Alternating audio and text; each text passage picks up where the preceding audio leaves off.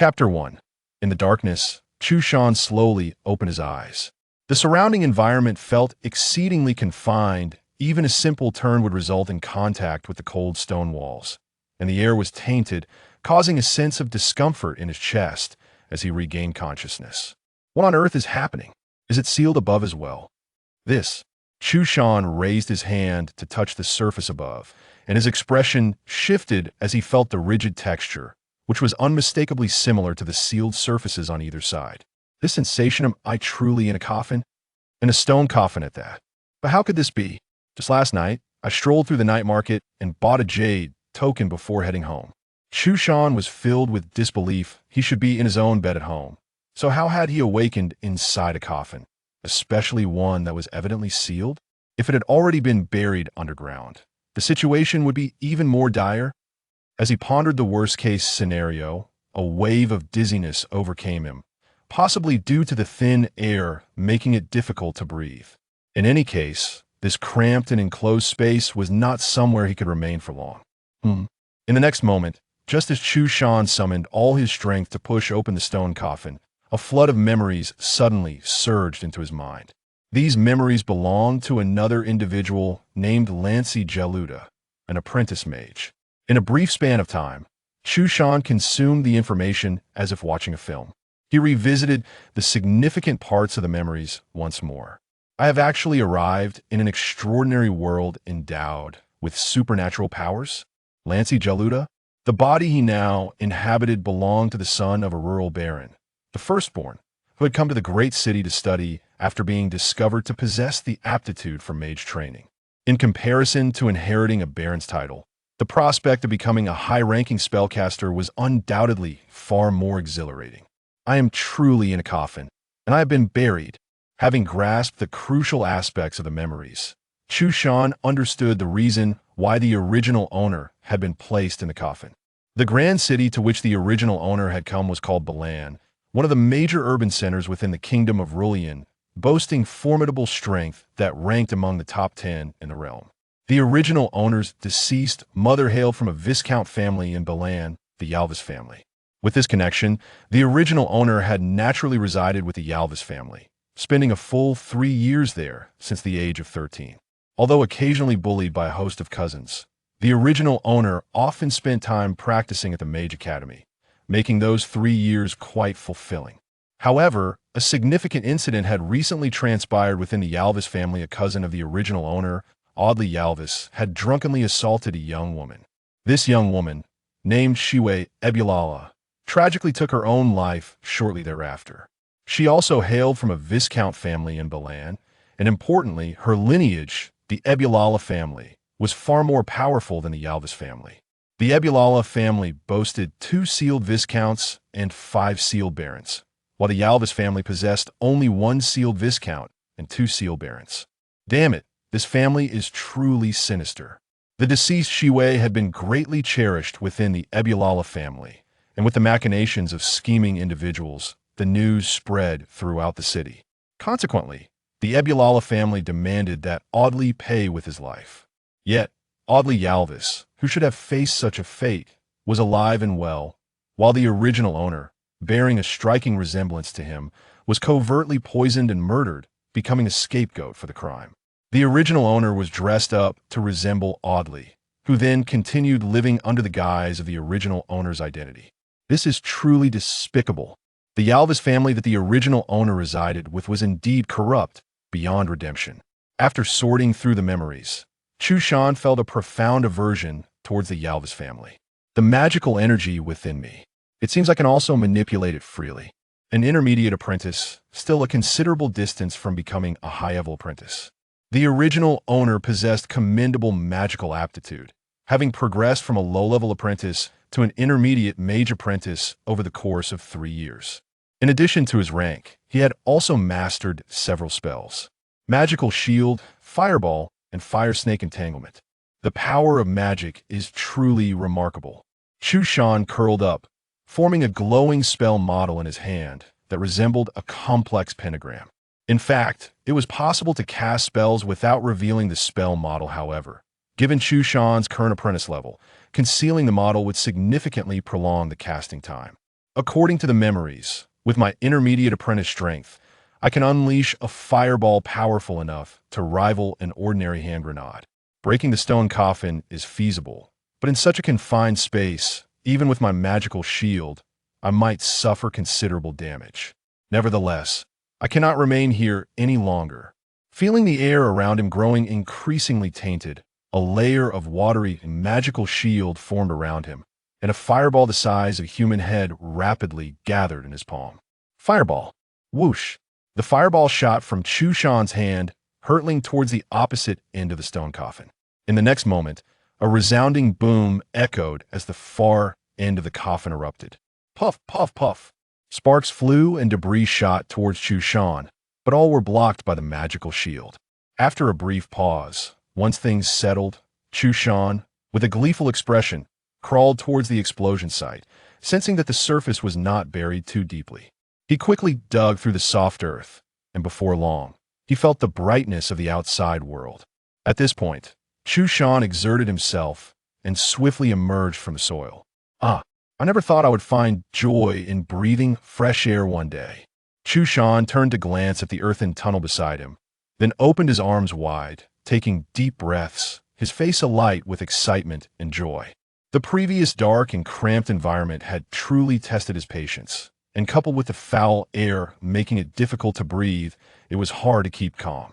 Chu Shan had not skimped on magical energy while climbing out of the grave. He maintained the magical shield, so he emerged relatively clean and tidy, though the internal magical energy had become somewhat chaotic due to the fireball spell. Before long, his breathing steadied, and his mind began to calm. Turning back to examine the grave from which he had just emerged, Chu Shan approached and began filling in the hole he had dug, carefully covering the disturbed earth with soil. This should be the outskirts of Balan City. Where can I possibly go from here? Chu Shan surveyed his surroundings, realizing he stood in a lush forest, surrounded not only by the original owner's grave, but also by numerous others scattered throughout the area. A wild burial ground. It seemed to be around dusk. The night had not fully descended, but the sky was already quite dark. As his feet crunched on the carpet of dried leaves, the sounds echoed sharply in the desolate burial ground. Yet, as Chu Shan raised his hand, a fireball the size of a human had coalesced in his palm. This mastery of extraordinary power made him indifferent to the increasingly eerie environment. If the Yalvis family discovers my journey to Balan City, it will spell trouble. Going to the Ebulala family to clarify the truth about Shiwei. Even if Audley receives the punishment he deserves, my fate will hardly be any better.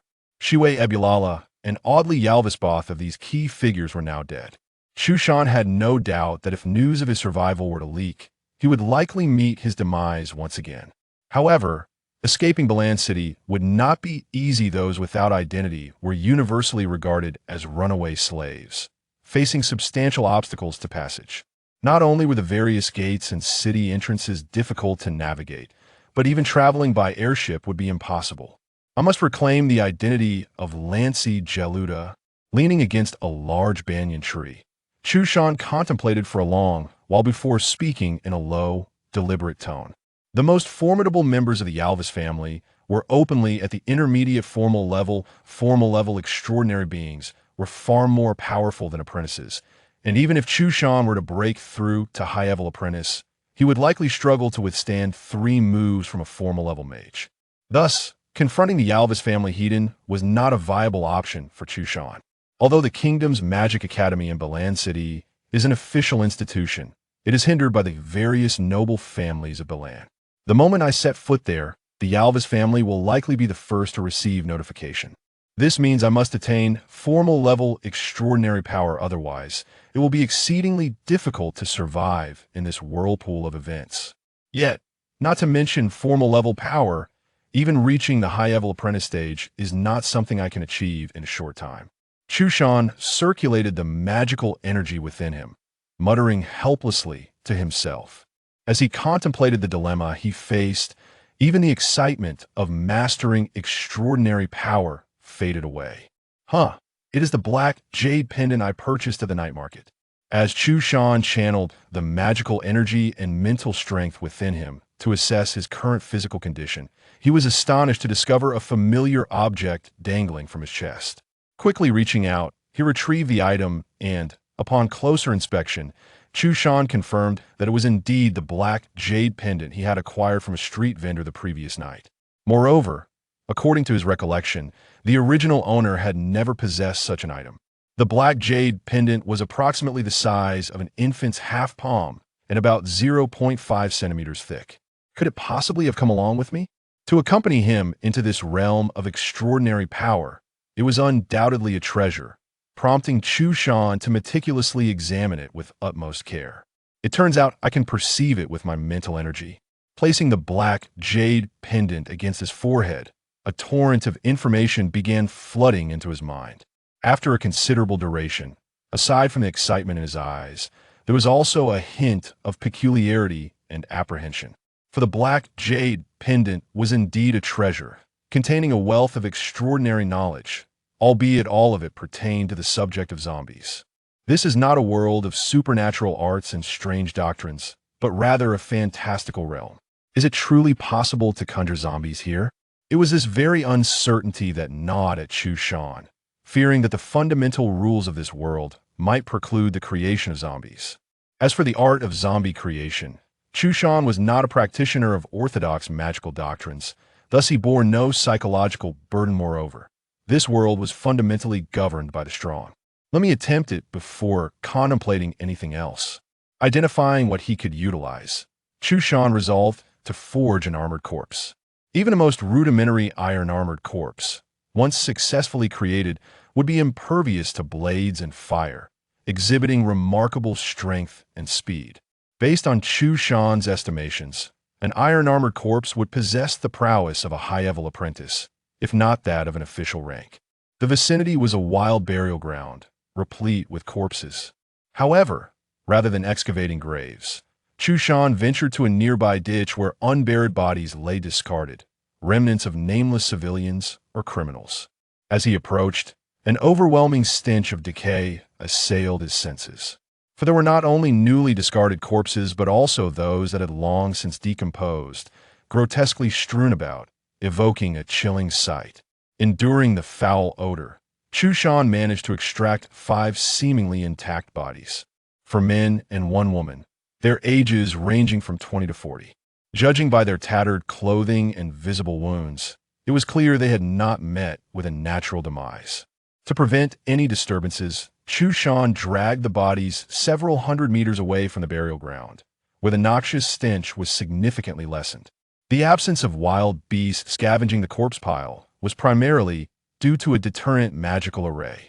However, this magic circle was primarily designed to protect the graves. The corpse pile was merely a secondary consideration. Zombies. Chu Shan gazed down at the 5 bodies laid out before him, softly murmuring to himself. Arranging the 5 bodies side by side, Chu Shan crouched down and unfastened their upper bodies.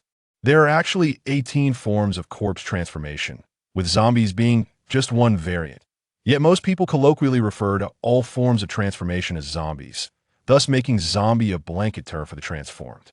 In their natural state, the levels of zombies are classified as white zombies, black zombies, jumping zombies, flying zombies, and the terrifying Ba. However, armored corpses differ. As they are artificially created, they do not occur naturally and are categorized into iron-armored, copper-armored, silver-armored, and gold-armored corpses. The optimal material for creating armored corpses is the remains of formidable warriors, particularly those of ancient generals, as their successful transformation results in bodies that are not only impervious to blades and fire, but also enveloped in a natural aura of malevolence, rendering them exceedingly powerful. Yet given his current circumstances, Chu Shan could not afford to be selective. Using magical energy to inscribe the corpse-reforming runes appears feasible, perhaps it truly is possible. Before long, Chu Shan successfully inscribed the corpse-reforming runes onto the first body, a smile of satisfaction creeping onto his face. Once the runes were inscribed, the corpse would autonomously absorb and convert the yin and malevolent energies from the surrounding environment, while Chu Shan would etch a summoning rune onto its forehead each day. This process would need to be repeated 49 times, spanning a duration of 49 days. The jade pendant not only transmitted information into my mind, but also granted me a preliminary understanding of several corpse-reforming and summoning runes. While it may be challenging to create a copper-armored corpse or higher, an iron-armored corpse should be well within reach. With the first body successfully inscribed, Chu Shan proceeded to inscribe the remaining 4 corpses with the necessary runes for the iron armor transformation. As nightfall enveloped the land, Chu Shan finally completed the rune inscriptions for all 5 corpses. Next comes the summoning runes, which seem to be even more complex than the corpse-reforming runes. Collecting a number of dry twigs and branches, Chu Shan rubbed his fingers together, and a fire serpent, approximately 2 meters long, swiftly materialized and darted toward the kindling. Within 10, few can be counted, those who possess may boast. Upon reaching the door, the two fell silent. Once seated, Cui Zhongxing inquired, "Whose sword are you referring to? I heard it from someone, but to know the specifics. One must ask the person involved." "Who?" "The head of the Qin family." It was evident that Cui Zhongxing was unfamiliar with him. Thus, Zhu Hongxian elaborated, "He resides on the 3rd Ring Street to the west, and his family is of moderate means.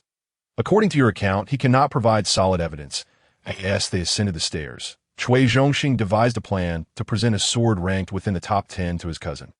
He would surely cherish it. Perhaps this is an opportunity, a chance to impress the family head. "Senior, what need is there for concrete evidence? A visit and a little deception will reveal all. Did the head of the Qin family specify who holds the sword?" Zhu Hongxian quickly grasped Cui Zhongxing's intentions, and he felt intrigued. With the status, a mere token of goodwill would suffice to procure the sword from its bearer.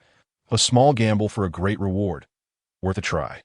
The crux lies in how the sword bearer is chosen. To seize it through force would be foolish. "Senior, how can the head of the Qin family know which of the 4 families possesses the sword? Even if he knows, he wouldn't dare to disclose it. Thus, one could conclude that the sword bearer lacks a formidable background." "Not necessarily. How could one reclaim a highly ranked sword without strength? Perhaps it was mere luck that allowed someone to pick up an opportunity without anyone noticing." "Possibly," Zhu Hongxian mused. "Are you interested?" Cui Zhongxing paused momentarily, shaking his head. "I am utterly in the dark. Meeting is fate. For the sake of this connection, I shall assist you in inquiring." "Hey, you young lad, helping me without any benefit in return?" "Senior, you jest. Merely sharing tea with you is the greatest reward." Though he spoke thus, Zhu Hongxian felt a twinge of regret in his heart. He had heard about the sword but dismissed it, thinking such matters improbable. Now, informing Cui Zhongxing that the sword had fallen into his hands felt like acquiring a great bargain. A man of words. Cui Zhongxing smiled before advising, "Hongxian, this information is known to both you and me. Fear not, it indeed pertains to you. If proven false, do not hold it against me." With matters having reached this point, Cui Zhongxing could not remain silent. How could that be? His expression turned serious, embodying a grim demeanor. "Hongxian, if there are difficulties, I shall assist." "Senior, I take your words to heart," Zhu Hongxian replied, half in jest. "Once spoken, a promise cannot be retracted." "Senior, when shall we proceed?" Cui Zhongxing awaited this very question, and no time to waste. "Very well, please wait a moment." Zhu Hongxian rose to leave, seemingly to meet the head of the Qin family. As for the Qin family, the head's cultivation was at the late stage of the condensation palace. With 4 sons, the second of whom was the most promising. Currently, his cultivation had surpassed the condensation palace. The Qin family owned 3 shops, living modestly. Zhu Hongxian did not knock, but leaped into the courtyard. A few younger members playing there were startled, gazing in astonishment at the unfamiliar figure who had vaulted over the wall. Uninvited, was it a blessing or a curse? "What are you dawdling for?" "Is your family head at home?" Zhu Hongxian asked, and upon receiving a nod, he instructed, "Quickly go and inform him." "Senior, may I ask how to address you?" A bold young man inquired. "My surname is Zhu." The boy hurried inside. Moments later, the head of the Qin family rushed out from within. My apologies, my apologies." Upon seeing Zhu Hongxian, he hastened to clasp his fists in greeting, inwardly feeling disheartened. Zhu family, as eldest son visiting, promised no good fortune. "Hongxian brother, if there is something, let the younger generation convey it. I shall come personally. Your visit leaves me anxious." Zhu Hongxian glanced at him, seemingly hesitant to speak. The head of the Qin family, noticing, added, "Hongxian brother, if there are matters to discuss, let us converse inside. And no need. Just a few words, leave." The head of the Qin family turned and barked at the few young ones, who slinked away into the house. Zhu Hongxian then stepped forward, saying, "Do not fret, Qin family head. I am not here to accuse, but rather to inquire about a matter. It is said you possess certain reliable information. Have I spoken what I should not?" The head of the Qin family thought to himself, then asked, "Hongxian brother, could you clarify? I shall not beat around the bush. Someone has heard from you that a certain individual possesses a fine sword. I have come to seek your confirmation on its authenticity. Furthermore, who is said to hold this legendary sword?" Seeing him in distress, Zhu Hongxian added, "The person seeking verification resides in the royal palace." Done for. The Chui family has set their sights on you, in an instant. The head of the Qin family felt a whirlwind of anxiety. He had heard rumors but possessed no concrete evidence. Now that Zhu Hongxian had arrived, should he speak carelessly and incite trouble, only to later find his words to be false? It would not merely be a loss of face. Zhu Hongxian would undoubtedly seek retribution. Offending both the Zhu and Chui families would be a monumental affair. Could the Qin family still maintain standing in the holy city? If lives were lost as a result, he would become the chief culprit. After a moment, the head of the Qin family braced himself, saying, "Hongxian brother, I do not rush to deny." Zhu Hongxian interrupted, preventing the head from speaking further. "Come, I shall take you to meet someone." Prior to this, Zhu Hongxian had already devised a plan. He intended for the head of the Qin family to state in front of Cui Zhongxing that he would act as a mediator, thereby shielding himself from blame should anything go awry. Thus, the head of the Qin family had no choice but to agree, replying, "Then I shall trouble you that it is acceptable to speak openly. Let us lay our cards on the table to avoid future grievances." The head of the Qin family, harboring such thoughts, found no excuse to decline. Simultaneously, he secretly hoped that forging a connection with the Chui family might somehow benefit the Qin family. Let it be understood that no concealment will be tolerated. Speak plainly of what you have heard. The head of the Qin family dared not withhold anything, only nodding in agreement. Cui Zhongxing grew impatient. However, when Zhu Hongxian brought him in, he did not hastily inquire but gestured for both to sit. The head of the Qin family recognized Cui Zhongxing, but had never interacted with him, uncertain of his character. Thus he refrained from any rash actions. "Senior, this is the head of the Qin family." Zhu Hongxian introduced, then turned to the head of the Qin family, saying, "Regardless of who you heard the information from regarding the sword, recount every word you heard without omission." The head of the Qin family nodded, but did not rush to speak. Contemplating in his heart how to articulate his thoughts without error and how to frame them in a manner advantageous to the Qin family, Cui Zhongxing was clear in his intent to investigate the whereabouts of the sword, aiming to seize it, and the sword's owner was not his match. Thus, there was no need for pleasantries. "Senior," the head of the Qin family clasped his hands, saying, "This is unexpected. I apologize for my lack of decorum. Once is a chance, twice familiarity. The more we interact, the better you will know my character." Cui Zhongxing smiled lightly. He regarded such individuals with indifference, willing to exploit them when beneficial, then discarding them once their usefulness was exhausted. Naturally, the head of the Qin family was no fool and knew his own standing. "Last autumn, I encountered a man named Yi Changming. According to him, he came to the holy city in search of someone. He described the person's appearance and various characteristics, leading me to deduce that the individual he sought bore the surname Gao. I am acquainted with this person, having conducted several transactions with him, and I know him reasonably well. His cultivation is at the mid-stage of the condensation palace. That time, I was cautious and asked Yi Changming the reason for his search. His lips were tightly sealed, yet I managed to glean some information. Get to the point, Zhu Hongxian urged.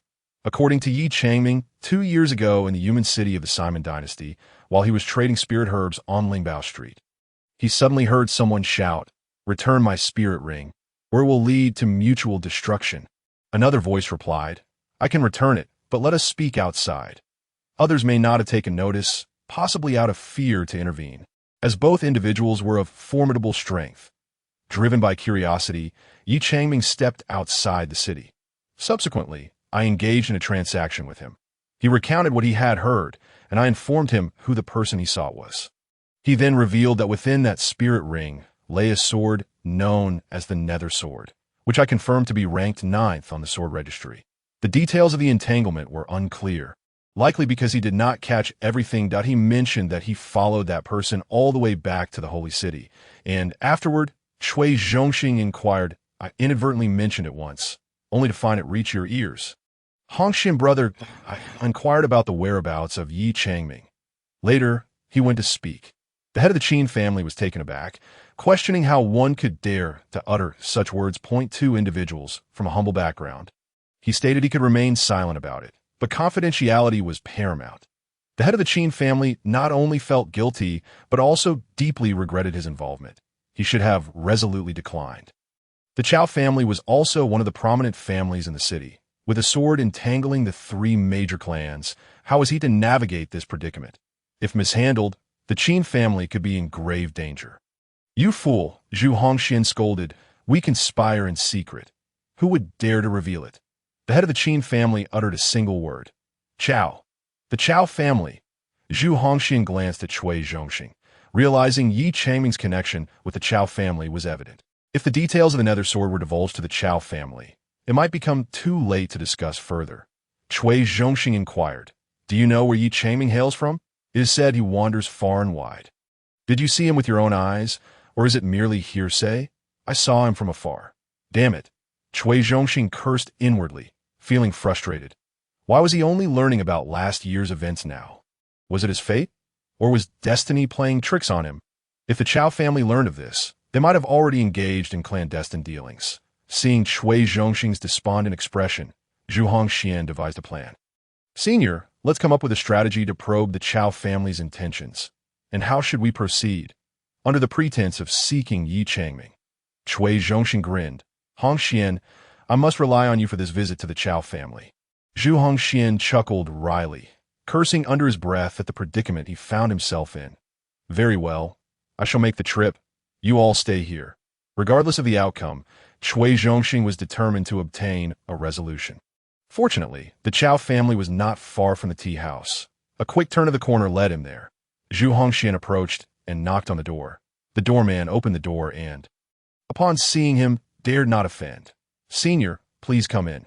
Zhu Hongxian feigned casualness, inquiring, Is the head of the Chao family at home? Unfortunately, the head is out. Who is present? Mingli and Mingquan, both seniors are at home. Upon hearing this, Zhu Hongxian stepped inside. Chao Mingli was the eldest son, while Mingquan was the third. They should be privy to the matter at hand. Suddenly, he heard a voice call out, Zhu Hongxian, what brings you here? Zhu Hongxian turned to see Chao Mingli seated in the pavilion. Still contemplating martial arts? Zhu Hongxian teased as he walked over. Chao Mingli cast a disdainful glance at him, but remained silent. I've come today to inquire about someone that don't speak. I don't know him. It was evident that the two had no acquaintance. Zhu Hongxian doubted that he would remain tight-lipped, lightly chuckling as he asked, You know Yi Changming, right? I'm merely running an errand, asking on behalf of someone at the Chasing Wind Tea House. Who? Cui Zhongxing. Hearing this, Chao Mingli immediately changed his tone. I have a mutual acquaintance with him, akin to a spirit herb. Does the head of the Chao family know him? Seeing Chao Mingli shake his head, Zhu Hongxian sat down beside him. You don't believe me? Chao Mingli furrowed his brows. It's not disbelief. I have 2 questions for you. The first, you might not answer. The second, where can I find Yi Changming himself? Damn it, clarify what the first question is. The first question is, have you discussed the topic of the precious sword? Chao Mingli shook his head. You traveled just to ask these 2 questions? What else would there be? Very well, I will make it clear. I am not familiar with him, merely an acquaintance that he gifted me a spirit herb. And I found him a place to stay.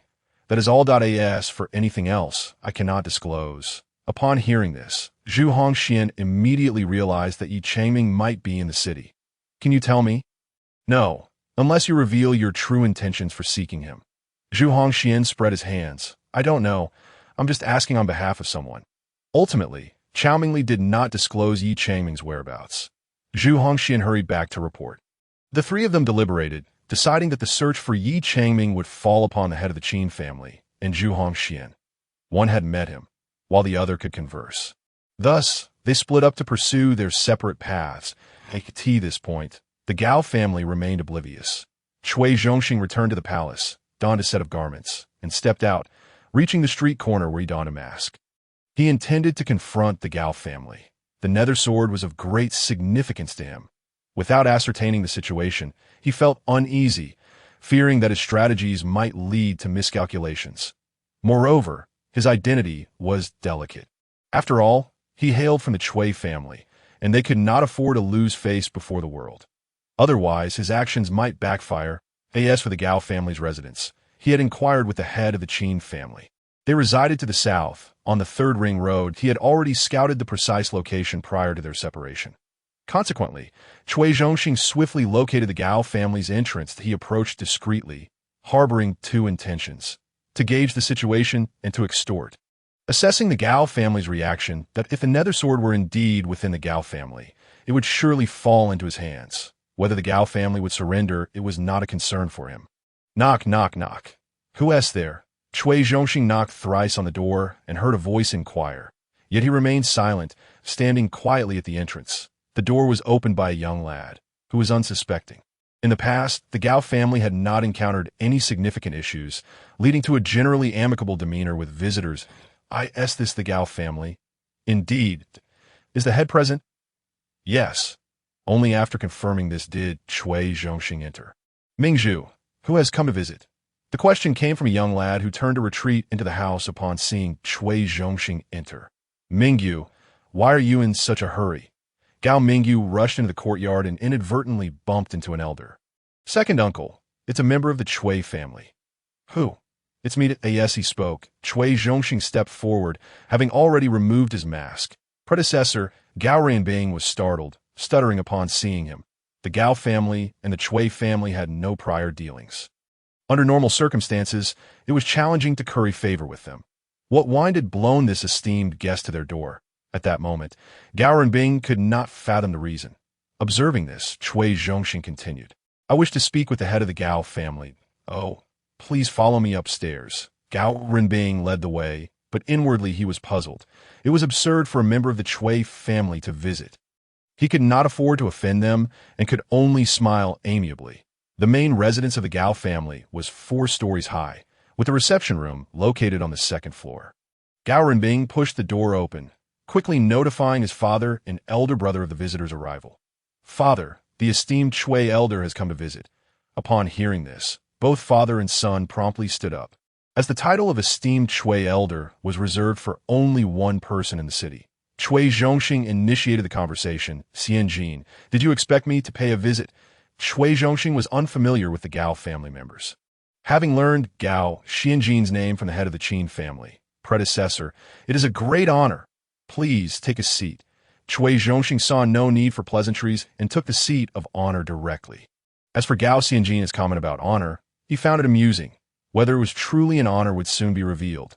Cui Zhongxing settled in while Gao Xianjin felt as if he were in a dream.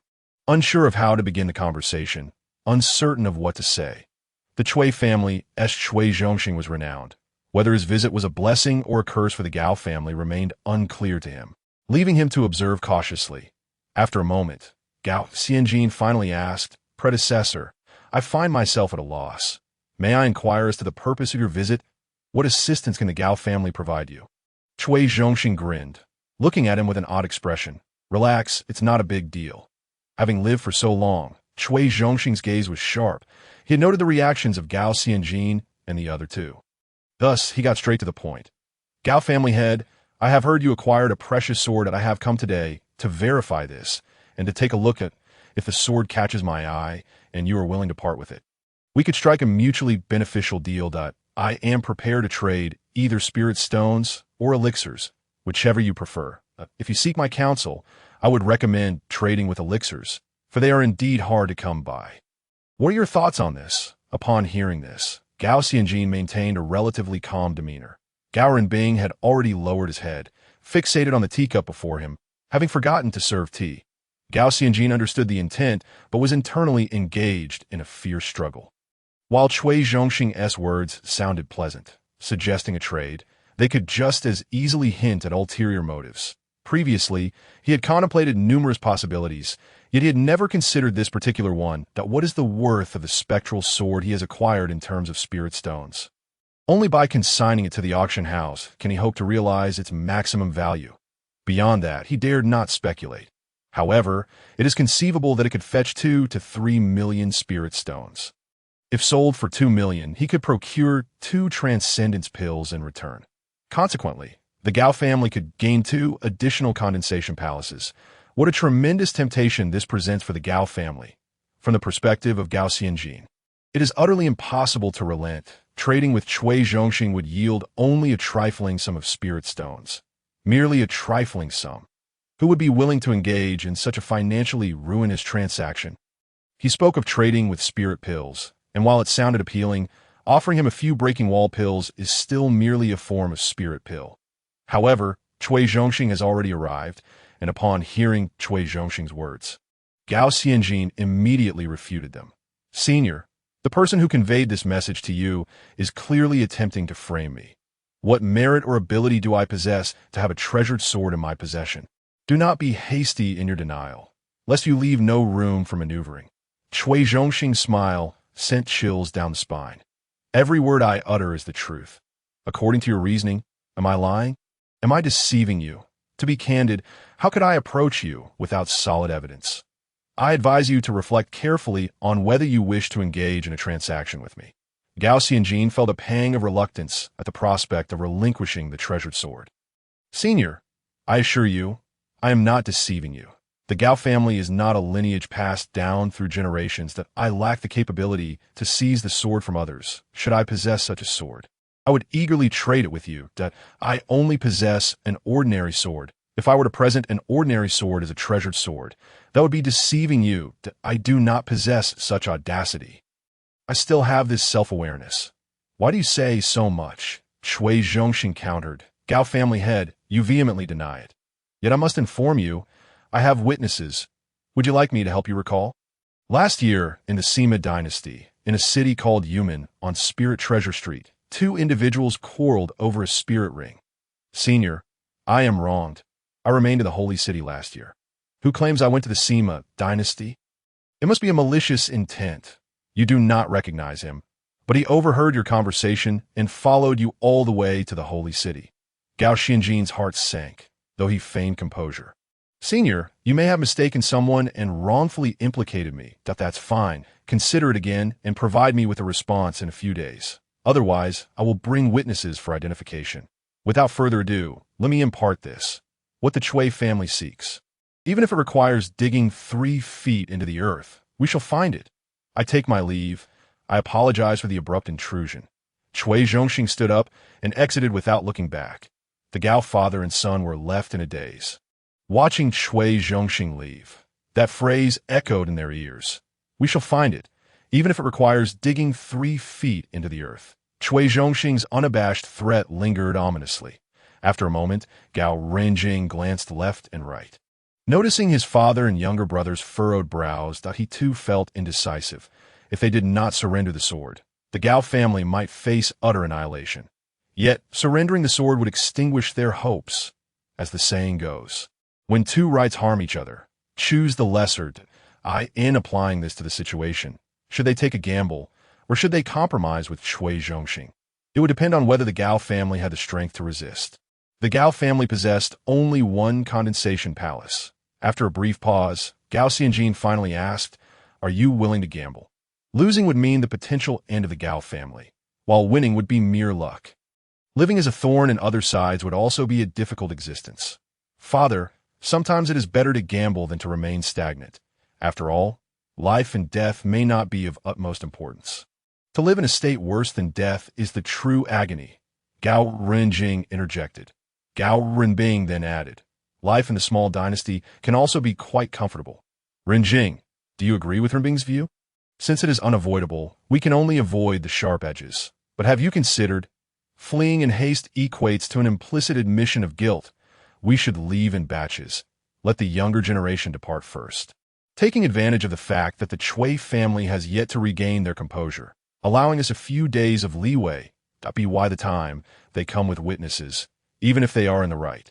They will not be able to clarify. Call a transaction would be more akin to an overt attempt at robbery. Furthermore, 3 to 5 days would also allow us to transfer the shop. With spirit stones in hand, we can survive anywhere. Perhaps the spiritual herbs in the small dynasty are cheaper than in the holy city. Renbing summoned Ren Chuan and Renlong and discussed this with them. Young master, there is still more to this chapter. Please click to the next page to continue reading, as the following parts are even more thrilling. Gao Xianjin quickly reached a decision. Leaving was a necessity. The Gao family had established their roots in the holy city for hundreds of years, and returning would be difficult. They understood this principle, yet they were loath to part with the treasured sword. Therefore, leaving the Gao family was their only chance for survival. Father, as the door opened, Gao Renchuan and Gao Renlong entered. They had heard of Cui Zhongxing's visit and waited downstairs for a while. Only after Cui Zhongxing left did they dare ascend the stairs. The conversation among the three father and sons fell into their ears. Please, take a seat. Gao Xianjin cast a glance, his voice low and somber.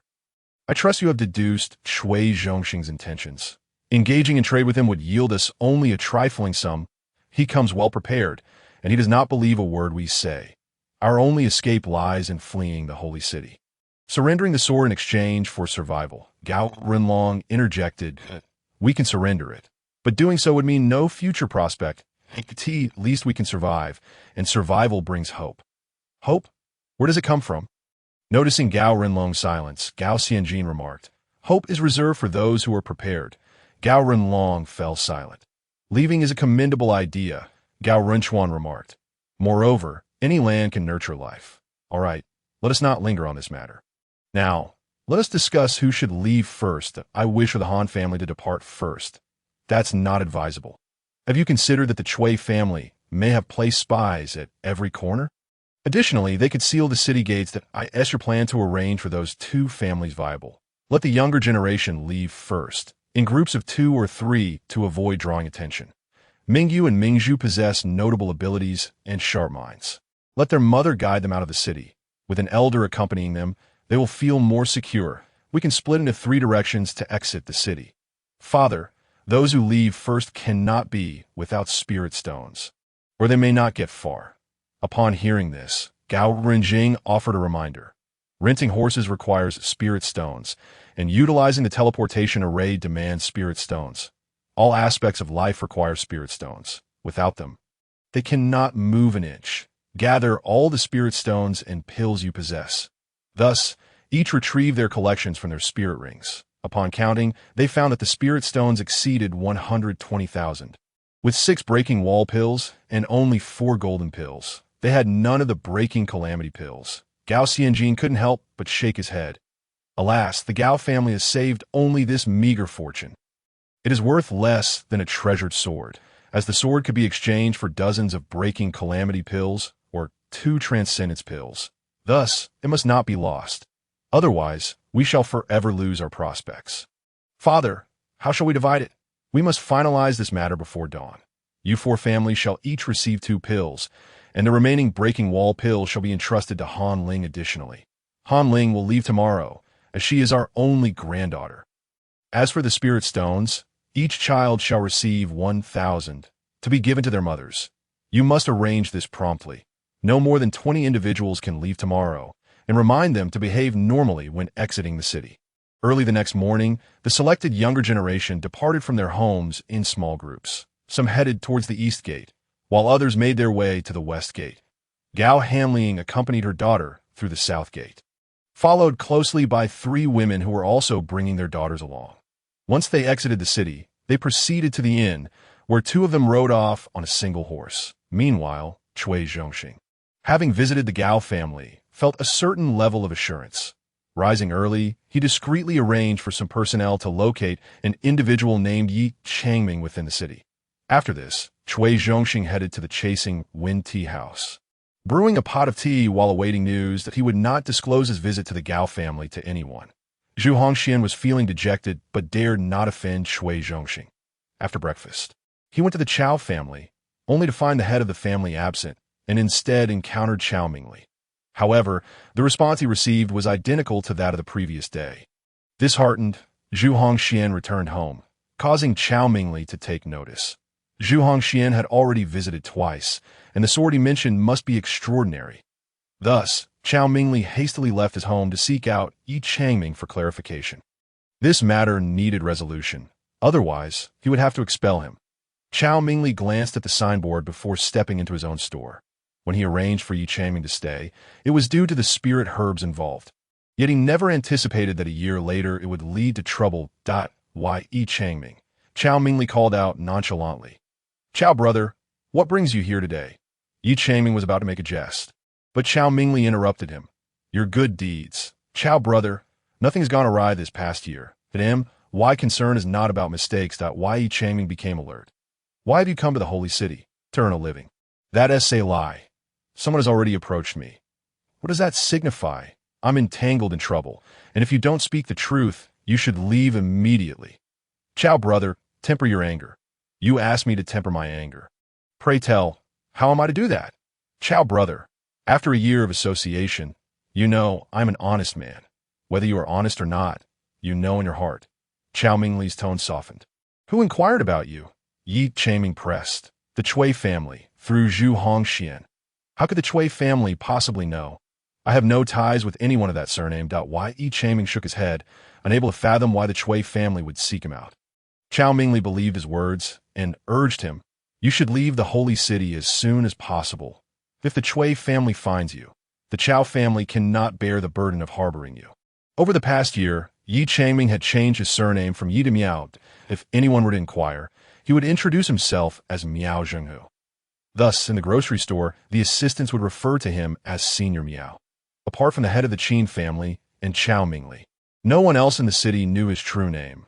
Otherwise, why would a man of his standing endure such indignities? The Chui family sought him out, and it was clear as to why. He had been lurking in the holy city with a singular purpose, to seize the sword from Gao Xian. Now that the secret was unveiled, who had revealed it? Yi Changming quickly deduced it was the head of the Qin family, the only individual privy to the secret. The Chui family must be pursuing him for that sword. Desiring to avoid entanglement, he realized he had no choice but to leave.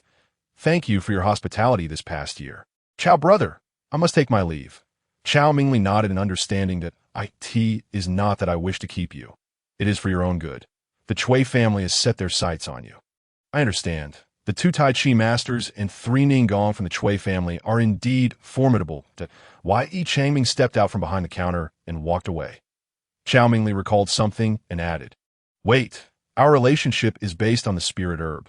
Do not speak of it to others, lest you invite trouble. Why Yi Changming did not look back. Today, I depart. I shall not return to the holy city. Keep your concerns to yourself. Chao Mingli watched him leave before turning back to caution his staff. Forget this person, otherwise none of you will have a good outcome. Exiting the grocery store, Yi Changming's mood was neither particularly good nor bad. As the saying goes, follow the will of heaven and adapt to circumstances. This implies that what is meant to be will inevitably occur, while what is not meant to be cannot be forced. Some things are destined, and no amount of effort will yield them. Nevertheless, he felt a slight discontent. He had informed the head of the Qin family about this matter last year, and it had taken a whole year for the news to surface. Who could fathom how he had spent that year? He had diminished his status, working as a shopkeeper in the Chao family's store, while others earned 80 or 100,000 spirit stones in a year. He had only earned 30,000 upon reaching the street corner. Yi Changming felt it necessary to not depart quietly. He needed to inquire about the head of the Qin family's thoughts. Had the Chui family indeed approached him? Thus, he revealed his identity. Although this would inevitably entangle him further, he was unwilling to relent. Initially, he had entered the holy city to ascertain whether the one who had stolen the spirit ring hailed from a prominent family. If they did, he would abandon his thieving intentions. His astonishment, the thief turned out to be from an ordinary household, and now that the Chui family was aware, it had nothing to do with him.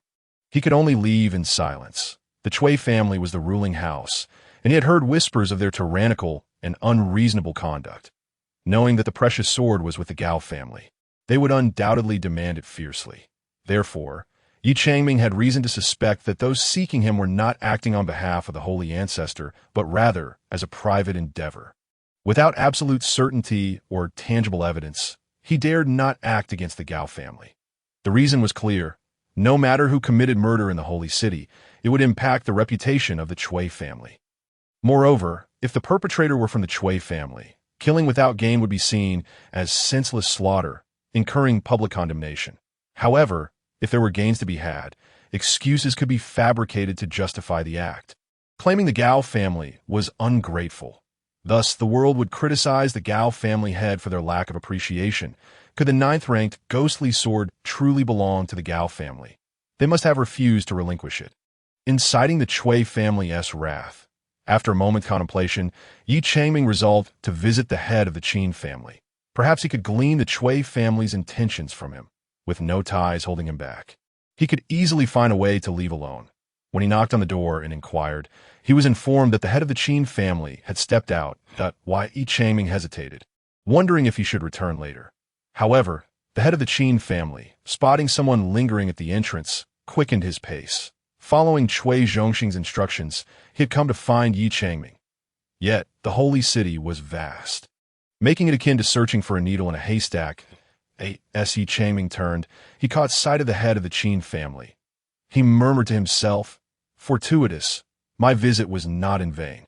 The head of the Qin family recognized Yi Changming. It seems we are attuned. I have been searching for you everywhere. Will you speak first, or shall I? It makes no difference. Come, let us find a place to converse. Yi Changming, filled with words yet compelled to follow the head of the Qin family indoors, observed his surroundings. Entering the backyard, they ascended the stairs, and the Qin family left a favorable impression on him. Once they reached the reception room, the head of the Qin family closed the door and sat down. Addressing Yi Changming, "I will not conceal anything. Feel free to ask whatever you wish. First, tell me, why are you looking for me?" The head of the Qin family grinned broadly. "Since you are here, you must know who is seeking you. Since I know, it is unnecessary for you to confirm. Soon you will meet the one looking for you. You are not to be trusted." Why Yi Changming felt a surge of anger. He had come to ascertain information to decide whether to meet the Cui family. Yet, the Qin family acted on their own accord. "I am doing this entirely for your benefit." "How so?" "You are alone. Do not take offense that I speak plainly. You could survive anywhere, but life can be good or bad. Right now, there's an excellent opportunity. If you align with this individual, not only will you secure your existence, but your sacrifice will be minimal." Why Yi Changming shook his head. "I dare not entertain such thoughts." "Tell me, who has the information?" The head of the Qin family did not answer immediately, speaking instead of his own accord. Curiously, I mentioned this incident in a certain context that a year later, Zhu Hongxian shared this information with someone. What do you think his intention was? Who is that someone? Cui Zhongxing. Upon hearing this, Yi Changming realized he had not been mistaken. Indeed, it was a covert operation. Cui Zhongxing, being from a collateral line, was known for his cautious demeanor. If he did not step forward to confirm, he would lack an excuse not to act against the Gao family. With just a word from him, the Gao family could face utter devastation. A man must not act with the compassion of a woman. Observing Yi Changming hesitate, the head of the Qin family offered a word of encouragement. "It is absurd. You know the truth. You could step forward. So why must you drag me into this? You find yourself in a favorable position that I have no desire to cause any disturbance." Thus, the head of the Qin family spoke with a hint of menace. "Are you familiar with the clandestine organization? Even if you escape the holy city, they will track you down." Why Yi Changming sought to leverage the situation. However, the head of the Qin family used the threat of the clandestine organization to intimidate Yi Changming. Revealing that he had been lurking in the city for a year, aware that the organization fostered by the Cui family was omnipotent, capable of murder, espionage, and nefarious deeds. Yet he held no regrets. Instead, he sought to extract information from the head of the Qin family. "You exert yourself diligently. What benefits do they offer you?" "Who can say? It depends on his mood." "Where is he?" "At the tea house." "Then what are we waiting for?" The two soared in the air, entering a room in the tea house where only one person awaited them. Zhu Hongxian had yet to return from his visit to the Chao family. As they pushed open the door, the head of the Qin family declared, "Elder, I have brought the person you requested." Cui Zhongxing's eyes glinted with intensity. He glanced at Yi Changming before instructing, "Go and retrieve Zhu Hongxian." Understood. The head of the Qin family exited. Cui Zhongxing then gestured for Yi Changming to take a seat. "I hear you are a solitary individual. Once this matter is resolved, I may require your assistance. Would you be willing?" "I would be more than willing." Yi Changming readily agreed. "Now, tell me, is the ninth-ranked ghostly sword in Gao Xian's possession?" Yi Changming hesitated to assert definitively, opting for a more cautious response. "Elder, I can only say that I overheard conversations mentioning the term ghostly.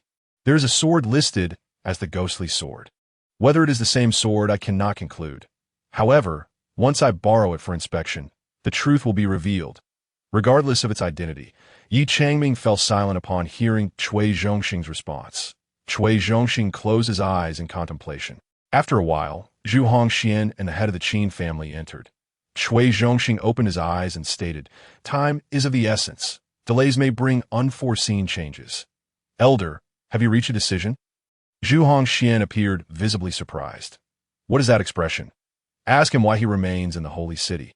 Had he not been certain, he would have departed long ago. Why Yi Changming remained silent. Cui Zhongxing then remarked, "Since you have made your determination, there should be no reservations." Zhu Hongxian sighed inwardly and inquired, "Elder, where do we begin?" "At dusk, we will visit the Gao family. Without surrendering the treasured sword, there is no purpose in our existence." Cui Zhongxing added, quickly amending his statement, "Let me clarify. This is not a robbery. My intention is to negotiate a transaction with the Gao family. To that end, I have prepared 2 mid-grade breaking calamity pills and 2 golden pills. Should they refuse, I will offer more. We will conduct ourselves with reason and propriety. If it becomes absolutely necessary, they will have only themselves to blame for their lack of discernment." Yi Changming interjected, "Relying solely on us may lead to unforeseen complications. The Qin family should send a few more individuals to surround the area and secure the entrance." "Agreed," Cui Zhongxing commanded, and the head of the Qin family had no choice but to comply. Understanding the head of the Qin family's intentions, Cui Zhongxing articulated the following words: "I will remember today's events. The future is long, and this is not the time for rewards. I will make a trip to the city gate. Once arrangements are made, I shall return." The head of the Qin family followed him out. As dusk fell, the flow of people on the streets diminished, with those who had ventured out gradually returning home. The Gao family had shut their doors tightly, having discreetly sent away a dozen or so individuals in the morning, leading to a palpable shift in the household's atmosphere. Aside from a few elders who had gone out, the rest remained indoors, their minds racing with unspoken fears of impending turmoil. Gao Xianjin spent the entire day in the reception room. Suddenly feeling a sense of unease, he rose and approached the door. Finding 2 individuals suspended in the air, their eyes fixed on him with predatory intent. One was Cui Zhongxing, while the other was presumably the so-called witness. Upon seeing Gao Xianjin emerge, Cui Zhongxing inquired, "Gao Xianjin, have you made your decision after a night of reflection?" "I made myself clear yesterday. I do not possess the treasure sword you seek. Your search for witnesses is merely an attempt to frame me." "This individual is Yi Changming, who has been lurking in the city for a year. You know why." The elder continued, "I will ask you once more. Will you engage in a transaction with me? I have brought the elixirs. Are you willing to proceed? Provide a clear answer." Cui Zhongxing laid bare his intentions, and Gao Xianjin realized that a situation was dire. Being obstinate left no room for negotiation, and the swiftness of their arrival took him by surprise that he had hoped to find a witness for a fair transaction. Yet, he could not rely on this one. He needed a neutral party. "Cui Zhongxing, do you intend to bully me with your power? Do you wish to rob me? One day, you will face retribution. At this juncture, both parties had exhausted their options. Gao Xianjin, in a fit of desperation, spoke recklessly, driven by anger and helplessness. Cui Zhongxing, accompanied by his men, was determined to seize the treasure sword. He found himself in a precarious situation, outnumbered 2 to 1. Escape. The thought of fleeing flickered in Gao Xianjin's mind as he leaped into action. He intended to bear the consequences himself. Should he perish, Cui Zhongxing would achieve his desires, seizing the sword and perhaps granting others a chance at survival. Such naivety. From the very beginning, Chui Zhongxing had never considered granting the Gao family any opportunity for survival. There was no escape. Chui Zhongxing and Yi Changming pursued him, while Zhu Hongxian positioned himself to intercept. The head of the Qin family, accompanied by his 4 sons, stormed into the Gao residence. Gao Renjing, a liquid transformation expert, was immediately pierced by the head of the Qin family's sword upon making his appearance. The others were engulfed in terror. They had no means of resistance and fell victim to the sword's onslaught. As for Gao Xianjin, he found himself cornered, traversing the city wall with 3 deadly sword energies in hot pursuit. One struck him in the waist, while 2 narrowly grazed past him, in the briefest of moments. Gao Xianjin's body was cleaved in 2. Chui Zhongxing retrieved the spiritual ring, returning to the Gao residence, where the situation had already reached its conclusion. Meanwhile, the pursuit outside the Gao family continued unabated. A shocking bloodbath erupted in the holy city. Many were caught off guard, failing to realize that the slaughter had ended. The holy ancestor was deceived, and the other 4 families were equally misled. The instigator was Chui Zhongxing, yet no one dared to speak out. Chui Zhongxing surveyed the scene, feeling a chill run down his spine. 1 to 200 lives had perished before him, many of them youthful faces. Blood stained the ground. This should never have transpired. Elder, the head of the Qin family, called out, his sword still dripping with blood. Chui Zhongxing rubbed the spiritual ring in his hand and commanded, "Gather the corpses and identify them. We must ascertain who is missing. Leaving any potential threats behind would be troublesome. Dig a pit and bury them where they lie. They shall not be left as wandering souls." Meanwhile, on a different note, in the morning, Gao Renchuan and Gao Renlong headed to their family shop. The process of selling the shop was relatively straightforward, with transactions under 100,000 easily concluded. Gao Renbing took Gao Hanyuan along, selecting him for his quick wit and keen observational skills. Gao Renbing was responsible for the sale of the ancestral home. The ancestral home commanded a high price, and only a select few could afford it and possess the spiritual stones required for purchase. Aside from a handful of wealthy families, finding a buyer in the short term proved difficult. Dealing with affluent households necessitated a certain level of perceptiveness. Thus, Gao Renbing brought Gao Hanyuan along to expedite the transaction and acquire the spiritual stones needed to escape this place of conflict. The 6 prominent families of the holy city, Chui, Lu, Xia, Jin, Chao, and Zhu, had varying degrees of affiliation. The Zhu family maintained close ties with the Chui family, while the Lu and Chao families partnered with the Chui family, collectively dominating the auction houses and trading within them. Consequently, only the Xia and Jin families remained unencumbered by any vested interests with the Chui family. For this reason, Gao Renbing's first choice was the Xia family. However, due to the disparity in status, they might not even gain entry. The Xia family owned a shop in the weaving market, so they decided to try their luck in the Feng market. If they could not meet the Xia family in person, they could relay messages through the shopkeeper, in June. As spiritual herds descended the mountains, the Feng market bustled with activity. Gao Renbing and Gao Hanyuan were too preoccupied to pay attention, making their way to Nanshan Pavilion. Upon glancing at the shop sign, they entered. The front counter was surrounded by customers, while the left counter was unattended and the right side had a free attendant. Gao Hanyuan immediately approached the right counter. "Brother, I have a transaction to discuss with the shopkeeper." The attendant, accustomed to such inquiries, recognized the two as men in their 40s and accepted Gao Hanyuan's words without question. He asked, "May I take a look?" "No, you do not have the authority." The attendant nodded, moved aside the counter, and led them to meet the person in charge. Ascending to the 3rd floor, as they pushed open the door, the attendant stood at the entrance to announce their arrival. "Elder, 2 individuals seek an audience. Enter." Upon stepping inside, Gao Renbing was taken aback to find 2 elderly gentlemen seated, their ages likely surpassing the threshold of condensed palace. Hesitating, he feared his words would be met with rejection, as what he brought may not align with their needs. Yet before he could speak, one of the elders inquired, "Gentlemen, you have come here. I trust it will not be in vain?" Gao Renbing smiled obsequiously. "The goods are exceptional. It depends on whether there is demand. How shall I express this? There exists an old residence. I wonder if you two possess any inclination to acquire it? What location is it?" Upon hearing, Gao Renbing readily disclosed the location and dimensions of the Gao family's ancestral home. The other individual pondered for a moment before stating, "The location is indeed commendable, but regrettably, your timing is ill-fated this season. Everyone is engaged in the collection of spiritual herbs. Who would be willing to part with such a considerable amount of spiritual stones to purchase a residence? The property and size you mentioned are worth no less than 80 to 100,000, and the likelihood of purchase will be considerably higher in autumn or winter. The price is negotiable. Chun, you may wish to contemplate this." The person shook his head. "The spiritual stones currently being gathered are all earmarked for the acquisition of spiritual herbs. Spiritual herbs can yield a return in spiritual stones. To buy a residence merely to leave it vacant yields no profit." Gao Hanyuan interjected, "Senior, what price would be acceptable?" The individual retorted, "Why would one sell a perfectly good home? A business failure, perhaps, necessitates the recovery of losses. Yet, would one truly wait for half a year? Such urgency is unwarranted.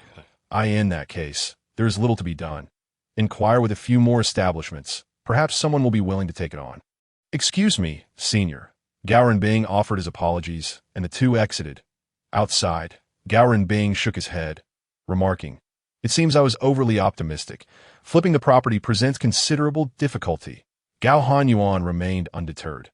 "Second uncle, let us try our luck once more." Thus, the two made their way to the next establishment. Jubao Lu is a shop owned by the Jin family. However, their response was identical. The Jin family also did not wish to miss out on this year's spiritual herbs. Purchasing a residence incurs expenses, while acquiring spiritual herbs can yield spiritual stones. Upon leaving the Jin family, Gao Hanyuan's confidence had waned. "Second uncle, what shall we do? Let us visit the shop. We can go to the other two tomorrow." The Gao family's ready-made clothing shop, once a general goods store, was renovated a few years prior to sell ready-made garments. Gao Renbing and Gao Hanyuan entered, finding the atmosphere unchanged, with three tailors busily crafting garments. The attendant stood to greet them. "Huanggu, second uncle." Gao Renbing nodded absent-mindedly. Gao Hanyuan inquired, "Ren Fei, has third uncle or fourth uncle been here today?" Third uncle stopped by briefly. The young man at the counter. Song Ren Fei had lost his parents and wandered to the holy city, where he faced bullying. Gao Hanyuan took him in, allowing him to assist in the clothing shop. Thus, their bond is exceedingly close, with Song Renfei regarding Gao Hanyuan as an elder brother. Gao Renbing furrowed his brow, saying, "Hanyuan, it appears we must devise a plan. Second uncle, I shall step outside for a moment. You can manage here. I will explore elsewhere." "Very well." Gao Hanyuan agreed, and the two exited once more. Gao Renbing proceeded to another shop, while Gao Hanyuan strolled along the street. He was familiar with the shops along this street, and planned to inquire at each one, should anyone offer a price. He would sell, even at half price, rather than let it linger in his hands. After questioning several shops, Gao Hanyuan entered Zheng Tai General Goods, fully aware it was the Chow family's establishment, yet he felt he had no choice. There was no time to consider the implications. Selling a shop is a common occurrence, but even selling one's own residence requires careful inquiry regarding its use for living, whereas a shop can generate spiritual stones. Upon entering, Gao Hanyuan surveyed the surroundings before forcing a smile and asking, "Brother, is Miao Zhanggue available?" The attendant replied, "He has left. Currently, it is Chunjunga." "What interest do you have in that?" "Young master, there is more to this chapter. Please click to the next page to continue reading, as the following parts are even more thrilling. To be candid, I wish to discuss a matter." The attendant smirked. And Gao Hanyuan recognized who Chun Zhanggue was. "Thank you." Gao Hanyuan expressed his gratitude and approached, saying, "Senior, I have a word. Speak at my family shop is in urgent need of a buyer, and I wish to ask if you could convey a message." Old man Chun cast a glance, inquiring, "Where is it located? What is the size of the shop? What price do you intend to set?" "It is directly across the street, approximately 20 paces away. As for the shop size, it is half that of this one. That I acquired it for 100,000 at the time, and now, with the addition of fabric, I hope to sell it for 100,000. Manufacturing clothing? Indeed. How much stock do you have? 30 to 40,000. Since you're eager to sell, we should be able to negotiate the price, correct? Depending on your sincerity." Chun Jungwe rose and said, "Let us go take a look." Please, the old man inspected the shop, and upon leaving, uttered 3 words, Wait for it. Thus, Gao Hanyuan remained in the shop.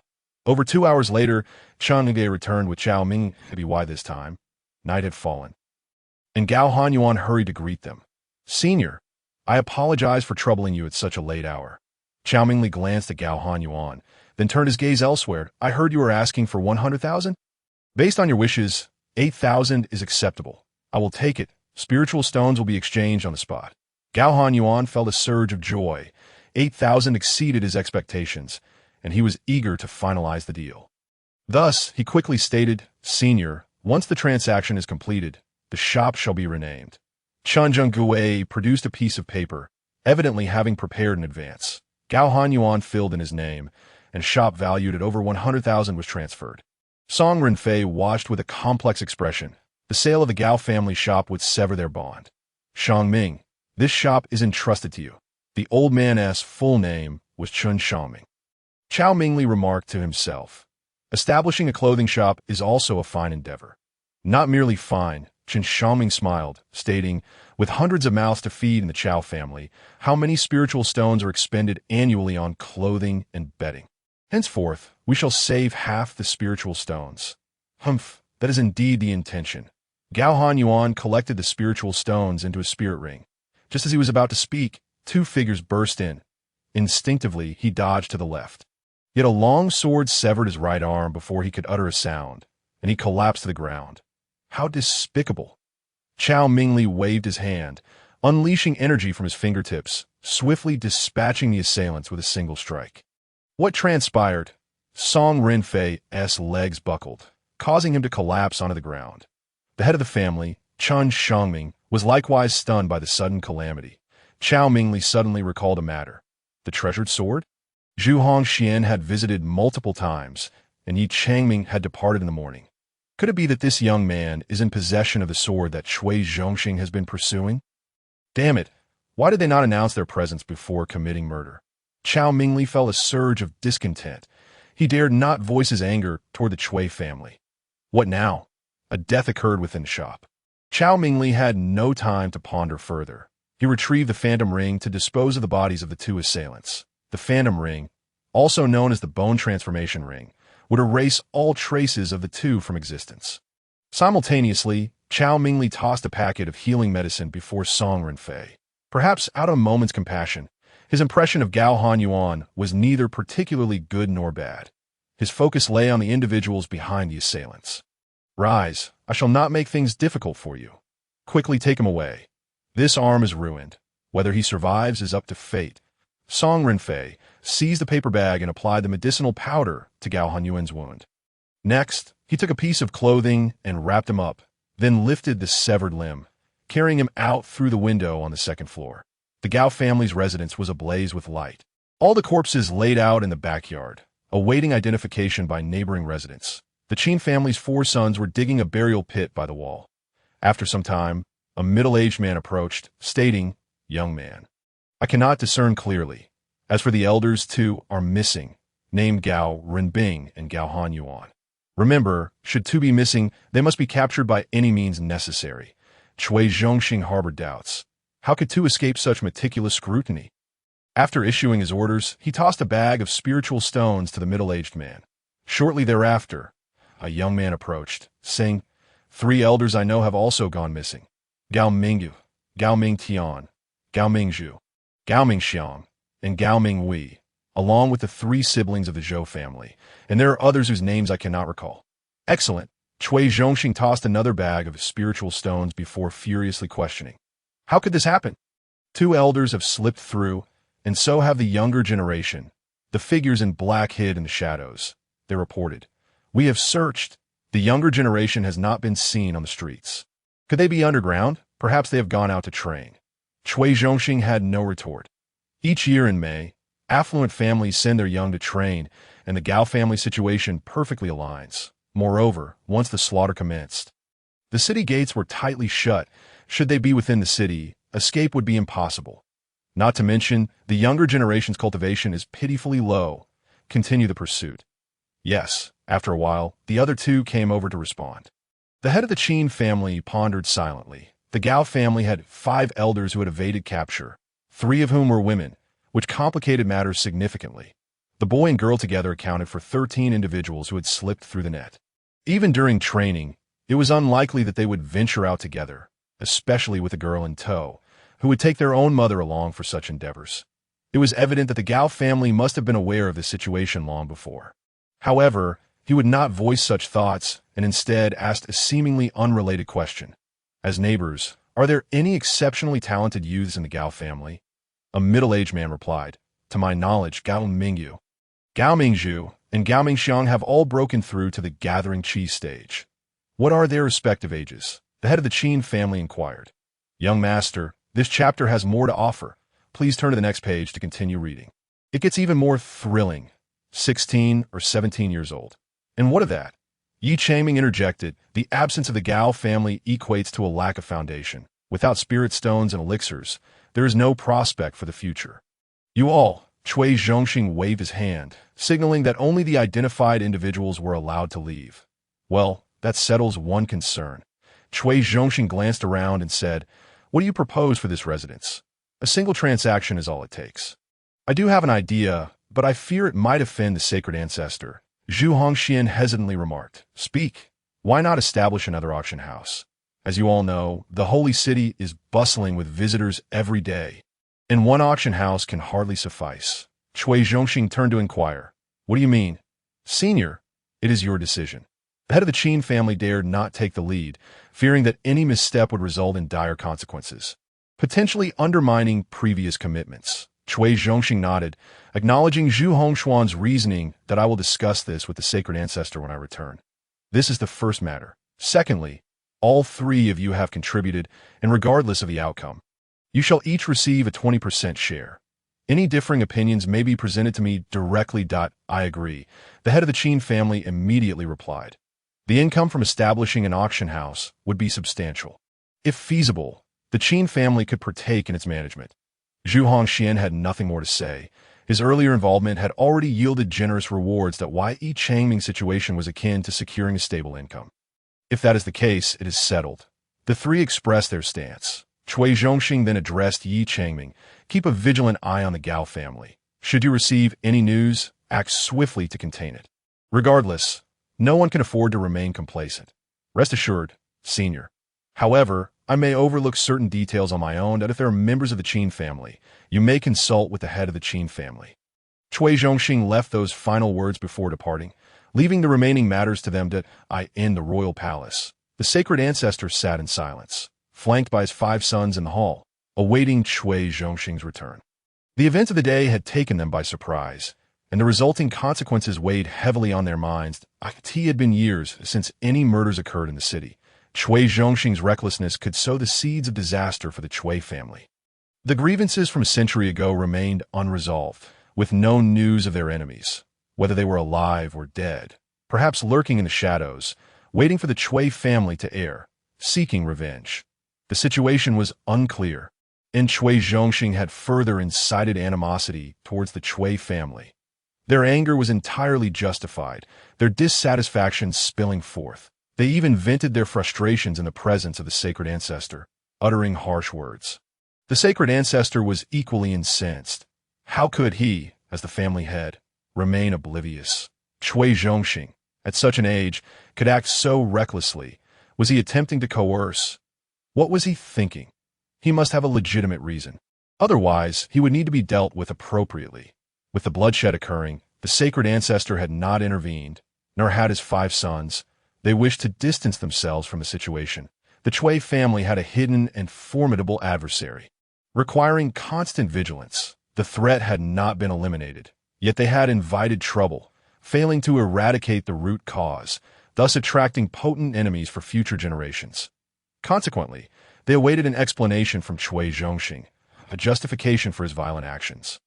Without a reasonable explanation, the Cui family would not tolerate him or his descendants. Any hope of acquiring the Yuanyang pill would be nothing more than a dream. In their view, Cui Zhongxing's actions were a veiled attempt at pressure. The Cui family did not fear accruing enmities, but by inciting conflict, he had made adversaries of them. Thus, he could achieve his objectives. The sacred ancestor understood this notion. Outwardly, he still needed to provide excuses for Cui Zhongxing. Why? If that cousin disregarded everything and acted unilaterally, the Chui family could face division, possibly leading to their downfall. Even if others spoke ill of them, damaging the family's reputation, it was not something he wished to witness or hear. The troubles caused by Chui Zhongxing could not simply be brushed aside. Furthermore, the six great families, while appearing to maintain friendly relations with the Chui family, were secretly harboring dissent. What did it matter that the Chui family was the ruling family?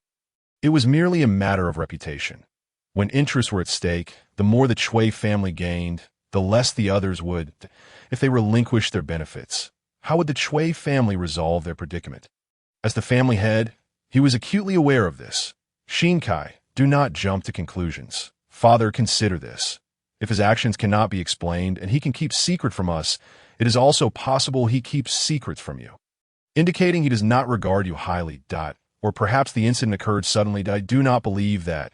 Chui Xinming interjected. 4 individuals were involved, which clearly indicates prior collusion. I am certain this has been in the works for more than a day or two. Since the turn of the year, there has been no gossip in the city. The other families have remained inactive, which speaks volumes. Chui Xinkai was the second eldest, while Chui Xinming was the third, followed by Chui Xinwu and Chui Xinda. The matter of the Yuanyang pill was well known among the 4 brothers. The outcome of choosing one over the other would either favor Chui Xinkai or Chui Zhongxing. Third brother, why are you speaking in riddles? According to your reasoning, the incident was sudden. Xinda, do not argue further. Understand your father's concerns. Chui Xinhao interjected. The 4 brothers fell silent, hoping that the Yuanyang pill would be bestowed upon the second brother. However, with only one pill available, which was more crucial, the bonds of brotherhood or the fate of the Chui family. At midnight, Chui Zhongxing returned to the palace, where he and his descendants resided in the side hall. Passing through the main hall, he noticed the sacred ancestor and his son seated, clearly awaiting him. After a brief hesitation, Chui Zhongxing turned and entered. Cousin, wait for me. There is no need for you to worry. You will be informed tomorrow. Chui Zhongxing took a seat and casually handed the spirit ring in his palm to the sacred ancestor. The traces of the previous owner remained, and the sacred ancestor sensed it, promptly erasing the marks left by the last master. Consequently, the items stored within the spirit ring spilled onto the ground. There were about 20,000 spirit stones, a sword in its sheath, but no spirit herbs were visible. Alongside various miscellaneous items, the outcome greatly exceeded the expectations of the brothers. How pitiful, Chui Xinkai remarked, his comment laden with double entendre, poking fun at Chui Zhongxing. Chui Zhongxing swiftly retaliated. Xinkai, you should pay attention. The focus is not on the spirit stones or spirit herbs, but on that sword. Its value varies depending on who wields it. To say it plainly, this sword cannot be measured by spirit stones. There is a saying, good swords are common, but famed swords are rare. Which dynasty can produce a top 10 sword? A treasured sword is a formidable weapon. Having one or not makes a significant difference. As a result, all gazes turned towards that sword. The sacred ancestor picked up the sword's sheath, drew the blade, and upon inspecting the tip, discovered the sword's name, Ghostly Underworld Sword. Upon uttering the name, the sacred ancestor looked at Chui Zhongxing. You claim this sword ranks in the top 10? To be precise, it ranks 9th. Chui Zhongxing replied that I've already compared it with the rankings of renowned swords. The first is called Qian Kuan Sword, the second Qian Yuan Sword, the third Sun Piercing Sword, the fourth Moon Catcher, the fifth Red Falcon, followed by Soul Severing Mo, Earth Fiend, Ghostly Underworld, and Yama. I do not know what you all think. One of the 10 most famous swords in the world belongs to the Chui family, which can enhance the family's reputation. That may not be the case, Chui Xinkai retorted, dismissing Chui Zhongxing's claim. Do you think the Chui family's reputation can be bolstered by a single sword? How absurd! Father, do you think it is feasible? The sacred ancestor glanced at him and asked, Zhongxing, is all this commotion just for this sword? Cousin, do you not appreciate it? Chui Zhongxing countered, I originally intended to gift it to you. Since you do not fancy it, I shall keep it for myself. Once offered, it is inappropriate to retract the gift. The sacred ancestor was somewhat tempted, but Chui Xinkai interjected. Father, this sword bears an ominous name. Why not choose a better one? Just hearing Ghostly Underworld evokes a sense of foreboding. What does it matter? Chui Zhongxing grinned. Flattering, cousin, with your righteous spirit? Would you fear being haunted? Besides, the name does not dictate the sword's fate. That is incorrect. The quality of sword is not only reflected in its craftsmanship, but also in its name. You may feel I am being pedantic, but names like Xiankun and Xian Yuan symbolize righteousness, embodying the spirit of justice. The I in contrast, soul, severing and emo, sar, swords of malevolence. For the swordsmith imbued them with wicked intent from the outset. To describe your ignorance and yet remain obstinate is a folly. Those who use it cannot suppress it, and may suffer the consequences. You speak nonsense. Cui Xinkai is clearly stirring trouble. Cui Zhongxing seeks to counter. How is it possible that I have not heard of what you say? Even as someone has spoken, it is mere conjecture, devoid of solid evidence, and lacking any record that we must guard against potential dangers. Cui Xinkai retorts sharply, if you do not use it, it will not backfire upon yourself. Absurd! It is humans who wield the sword. Can a single sword dictate human behavior? Ignorance. Over time, malevolent thoughts will affect the mind of the sword-bearer. It is not the sword that influences the mind, but greed and ill intentions. Cui Zhongxing is furious. No more arguments. The holy ancestor intervenes in time, for the debate may lead to even more unsavory remarks. The Cui family requires this treasured sword. Possessing it holds more significance than wielding it. The holy ancestor's word is final, leaving Cui Xinkai with little to say. Then, the holy ancestor inquires, Zhongxing, what is the situation with that family? Only one has entered the condensation palace and has already embarked on the path to the underworld. Have you inquired into the origins of this sword? The previous owner was aware. Have you considered the consequences? My cousin is overly concerned. The last owner has also returned to the afterlife. According to whom? Yi Changming. Who is Yi Changming? What is his cultivation? Condensation palace. Cui Zhongxing responds and elaborates. Cousin, in that case, I shall start from the beginning.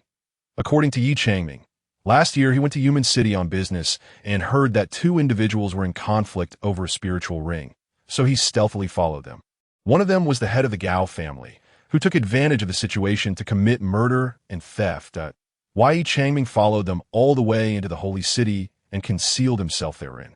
He described this to the head of the Qin family and learned that the pursuer was indeed the head of the Gao family. What has been said above pertains to the origins of the Yuming sword. As for how I know, I encountered Zhu Hongxin yesterday, and he informed me that he heard this news last year, uncertain of its truth. Upon my inquiries, he revealed the source of the information, which I then verified with the head of the Qin family, who confirmed it came from Yi Changming. Last night, I visited the Gao family with good intentions, hoping to persuade them to trade with spiritual stones or elixirs. But he flatly denied it. After that, he fled, and today began selling off his properties. Even so, before nightfall, I returned to the Gao family, repeatedly persuading the head of the Gao family sincerely to trade with him. Yet he ran away. It was inevitable that the Gao family would meet their demise. You should never have publicly spoken the name of the Yuming sword. Cousin, I have considered this, without saying it. There would be no pretext to act against the Gao family. How many members does the Gao family have? Over 200. Did anyone escape? One has entered the liquid transformation stage, one the Qi control stage. And 13 young ones went out for training. To say they were training is more accurate than to say they sensed danger. Early in the morning, they sent several juniors out of the city. The holy ancestor furrowed his brow. Considering this, we shall entrust the search for any survivors to Yi Changming. What benefits will he receive? The Gao family's estate is not small. Zhu Hongxian has proposed to build an auction house. The holy ancestor nodded. Establishing an auction house aligns with the interests of the Cui family. An additional auction house would accommodate more people and gather more spiritual stones. Zhu Hongxuan's proposal was fortuitously aligned. There was no previous establishment due to a lack of suitable location, but now there is available land, making it feasible. How much will the Cui family hold?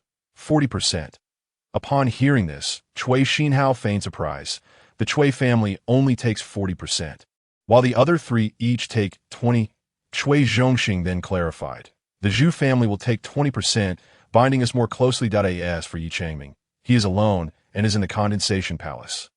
Yet he can accomplish many tasks for the Cui family. As long as he is loyal, granting him 20% is acceptable. The tasks requiring diligence from the Qin family will be entrusted to them. This is our preliminary thought. Cousin, the final decision rests with you. Let it be. The words have already been spoken. Father, will you not reconsider? Cui Xinhao interjected. The Qin family and Yi Changming may each take half of their share. As their contributions do not warrant a full 20%, in extraordinary times, extraordinary measures, even if it is merely to curry favor. Cui Xinhao was rendered speechless as the holy ancestor made a decision. Today, with everyone gathered, I shall share my thoughts with you. From now on, the family head will be entrusted to Xinhao. I will step out to address that matter. Zhongxing, you must take on more responsibility. Yi Changming was recommended by you. If we employ him, we must hold him tightly in our grasp. Aside from the holy ancestor, none present dared to believe it. The position of family head being given to the eldest is understandable. But entrusting the dark organization to Cui Zhongxing to lead, what does that signify? It indicates that the Yuan Yang Dan has found its rightful owner. That IT suggests that from this moment forth, the collateral branches are under the holy ancestor's scrutiny. Before dawn, a thunderstorm broke, with torrential raindrops accompanying the thunderclaps. Gao Hanyuan gradually regained consciousness, uncertain if it was the thunder that awakened him or the rain that drenched him. However, before waking, he had a long dream, in which he saw his grandfather suffering a disaster, and in a moment of ethereal wandering, a young man appeared to avenge him. Upon awakening, Gao Hanyuan felt utterly weak. He closed his eyes and lay still for a moment before recalling the transaction.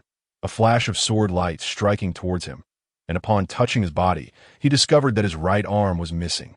His limb numb, devoid of that piercing pain. This chapter is not yet concluded.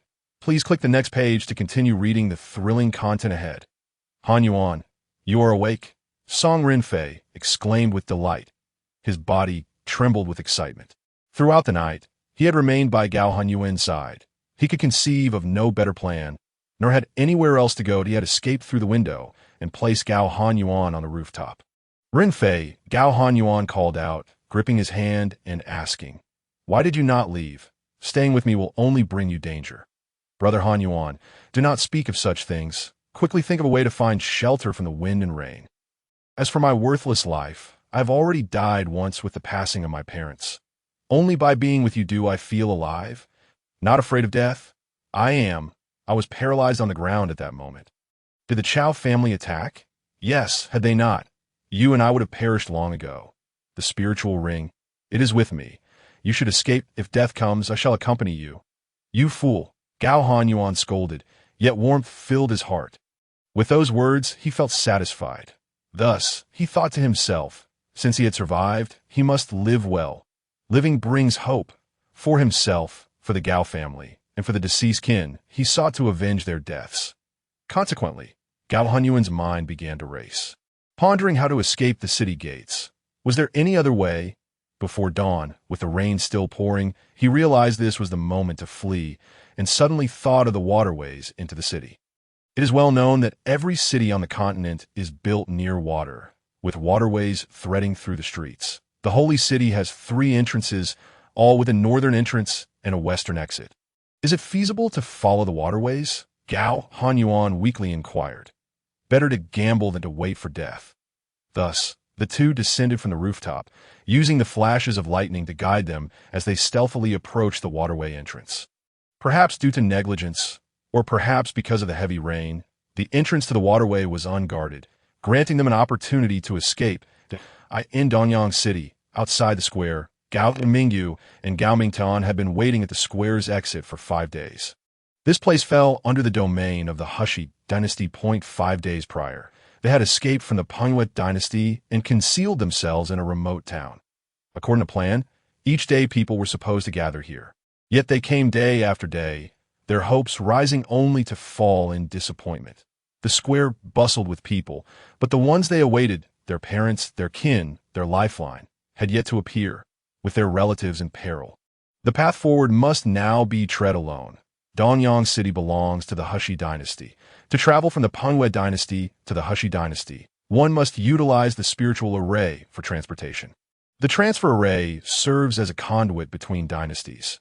Using it not only saves effort but also time crossing mountains. For cultivators reliant on foot travel, the mountains and the beasts within them pose significant obstacles. Those traveling merchants and youths venturing out for training rely on the transfer array to traverse the continent. 50 individuals can transfer at once, each paying 50 spiritual stones. For those in the condensation palace and Tai Chi stages, they can soar over the mountains and traverse the continent freely. On the 6th day of waiting, and still no familiar faces appeared on the 7th. But on the 9th day, Gao Mingyu spotted someone familiar. Yet the two brothers did not reveal themselves. Instead, they patiently waited to see if the individual was merely passing by or searching for someone. But if seeking someone, then surely it was their awaited kin. If merely passing, they must remain hidden at this moment. Caution is paramount. If the spies of the enemies were to appear, it would be tantamount to courting death. Upon spotting Song Renfei, Gao Mingyu left Gao Mingtian at the corner and concealed himself elsewhere to observe. If Song Renfei emerged alone, it would signal his presence. Conversely, should he issue a signal, Gao Mingtian would know how to respond. When Song Renfei finally made his move, he ambled towards the exit. Gao Hanyuan had dispatched him to deliver a message, merely informing him that the target was in the Hashi dynasty, with the highest likelihood of being at the square or its vicinity where a rendezvous could be arranged. Failing to establish contact would complicate matters significantly. As Song Renfei approached the exit, he noticed that the individuals accompanying the same spirit array had already departed, that he stood at the exit, glancing around despondently when he caught sight of a scruffy youth, clad in tatters yet possessing a pair of lively eyes. There was something familiar about him. Song Renfei stared and stared again, yet hesitated to call out the stranger's name. Just as he grappled with uncertainty, a familiar voice rang out, "Song Gu." Turning around, Song Renfei found Gao Mingyu standing behind him. Is it truly you?" he asked, incredulous, for the proud Gao Mingyu he knew now appeared disheveled and forlorn. "Come with me." Gao Mingyu beckoned, moving forward at a leisurely pace. Song Renfei followed, pondering how to broach the topic. Numerousons lined the streets outside the square, leading directly into Danyang City, but that was not their destination. Gao Mingyu guided Song Renfei through a narrow alley, taking a roundabout route to an inconspicuous, dilapidated house that was an abandoned structure that required no spirit stones and offered secrecy, with someone tailing them. Gao Mingtian no longer made an appearance. Upon entering the shabby abode, Gao Mingyu turned to Song Renfei and said, "Song Gu, please wait a moment." With that, he fell silent, even though a multitude of questions swirled in his mind. He dared not ask, fearing that Song Renfei's words might shatter his resolve. Song Renfei nodded, his demeanor indicating he had no intention of speaking to the 27 years of age. He was a decade younger than Gao Hanyuan and older than Gao Mingyu by several years. Hence, Gao Mingyu addressed him as an equal, which he did not mind. Conversely, upon meeting Gao Hanliang, he would address her as aunt. After a while, Gao Hanliang entered the dilapidated house alone. Gao Mingtian was absent, likely unwilling to listen or fearing that strangers might eavesdrop. "Aunt," Song Renfei called out, his expression betraying his inner turmoil, that I suspected as much. Although Gao Hanliang maintained a calm exterior, her heart was wrenched with unspeakable anguish. She steeled herself to confront the dire situation before her. "Aunt," Song Renfei called again before continuing. That day, it was just me and Han Yuan at the tailor's shop when two assassins barged in. Han Yuan lost his right arm. Fortunately, the Chow family intervened and did not hinder us, allowing me to escape with Han Yuan through the window. Before dawn, a thunderstorm awakened him, and we fled through the water source's entrance. After 2 days, I disguised myself and strolled near the city gate, where I heard news that aside from Han Yuan and Uncle Bing, everyone else was accounted for. "Did you see anyone?" "No, just conjectures. Han Yuan believes Uncle Bing might have escaped. Therefore, he is reluctant to leave, insisting on finding Uncle Bing at all costs at AS for you. Han Yuan has instructed that you should distance yourselves as much as possible. Those who wish to eliminate threats pose a danger to you. Only those from a Gao family have hope." "Which individuals? Is it just the Chui family or other accomplices as well?" "I've heard the Qin family is also involved, along with 2 other figures whose identities remain unknown." "Which Qin family? The one related to Huizhen?" "Yes," Song Renfei confirmed. The Qin family had long since split into two branches, with the branch where Qin Huijin belonged being a collateral line. Nonetheless, Song Renfei felt a heavy burden. On one side lay his benefactor, and, on the other, the one he cherished. How could he possibly choose? Every grievance has its source, every debt its owner, Gao Hanling said through clenched teeth before asking. What are your plans moving forward? Han Yuan advised me to deliver the letter and the spirit stones and return immediately. Additionally, he instructed me to take 10,000 spirit stones and seek refuge in a distant land. I intended to bring Hui Zhen along. You must consider this carefully. Taking her could endanger her and her family. I cannot disregard her. If she agrees, I will take her far away. Gao Hanling nodded, suggesting they find a secluded place to live. Song Renfei remained silent, retrieving the spirit ring and handing over the spirit stones he had brought. All of these are for us, but what about him? Upon seeing the pile of spirit stones on the ground, Gao Hanling felt a pang of sympathy. Han Yuan has another 50,000. He urged you to leave quickly and find a remote place to hide. Very well, Gao Hanling acquiesced, pausing momentarily to add, Renfei, you must remember my words. When you return, tell my brother that in 20 years, his descendants will surely return. There is no need for further elaboration.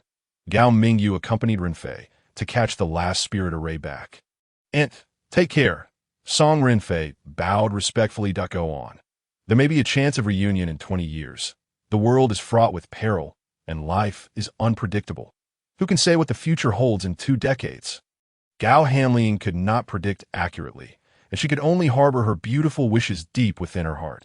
Gao Mingyu followed suit, and only then did Gao Mingtian step into the dilapidated house.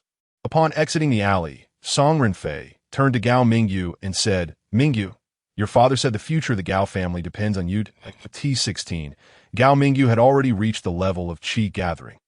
How could he bear such a heavy responsibility? Nonetheless, he silently accepted his father's admonition.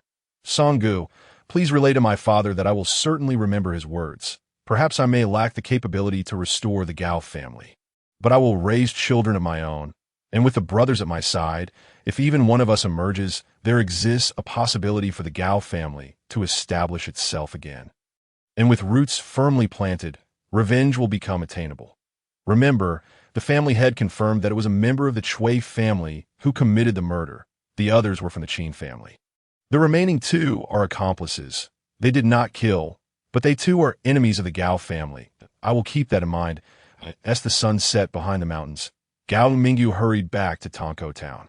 On the first day they arrived in the Hushi dynasty, they rented a small house outside the town.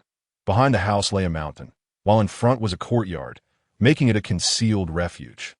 Upon entering the house, Gao Mingyu found that the others had already learned the truth. He saw that each of his brothers wore hollow expressions, while his aunt, mother, and other relatives remained silent, evidently struggling to contain their sorrow.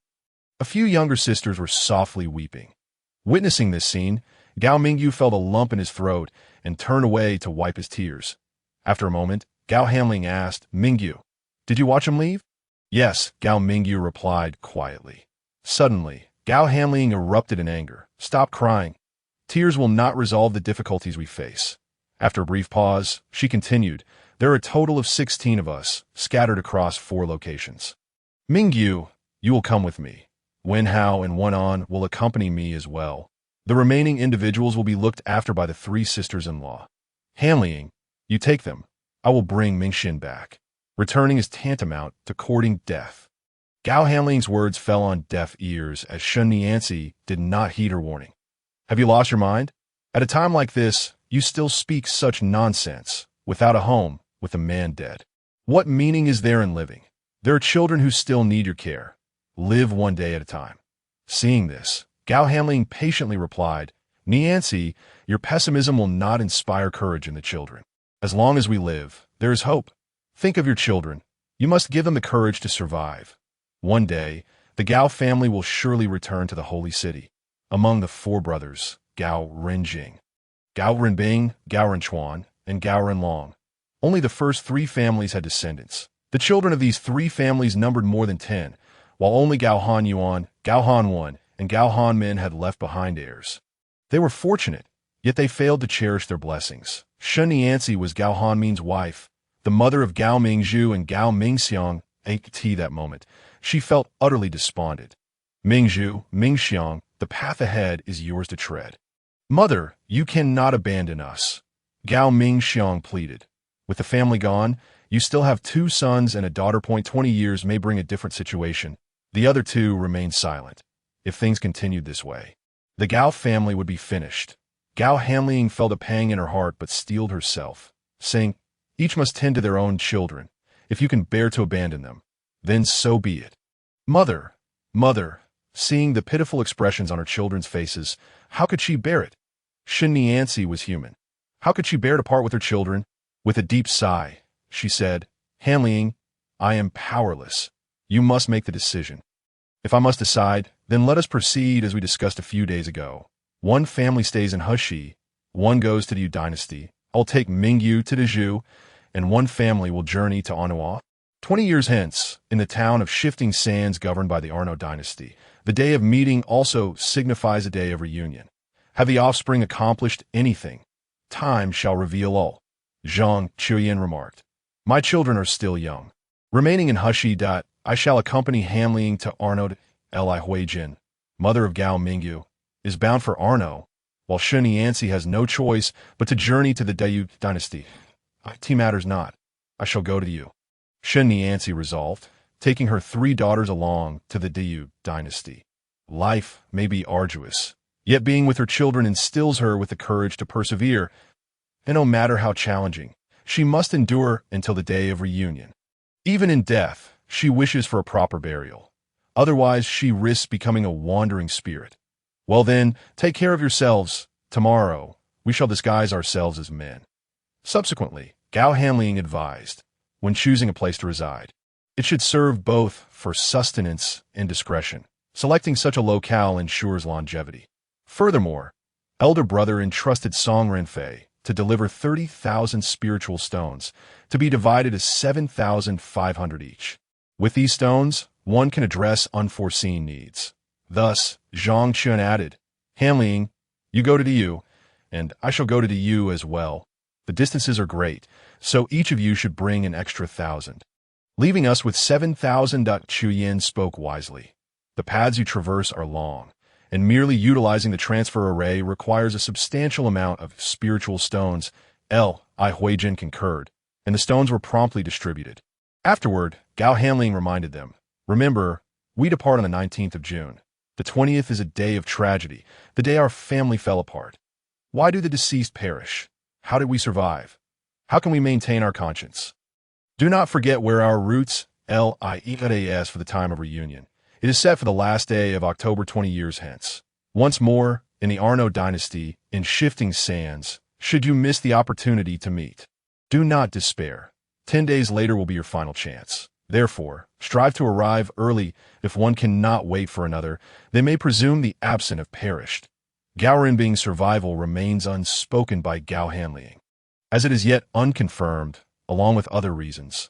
The following day, Gao Hanling departed first, awaiting Li Huijin and Shen Nianzi to leave with their children, after which Zhang Chuyin would seek a place to reside. In July, the roads were bustling with riders, primarily youthful faces, embarking on their journeys of training. Cultivation is not merely a matter of seclusion. One must adapt to their living environment while enhancing their abilities. The principle of survival of the fittest prevails. Such experiences broaden one's horizons and knowledge, while also uncovering treasures left by ancestors, inevitably leading to competition. This competitive process reflects both wisdom and strength. Fostering growth, the realm of joy is not a tranquil one. Its survival principle is that the strong endure.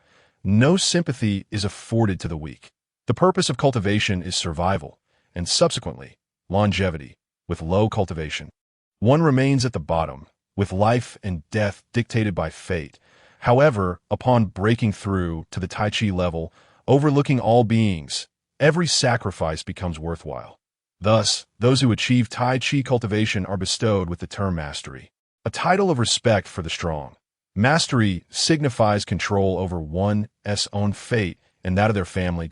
In stark contrast, for hurried individuals journeying down the road do so not for training, but to flee for their lives, their next destination being the Yate dynasty. As they travel, they remain vigilant, wary of potential ambushes from enemies along their path. 10 days have passed since the incident, and the number of Gao family members who escaped has been thoroughly investigated. Enemies will not allow them to depart unscathed. Any hint of suspicion will undoubtedly lead to their demise. Upon reaching Kuei City, they exhaled in relief, as they would be transported from Kuei City to Gannan City, entering the territory of the Yate dynasty, ultimately arriving at the plaza exit, where Gao Hanling offered words of comfort. Niancy, you must live well, not merely for your children. In life, one must also consider their own needs. Remember, they require you now.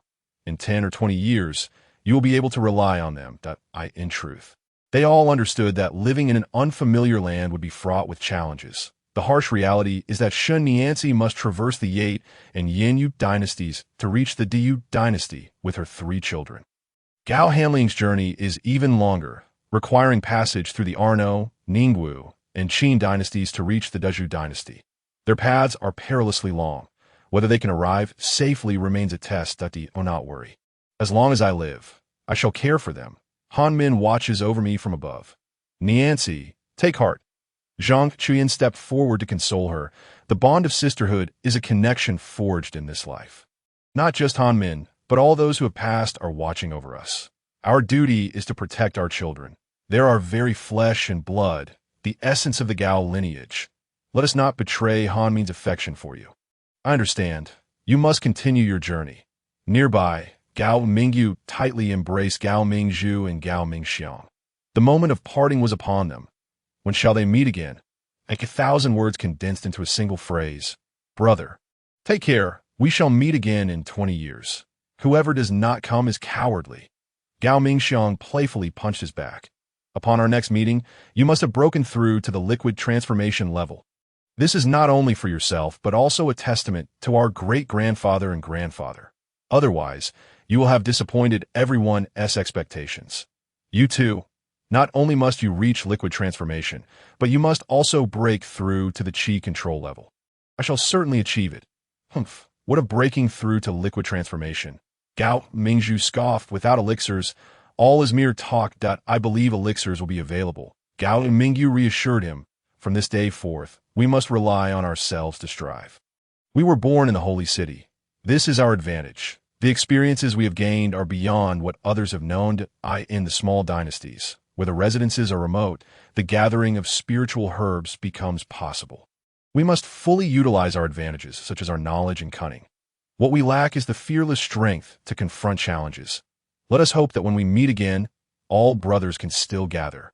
We certainly shall. Gao Mingyu released his grip. Gao Mingxian approached and said, Elder brother, take good care of our aunt. You too look after our aunt. Hurry. Do you not remember where this place is? Gao Hanling urged. Shen Niancy then reluctantly departed with her 2 sons and daughter. Their figures vanished. Those remaining turned back. They would soon teleport again, entering the Arno dynasty. Some would stay, while others would continue onward. Mother, Gao Mingyu called out comfortingly. Father can live even with 1 arm. Besides, he possesses 50,000 spiritual stones, so do not worry about him. Humph. If he has survived, he ought to come find us. Gao Hanxian chose to remain behind. Wally Huijin could not come to terms with it. Mother, there will be a day when we reunite. You need not worry. I shall accompany my aunt to the Diyu dynasty and strive diligently. In the future, I shall not disappoint our great-grandfather's hopes.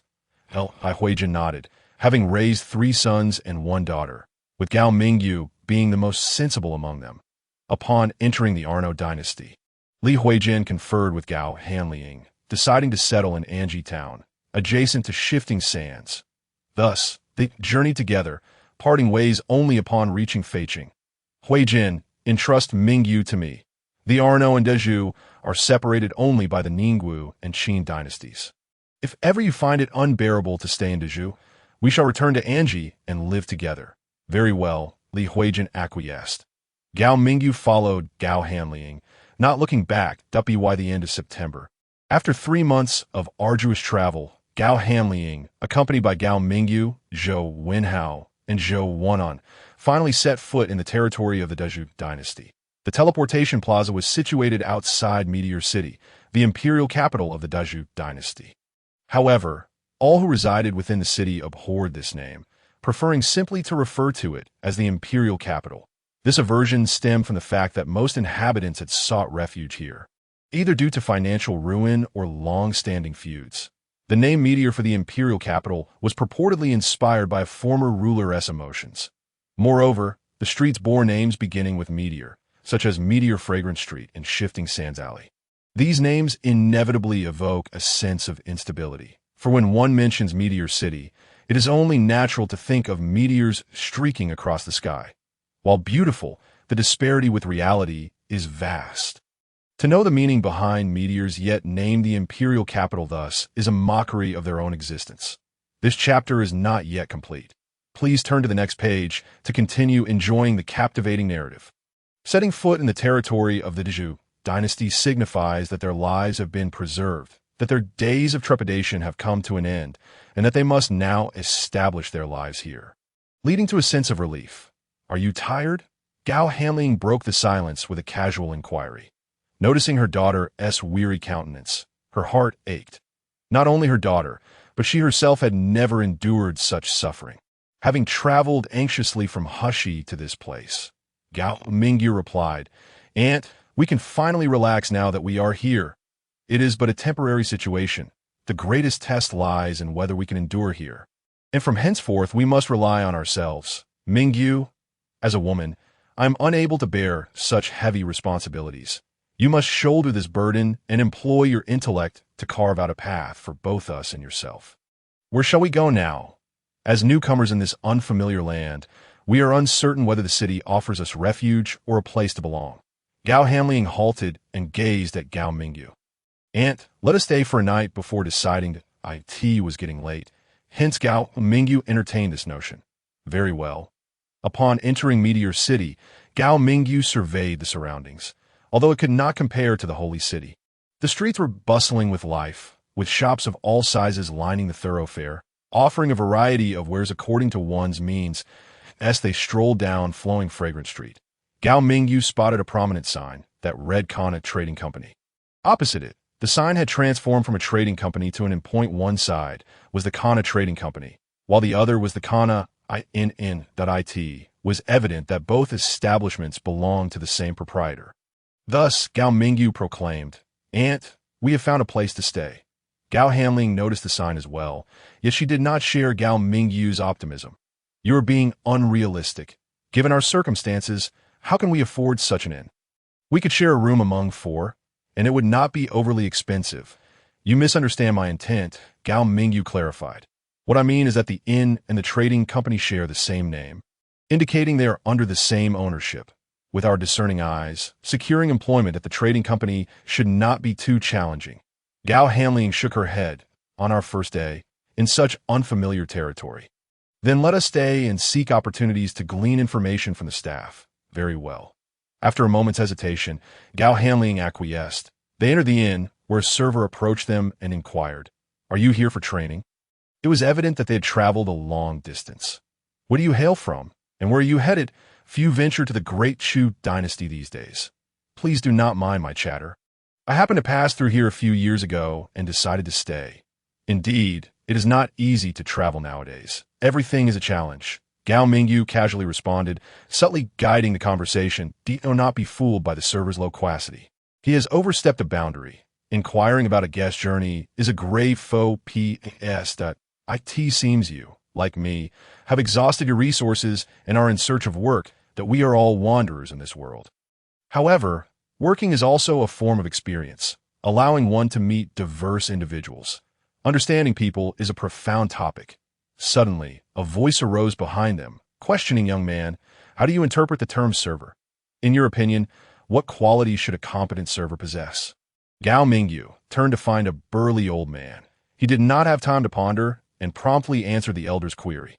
"The most fundamental requirement for a competent server is the ability to calculate accounts. Yet, many can perform calculations. I believe a capable server should possess extensive knowledge. For instance, how can one differentiate between hundreds of spiritual herbs? How can one identify an incomplete spiritual herb? Only by remembering various characteristics and traits can one accurately classify and recognize the types of spiritual herbs. Thus, I assert that a breadth of knowledge is essential for a competent server, as it reflects the depth of the title and enables one to fulfill the duties of a server. Gao Mingyu had been immersed in such matters from a young age and was well versed in the workings of a shop. What does a server in a tavern need to remember? People. Have you worked in such a role before? The elder inquired again. That I worked for a year before resigning in early May. I possess a spiritual herb. Can you recognize it? The old man presented a slender, half-foot-long spiritual herb to Gao Mingyu. Elder, is this a dragon blood vine? Gao Mingyu assessed, sensing the subtext in the elder's words that I mean to say that the dragon blood vine is relatively rare and precious. This specimen has likely been growing for at least a decade. What do you estimate its value to be? In Xiang City, or the Holy City, this dragon blood vine would fetch between 40 to 50,000 spiritual stones. Gao Mingyu added, the value of this herb depends on who possesses it. Knowledgeable individuals do not haggle over price. Why is that? It is due to its rarity, and the dragon blood vine is a primary ingredient in crafting the breaking through elixir. Impressive, the elder smiled with satisfaction and said, I shall offer you an opportunity to earn enough spiritual stones for your return journey. Little did the elder know, Gao Mingyu hailed from the Holy City, where he had been acquainted with the marketplace. Moreover, the Gao family possessed a treasured tome detailing every type of spiritual herb. The tome was now in his possession, allowing him to reference any uncertainties. Upon hearing this, Gao Mingyu asked, Elder, are you? The elder half closed his fist and gestured with his thumb. I am the proprietor of the establishment across the street. Gao Mingyu hesitated to accept immediately. His expression troubled. Elder, there are 4 of us. I cannot abandon them. In truth, the elder had already discerned certain truths during their conversation, recognizing that among the travelers, 2 were women and children. What can you do? I can assist at the inn. Food and lodging would suffice, and the requirements are not high. Very well. You shall work for 10 days. If I'm satisfied, you may stay. If not, you shall leave. Understood. The elder then instructed the server to prepare a room for them to stay for the night. Subsequently, the elder ascended the stairs, and the server led them to the courtyard, informing Gao Mingyu that the elder's surname was Yang, and he was both the innkeeper and the head of the family. Typically, he rarely appeared at the inn, so their encounter was indeed fortuitous. The server admired Gao Mingyu's extensive knowledge as well. Closing the door, Gao Hanling exclaimed, Mingyu, I underestimated you. Your performance today is commendable. She then cited Gao Yang as an example. Instructing Zhou Wengao, Wenhao, a living example stands before you. From now on, follow Mingyu. Whether in work or dealing with people, there is much for you to learn. Mother, I understand, replied Zhou Wenhao, only 14 and 2 years younger than Gao Mingyu, yet already bearing the weight of life. Zhou Wenlan was 12 from that day forward. The 4 of them remained in Meteor City, striving to make a living. In October, as the mountain climbing season concluded, the Yang family began to receive goods from various regions. And Gao Mingyu's tasks included categorizing the goods and distinguishing between the good and the bad. Zhou Wenhao's responsibility was to register and compile the inventory. The Yang family head took notice and arranged for their lodging the following day, granting Gao Mingyu 30 spiritual stones for the month, and Zhou Wenhao 15 as for Gao Hanling and Zhou Wenlan. They remained at the inn to clean, each earning 10 spiritual stones per month. With a place to stay secured and enough spiritual stones to sustain them, Gao Mingyu's mind began to nurture other ambitions. During this time, he learned that the Yang family's goods were sourced from various states and towns, with the farthest being Chishishina. He also heard that the Yang family had a branch in Chizhou City. While sorting the goods, he discerned that the shipments from Chishashu were of the highest quality, with most spiritual herbs originating from there. Thus, he silently resolved to journey to Chizhou City in the coming March or April, when the spiritual herbs had yet to descend from the mountains. And there would be little to attend to at the trading company. In March of the following year, upon encountering the Yang family head again, Gao Mingyu expressed his desire to accompany the cargo bearers to Chizhou, citing the need to delegate remaining tasks to his younger brother, with the intent to select better goods for the Yang family. The Yang family head not only agreed, but also discreetly advised him to pay attention to whether the good goods received from Chizhou were entirely sent back to the imperial capital. Gao Mingyu consented, indicating he would act according to his inclinations. When Gao Hanling learned of this plan, it was too late to object. She cautioned, Mingyu, Qizhou City is so far. I worry about you going alone. Gao Mingyu reassured her, Aunt, I will not be alone. There will be over a dozen companions. You need not worry. When venturing abroad, it is better to trust oneself and others, that I am well aware. I have heard that Qizhou produces spiritual herbs. And that is my destination. Gao Mingyu did not conceal his intentions. As the saying goes, those without foresight will encounter immediate troubles. He possessed a golden core that could enable him to control energy suddenly. Yet his aunt and siblings did not, and he needed a breaking through elixir within a decade. He had to consider both his own future and theirs. Are you suggesting you wish to remain in Qizhou? It is uncertain for now. I will assess the situation when the time comes. After a moment of silence, Gao Hanling replied, I shall not impede you. Make your own decision. But do you have a specific time frame in mind? I may return with them, or I might stay for several years. I will give you 1,000 spiritual stones for emergencies. There is no need. There will be food and drink along the way. The spiritual stones are for you. Remember my words. If you find it difficult to survive, return swiftly, no matter how challenging the days may be. Together, we can support one another. Gao Mingyu remained silent, feeling a pang of sorrow as he faced the prospect of parting from his aunt. He had worked at the trading firm for 7 months, earning 210 spirit stones. However, do not assume that this is all his wealth.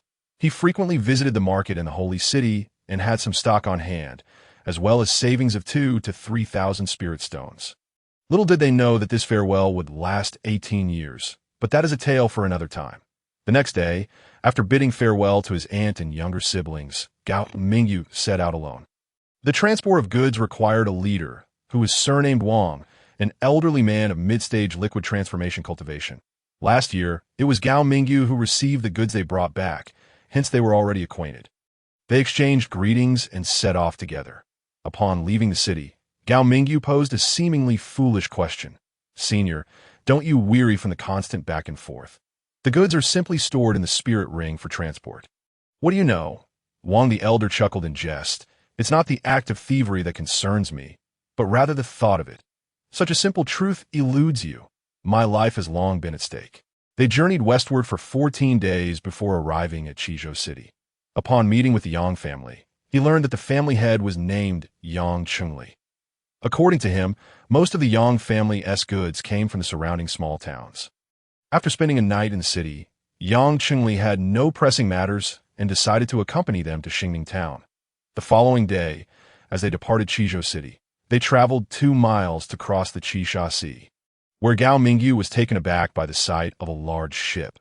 Upon inquiry, he discovered that the ship had 2 levels and was powered by dozens of strong men. Driven by curiosity, he boarded the vessel.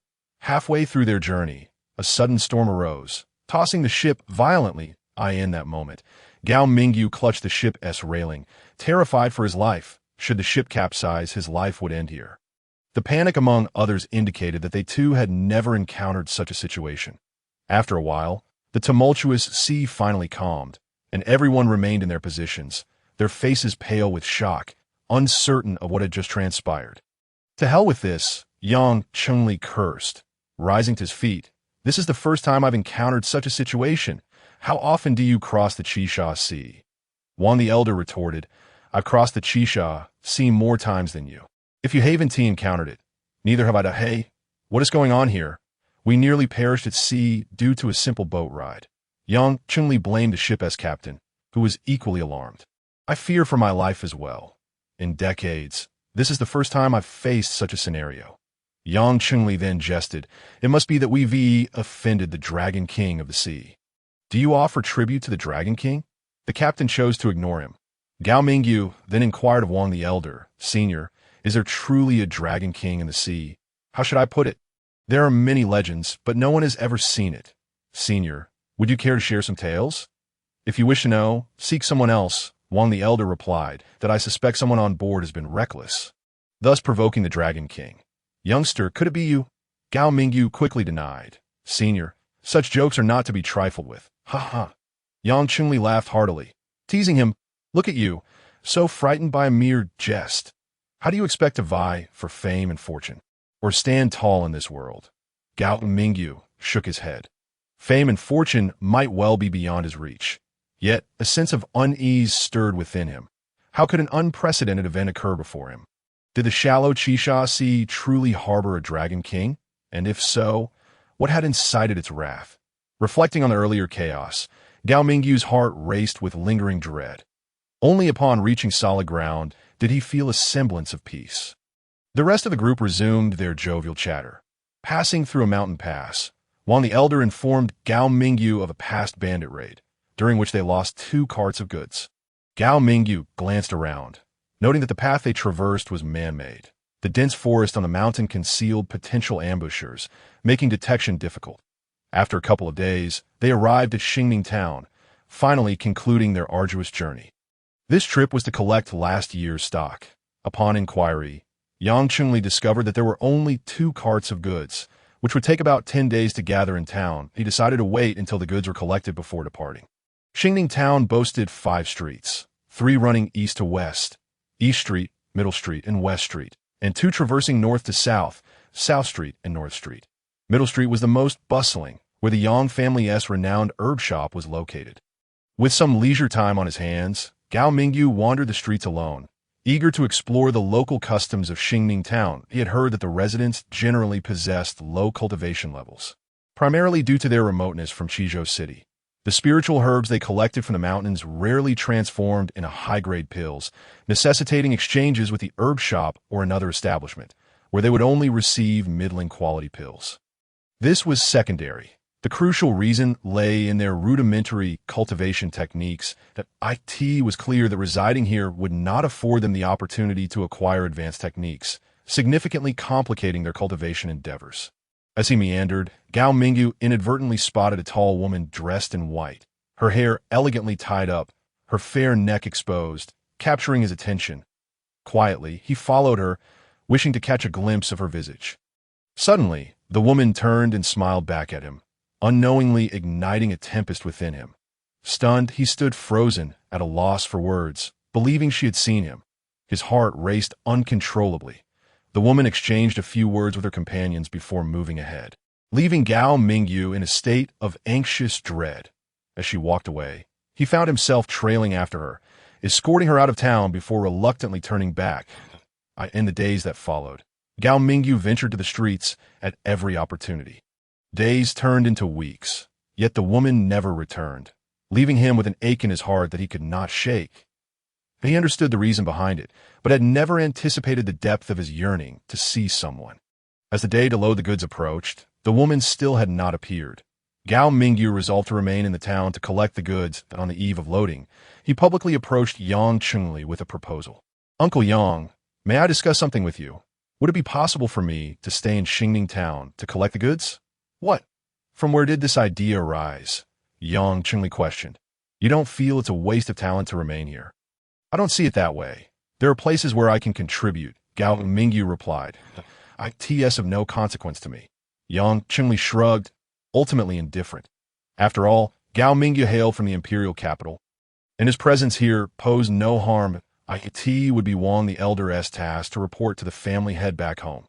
Wang the Elder found it puzzling. "Kid, if you don't return, how will I explain this to the family head? Think of your family. They want to rest easy knowing you're alone here. I advise you to return to the imperial capital." Gao Mingyu concocted a pretext. "Next time, when you come back, I will accompany you. You think you can come and go as you please? This isn't a trifling matter. Given this remote location, unexpected spiritual herbs may surface. Do you fear they want to recognize them?" Wang the Elder retorted, suddenly devising a way to challenge Gao Mingyu. "Very well. Name a few spiritual herbs. If no one here recognizes them, I will consent to your stay. For instance, the star grass, vermilion bird fruit, and dragon blood lotus." According to ancient texts, the vermilion bird fruit and dragon blood lotus had become extinct. Using these 2 examples, he could fabricate details, and with slight consideration, they would be difficult to distinguish from the truth. Moreover, the star grass was exceedingly rare, with no documented uses in any texts. Gao Mingyu mentioned these names to perplex them, as they likely wouldn't have even heard of them, thus piquing their interest and allowing him a chance to remain. After all, this was the source of spiritual herbs. If no one recognized them, it would be a dire situation. Yang Chunli promptly asked, "If you're so capable, can you elucidate the uses of these 3 spiritual herbs?" As expected, upon hearing this, Gao Mingyu realized the scheme had succeeded. Stargrass, as an auxiliary material, can be used to refine pills superior to the Yuan Yang pill. Indeed, Wang the Elder gasped in astonishment. Superior to the Yuan Yang pill. I've heard of it, but such pills are legendary and regarded as the pinnacle of spiritual pills on the continent. What purpose would I have to deceive you? Wang the Elder replied, still skeptical, his expression grave. Seeing this, Yang Chunli inquired further, what about the dragon blood vine? Uncle Yang, the dragon blood vine is used to refine the breaking calamity pill. I was referring to the dragon blood lotus. Gao Mingyu corrected, adding, though just a slight variation in wording, the uses of the dragon blood lotus and stargrass are the same. And what of the vermilion bird fruit? Does its use align with that of the stargrass as well? No, my lord, there is still more to this chapter. Please click the next page to continue reading, as the following content is even more thrilling. Gao Mingyu smiled mysteriously and inquired of the old man Wang. Senior, have you ever heard of the Xian Shengdan? The old man Wang retorted by asking the others, have any of you heard of it? The crowd fell silent, and suspicion arose in Wang's heart. Kid, did you conjure that up? Gao Mingyu chuckled lightly before responding. You can inquire with the members of the dance society, and you shall find out. I find it curious that at such a young age. You possess knowledge that surpasses ours. What you may not know, senior, is that my ancestors have some connections with the dance society. Those within the society engage in transactions. Conversations about certain secrets are not so surprising. Are you familiar with all 3 types of spiritual herbs? I have seen them. Excellent. Yang Chunli suddenly shouted, startling Gao Mingyu. You may stay, but you must truthfully disclose the details regarding these 3 spiritual herbs. Do you understand my meaning, kid? Of course. Gao Mingyu dismissed the notion of imaginary herbs. When spiritual herbs enter the shop, they will be examined. If they are unfamiliar, they will seek my identification. When in Yang's household, one must adhere to Yang's rules. One does not dare to break the dishes while dining. The old man Wang could not help but shake his head. You, young lad, possess a mind unlike any other. Wang regarded Gao Mingyu with newfound respect. Senior, you flatter me. I merely know a few more spiritual herbs at such a tender age. You dare to speak such words before us? I ponder idly during my leisure. Understanding and reflection lead one away from mistakes. Yang Chunli then asked, how many labor tokens do you seek? In an imperial city, 1 month equates to 30 spiritual stones. Too few. Make it double. Such generosity. Wang's tone was laden with meaning. I do not wish to speak of them. Because of this remark, Gao Mingyu's fondness for Yang Chunli grew immensely, leading him to resolve to cast aside the admonitions of that individual. However, it was regrettable that he later learned of that person's untimely demise that on the morning of the following day, 8 carts laden with goods were dispatched from the Ming Herb Hall in Xingning Town, and Gao Mingyu returned only after escorting them out of the town that he achieved his desire to remain at Ming Herb Hall as a helper. Prior to Gao Mingyu's arrival in Xingning Town, there was already a helper by the surname Zhang at Ming Herb Hall. The shopkeeper, surnamed Wu, was in the late stages of Qi mastery, over 50 years of age, and had reportedly been assisting the Yang family in managing the shop. With Gao Mingyu's arrival, they worked together at the counter during busy times, while he would meander outside during quieter hours. Shopkeeper Wu turned a blind eye, for Gao Mingyu hailed from the imperial city and was favored by the family head, demonstrating remarkable insight. People like him were destined for great success. As long as he did not overstep, why create obstacles for himself? Yet, Gao Mingyu was not one to take advantage of his favor. Within a couple of days, he treated the two to a meal at a local eatery, where 6 spiritual stones sufficed for a splendid feast in the holy city. The same meal would cost 30 spiritual stones. Subsequently, Gao Mingyu set up a stall on the street twice, selling his stock. The offerings included fragrant sachets, women's embroidery, and various ornaments, all of high quality. Previously, these goods were bought on the East Street and sold on the West Street, targeting women who were not lacking in spiritual stones. Additionally, he had 2 or 3 common martial techniques, for which he had also transcribed copies to sell at his stall in the holy city. He earned spiritual stones through such means. Xingning town was a small locale, and his stall attracted little attention. Occasionally, someone would inquire but deemed his prices exorbitant. After all, the quaint town could not compare to the splendor of the holy city. Frustratingly, two young men even mocked him, claiming it was absurd for a grown man to sell women's embroidery in public, which led to a quarrel. Gao Mingyu chose to retreat. As June arrived, transactions involving spiritual herbs began to take place in the shop. Some individuals delivered hides, but the offerings fell far short of Gao Mingyu's expectations, as most were ordinary spiritual herbs. Occasionally, he encountered a desirable spiritual herb, yet short growth period rendered it significantly discounted. Thus, he surmised that good spiritual herbs were likely sent to the city, as the inhabitants there could afford to pay the price. Choosing to remain in the town seemed a misguided decision. Now wishing to retract that choice, he realized he must wait for the old man Wang to return to Xingning town before he could go back. That a few days later, he came to understand that it was not that the mountains lacked spiritual herbs, but rather that the individuals brave enough to venture into the mountains had insufficient cultivation levels to delve deeper, hindered by ferocious beasts. Thus, during casual conversation, he broached the subject. "Shopkeeper Wu, is it that the mountains are barren? Or have all the good spiritual herbs been sent to the city?" Shopkeeper Wu chuckled and replied, "The mountains are the same mountains, and the earth is the same earth. There are plenty of good spiritual herbs in the mountains. It simply depends on one's abilities." "What do you mean?" Gao Mingyu, lacking experience in mountain exploration, was unaware of the situation they're in. "That aren't you clever? How can you not comprehend?"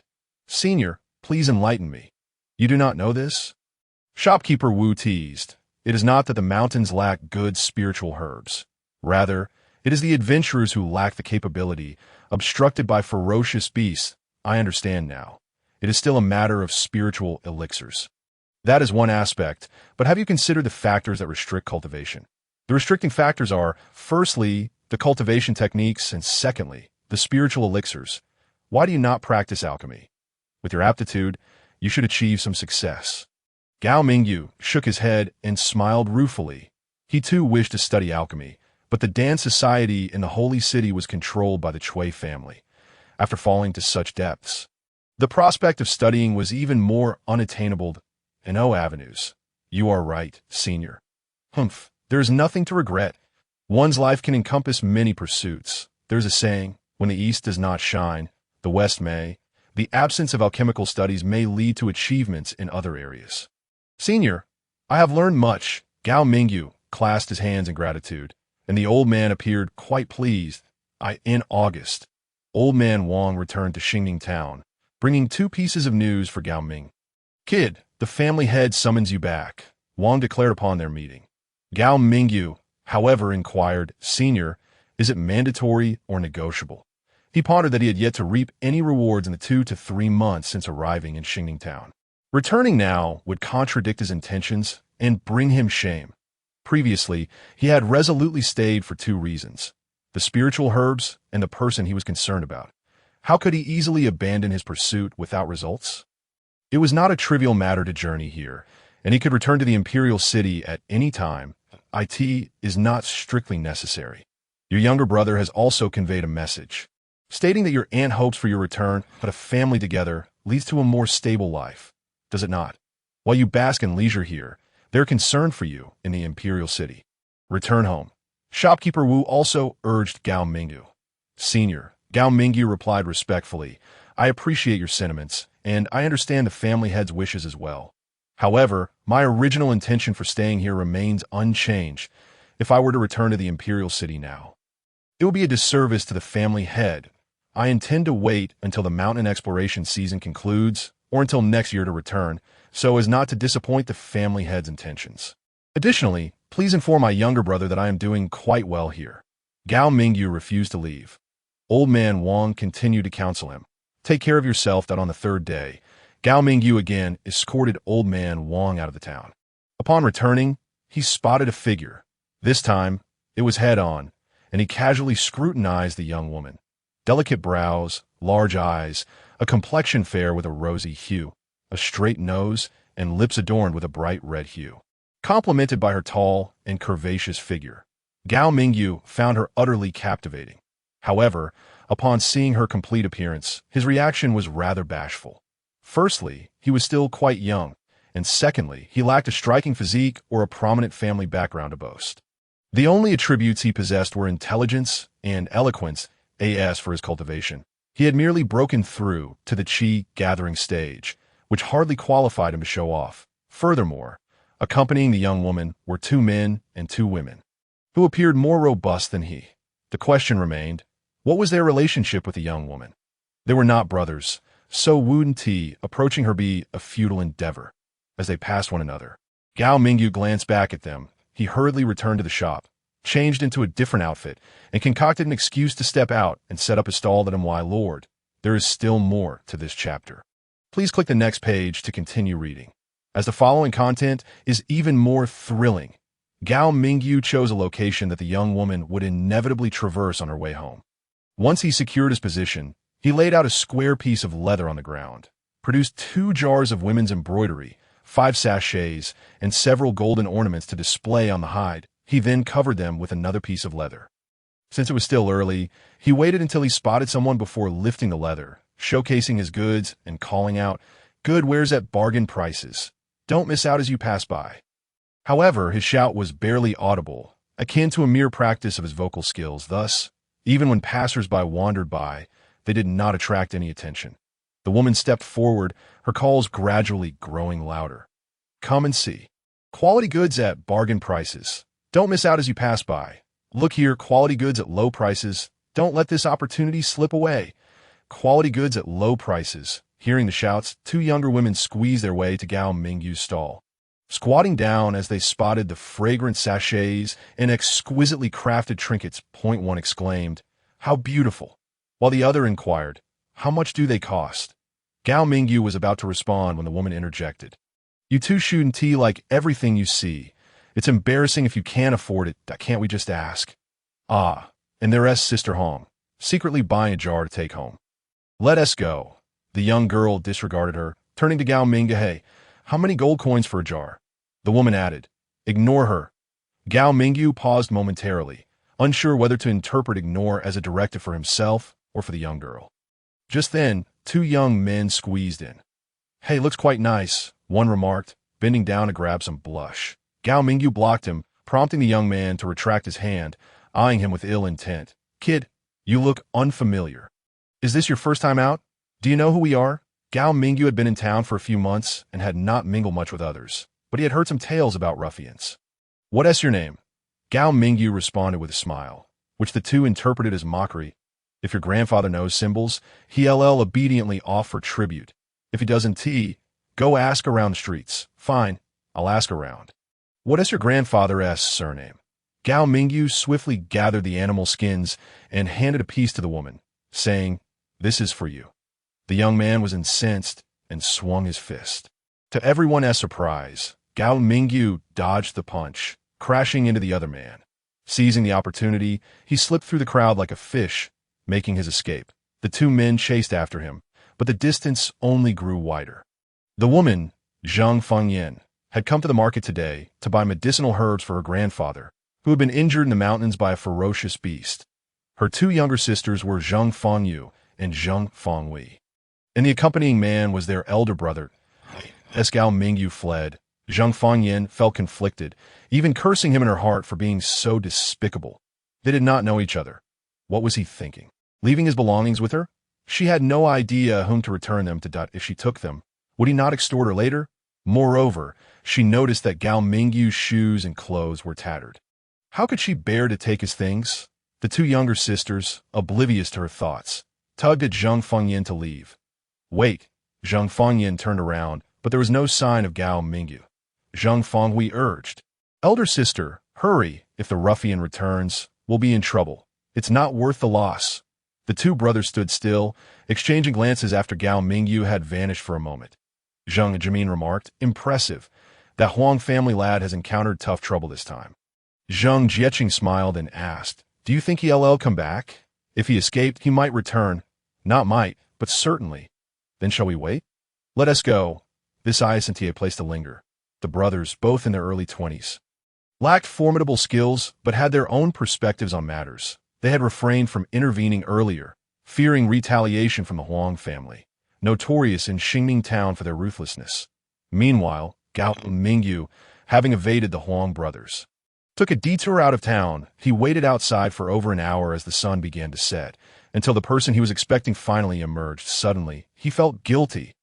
Zhang Fangyan, still fuming, hurled the items in her hands towards him from several paces away. Gao Mingyu did not catch them, allowing the items to scatter across the ground. His thoughts lingered on how provoking this woman would make all his efforts in vain. I'm sorry. He averted his gaze from Zhang Fangyan and addressed the two brothers. Gentlemen, today's incident was my fault. I have implicated you. Humph. Zhang Jimin stepped forward. The moment you fled, I knew you would return. I didn't expect you to wait outside the town while we laughed on the street. By the way, do you mean your offer sincerely or insincerely? In truth, Gao Mingyu's refusal to accept had already clarified the matter. What sincerity or insincerity? Once something is given away, it is unreasonable to take it back. Carrying it would only be a burden. Moreover, losing it while running would equally benefit someone else. Thus, it was better to escape quietly. Was he being wronged? Not appreciated. Zhang Fangyan silently scolded, turning her gaze elsewhere. Xiao Hui, pick it up. Zhang Jieqing commanded before asking. Why did you wait for us here? I feel quite ashamed to say. Gao Mingyu scratched his head, seemingly hesitant to speak that a man should be bold. What is there to hide? Well, I'm new here, and now I find myself in this predicament. Where do you hail from? The imperial capital. Zhang Jieqing paused, then asked, You come from the imperial capital, yet you are all alone. At your age, you'd likely be dead on the road. To be honest, I just sent my companions away this morning. I stayed at Minkeotang, and you see my current situation. What do you mean? Could you perhaps provide me shelter for one night? The two brothers exchanged glances, Zhang Jimin scrutinizing Gao Mingyu with keen interest. You say you are from the imperial capital? Indeed, Gao Mingyu confirmed, then candidly added. In fact, I arrived in Xingning town at the end of May, intending to set up a stall, but I didn't expect things to turn out this way. You work at Minkeotang? Yes. How old are you? Over 16. Not yet 17, Zhang Jieqing chuckled, suddenly asking. You claim to work at Minkeotang, yet your attire, you understand. Gao Mingyu felt no embarrassment, throwing the question back at them, leaving them to guess he had changed into ragged clothes and worn shoes in preparation for an imagined scenario. Anticipating the possibility of trouble, the brothers exchanged glances, surprised by the turn of events. Zhang Jieqing finally said, We can provide shelter, but there's one condition, as long as it's within my means. Gao Mingyu nodded in agreement. Zhang Jimin then asked, Could you teach us the escape technique you used? Who doesn't know? The arts of cultivation and martial skills are secrets not to be divulged. Zhang Jimin expected Gao Mingyu to outright refuse his surprise. Gao Mingyu agreed that I can, but only after I've evaded this turmoil. Seeing the brothers about to consent, Zhang Fangyan interjected, Be quiet. You have no authority to decide. Zhang Fangyan led her two sisters away. Zhang Jimin gestured, and Gao Mingyu returned with them to the village. The Zhang family resided in L Village, where dozens of people lived in 3 buildings with 4 rooms each. There was a front courtyard but no backyard. The main house stood facing east, with side rooms on both sides. Most households in the village bore the surname L. The Zhang family were outsiders, said to have lived in the village for 100 years. On the way back to the village, Gao Mingyu exchanged names with the Zhang brothers while inquiring about their experiences in the mountains.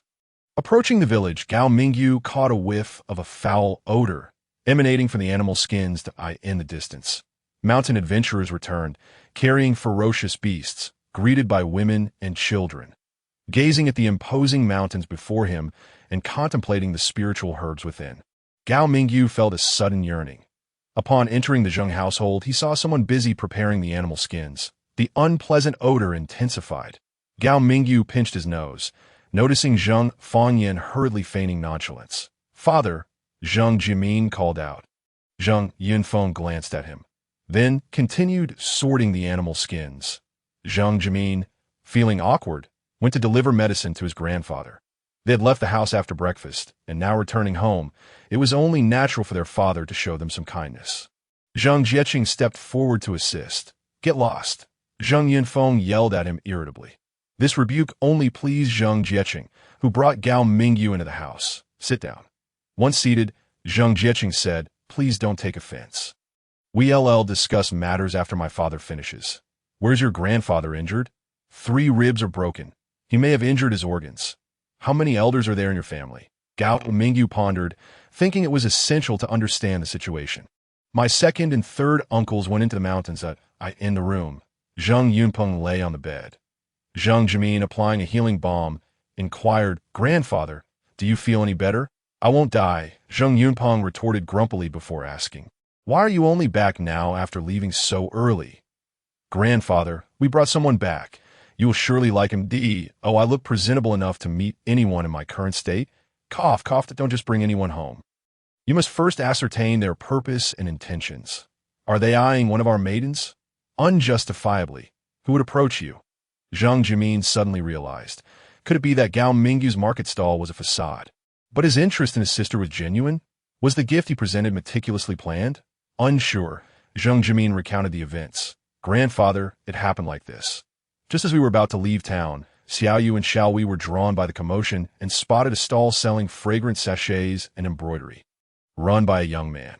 While they were inquiring about the prices, a boy from the Huang family came to cause trouble. Consequently, the young man hastily gathered his goods and handed them to Fang Yan. Seeing this, the Huang boy became furious and the young man fled down the street. Return his belongings. We were delayed. What is his name? Why did you bring him back? Gao Mingyu. He claims to hail from the imperial capital and previously worked as a servant at Minqiotang. His reason for coming here is to evade this so-called storm. You believe him just like that? Humph. Who would dare bully a servant from Minqiotang? You have not considered this thoroughly. Zhang Jimin thought to himself. This is not the main point. We brought him back because his escape skills were quite remarkable. You are delusional, grandfather, he has agreed. What? But there's a condition. He must evade this so-called storm. Have you inquired about his abilities? It is said he has reached the gathering chi stage. His age, 17, as of October. Zheng Yunpeng closed his eyes in contemplation for a moment before instructing Zhang Jimin, Go, summon your father. The following day, Zheng Yunfeng was preparing to venture into the mountains with his 2 brothers. Gao Mingyu took the initiative to express his desire to accompany them. Zheng Yunfeng not only did not object, but also handed him a bag of insect repellent, advising him to apply some before entering the mountains to avoid being bitten by venomous creatures. A group of over a dozen people gathered at the village entrance, and as soon as they arrived, they set off. This was Gao Mingyu's first expedition into the mountains, and he could hardly contain his excitement. On the 3rd day of their journey, Gao Mingyu discovered a fine spiritual herb known as the golden lotus. Noticing the surroundings were clear, he swiftly dug it up and stored it in his spiritual ring. This was his first venture into the mountains, and the first spiritual herb he had collected, worth the equivalent of half a year's salary at Minqiotang. He later found a few ordinary spiritual herbs. Yet even so, Gao Mingyu's mindset had begun to shift out on the 4th day. A ferocious beast blocked their path. It was rumored to be an adult red tiger, causing Gao Mingyu to feel a twinge of anxiety. Although he had not seen one firsthand, he had heard tales of its ferocity, swift in movement and quick to where to be targeted or angered by a red tiger made escape nearly impossible. He had also heard that red tiger meat was delectable and its hide beautiful, a favored choice among women. However, his knowledge remained solely hearsay. He had neither witnessed a red tiger nor tasted its meat. After a while, the scout returned with alarming news. You 2 are in trouble. At least 400 to 500 pounds. The leader inquired. What do you suggest? Should we take a detour or retreat? An elderly man, surnamed L, aged around 70 or 80, was the only expert in chi manipulation among them. Damn it, I've been craving that for ages. Yet again, I can only look but not touch, someone joked bitterly. Another added, perhaps we can devise a plan to avoid it, but doing so repeatedly is merely an excuse for incompetence. You claim to be clever. Come up with a solution. Zheng Yunfeng echoed, do not be reckless. Avoidance is the only option. Consequently, the 17 individuals present quietly chose to take a detour. Encountering the red tiger and opting to evade it underscored the gravity of the situation. However, misfortune struck, and they could not escape. As they prepared to retreat to the mountainside and head to another peak, they inadvertently startled another ferocious beast. With a deafening roar, a brilliantly patterned beast emerged before them, standing 5 feet tall. Its head large as a basin, and its eyes resembling fists. Gao Mingyu was taken aback. He turned to flee, but Zheng Jimin caught hold of him. Stay calm. Running in panic is far more dangerous. Nevertheless, everyone was in a frenzy, instinctively reacting to the sight of the beast so close at hand. Gao Mingyu, pulling Zheng Jimin along, sought refuge beneath a large tree. Others were also hiding behind trees. With some already climbing up, Gao Mingyu suppressed the urge to climb and instead drew a 2-foot-long iron sword. Though inferior to a precious sword, it was sharp in the sacred city. He had purchased it for 100 spiritual stones to embellish his appearance. In this moment of peril, he took it out for courage. Zheng Jimin steadied himself, peeking cautiously to inform Gao Mingyu, another red tiger, and it appears larger than the one we encountered before. Upon hearing this, Gao Mingyu tightened his grip on the iron sword. He practiced a footwork style known as the spiraling step, renowned for its agility. Additionally, he had trained in another martial technique called the Great Buddha Palm, known for its power. Unfortunately, his cultivation was still low, and he could only unleash the full potential of the Buddha Palm after breaking through to Qi manipulation. The red tiger hesitated for a moment before charging toward one direction. Those hiding behind the trees hastily fled. Otherwise, their lives would be forfeit. With a crash, a tree as thick as a bowl was toppled by the red tiger. It rushed past, then turned back. This time, it set its sights on Zheng Jimin and Gao Mingyu, prompting Zheng Yunfeng to urgently shout, "Run!" Zheng Jimin fled, but Gao Mingyu did not retreat. Instead, he faced the red tiger, inadvertently drawing its attention in the chaos. He too began to flee, making himself the target of the red tiger's attack. I could see that moment. Gao Mingyu remained exceptionally calm. The tree he hid behind required two to encircle. He did not believe the red tiger could fell such a large tree. Logically, he could have retreated in the opposite direction. Yet he did not. His subconscious harbored an impulse to prove himself against the colossal beast, intending to strike down the red tiger while ensuring his own survival. However, in that fleeting moment of hesitation, the opportunity to escape had already slipped away. The red tiger lunged, moving with lightning speed toward Gao Mingyu. He dashed behind the tree, not concealing himself, but rather exposing himself directly to the red tiger's gaze.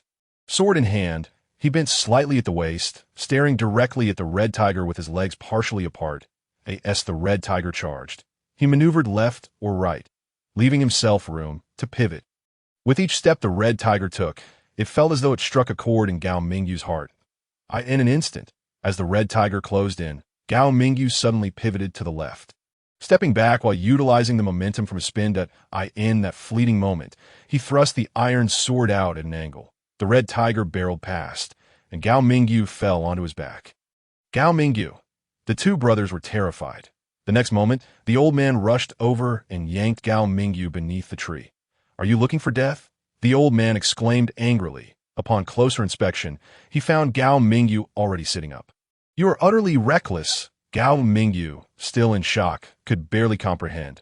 Looking again at the red tiger, it was thrashing wildly on the hillside, charging left and right. Clearly, it had sustained serious injuries. "Climb the trees," the old man commanded. Everyone scrambled up the trees to witness the red tiger rampaging through the forest. In all their past experiences, this was the most heart-stopping encounter they had faced. Soon, the red tiger collapsed to the ground. "Ha ha!" Laughter echoed through the mountains. After a while, everyone descended from the trees. The Zheng family father and son approached, and everyone gathered around. Gao Mingyu rubbed his head, feeling both prideful and fearful. His hasty decision had been a moment of bravery. But upon reflection, it seemed overly reckless. "Gao Mingyu," Zheng Yunfeng called out, reproaching him. "What did I say before? I made it abundantly clear before we set out. Why did you act so impulsively? Not valuing your life is a sign of irresponsibility." Gao Mingyu dared not retort. "Uncle, I have learned my lesson." "Learned what?" "You were simply reckless." Zheng Yunfeng's anger stemmed from another critical reason. Gao Minga hailed from Meteor City. If he were from a prominent family and something happened to him, the Zheng family could not bear the responsibility. Moreover, on a deeper level, he hoped Gao Mingyu would become a member of the Zheng family. Today's performance demonstrated that he possessed both courage and wisdom, as well as potential. At least we are safe, Old Man L remarked, asking Yinfeng, where does this lad come from? Although impulsive, he is clever. A critical moment, his mind was agile. A friend brought back by my brothers. Zheng Yinfeng briefly explained. The old man did not press further, but stated, according to past customs, the person who delivers a fatal blow to a ferocious beast is entitled to its hide, unless they voluntarily forfeit it. This time is particularly special. This lad single-handedly hunted the red tiger, and the hide rightfully belongs to him. Additionally, procure 2 more legs of the tiger. The remaining portions shall be equally divided among all present. Yinfeng, do you have any dissenting opinions? Young man, what about you? Do you hold any differing views? Gao Mingyu deemed the elder fairly just. Thus he remarked, Uncle Zheng, you shall take charge. Let us proceed as per the elder's wishes. Old Lu is the sole master of Qi among them. To defy his desires would render any future endeavors with him impossible. The others, having contributed nothing, were not entitled to voice their opinions. Very well.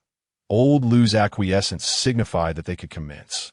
Consequently, all ventured to the location of the red tiger, with the next step being to skin and butcher the beast before returning to the village. This expedition into the mountains marked the 5th day.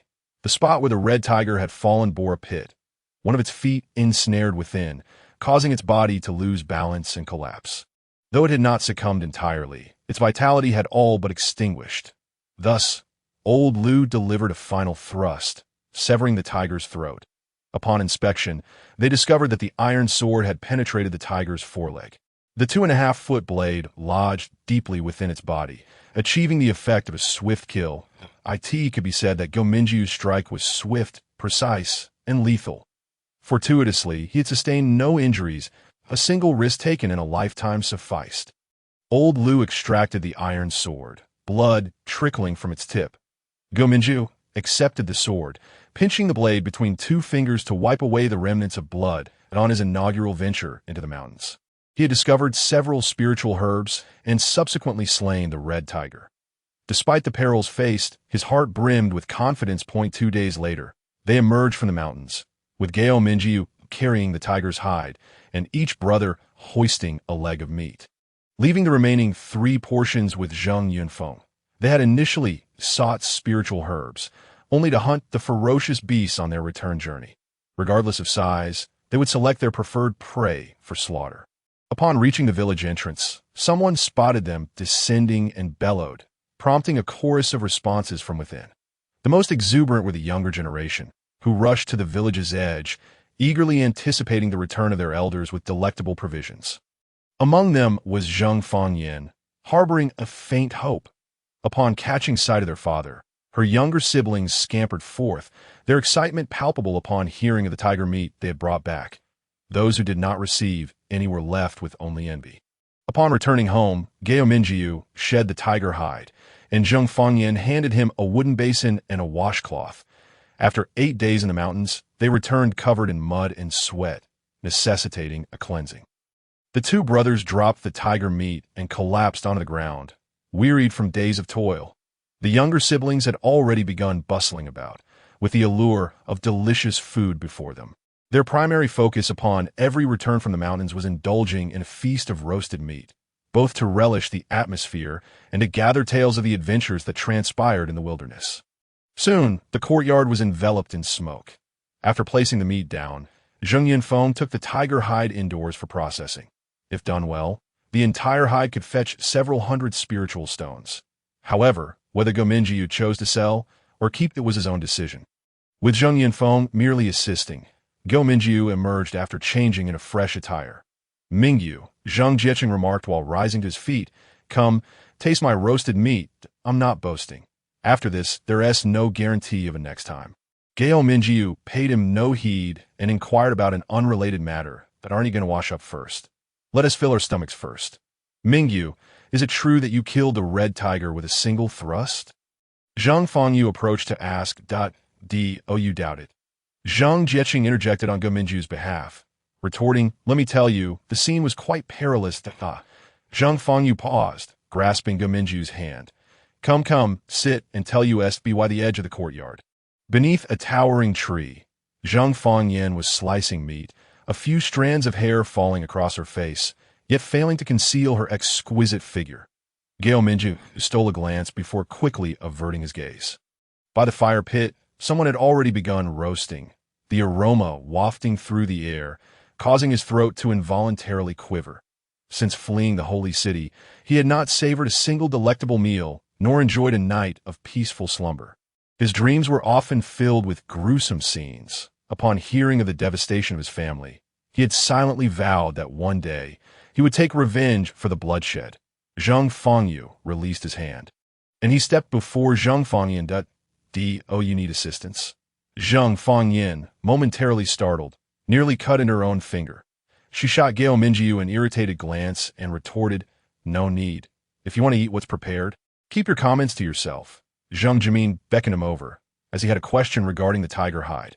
Upon seeing it, Gominju felt an undeniable thrill. The fur was lustrous, a striking blend of yellow and white. Ideally suited for crafting a warm fur coat. Using it as bedding would be a disgrace to the hide. "What do you think?" Gominju countered.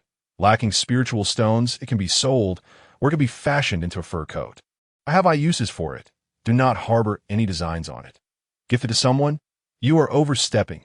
Gominju was well aware of Zhang Jimin's intentions. "Here, take this." Zhang Jimin handed him a piece of roasted meat. Gominju took a couple of bites before spitting it out. "Ugh, it's dreadful." He then retrieved his own seasonings. "If it tastes this bad, how can you swallow it?" Roasting meat is all about the timing. And secondly, the right amount of seasoning. You lack both, hence the terrible flavor of your meat. With that, Gominju took it upon himself to mix the freshly cut meat with spices and served it. Cooked to medium rare, it was finally enjoyable. "It seems you two are a glutton," Zhang Jieqing teased as he joined in. The following day, they stayed home, as Zheng Yunfeng intended to conserve energy before their next outing. Seizing the opportunity, Gominju sought to converse with Zhang Fengyan repeatedly. Initially, as he began to speak, she would turn away, subsequently avoiding him, rendering Gominju quite embarrassed. However, in a couple of days, Zhang Fengyan's demeanor shifted, greeting him with a bashful smile. Thus, Gominju took the initiative to engage her, receiving a response in return.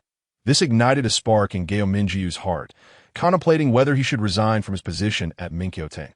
Before he could act on it, he accompanied Zheng Yunfeng into the mountains once more. Upon returning after several days, Zhang Fengyan's joy upon seeing Gominju was indescribable. She assisted him in unloading the beast meat from his back, bringing him a basin and a washcloth, teasing him that he smelled terrible. In that moment, Gominju's heart brimmed with delight. Naturally, the elders observed the interactions between the two that evening. Zheng Yunfeng brought Gominju to meet his father. As the door swung open, Gominju instinctively sensed that the forthcoming conversation would determine his fate. "Father, this is Gominju." Zheng Yunfeng approached to adjust his father's pillow. Zheng Yunpeng turned slightly, and upon seeing Gominju's appearance, remarked, "Young man, your physique is rather unimpressive. However, I have heard that you possess a sharp mind and hail from the imperial capital. Do you harbor feelings for my daughter? Speak truthfully. I may just grant my approval. But lying will have its consequences." Zheng Yunpeng spoke in a hushed tone. The moment he began, Gominju stepped closer, eager not only to hear his words clearly, but also out of respect for the elder. Once Zheng Yunfeng finished speaking, Gominju did not respond immediately, contemplating his words for a moment before voicing his thoughts. "Grandfather Zheng, Uncle Zheng, I grew up in the holy city, but due to my family's decline, I was compelled to leave. What was the reason? To avoid retribution? Oh, and your parents and family. After leaving the holy city, we became separated, each leading our own lives. Why father sought work elsewhere, while my mother took care of my younger siblings. My initial aim in coming to Dajo was to undergo trials, but by a twist of fate, I ended up working at Minkyoteng. That I heard you came from the imperial capital. I assumed your family resided in Meteor City. You traveled alone to undergo trials. Does your mother not worry? I traveled with my aunt. They remained in Meteor City. Will you stay or leave? For the time being, I will not depart. Why is that? 2 reasons. First, for the spiritual herbs in the mountains. Second, as you just mentioned, what did I say? Zhang Fangyan, I wish to marry her. You intend to marry her and subject her to a life of hardship. No, I will not leave Dazhou anytime soon. How long is not soon? Is there a definite time frame? 20 years. Where to next? First, I shall leave Dazhou. As for the future, it may lead to the holy city or elsewhere. Then, the elder hesitated. Go Minju surmised his thoughts. Grandfather Zheng, if you trust me, you may accompany me, and why old bones have not many years left. If they go, let it be them point one day when you rise to prominence. Treat them well, provide them with a future, and I shall rest easy. Grandfather, I do not speak in boastful terms, nor do I seek to deceive you. My resolve to wed Fangyan is steadfast. Point one must dare to dream as well as to act. I am aware of your lofty ambitions. However, exercise caution, for with family comes responsibility. From this moment forth, you must refrain from impulsive actions. Otherwise, the consequences may be dire and unforeseen, I understand. Allow me to recount the tale of the Zheng family. A century ago, they fled here to Dachu to escape vengeance. Yet each generation has faltered, remaining stranded for 100 years. I do not inquire about the origins of your grievances, as all feuds are fundamentally similar. What I value is capability. Only with skill can one venture beyond Dachu. If you cannot escape, then living in Qizhou or the imperial capital is preferable to remaining here, though we are sheltered by the mountains. Where spiritual herbs abound, this does not alter one's fate. You grew up in the holy city, absorbing the principle that strength commands respect. Gao Mingyu nodded. Very well, let it be as such. After sharing these words, Zhang Yunpeng appeared quite feeble. Gao Mingyu bowed respectfully and exited the room. Today marked a moment of candid exchange, and his words bore logic, sufficient to withstand scrutiny. The following day, Gao Mingyu resolved to resign from his position at Minqiotang and took Zhang Fangyan to the town. Halfway there, Zhang Fangyan inquired, "Are you selling the tiger skin? I heard it could be exchanged for a substantial amount of spirit stones." "What are you thinking?" Gao Mingyu paused to respond, "That is the only betrothal gift I possess." Hee hee. Zhang Fangyan chuckled lightly and asked, "Using animal hide as a betrothal gift, do you not find it rather shabby? It was earned with my life. If I lose my life without securing the hide, is it worth it?" "It is worth it." "Why?" "Because of you. Because of me." Upon hearing this, Zhang Fangyan raised her hand to strike Gao Mingyu. "Am I worth a mere hide? Or do you expect me to bear responsibility for your life? Previously, we were strangers. What relevance do I have in this? It is your one-sided affection. You misunderstand." Gao Mingyu ran a few steps before turning back to say, "My perilous actions were well considered. Half for you, seeking your approval, and half for fortitude. Do you think me foolish? The premise of my actions was to preserve my own life. Humph, it's easy to rationalize after the fact. Caution is always advisable. Without life, how can you fulfill your own words? Your reminders are not a nuisance. They serve as encouragement. If you find me verbose, I shall cease. Reminders are not mere chatter." As they continued their conversation, Gao Mingyu went to resign from his job. He left without a word for 20 days. Regardless, he should provide an explanation to the shopkeeper Wu. Additionally, he wished to convey a message to his aunt that he intended to establish a household and would not return to Liuxing City for the time being. He did not plan to choose El Village as his residence.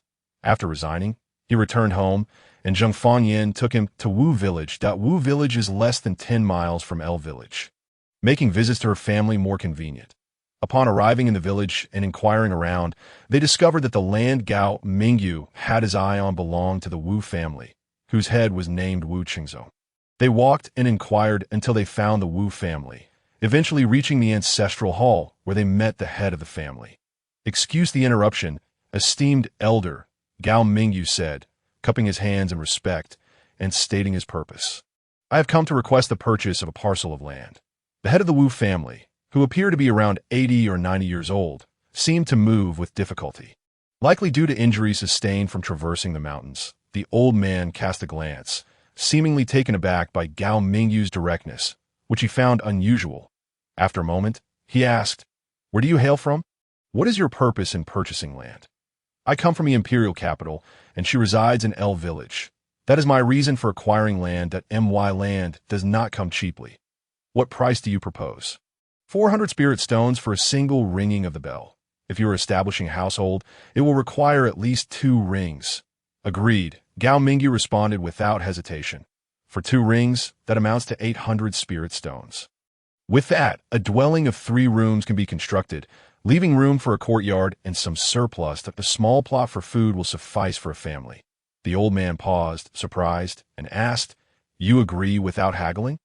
"Esteemed elder, I am unfamiliar with the territory. I will rely on your guidance in the future." "Cunning lad," the old man chuckled. "When shall we measure the land?" "Once the mountain expedition concludes, I shall return." "Very well." With the land deal settled, when they returned, the Zheng family expressed their approval. Once the mountain expedition was complete, they could start building their home. As for labor, the Zheng family was more than sufficient. The materials required for construction were abundant in the mountains, and daily meals posed no issue. Construction commenced in September, and by the time heavy snow sealed the mountains, Gao Mingyu's 3-room dwelling was completed. After the new year, in early March, the Zheng family organized a wedding for them. Although no one from the Gao family attended, it did not hinder the ceremony. The next day, the couple began their life together. A few days later, Gao Mingyu visited the Wu family bearing gifts, aiming to foster good relations, as he had heard that the Wu family was renowned in the village and possessed a master of qi manipulation. When the time came for the mountain expedition, he intended to join them. "Young man, well done. You speak and act accordingly," praised the Wu family head, raising a thumb in approval. Present were his descendants, so Gao Mingyu tactfully addressed his son as uncle and referred to his grandson as brother. They then sat to chat, and when the conversation turned to the mountain expedition, Gao Mingyu sought to gauge the Wu family's head sentiments. "Esteemed elder, when the time for the mountain expedition arrives, I hope for your assistance. Spare me the flattery. I have heard of your reputation as a ruthless individual." "Wu grandpa, that was merely a stroke of luck," Gao Mingyu replied. "That cannot be said. Strength is one aspect, but courage is equally vital. This is what we call wisdom coupled with valor. Otherwise, would you take a liking to him? That is precisely my concern. One is born reckless, that a responsible person does not easily abandon their life. His audacity indicates he knows what he is doing." Wu Shimin interjected. "I heard you previously worked at Minqiotang, but you left for what reason? Was it solely due to establishing a family, or is there more to it?" "That is one reason," Gao Mingyu replied.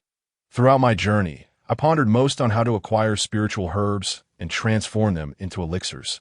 This brought me here. The heart of man is of one mind. Did you find a solution?" "I did not. Spiritual herbs lie within the mountains." Wu Zhenghong began, but fell silent. As the Wu family head shot him a glare, shallow-minded, the old man scolded, "Do you think spiritual herbs refer solely to those found in the mountains? Only those lacking ability venture into the mountains to make a living. Meanwhile, those living in the city can easily obtain spiritual herbs without embarking on such journeys. That IT relies on both strength and intellect. I have no other expectations of you.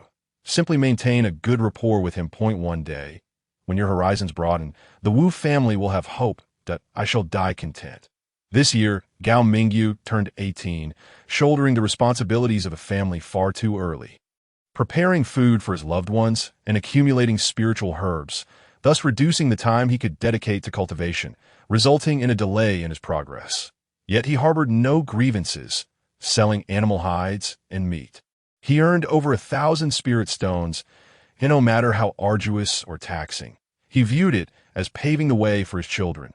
When heavy snow sealed the mountains, Gao Mingyu finally found a moment of respite.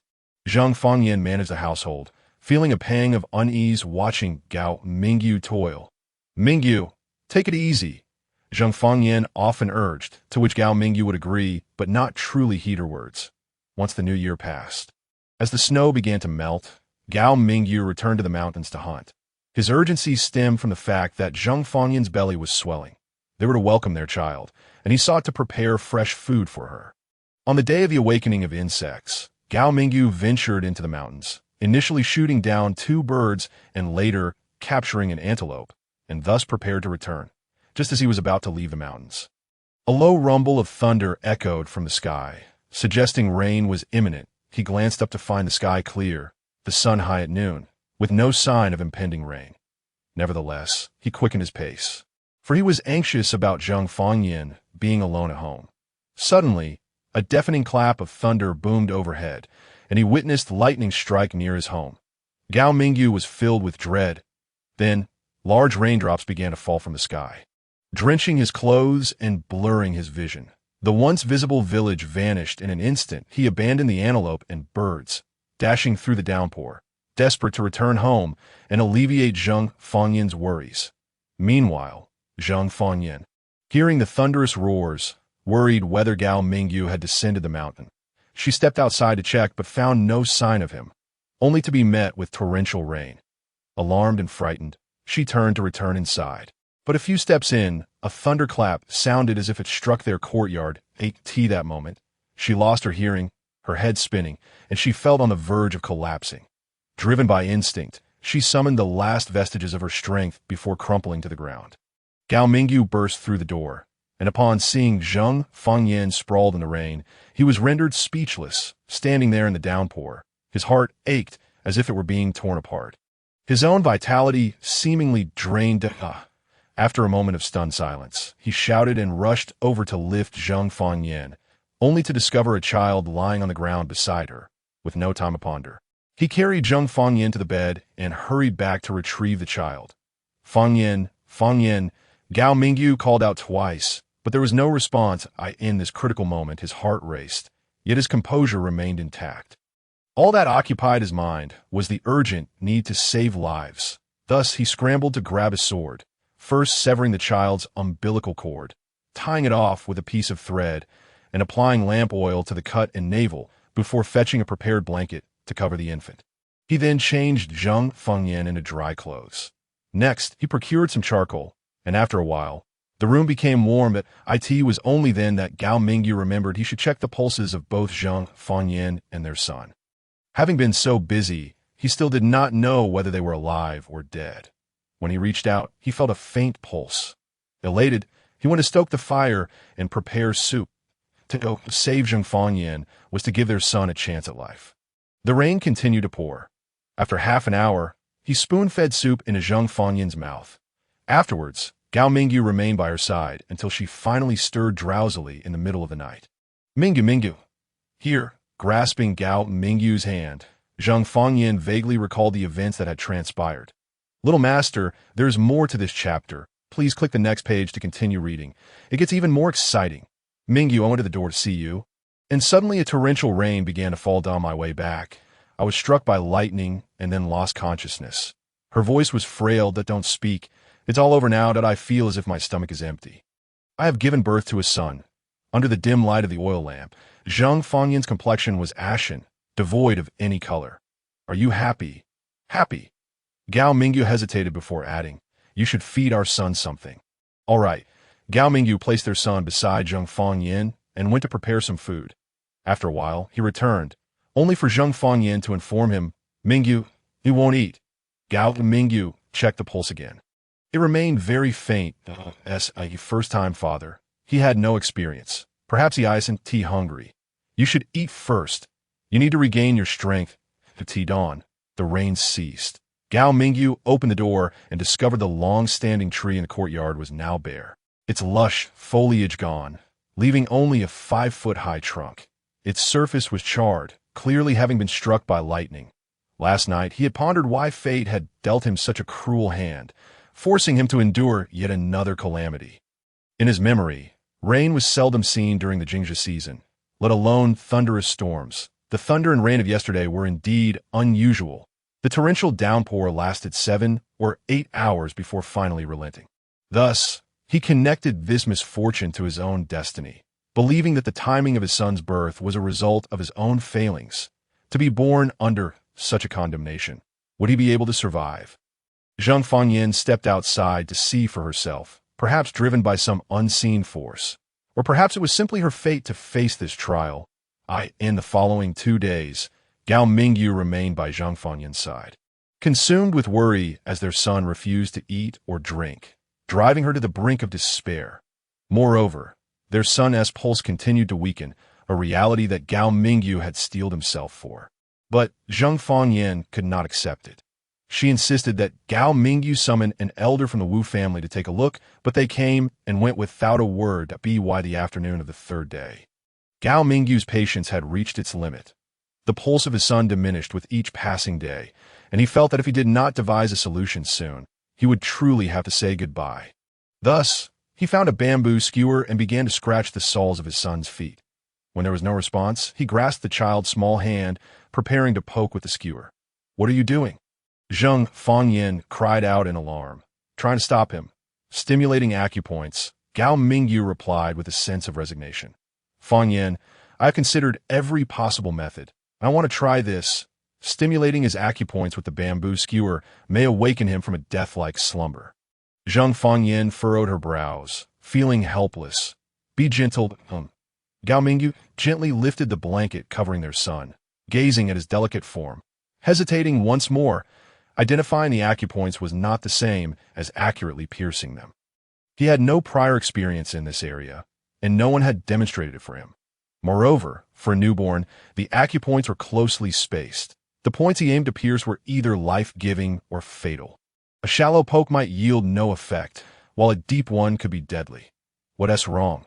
Seeing Gao Mingyu hesitate, Zheng Fangyan grew anxious. "Don't speak." Gao Mingyu instructed softly, gently piercing the bamboo skewer into the space between the eyebrows. Then the Yingxiang, Shenting, Shangxing, and Baihui points that a person has hundreds of acupoints, 50 extraordinary vessels, 54 life-giving points, and 108 fatal points. Therefore, he tried to avoid the lethal points as much as possible. Even if it came to a last resort, he would prick lightly and swiftly. Each jab was more painful than the last. Gao Mingyu gritted his teeth, enduring the anguish as he completed the front and back. Targeting the Jianjing, Fengshi, Feiyu, and Shendao points, carefully steering clear of the crucial areas, the Yamen, Zhongshu, and Du meridians. Once he had stimulated all the necessary points, Gao Mingyu directed the skewer towards the Ren meridian. If this point could not awaken him, then there would be no hope. Suddenly, a clear and powerful cry erupted. Gao Mingyu was taken aback, holding the skewer in shock as he stared at his son. The child had come back to life. At that moment, his heart was filled with uncontainable joy. In the Jingxia season, amid the thunder, this event was extraordinary. At that moment, Gao Mingyu was completely unaware of the implications of his actions. Likewise, he did not realize that through the acupoint stimulation technique, he had opened the blocked pathways in his son's body, allowing the energy that had surged within him due to the thunder 2 days prior to flow freely once more. His son's revival was a result of his efforts. Thus, it was destined that his son's life would perhaps be anything but ordinary in some cosmic way. This seemed to be fate's design. Zheng Fangyan wept tears of joy, wanting only to cradle her son and allow him to suckle the engorged milk. Gao Mingyu stood there, at a loss for what to do. After a moment, Zheng Fangyan looked up and said, "Quick, give her son a name." Yes. Gao Mingyu walked back and forth the room before finally saying, "On the day our son was born, the Yin energy was heavy. I want to give him a name that signifies rising. What do you think of the character Yang? The nickname will be Yang Yang." Zheng Fangyan was oblivious, her heart solely focused on their child. "Let's name him Gao Yang." Gao Mingyu thought to himself as he took out a jade box to store the bamboo skewer. In the following 2 months, Gao Mingyu observed his son's progress daily. However, he mostly found him sleeping. As May arrived, they began to venture into the mountains, and each time he returned, he noticed changes in his son. Yet, after being away for a few days, the bond grew distant again. His son would play for a while, then want to be held. With wide open eyes, the little hands would scratch at his face. Days passed one after another. The T1-year-old, Gao Yang, did not speak. This issue troubled Gao Mingyu. At first, he thought it was merely a delay in speech that a year later, when their second son was born, Gao Mingyu grew anxious, fearing that the acupoint stimulation had left lingering effects. Yet, aside from the silence, everything else seemed normal. The second son was named Gao Chong, and by the age of 1, he was already babbling. One day, Zheng Fangyan, as usual, placed the 2 brothers together while she attended to other tasks nearby. Suddenly, she heard a clear voice, "I dislike you." Turning around, she saw Gao Yang glaring with wide eyes, raising his small hand as if to strike. Gao Yang, you can talk. Zheng Fangyin was momentarily stunned. Finding it hard to believe, she had been anxiously waiting and worrying every day. How would they manage if their son couldn't speak in the future? Then she scooped Gao Yang up, exclaiming, Gao Yang, say it again. You haven't called me mother since you were born. You haven't called father either. Gao Yang looked around for a moment, then whispered in her ear, Mother, I've heard you nagging every day. I'm tired of it. Zheng Fangyin was taken aback again. When did you learn to understand our speech? Before I learned to walk. Then why didn't you speak? At first, I didn't want to. Then I was too lazy to. Truly, if he hadn't spoken, it would have been one thing, but upon speaking he uttered such astonishing words. A few days later, when Gao Mingyu returned from the mountains, Zheng Fangyin told him that Gao Yang could talk. Gao Mingyu was equally elated, scooping his son into his arms, bombarding him with questions. Once he had regained his composure, he cautioned Zheng Fangyin that the occurrences surrounding their son were far too extraordinary to be disclosed to outsiders. It was sufficient for the two of them to be aware that a couple of years later, Gao Mingyu welcomed another daughter into the family, which added to his busyness as his children grew day by day. He was not only responsible for their sustenance, but also for laying a robust foundation for their future. It was only with a solid foundation that their path to cultivation would proceed smoothly. During his leisure moments, Gao Mingyu taught them to read and write, making good use of the classic texts in his possession. In addition to literacy, he also imparted knowledge of spiritual herbs. Gao Yang, at the age of 8, began his cultivation of qi, and by the age of 15, he had already broken through to the gathering qi stage, specifically at 14 years and 3 months, 2 whole years ahead of Gao Mingyu's own breakthrough.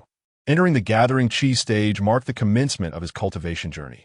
Cultivation is divided into 5 stages: gathering qi, controlling qi, liquid transformation, palace condensation, and Tai Chi. Each stage is further subdivided into early, middle, and late phases. Transitioning from the early to the middle phase requires a breakthrough, and moving from the middle to the late phase does not necessitate the use of spiritual pills, as constraints can be overcome with true qi. However, breaking into the early phase of the next stage requires the assistance of upgraded spiritual pills. Consequently, every cultivator must prepare 5 upgraded spiritual pills throughout their lifetime, corresponding to each cultivation stage: wall-breaking pill, golden pill, calamity-breaking pill, extreme transformation pill, and primordial sun pill. As for the transition to sainthood, it has been 2 or 3 millennia since a saint has appeared in the joyful realm. The reasons for this are twofold. First, it relies on opportunity, and second, on one's own capabilities. Only through a fortuitous convergence can one acquire the laws that lead to sainthood. Once one becomes a saint, they are destined to depart the joyful realm in search of the ancestral homeworld where their forebears once resided. This quest is the fate of those who attain sainthood. The search is merely a process, with the ultimate goal of bringing the joyful realm back to its mother, rescuing those who dwell within, and transporting the species that either thrive or exist in the joyful realm back to the mother star. For the joyful realm is like a rootless duckweed, its space fragmented, and it will thus collapse. Consequently, the beings and humans residing within will vanish in an instant from the vast expanse of the cosmos. In the second year, as Gao Yang turned 15, Gao Mingyu acquiesced to his request to venture into the mountains. Unconsciously, he began to compare himself with his son. He had escaped the holy city at 16, making his way to this place, and by 17, he had gained experience in traversing the mountains, having independently slain a red tiger, a tale that had become legendary far and wide. Now, his son, at the age of 15, was set to embark on the same journey. Stirring within Gao Mingyu a blend of pride and anticipation, he observed his son's growth with keen eyes and a joyful heart. Regrettably, after 17 years, his own cultivation had only just reached the controlling qi stage. In 3 years, he was to reunite with family. How would he face them? The mere thought of this filled Gao Mingyu with a sense of unease. His delayed cultivation meant that the heavy responsibility of avenging the Gao family would likely fall upon his son's shoulders. Having agreed to Gao Yang's request to venture into the mountains, Gao Mingyu offered further advice. You have been immersed in discussions and have undoubtedly heard of the many difficulties and dangers associated with mountain ventures. Yet, I must reiterate, Regardless of the circumstances, the utmost priority is to preserve your own life. As long as you live, all is possible. Gao Yang, however, appeared somewhat impatient. Father, when you slew the red tiger, you must have been just as bewildered. What are you implying? Nothing, merely that I will remember. With that, Gao Mingyu produced a spiritual ring, within which lay a short sword forged of iron. This had been prepared for Gao Yang several years prior. The ring's limited space had cost a total of 800 spiritual stones. It was evident that Gao Mingyu held high hopes for Gao Yang. Otherwise, spending 800 spiritual stones would not be a trivial matter for him. He handed the spiritual ring and the short sword to Gao Yang, stating, "Once you leave your mark, the ring will belong to you." How wonderful! Receiving such a gift brought Gao Yang immense joy, and he eagerly accepted it. The first thing he did was to recognize the ring as his own. Pricking his finger with the short sword to let a drop of blood fall onto the ring's surface, the blood absorbed into the ring, binding it to him from that moment forth. He then willed the short sword into the ring. Once the ring changed ownership, only Gao Yang or someone of higher cultivation could erase the previous owner's mark, allowing the next individual to use it. Should the ring be stolen, only by erasing the mark could one retrieve its contents. The following day, Gao Yang accompanied his father into the mountains. Zheng Fangyan took Gao Chong and Gao Yuyao to the village entrance, repeatedly urging Gao Mingyu to take good care of their son. Upon reaching the village entrance, Wu Shimin and his son were already waiting. "Mingyu," Wu Zhengxiong called out with a smile, "are you planning to take Gao Yang into the mountains?" "I've mentioned it several times. It's time for him to experience it firsthand." "Humph. This boy has been particularly independent since he became sensible. Young man, on your first venture into the mountains, be sure to follow the rules and remain alert. There can be no room for carelessness." It was indeed true. While others tied their hair back neatly, Gao Yang's tresses were often disheveled. In moments of idleness or contemplation, he would chop at his hair with a knife, creating a haphazard look that exuded a sense of wildness. Another of his pastimes involved honing his skills with stones, developing an uncanny precision. He could hit any target he aimed for. It was fair to say that there was some truth to the assertion that he was unconventional. Gao Yang merely smirked. "Uncle Xiong, I've already taken your advice to heart." "Ha Mingyu, this boy is quite the handful, isn't he? You must find it vexing." Gao Mingyu shook his head in silence. There was no need to voice his thoughts. In his eyes, Gao Yang's response was already sufficiently compliant. Gao Yang then looked in a certain direction, where someone was sticking out their tongue and making faces at him, clearly disbelieving his words. The girl, named Wu Monk, was a year younger than Gao Yang and the daughter of Wu Zhenghong, who was the fourth in the Wu family hierarchy. Wu Monk was charming, often appearing obedient and sensible before her elders. She frequently visited the Gao household and was well liked by Zheng Fangyan. Wu Shimin interjected, "Mingyu, I quite admire your son. Having character isn't a bad thing. A lack of character, however, is certainly detrimental, having been through trials. Do you not think it indicates a fundamental truth? Those with abilities tend to be unconventional and unrestrained, while those who are compliant often lack ambition." Gao Mingyu had seen plenty of both types during his time in the holy city. Some would bully others through their connections, while others would bow their heads in submission. Sometimes, one's ability and demeanor could be starkly different. Everyone desires to be unconventional, but without a solid family background or supporting strength. How can one truly stand apart? Uncle Wu, your words are not without merit. I believe the crux of the matter lies in self-awareness while expressing oneself and discerning the context. Above all, one must know when to advance and retreat. Learning to read the room. One should never speak too definitively, lest they cut off their own retreat. Wu Shimin chuckled and turned to ask, "Young man, do you understand?" Having to engage in philosophical discussions upon meeting was rather tiresome for Gao Yang. "Grandpa Wu, I understand." "Good. Remember what I've said today. It will surely assist you. By this time, the group preparing to enter the mountains had nearly assembled. Gao Shimin surveyed everyone and said, "Everyone, as we venture into the mountain for the first time this year, I hope for fruitful outcomes and wish for each of you to return safely." Everyone was aware that mountain ventures carried risks, with the potential for loss of life looming at any moment. Yet, they could not forego the mountains, for their fates were intertwined with them. Having settled in Wu village for over a decade, Gao Mingyu had witnessed the deaths of numerous villagers in the mountains. Some bodies returned, while others were consumed by ferocious beasts. Wu Qingzong had perished due to severe injuries sustained in the mountains, and Zheng Fangyan's grandfather had also died, partly due to personal reasons and partly from overwhelming grief over his son's demise.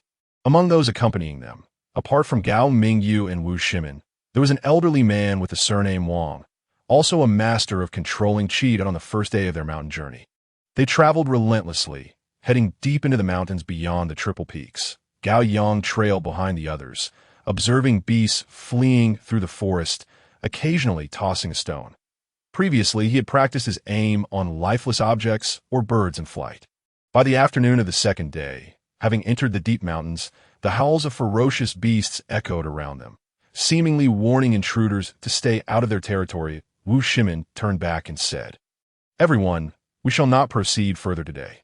With that, the group dispersed, seeking spiritual herbs on the nearby peaks before sunset. They spared no effort in gathering mountain delicacies, spices, and anything edible that could be exchanged for spiritual stones. As evening fell, they each found a tree, made simple preparations, and settled in for the night among the branches that in the days that followed. Gao Yang was kept under close watch by Gao Ming. Never straying far from his side, he secretly kept a single spiritual herb for himself, handing the rest over to his father. For 5 consecutive days, they successfully evaded ferocious beasts. However, on the 6th day, someone inadvertently wandered into the territory of a beast, though it was less about carelessness and more about the thicket obscuring the creature's presence. A Wu.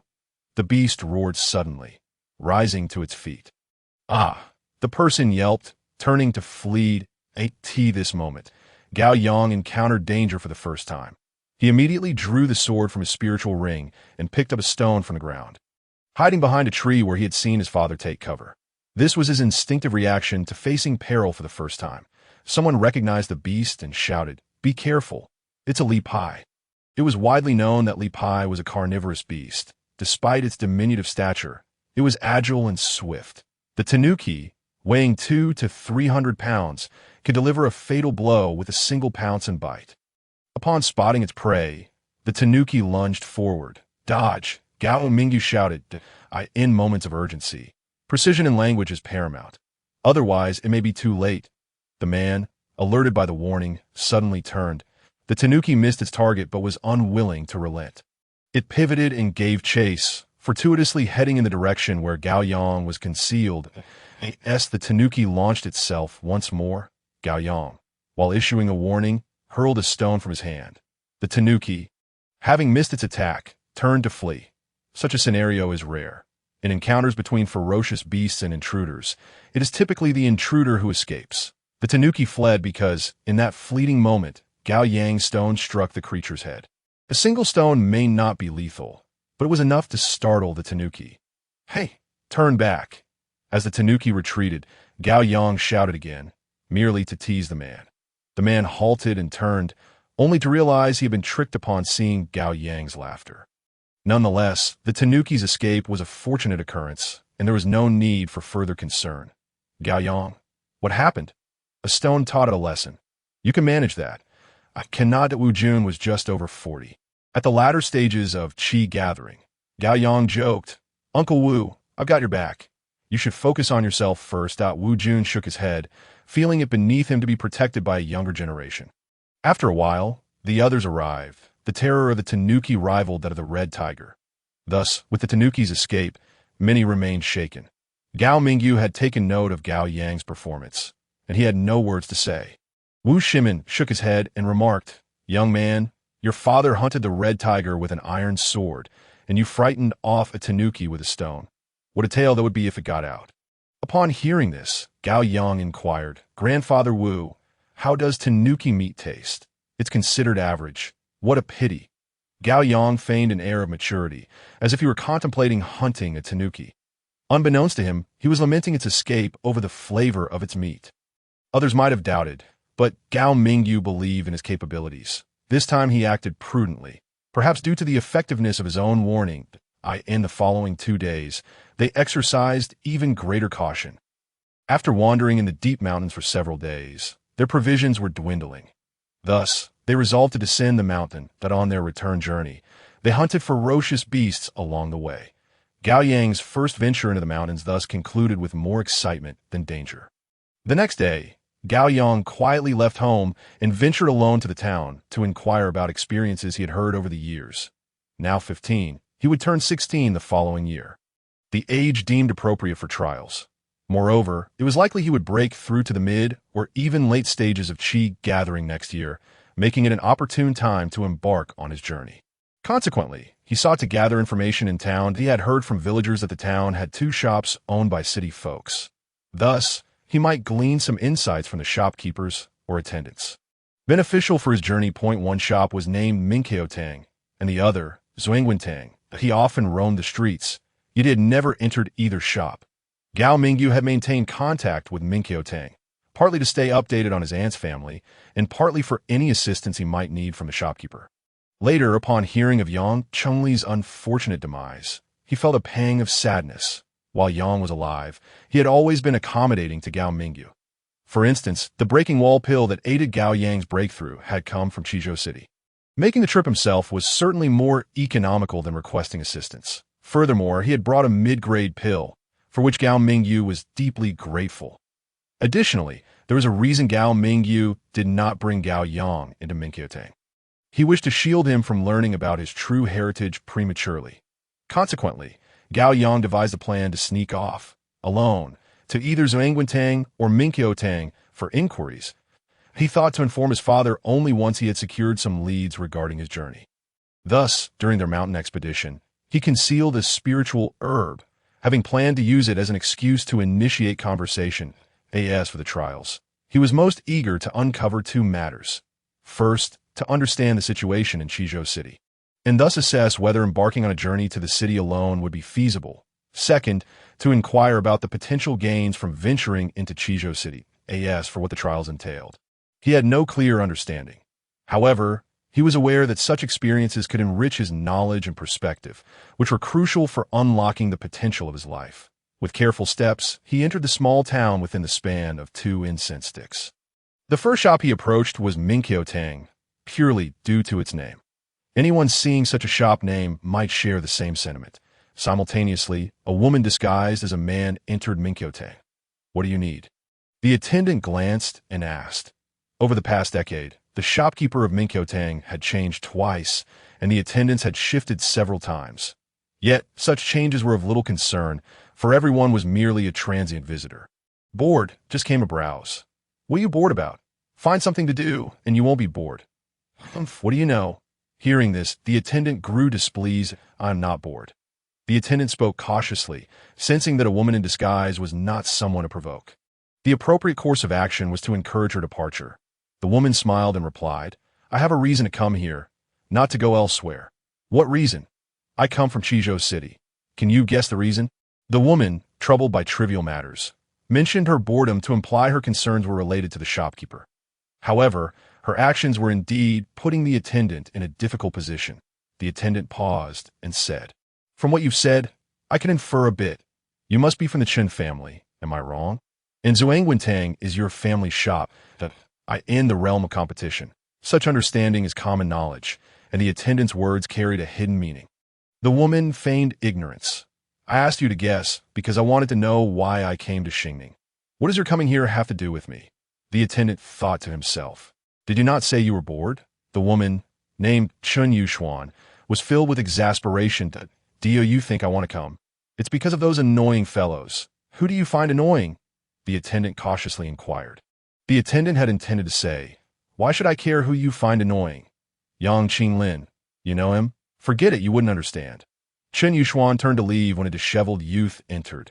Gao Yang strode directly to the counter, presenting the spiritual herb to the attendant, then quickly stowing it back in his spiritual ring before the attendant could speak. "Would you like to take it into your possession?" Gao Yang asked. Feigning confidence, the herb he brought, called feudalin, was an essential material for refining the breaking wall pill. While it might not be particularly remarkable, it was indispensable. Upon seeing feudalin, the attendant's eyes lit up. Yet, adhering to his duty, he subtly inquired, "Are you selling it or trading it?" "That depends on you." What do you mean by that? Gao Yang glanced around, noting an additional presence in Minkeo Tang, which seemed to complicate matters. However, Qin Yuxuan did not leave, and the attendant lacked the courage to usher her out. Thus, the attendant sought a reason to alleviate Gao Yang's concerns. She's not an outsider. Gao Yang took this to mean that the disguised figure next to him was not a stranger. Hence, he stated, before proceeding, I would like to ask you 2 questions. The attendant's role was to facilitate transactions, but in order to finalize this deal, he had no grounds to refuse when a customer posed questions. What do you want to ask? Gao Yang did not immediately voice his inquiries, but pondered in his heart, realizing that his questions might not elicit clear answers, and there was a chance he would receive evasive responses.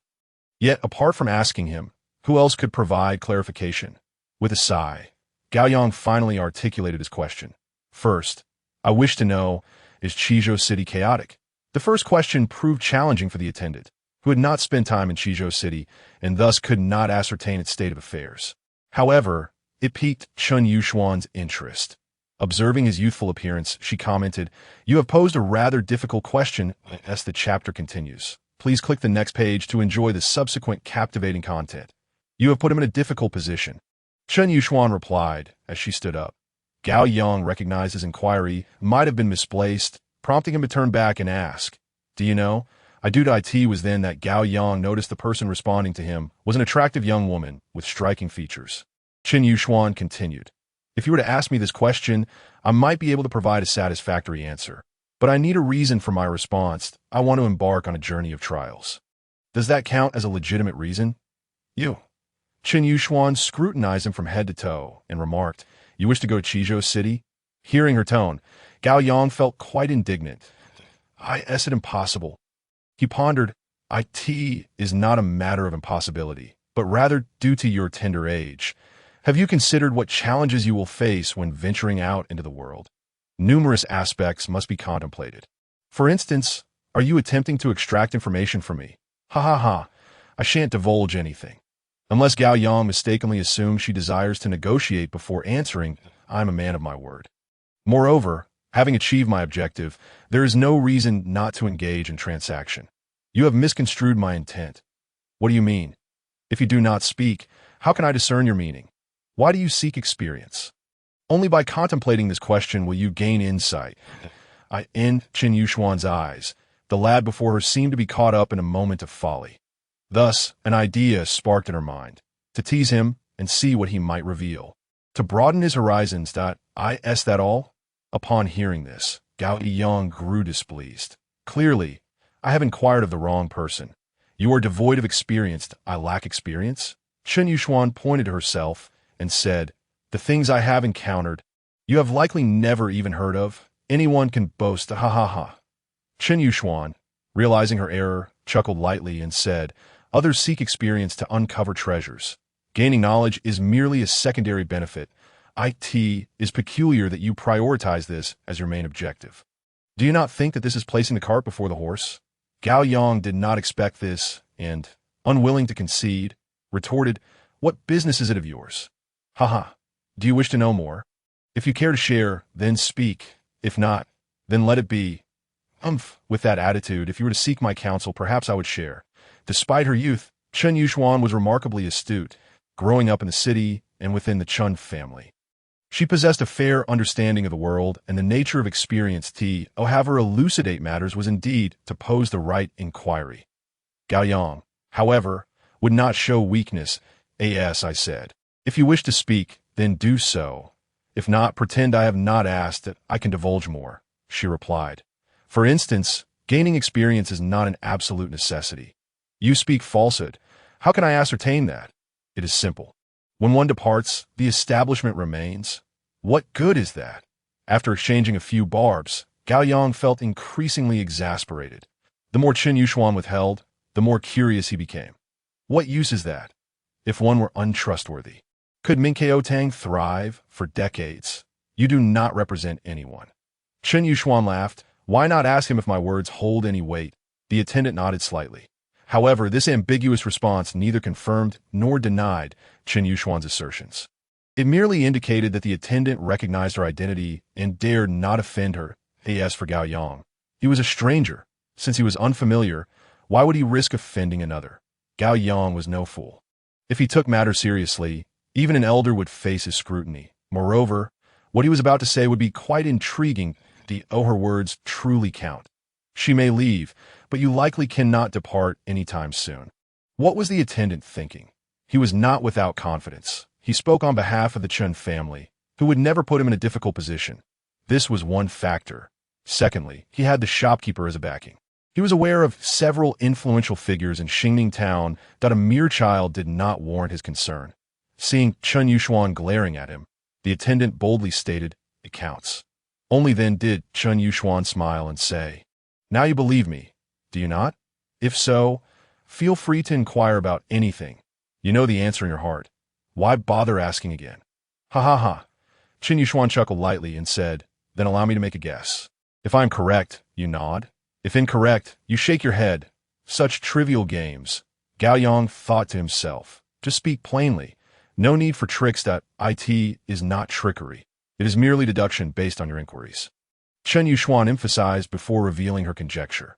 "You wish to venture to Chizhou City for experience, which is not difficult to surmise. You are undoubtedly curious about the potential gains from such an endeavor. I can inform you that some pursue experience in name only, without a clear purpose. What is the point? Why must one clarify? Otherwise, it is a waste of effort, squandering one's passion and precious courage." Chun Yuxuan spoke a truth that resonated with Gao Yang. Yet, he responded, "What you said is tantamount to saying nothing. Do you wish to know?" Suddenly, Chun Yuxuan had an idea. "I can tell you. But what will you offer in exchange?" Gao Yang mused inwardly. Indeed, there is no such thing as a free meal. The more he yearned for knowledge, the more Chun Yuxuan deliberately catered to his curiosity, leading him unwittingly into her trap. "I possess a spiritual herb, but its value is not for you to determine. I have seen it. It is Fudilan." Following this, Chun Yuxuan added, "Only upon receiving the herb will I divulge my information." "What a waste of breath," Gao Yang retorted. Leaving Minkeo Tang in a huff as he exited, he collided with someone, and before he could speak, the other party had already swung a fist at him. Gao Yang raised his hand to block, neutralizing the force of the blow. Seeking death, are we? The assailant, enraged and humiliated, cursed before lunging for Gao Yang's collar. Gao Yang, feeling incensed, was also inclined to teach the other a lesson. Cease, as Gao Yang departed. Chun Yuxuan followed him outside, and, witnessing the impending altercation, shouted, "Do you not realize where you are? Do you wish to oppose Minkeo Tang?" The two others, upon hearing this, promptly turned and left. Gao Yang, however, did not utter a word of gratitude, but simply walked away, harboring resentment towards Chun Yuxuan for meddling. Her words evidently favored him, yet he did not acknowledge her kindness.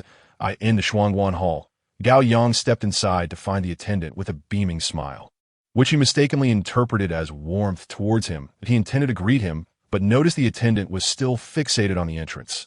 Turning back, he was met with the sight of someone he wished to avoid, an unrelenting specter. Gao Yang cursed inwardly, his brows furrowing in displeasure. Chun Yuxuan, ignoring him, smiled and said, "What kind of gaze is that? This is the place for conversation." Indeed, Gao Yang seemed to awaken to a revelation. "You wouldn't hold a grudge against me, would you?" Chun Yuxuan silenced Gao Yang before saying, "To be honest, Minkeo Tang cannot make decisions, but in Shuangguan Hall, I am in charge. If you do not believe me, ask him. This time, I assure you I am not deceiving you." The attendant, unaware of the context, could indeed confirm her statement. "The Shuangguan Hall bears the Qin surname, and so does she. You speak too freely." Chun Yuxuan playfully chided, "If you do not trust me, my father is in the back courtyard. You may inquire with him, or simply leave." Gao Yang found himself at a loss for words, and yet felt compelled to speak. "What is the purpose of your actions? I am merely trying to help you." "Is that a mistake? You show no sincerity." Chun Yuxuan took no offense. "Come now, follow me to the back courtyard, and I shall reveal everything I know." After saying this, she led the way.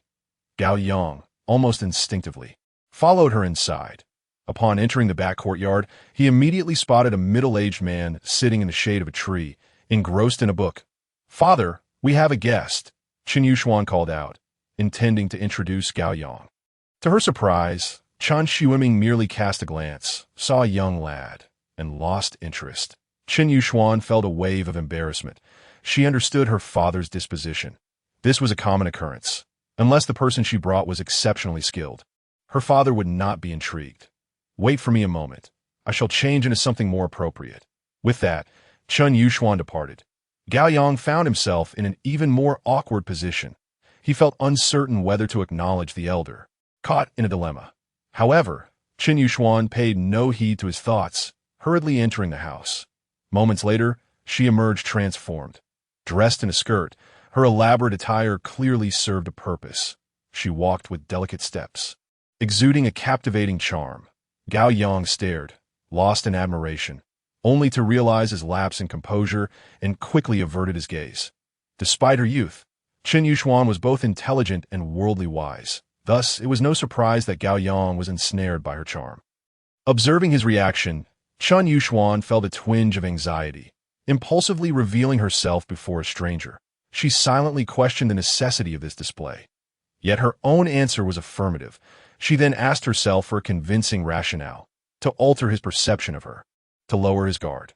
Was her grand presentation merely a ploy to extract information from him? With just a few steps, Chen Yuxuan had successfully persuaded herself to sit down. "Come, take a seat," she called out, then walked leisurely into the shade of a tree. The courtyard had several shady spots, each adorned with wooden tea tables. Gao Yang settled down in one of those spots, and Chen Yuxuan resumed their previous conversation. "Where shall we begin?" "Anywhere," he replied, casting a quick glance before hastily averting his gaze. Chen Yuxuan's attire was rather eye-catching, leaving Gao Yang feeling a sense of discomfort enveloping him. To alleviate this, he focused on his hands, picking at the nails of his left hand with his right. This distraction relieved some of the psychological burden for Chen Yuxuan. But let's address your concerns first. The city of Qizhou is home to tens of thousands, so you can imagine whether it is chaotic or orderly.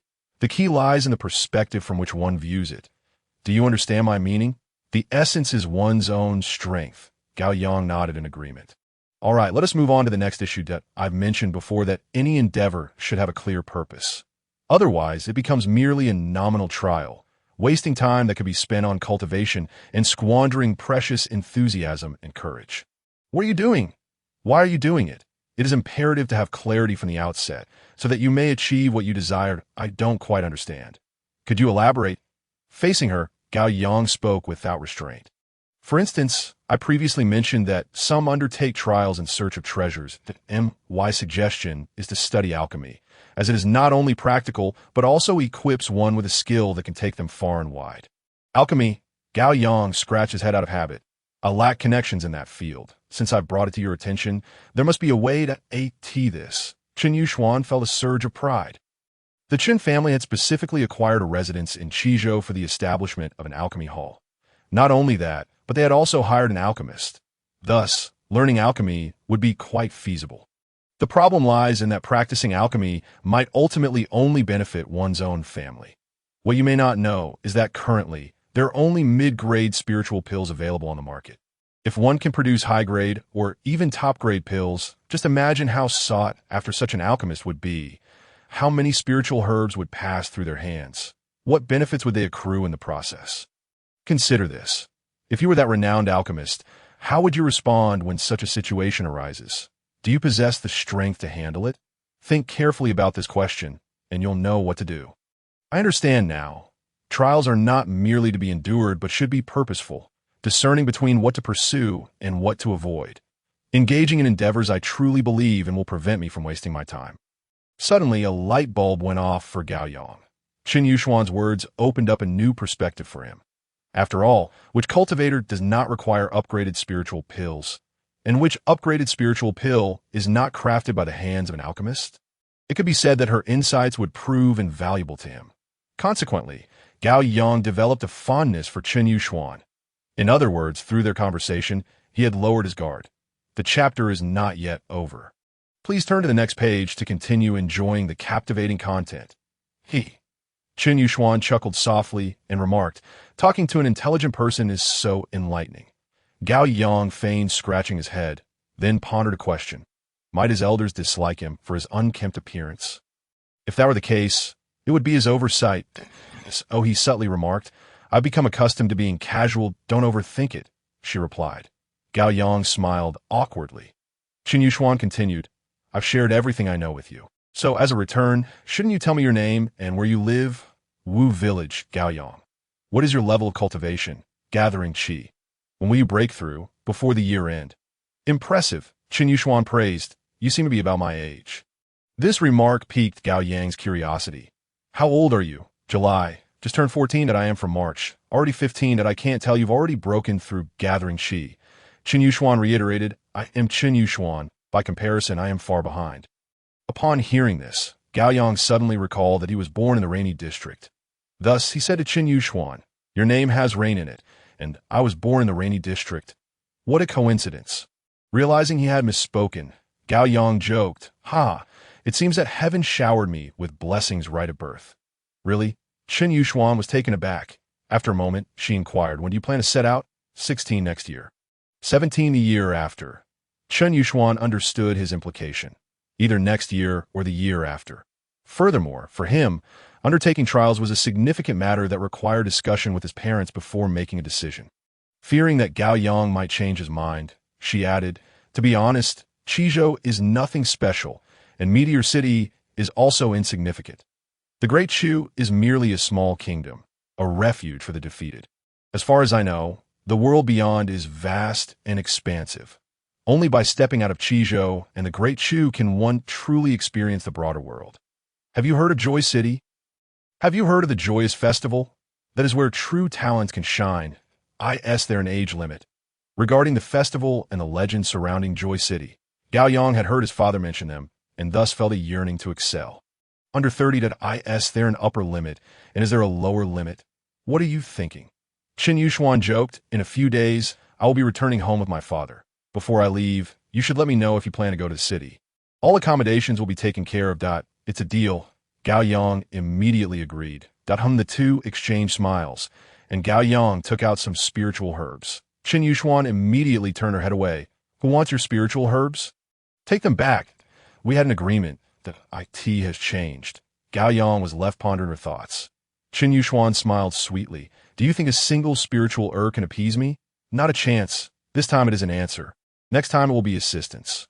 Once you become an alchemist, asking you for an upgraded spiritual pill would not be too much to ask, would it?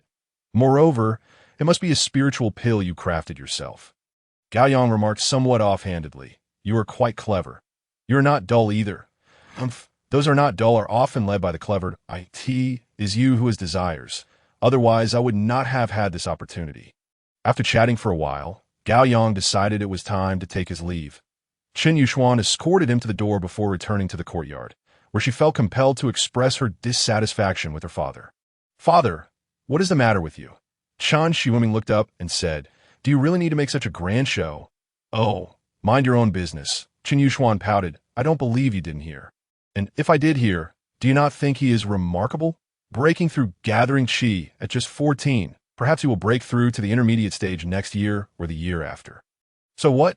Also, he is quite intelligent. I don't see it at all. What do you mean? Do not forget the environment he grew up in such circumstances. Achieving something is quite commendable. I actually think that Jiang Xiaotian, Yang Qinglin, Lu Zhenglong, and Zhang Minghuai have brighter futures than he does. Always causing trouble, looking down on others. You aren't being swayed by personal interests, are you? What nonsense. Chen Shiwiming's expression darkened. Today's meeting was merely the first encounter. Do not jump to conclusions too early. Otherwise, you may come to regret it. Just wait and see. The one who will regret it is you. The father and daughter parted ways unhappily. Chen Yushuan's view of her father was one of passive acceptance.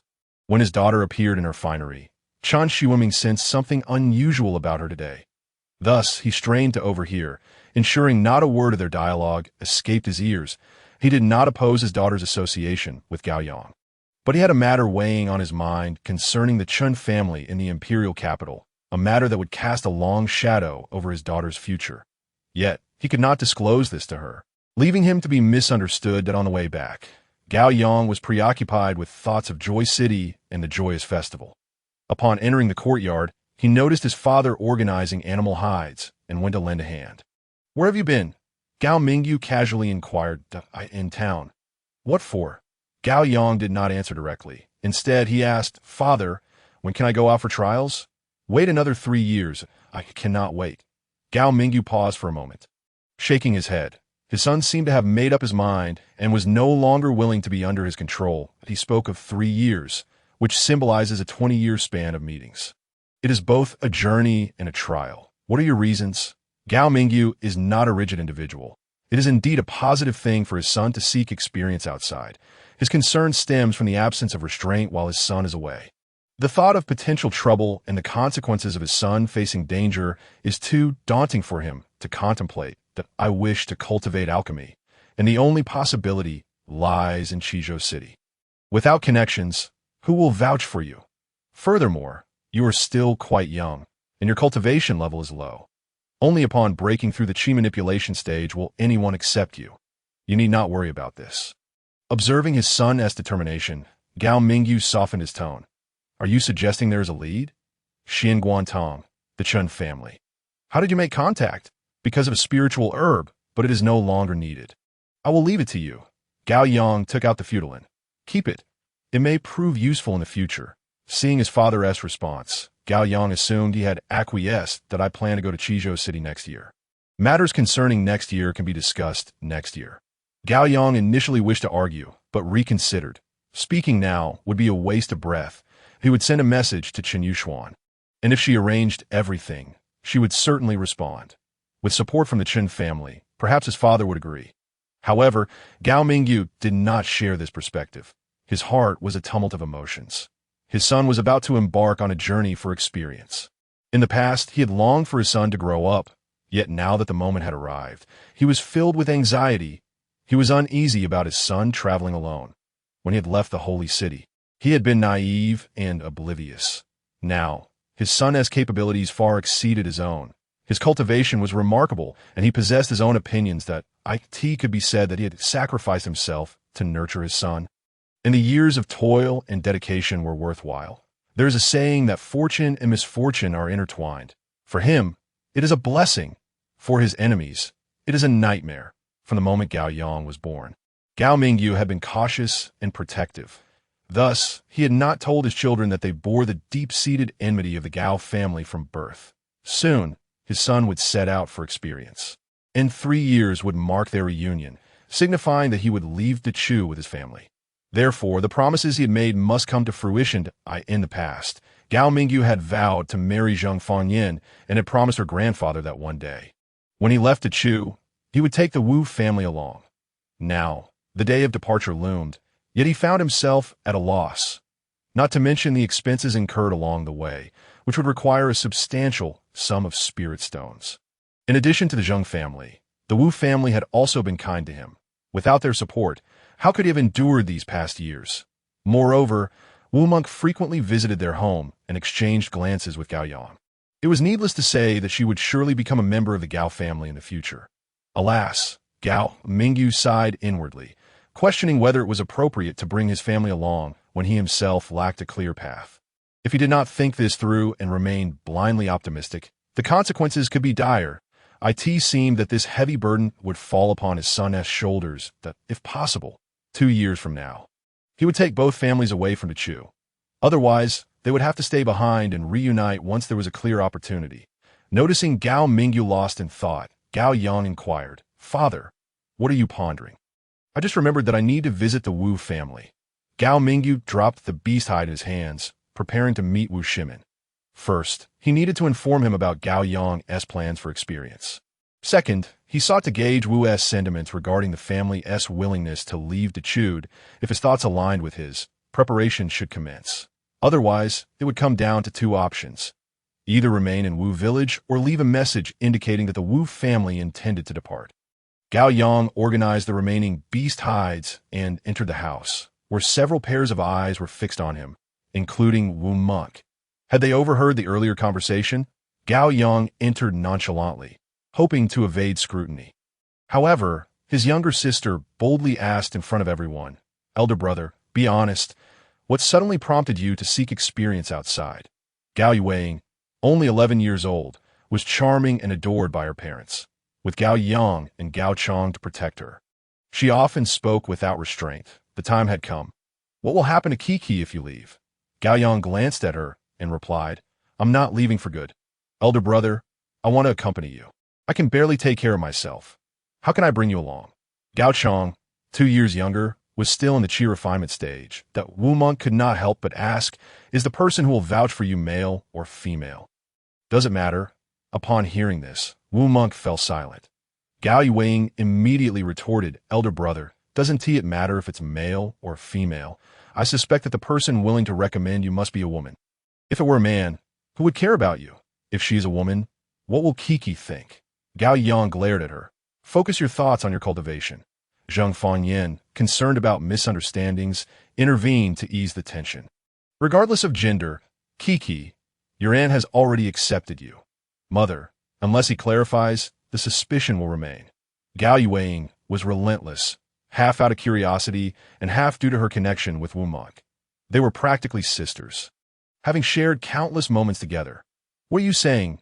Gao Yang asked. How old is that woman? Compared to Kiki, who is superior? I can't be bothered with this. Gao Yang attempted to leave, but Gao Yuing blocked his path. No, you must answer. I'll hit you. Dare you? Wu Monk, witnessing this, stood up. Aunt, I'll come to see you again tomorrow. Yes, Wu Monk made her exit. Gao Yang followed her outside. The moment he reached the gate. He seized Wu Monk's arm. Their gazes locked. What do you want to say? Wu Monk asked. I don't wish to say anything. I merely want to share a fact. Mother has given her approval. Do you think that is insufficient? If it's not enough, then I will say that I also approve. Who cares? Don't you care? Then why are you angry?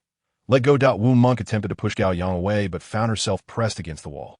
After a moment of stalemate, Gao Yang finally spoke. That woman's name is Chun Yuxuan.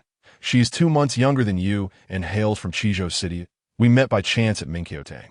The reason I was drawn into conversation was my eagerness for experience. Subsequently, she advised me that seeking experience is not as beneficial as practicing alchemy, and that self-reliance is preferable to seeking others' help. Thus, I agreed to enter the city, yet I made no promises to her. If you do not believe me, I will take you to meet her at Xian Guantang tomorrow. Who wants to meet her? Is it you who wishes to see her? Why are you upset if you don't meet her? Am I upset? If you're not upset, then why are you leaving? None of your business. Gao Yang found the situation amusing. Are you curious about who excels between you and her? Wu Monk rolled her eyes. That little girl? Gao Yang has never seen her. She is beneath you. If you don't believe me. We will see tomorrow.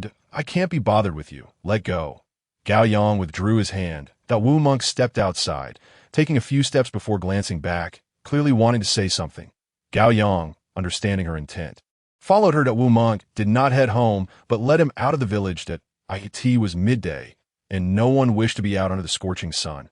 Upon reaching a tree, Wu Monk finally stopped. You said Qin Yuxuan recommended you. I don't believe your words. Shouldn't this matter be you seeking her out? Gao Yang was momentarily taken aback. Do you think I would beg someone for such a thing? Then it seems she has ulterior motives regarding you. Gao Yang feigned innocence. My aim is to seek experience, to broaden my horizons. Even studying alchemy is merely incidental. Ultimately, you know my goal, to participate in the grand competition held every 5 years in Huanqing. Your naivety. Wu Monk paused. What she thinks in her heart is beyond your control. Then there's nothing to be done. Perhaps I should forego this opportunity for experience. Find out. Wu Monk immediately agreed, seeing Gao Yang silent. She raised her foot to kick him. Caught you, didn't I? Gao Yang did not dodge, allowed her to vent her frustration before saying, have you forgotten your original wish? I clearly told you that my life cannot be confined to the Chu. Besides, there are countless beautiful women outside. Do you lack confidence in yourself, or do you lack faith in me? You're greedy. Wu Monk pouted. Who is being greedy? Gao Yang felt wronged. What was once a good thing had soured. Indeed, there are numerous beautiful women, but how many can you handle? That's unreasonable. One of you is enough. Gao Yang spoke in anger. How could you say such a thing? I'm not talking to you anymore. Wu Monk was about to leave when Gao Yang pulled her back. Can we have a sensible conversation? He asked, do you wish for me to be mediocre or to achieve mastery? Do you possess that capability? Of course, she replied with a smile. All right, I shall trust you this once. I end the Wu family ancestral hall. Wu Shimin fell into deep contemplation.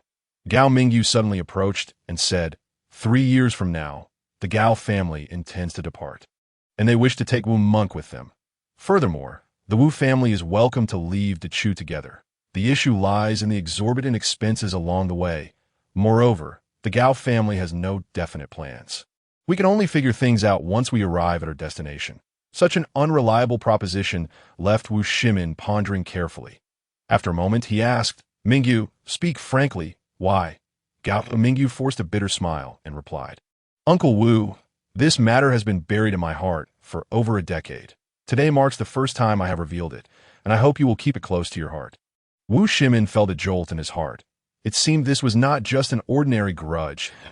If you can share this with me, it shows you trust me, he remarked. Indeed, if I do not trust you, Uncle Wu, I would have no one worthy of trust, Gao Mingyu replied before elaborating. I did not leave home to train. Rather, I was compelled to leave, and on the day I departed, my home was destroyed the very next day. Hence, I have journeyed far to reach this place. Now, the time we once agreed upon is fast approaching, and I must speak to you to AS for how to decide, whether to leave or stay. You must prepare yourself. There are 3 years left, and a decision must be made within that time. Have you informed the Zheng family? I have not said anything thus far, but I promise to take them with me when I leave. Gao Mingyu responded, You act with such loyalty and righteousness. Who does not wish for a good life? Who would willingly remain here? Wu Shimin remarked, May I ask you a few questions? Uncle Wu, please feel free to ask. Where do you hail from? The Holy City. Which dynasty do you refer to? I cannot distinguish the specific cities. The Pengyue dynasty is that the so-called Premier Hai dynasty. Indeed. How many members remain of the Gao family? About a dozen. What is their strongest level of cultivation? Perhaps even I am not as strong as they as for the fate of his father and second uncle. Gao Mingyu could not draw a definitive conclusion. Wu Shimin, taken aback, inquired, Are the enemies formidable? Yes. Is there a connection to Tai Chi? There is, Gao Mingyu affirmed, having learned from Song Renfei that the Gao family's enemies numbered 3, one of whom was from the Chui family. To his knowledge, the Chui family wielded considerable power. Without a doubt, that Wu Shimin felt a wave of despondency. The Gao family's enmity was immense. With such entanglements, the Gao family would never see the light of day. If the Wu family followed the Gao family, would that not be a path to self-destruction? Yet, such thoughts could not be spoken aloud. What are your future plans? To establish a firm foundation for survival, and if possible, to avenge the fallen. Gao Mingyu replied, That my statement is based on long-term consideration. The Gao family lacks the capacity for revenge in the immediate future. The prospects for Gao Yang are promising.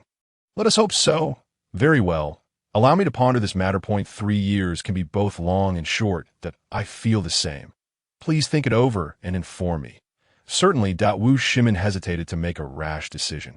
Even if Gao Yang's prospects were bright, that was a discussion for another time. A family with power represents a lineage. Could the Gao family truly contend with another family? Such a notion was beyond his belief. Upon leaving the Wu family, Gao Mingyu let out a long breath. He had finally expressed his intentions as for whether to leave or stay. The decision lay in the hands of the Wu family. As for the Zheng family, he would wait until the year-end to inform them. That night, Gao Yang had a dream. Not only did he envision himself in Huanla City, but he also saw himself emerging victorious, becoming a figure of great prominence. Then he dreamt of helping a woman, only to be ambushed, suffering a grievous wound to his chest, deep enough to see bone. Yet he remained oblivious, becoming entangled with the woman. Later, he was pursued, and at the moment of peril, he suddenly awoke. Consequently, he was wide awake and decided to sit up on a mat to cultivate. The following day, they ventured into the mountains again. For a month, the two traversed the mountains, a routine that persisted from early May until September. In the span of just 5 months, they labored tirelessly for their livelihood throughout the year after year. This was the unchanging experience of the villagers of Wu, sustaining themselves through hunting and selling animal hides, all for the sake of a single upgrading elixir. Such a life was unimaginable for Gao Yang. Nevertheless, he never missed a single outing. Always following Gao Mingyu closely, he wished to remember these arduous times, often reflecting on his father, who was as heavy as a mountain in his debt. on their last excursion into the mountains. Wu Mengxian joined them that he was 3 years older than Gao Yang, having broken through Tai Chi gathering at 18 and possessed considerable brute strength.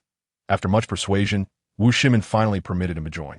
He imitated Gao Yang, clenching 2 stones in his hands as he entered the mountains, feeling a rush of excitement at the sight of wildlife, the sounds of rustling foliage echoing through the woods. Out of habit, the companions would inevitably pause to check the noise, disrupting their progress and their spirits. Unable to tolerate it any longer, Wu Zhengxiong erupted in anger. "Get back!" "Not a chance." Wu Mengxian defiantly raised his chin. Glancing at Gao Yang as if to say that he was not alone in this mischief, Wu Zhengxiong shot him a glare. Before continuing on his waypoint 2 days later, they ventured into areas they had not reached this year. "Keep your eyes sharp." Wu Shimin cautioned 2 years ago, a red tiger was spotted here. Do not harbor any notions of luck. The meat might be delicious, but you may lose your life enjoying it. Gao Mingyu turned to check and, noticing Gao Yang lost in thought, reminded him, "Gao Yang, listen carefully. Somewhere at the mountain peak lies a deep pit that if you encounter an emergency, do not jump into the pit under any circumstances. First, you are unfamiliar with what lies within. Jumping could result in broken limbs. Secondly, a ferocious beast may have fallen into the pit. If the beast survives, your chances of survival are slim. Your warning is indeed prudent." Wu Shimin added, "I had almost forgotten. This applies not only to the 2 of you, but to everyone. Stay calm in the face of danger." Gao Yang remained unresponsive. Reluctantly, Gao Mingyu reminded him once more. "Gao Yang, did you hear me?" "I heard you," Gao Yang replied, and the group then dispersed to search for spiritual herbs. After a while, Wu Mengxian broke away from his father and approached Gao Yang. "Hey, how do you manage to keep going?" he asked. "No one is forcing you to. That's not quite the case. Don't you find it boring to be in the mountains all day? Perhaps you were simply in the wrong family. Your good fortune was taken by another. Brother, that is quite flattering. I find you to be an interesting person." Gao Yang, disinterested, exchanged a few words before moving to the opposite ridge that Wu Mengxian followed, and when he found a spiritual herb, he could hardly contain his excitement. Holding the herb, he rushed to show Gao Yang. "Brother, help me identify this herb. What is it?" Gao Yang took a glance and recognized it as dragon bloodvine. "Umph," he scoffed. "Do you even know what a spiritual herb is? Can you name it? If you cannot recognize it, you should discard it at once to avoid embarrassment." "Ha!" Wu Mengxian laughed, feeling triumphant. "Are you hoping I will discard it, so you can pick it up later? I may not recognize other herbs, but I know dragon bloodvine." "You have broken the rules," Gao Yang kindly warned. "What? You are becoming too proud. The wisdom of keeping wealth hidden is well understood by all." He dared to flaunt it. Moreover, it was a spiritual herb. How disgraceful that Wu Mengxian tucked away the herb at IT was understandable. Finding dragon bloodvine on his first venture into the mountains was a cause for celebration for anyone. On the first day, Gao Yang collected 5 spiritual herbs, one of which grew among thorns, taking at least 5 years to mature it on the second day. He found 2 more that on the third day, he reached the edge of a cliff and, looking up, discovered the deep pit they had previously mentioned. "Wow, it's so deep." Wu Mengxian stood to Gao Yang's right, having noticed at 2:00 that moment, they stood between 2 towering peaks, devoid of trees on either side, with no evident ravine between them. Surrounding the deep pit were dozens of similarly towering peaks. This meant that the deep pit before them was formed by the subsidence of the ground between the peaks. Gao Yang scanned the area and realized that most visible places were sheer cliffs. It was then he comprehended his father's warning. If one fell into the pit, survival was unlikely, and one would certainly face broken limbs. Indeed, there is no error in what has been said. Gao Yang remained unresponsive to Wu Mengxian approached and inquired, "Brother, are you in a daze? Pray tell, how deep is that pit?" "At least 10 zhang," came the reply. Wu Mengxian felt something was amiss and turned to Gao Yang, asking, "What? Do you wish to descend?" "Look below." "Humph, not even a blade of grass grows there. How could spiritual herbs possibly thrive?" Gao Yang gestured, pointing toward a tree bearing several fruits in the sunlight. They appeared resplendent and tempting. "I have a few wild fruits in my pocket if you wish to eat," he added, but Wu Mengxian paid it no mind. During this season, many trees bore alluring fruits, most of which were unripe and unpalatable. They had encountered numerous such trees on their journey. When they came across something delectable, they would pluck some to carry along. With experience, one could easily discern the edible from the inedible, hence the remark, "Dear Master, this chapter continues. Please click to the next page for more exciting content." A glance at Gao Yang revealed a steadfastness, a certain obsession with clarity. Whenever he harbored a doubt, he felt compelled to seek the truth. He had always been this way. Furthermore, with no immediate danger present, a quick look wouldn't cause any harm. "Forget it, it's not worth the risk," Wu Mengxian gently advised. "What risk?" Gao Yang retorted. "How much rope have you brought?" "Show me 0.2 zhang," was the response. "Not enough." Gao Yang carried 2 or 3 zhang himself, leaving him short and in need of assistance from others. "Father," Gao Yang called out behind him. After a short while, Old Wang and Gao Mingyu appeared. "You wish to descend?" Gao Mingyu asked bluntly. Gao Yang did not answer, but instead stated, "Hand over the ropes you have." "Do not ask why." Old Wang chuckled. "You little rascal, could you not speak to your father more politely?" "Senior, I kindly request the ropes." He rephrased, "Does that count as polite?" He. Old Wang shook his head, producing a bundle of hemp rope. "Here, 7 zhang. Oh, you think it will suffice? That should be adequate." Gao Yang retrieved his own rope, found an end, and tied the 2 together. He secured one into a small tree and prepared to descend. How reckless! Gao Mingyu could no longer bear to watch and seized the rope. Still not at ease, Gao Yang hesitated but then grasped the rope firmly, placing his feet against the pit's wall, and began to slide down step by step. Moments later, Gao Yang's figure emerged into their view, and upon landing, he swiftly ran towards the tree. He halted a few zhang away, then cautiously approached. His behavior seemed somewhat peculiar. Others assumed he was overthinking it when in truth, he was concealing something. Gao Yang paused because he recognized the fruits on the tree as zhuke fruits. Simultaneously, he felt a pang of astonishment. According to ancient texts, the zhuke tree flowers only once every 20 years, and its fruits take 2 years to mature. In other words, this zhuke tree had blossomed 2 years prior, and now, when he returned, the fruits were prepared just for him. He estimated the trunk to be about 6 or 7 inches in diameter. Perhaps it was its first fruiting? There was no time for further contemplation. As Gao Yang climbed the tree and plucked the 5 zhuke fruits that remained, stowing them in his spirit ring while feigning to examine his surroundings, he then descended, pulled a wild fruit from his pocket, took a bite, and disdainfully threw it to the ground. Spitting with a sound of disgust, he discarded the wild fruits from his pocket as well, giving the impression that the fruits he had gathered were inedible. Conventionally, one would taste before plucking. Thus, Gao Yang's series of feigned actions were a necessity. Upon emerging from the pit, he was met with Wu Mengxian's teasing, "So, how was it? Did you heed my warning? You possess foresight, don't you?" "Well said," Gao Yang acknowledged, and the others refrained from further inquiry. On the 10th day, they prepared to return. This return signified the impending conclusion of this year's mountain expedition, and with no casualties. Each heart felt a sense of relief. However, as they traversed an open area, they encountered a fierce beast, a red tiger charging towards them. The sudden appearance of the red tiger caught them completely unawares. With not a single tree in sight, leaving everyone exposed before the creature, the red tiger advanced with ferocity, and thus, man and beast faced off in a narrow path. "Scatter!" someone shouted. Those of lesser cultivation could flee, while those of higher cultivation had no choice but to stand their ground. Gao Mingyu, Old Wang, and Wu Shimin had already drawn their swords. Gao Yang lingered behind, still clutching a stone that Wu Mengxian was paralyzed with fear. It was his first encounter with such a creature. "Stay away from me," Gao Yang shouted. Just as he was about to step forward, Gao Mingyu turned back and scolded, "If you wish to live, get as far away as possible." His anxiety was understandable in this dire moment. Suddenly, the red tiger leaped towards Wu Shimin. Gao Yang hurled a stone, not pausing to see if it struck the tiger, and the stone he held in his left hand slipped from his grasp. By the time he drew the short sword from his spirit ring, Wu Shimin had already evaded the tiger's assault. The red tiger abruptly turned and lunged at Gao Mingyu. Gao Yang's temper flared. Weapon in hand, he leapt several steps forward. Simultaneously, Gao Mingyu dodged and struck, his sword leaving a gash upon the tiger's flank.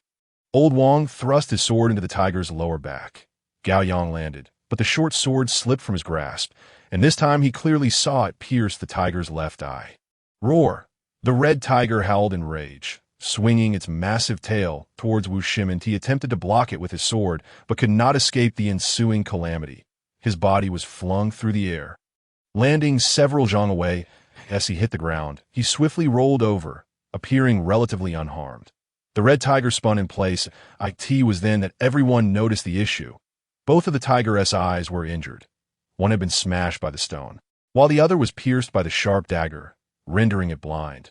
With its massive body, it charged at anyone daring to approach, becoming a crushing force. Seeing this, Old Wang's interest peaked. Damn it, it's been 20 years since I've tasted tiger meat. Wu Shimin limped over. Look at you, salivating over meat that isn't even on your plate yet. Uncle Wu, where are you hurt? Nothing serious. After inquiring, Gao Mingyu turned to Gao Yang. Noticing he appeared unfazed, he couldn't help but shake his head. The earlier chaos had been perilous. He had charged forward. However, thanks to Gao Yang's timely intervention, the tiger's eyes had been wounded. Otherwise, today might have seen more casualties. Kid, that tiger skin is yours for the taking today. Mine. Why did you put a hole in it? Old Wang paused, then burst into laughter, got a little stitching, and it can still serve as a blanket. Wu Shimin interjected, What are we waiting for? Do you want to return home early? Gao Mingyu and Old Wang circled the red tiger, waiting for the right moment to strike. The tiger was riddled with dozens of wounds before it finally collapsed. The skin may have been ruined, but Gao Yang still wanted it as a memento. It could serve as a blanket. As for skinning and butchering, he would leave that to others. Gao Mingyu found a stone and sat down, and Gao Yang joined him. Father, this trip was not in vain. Gao Yang had bottled up his excitement for 4 or 5 days and could no longer contain it. What do you mean? The Zhuke fruits did I in the pit? Amichum. Thus, the father-son conversation drew to a close, and on their way back, Gao Yang spotted 3 newly born snow foxes. Finding them adorable and with their snow-white fur, he contemplated capturing one to bring back as a pet for Wu Monk and his sister. That was one reason. The other was the rumor that snow foxes were intelligent and could assist in locating spiritual herbs if properly trained. On the 3rd day, they reached the village entrance, where Gao Yueying and Wu Monk each took 1 snow fox. The 3rd was in Wu Mengxian's hands, destined to be brought back to the Wu family.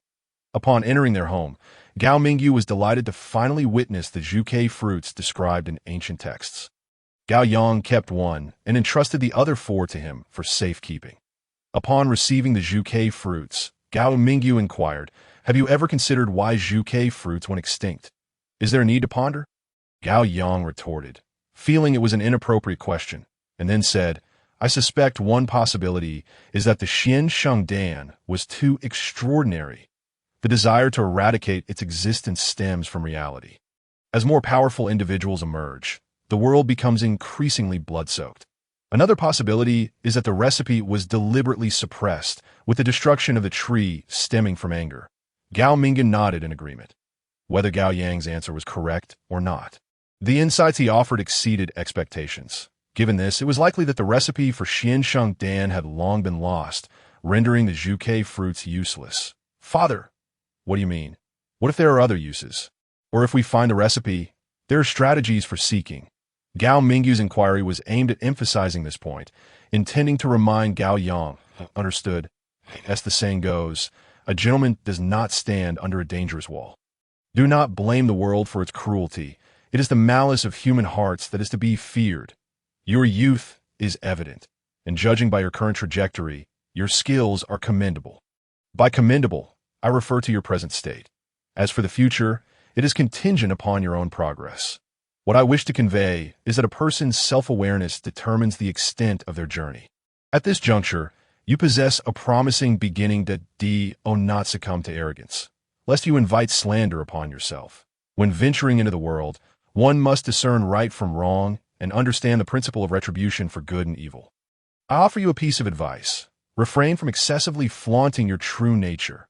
For those who treat you kindly, remember their benevolence. It is noble to cultivate a good heart, though it may sometimes waver depending on the individual in question. Good and evil will be repaid. Keep this phrase in mind. Father, what do you wish to express? Gao Yang is perceptive, quickly sensing that Gao Mingyu's words carried deeper meaning. That it is nothing. Just remember what I have said. Gao Mingyu seems to yearn for more. When you are weak, learn to leverage your strengths, for that is the key to enduring success. When you grow strong and become a master, even the most formidable individuals will gravitate towards you. Upon hearing this, Gao Yang remarked, "Father, I suspect you are not from our village. Your words and actions suggest you are concealing something." "Humph, it is merely my insight. Do not overthink it." "Oh." Gao Yang remained silent. Yet his inner doubt was palpable. The following day, Wu Monk returned to the Gao household, announcing that the Wu family would host a coming-of-age ceremony in October, and that the Huang family from the town was also on the guest list. This puzzled her, as the Huang family seldom interacted with the Wu family and was notorious for their lack of kindness. Most importantly, Wu Monk was aware of the animosity between the Huang and Gao families. Gao Mingyu chuckled lightly, dismissing it. A coming-of-age ceremony is livelier with more attendees. He surmised Wu Shimin's intentions, but believed it was unnecessary. Gao Yang, having broken through to the gathering Qi stage at the age of 14, would be a standout not just in Xingning town, but across the continent. The relationship between Gao Yang and Wu Monk was what Wu Shimin valued. Therefore, the hosting of the ceremony was merely a pretext. Whether the Huang family was involved was of no concern to Gao Mingyu. After discussing the Wu family's coming-of-age ceremony, Gao Yuyo expressed a desire to stroll through the town, mentioning that she hadn't been out in quite some time. Zhang Fengyin had no objections, and Gao Mingyu turned to attend to his tasks. The decision to go out was left to Gao Yang. Thus, Gao Yuyo added, "Elder brother, it's not just me who wants to go. Kiki also wishes to join." Gao Yang had no reason to decline, but if you want to go, then go. Observing this, Gao Chong proposed, "Elder brother, I would like to go as well." "Then go." Gao Yang's decisive response stemmed from a significant reason. Wu Monk had dressed up, donning a red dress, a white vest, small boots, and letting her long hair cascade down. Clearly, today, this outing was premeditated. In Gao Yang's memory, Wu Monk seldom adorned herself so. Thus, he whimsically speculated that she was doing this to win his favor. Coupled with her exquisite features and accentuated figure, she stood before him radiantly. How could Gao Yang possibly refuse? In that moment, she seemed nothing short of perfection. "Elder brother, stop daydreaming." Gao Yang found it difficult to avert his gaze, prompting Gao Chong to jest. "Is your skin itching?" Murmuring, Gao Yang made his way outside. "Elder brother, wait," Gao Yuyo called out, hastily rushing indoors to fetch the snow fox. Yesterday, Gao Yang had brought back the snow fox, and both Gao Yuyo and Wu Monk had already cleaned it, cradling it in their arms with a shy demeanor. After all, it was still a beast, unaccustomed to human life. Upon reaching the street corner, Gao Yang suggested they head to East Street first. His plan was to traverse halfway along East Street, then through a small alley to Middle Street, finishing their walk there before taking another alley to West Street, and finally entering South Street for convenience, allowing them to complete a circuit before returning. Following this route would enable them to avoid North Street. Gao Yang did not wish to encounter anyone from the Huang family, not out of fear, but rather a desire to minimize complications. However, Gao Yuyo countered, insisting they go to South Street instead. That Wu Monk did not oppose. The two girls led the way while the two brothers followed behind.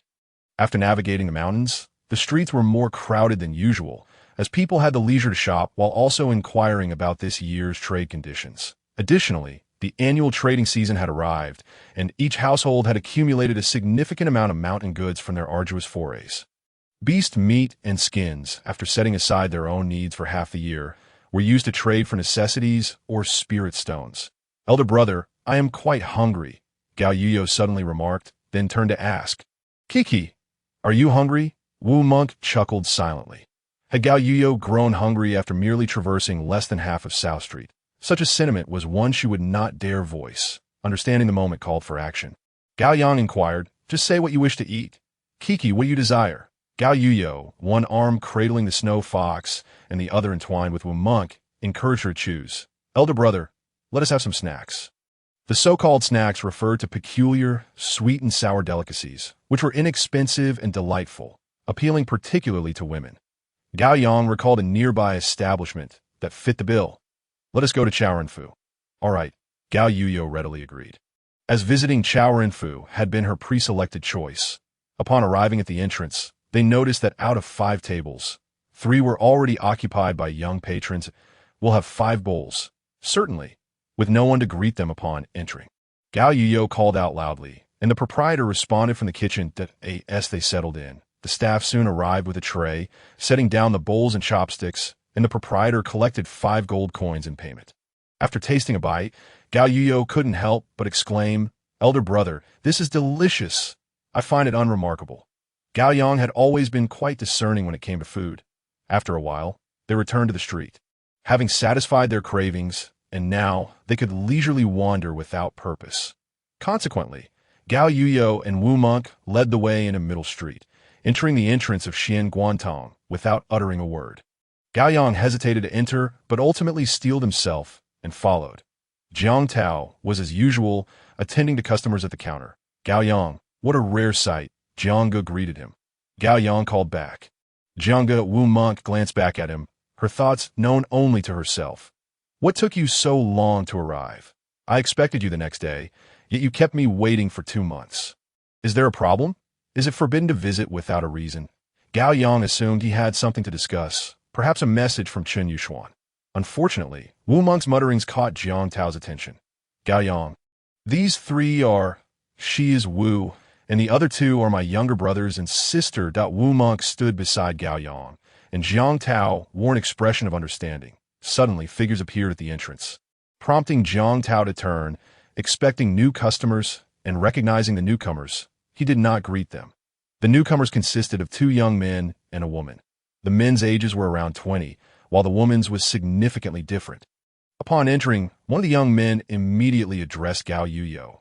"What is the name of your pet?" "Snow Fox." "How beautiful!" Gao Yuyo beamed with pride.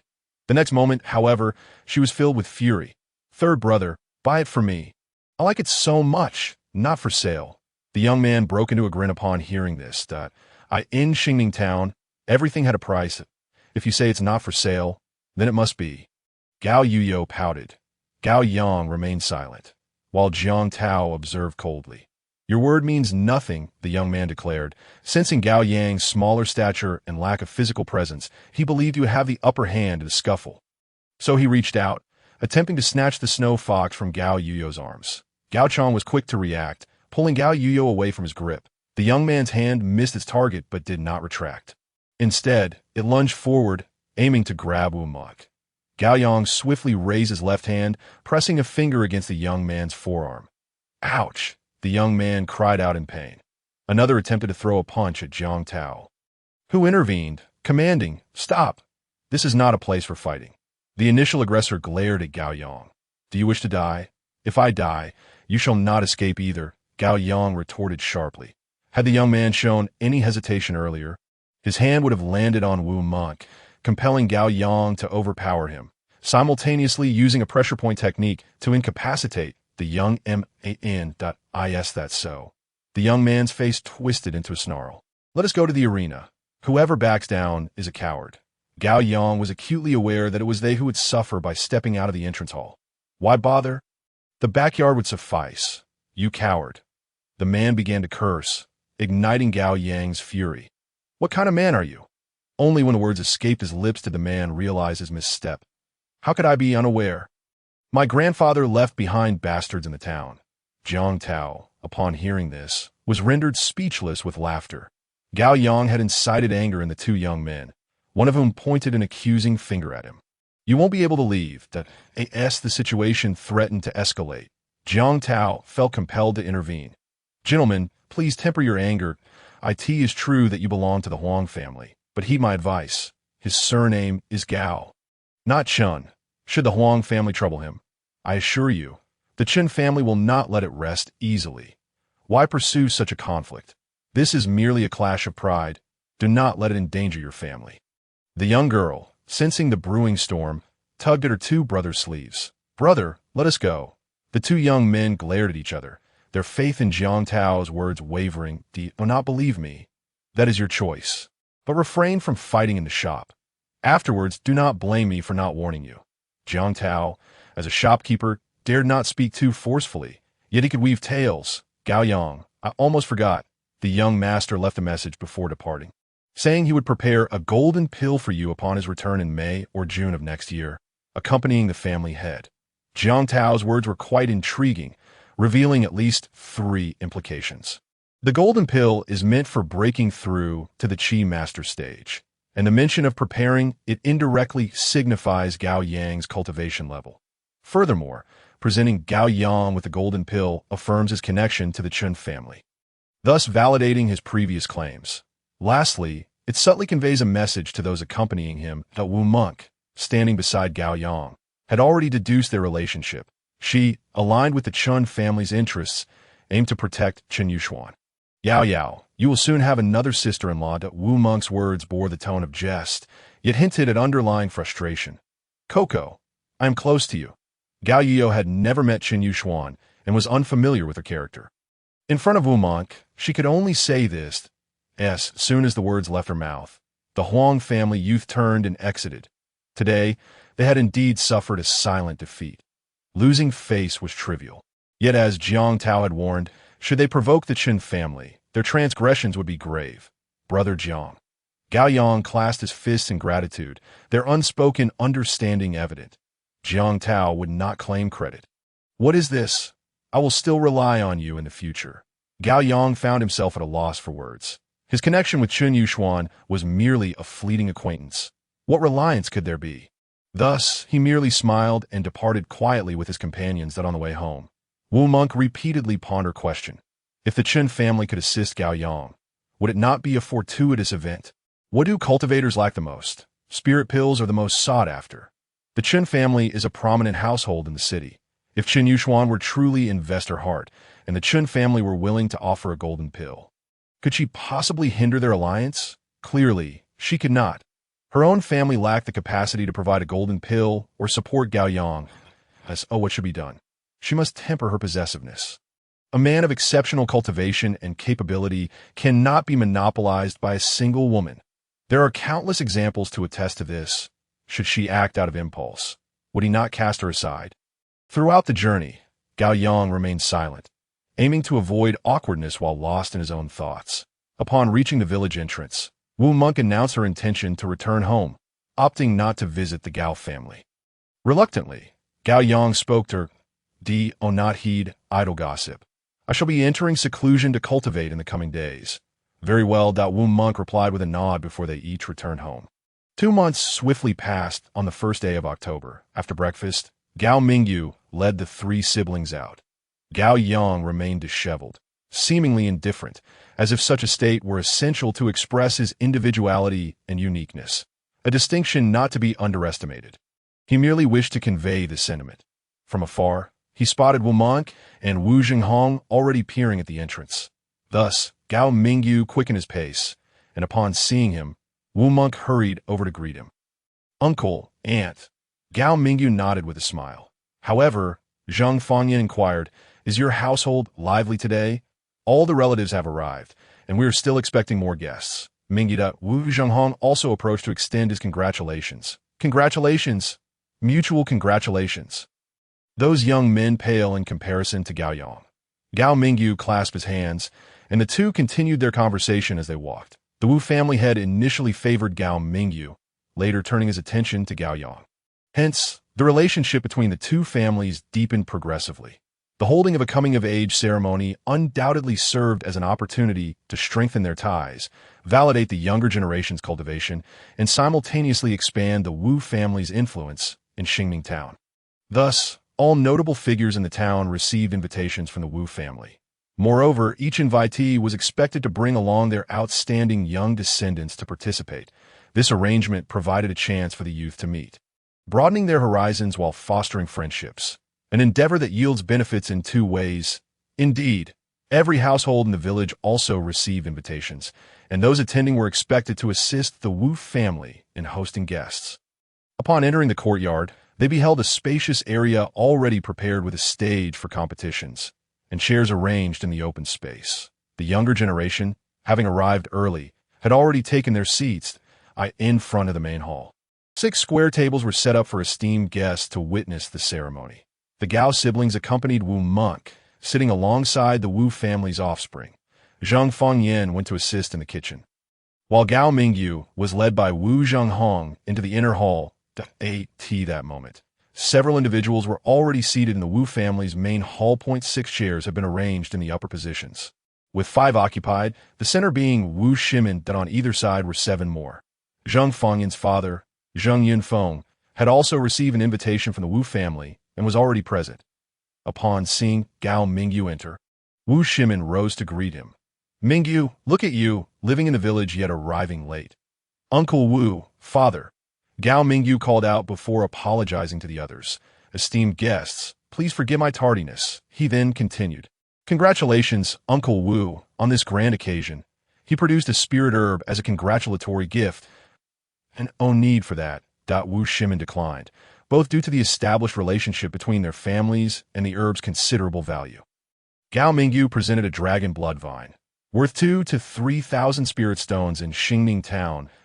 "It is a must." Wu Shimin, seeing Gao Mingyu's insistence, could not refuse further.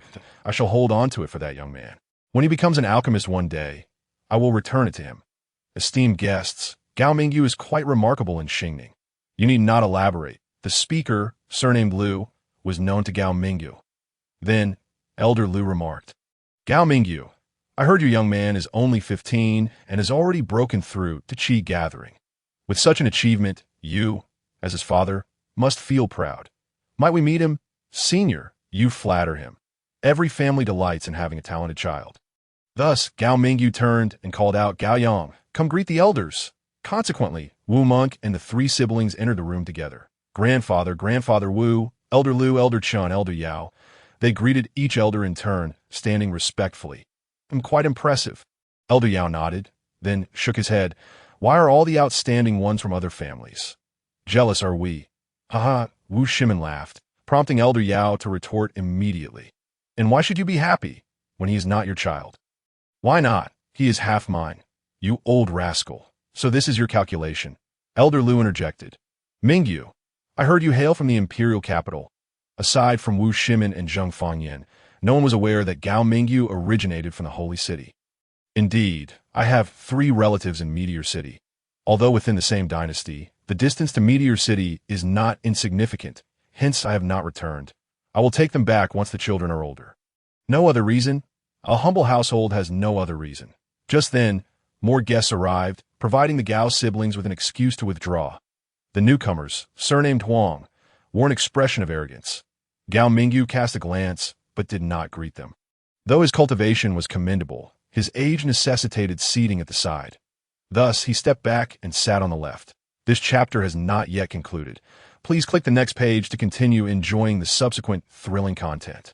Old Chin interjected, saying, "You reside in the town, so you can afford to look down upon us. We are mere villagers, and for you to apologize to us would be nothing short of a jest." "Oh, old fool, have I summoned you or provoked you?" "I have neither summoned nor provoked. I simply find you distasteful. Ha ha ha. Then there is nothing to be done. You must endure." Turning to a few youngsters outside, Old Huang remarked, "Greet your elders."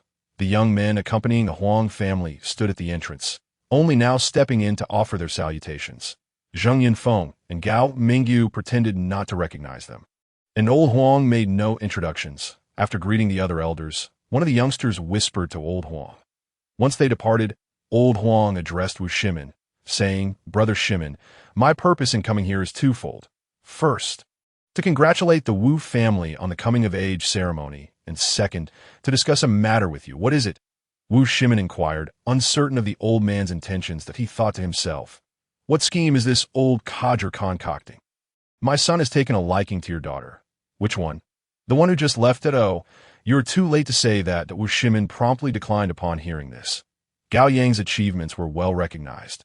Could that boy from the Huang family possibly measure up? "Oh, which family benefits from this?" "The Gao family. In plain sight." Old Huang did not deign to look at Gao Mingyu directly, casting a sidelong glance before lapsing into silence. Appearing somewhat embarrassed. 2 months prior, he had heard from his own son about events that had transpired, leading to today's conversation. He believed that being a prominent family in the town would earn the Wu family's approval. He had selected 4 outstanding young men, thinking that as long as Wu Shimin agreed, he could choose one from among them. Little did he know the blow he would receive today. leaving him feeling quite unsettled. Ha ha ha, how the tables have turned. You have much to learn and a long road ahead, old Chen mocked, hinting at old Huang's predicament. Just then, more guests arrived, led by Wu Zhengpan, who brought along an elderly man surnamed Zhang. Esteemed guests, I apologize for my tardiness, said old Zhang upon entering. Noticing Zheng Yunfeng seated in a place of honor, he asked in confusion, have we met before? Feigning ignorance, are we? Wu Shimin chided playfully. Are you not aware of his relationship with Gao Mingyu? That position rightfully belongs to Mingyu that he arrived first, and given his cultivation, it is entirely appropriate for him to sit there. However, as Zheng Yunfeng is his father-in-law, would Gao Mingyu dare contest that? Just a jest. Brother Zheng, your son-in-law is quite remarkable, old Zheng remarked. Nonsense, you are too kind. Please take a seat. Zheng Yunfeng stood to offer his place to Da. First come, first served, old Zheng insisted, gesturing for Zheng Yunfeng to remain seated, then casting a glance at Gao Mingyu beside him. He continued, look at these youngsters in the courtyard. Cooped up in the village, they have no opportunity to venture out and hone their skills. What future can they hope for? Indeed, this has been the case for generation after generation. Without escaping this remote place, one cannot hope to alter their fate, old Wang interjected for the first time. Change one's fate? Humph, you are overthinking it, old Huang chimed in. How many have gone out into the world? Have you ever heard of how many have changed their destinies through such experiences? Do you deny it? One cannot simply state it that way. There's a cost to such experiences, and not everyone can afford it. By coincidence, I have a piece of news to share with you all, Wu Shimin said, capturing everyone's attention. Brother Zheng, I suspect you are still in the dark. That young man is about to embark on a journey to hone his skills. Possibly as early as next year, or as late as the year after that, in 3 to 5 years. He may well surpass the Qi master stage. By then, the Zheng family might need to leave Xingming town. Brother Wu, I have not heard of this. Who told you? Zheng Yunfeng turned to Gao Mingyu. Gao Mingyu replied, Father has this intention, but nothing has been decided yet. Humph. Old Huang scoffed. One must have the means to leave and return. Without at least a few thousand, do not even think about it. You simply cannot bear to see others do well, old Chen retorted. Making cynical remarks is a sign of weakness, that if you are unconvinced, send your own son out to gain experience. Only then will you see whose child has potential. Mingyu, I have high hopes for your son. Should he achieve greatness, do not forget this old man. You are speaking too soon, elder, Gao Mingyu chuckled, dismissing old Huang's rudeness. Old Yao then asked, Mingyu, do you trust him to venture out alone? Such needless worry. He will have someone looking out for him. Wu Shimin's intention in revealing this was to facilitate the matter. More paths mean more hope. Which family? The Xianguantong, the Chun family. And how did you establish contact? Only the young man would know that he can make contact. Old Yao was taken aback. The others shared his astonishment. They had dealt with Xian Shengtang on numerous occasions. Yet none had encountered such fortuity. That is precisely how it is. People can drive one to despair. Humph, how fortunate for you, another inquired. When will this happen? It may not so. It's set then. Pretty much. What circumstances led to this? Wu Shimin shook his head and nodded. Seeing this, another turned to Gao Mingyu, asking Mingyu, you must know, right? It is the Chun daughter who took the initiative, hence it remains uncertain. Once the girl comes, her elders must have visited. They must have met your son. They have met, Gao Mingyu confirmed. The man, grinning, said, Old Wu claims it's almost certain. I share the same sentiment. Does this not imply your son is quite exceptional? It would be difficult to find such a standout among the Chen family. That girl certainly has an eye for talent. It seems this matter is all but settled. And no wonder, old Wu, you are putting on quite the show, are you not? Waiting for that lad to climb to greater heights? What sort of nonsense is that? Wu Shimin shot a glance at old Lu. That lad's success will only serve as motivation for your own son. What are your plans for the future? To leave. Wu Shimin openly provided Gao Mingyu with a clear answer, evoking envy from those present. Old Wang, observing Gao Yang grow up and prepare to venture forth, felt a surge of emotion. Old Lu then asked, is it solely for experience, or is there another plan? The preliminary decision is to study alchemy. Excellent. That is a commendable decision. Before you depart, we might benefit from your presence. Having reached this point in conversation, It seemed all necessary individuals had gathered. Wu Shimin then addressed Gao Mingyu. You are young and respected. I entrust you with the role of host. Everyone, let us move outside to take our seats. Very well, Gao Mingyu replied, and all rose to exit. Among those present, the head of the Huang family appeared the most discontented. The courtyard buzzed with excitement as the younger generation discussed the upcoming coming-of-age ceremony, with the most anticipated topic being the challenge match set for the following day.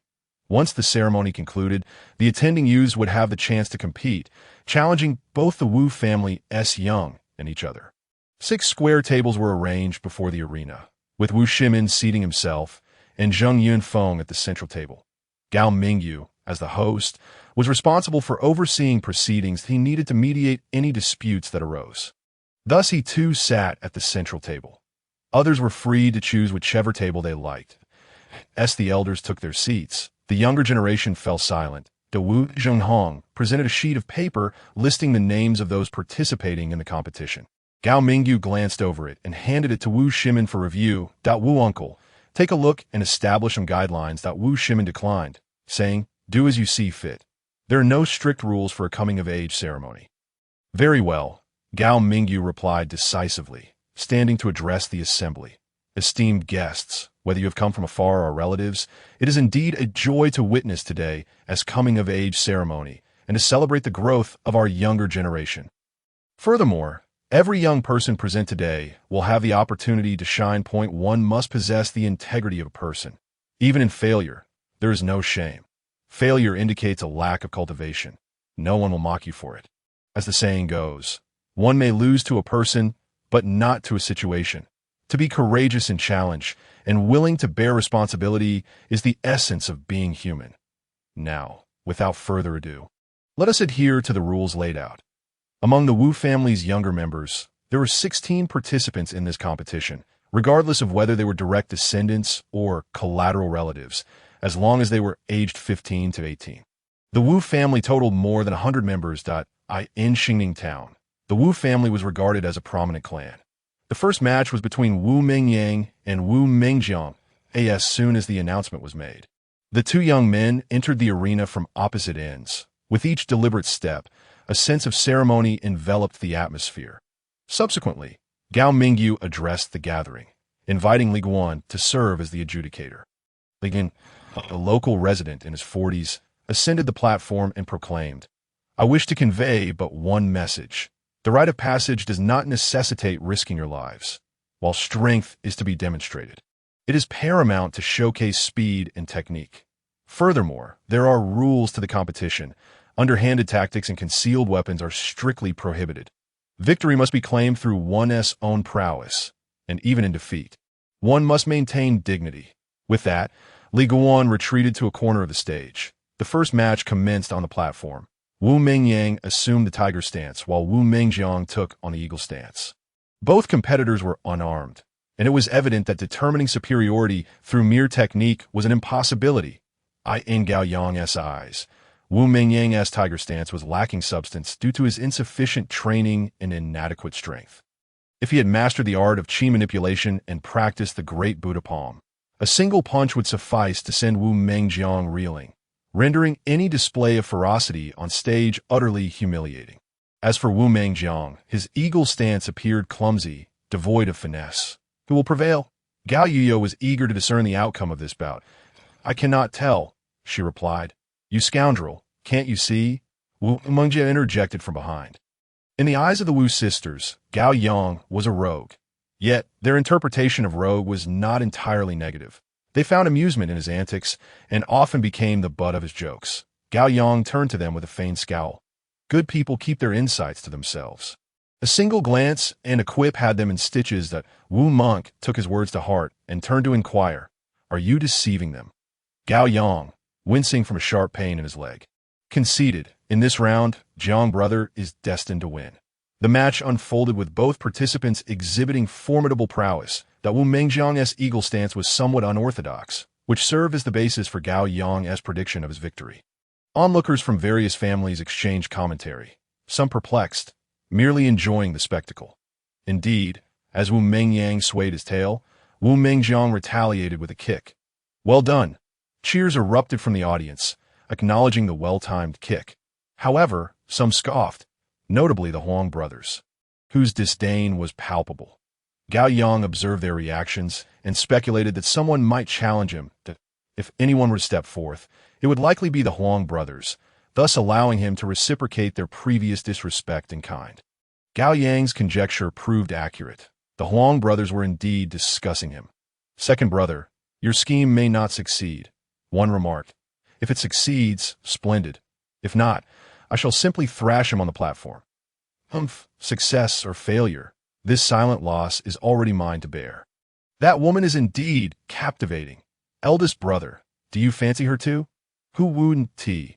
However, since my second brother has made the first move, I shall concede. Third brother, are you certain?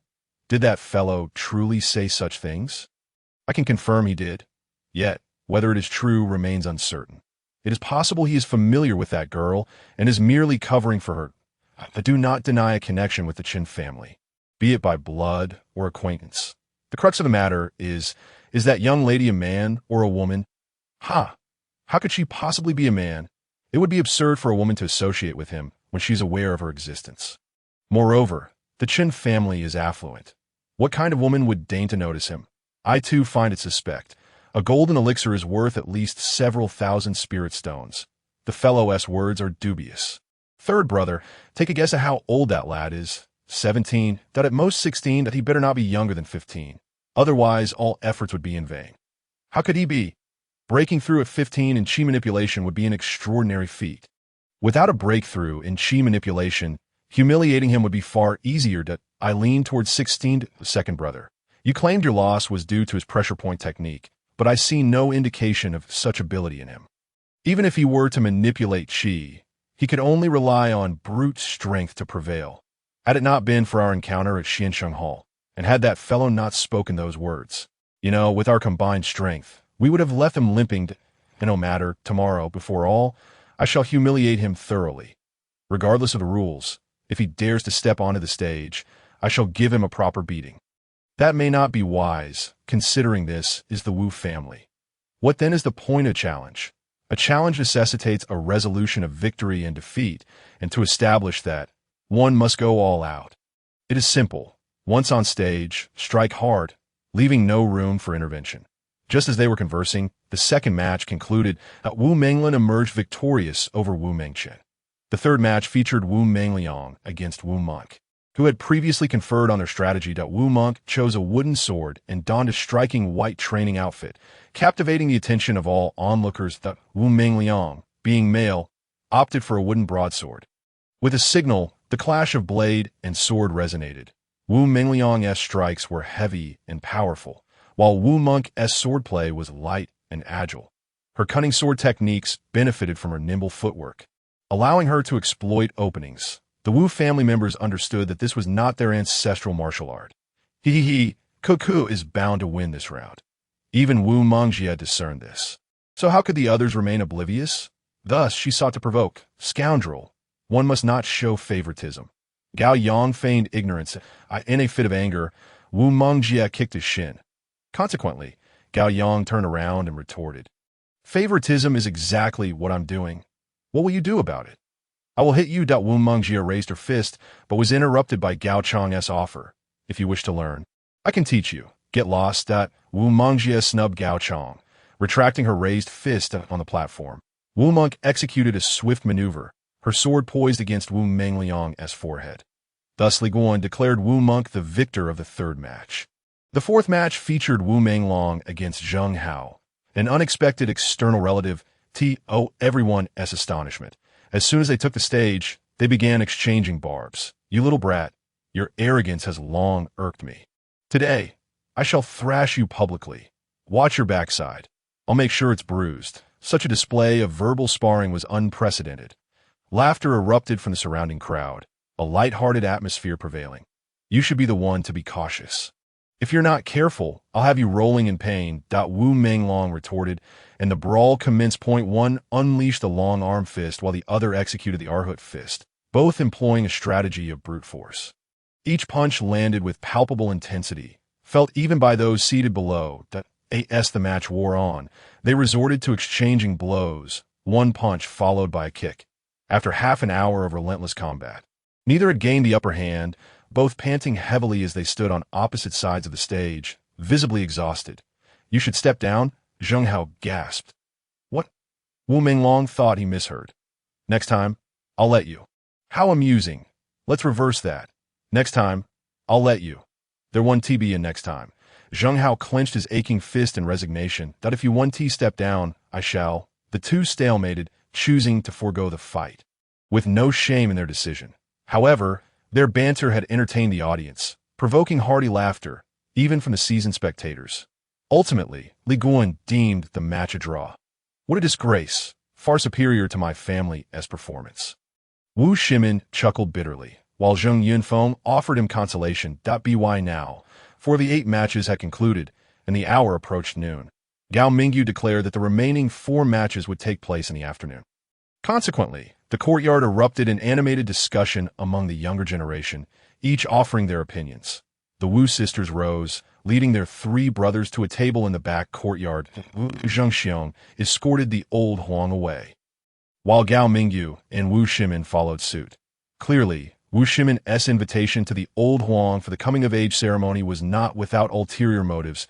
At this moment, the others began to catch on, choosing to remain and share a table with Gao Mingyu and his companions. As they settled in, old Yao remarked, "Old rascal, it seems fortune smiles upon you. Are you envious? If envy is attainable, then I shall indulge in it just this once. A beloved daughter surpasses 10 sons." Old Yao directed his gaze at Gao Mingyu. "Mingyu, do not hold my mischief against me. I genuinely wish to see how your son performs tomorrow." Gao Mingyu wished to offer counsel, but merely shook his head. If someone were to challenge Gao Yang, they would be oblivious to the potential consequences of his character. That young lad is not yet 16. Do not incite others to confront him. Zheng Yunfeng interjected, stating that injuries that strike at the core can impact one's entire life. According to your reasoning, why should one embark on training? It would be better to remain in the village contentedly. Meanwhile, as soon as she sat down, Wu Mingjie launched an assault on Gao Yang. "Gao Yang, confess. Did you impart the martial arts skills that Cuckoo displays to her? So what if I did?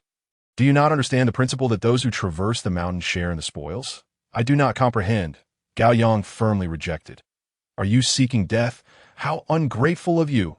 Shameless!" giggled Gao Yuei. "Sister Jia, if you wish to learn the Xianling step, my second brother has offered to teach you. Why go so far afield?" "Yao Yao, you're asking for trouble," Wu Mingjie replied, her face flushed with embarrassment. Gao Chong, on the other hand, chuckled heartily. "Laugh again," Wu Mingjie snapped, glaring at him, causing Gao Chong to lower his gaze submissively.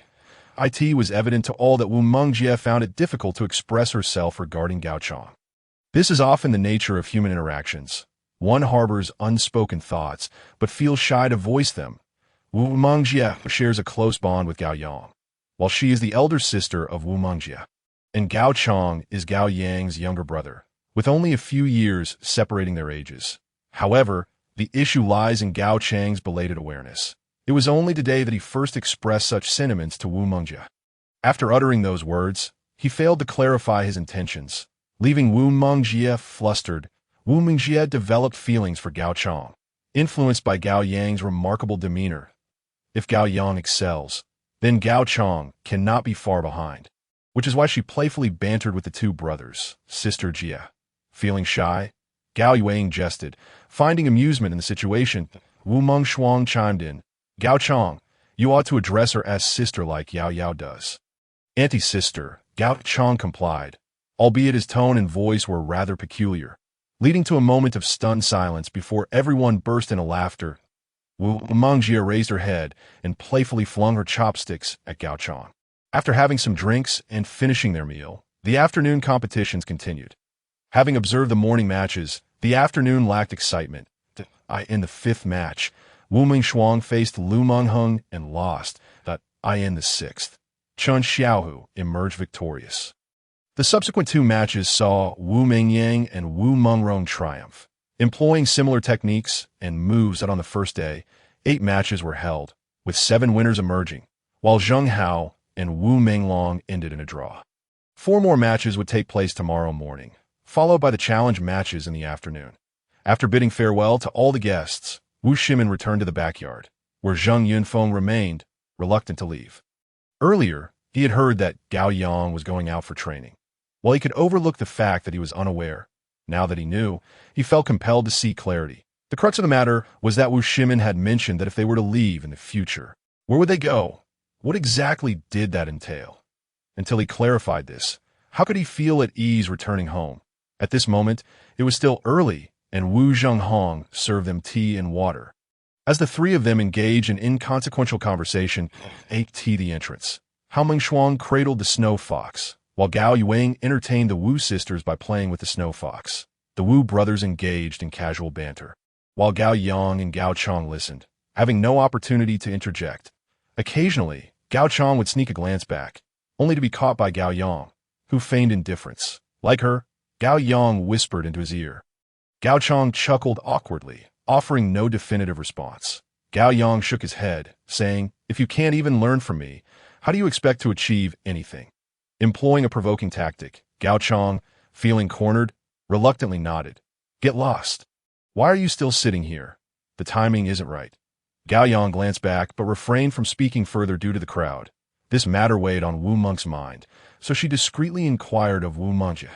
"Sister, what do you mean?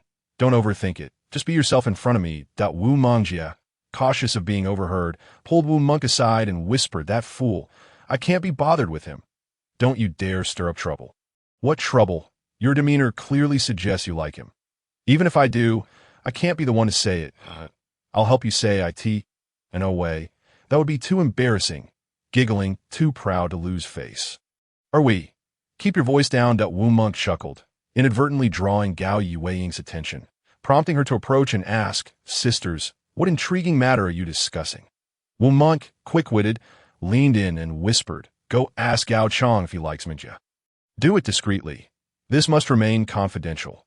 Gao Yueying stifled a laugh, shot a glance at Wu Mongjie, and then dashed into the courtyard. That moment, Gao Chong was lost in thought when Gao Yueying tugged at him, prompting him to stand and take a step forward before she asked, "Speak honestly. Do you have feelings for someone?" Gao Chong glanced around, ensured no one was listening, and replied, "Mind your own business. Oh, you do like her." As Gao Yueying turned to leave, Gao Chong grasped her wrist. "I warn you, don't spread rumors." "Fool, you're such a fool." Gao Yueying rolled her eyes in disdain. "If it weren't for my brother, do you think I would want to help you? I'm merely inquiring for someone. If you like her, just admit it, and I'll relay the message. If not, I'll let it go." Gao Chong scratched his head, noting her composure and lack of ulterior motives before responding. "Whether I like someone or not, I'll say it to their face. Look at your lack of ambition.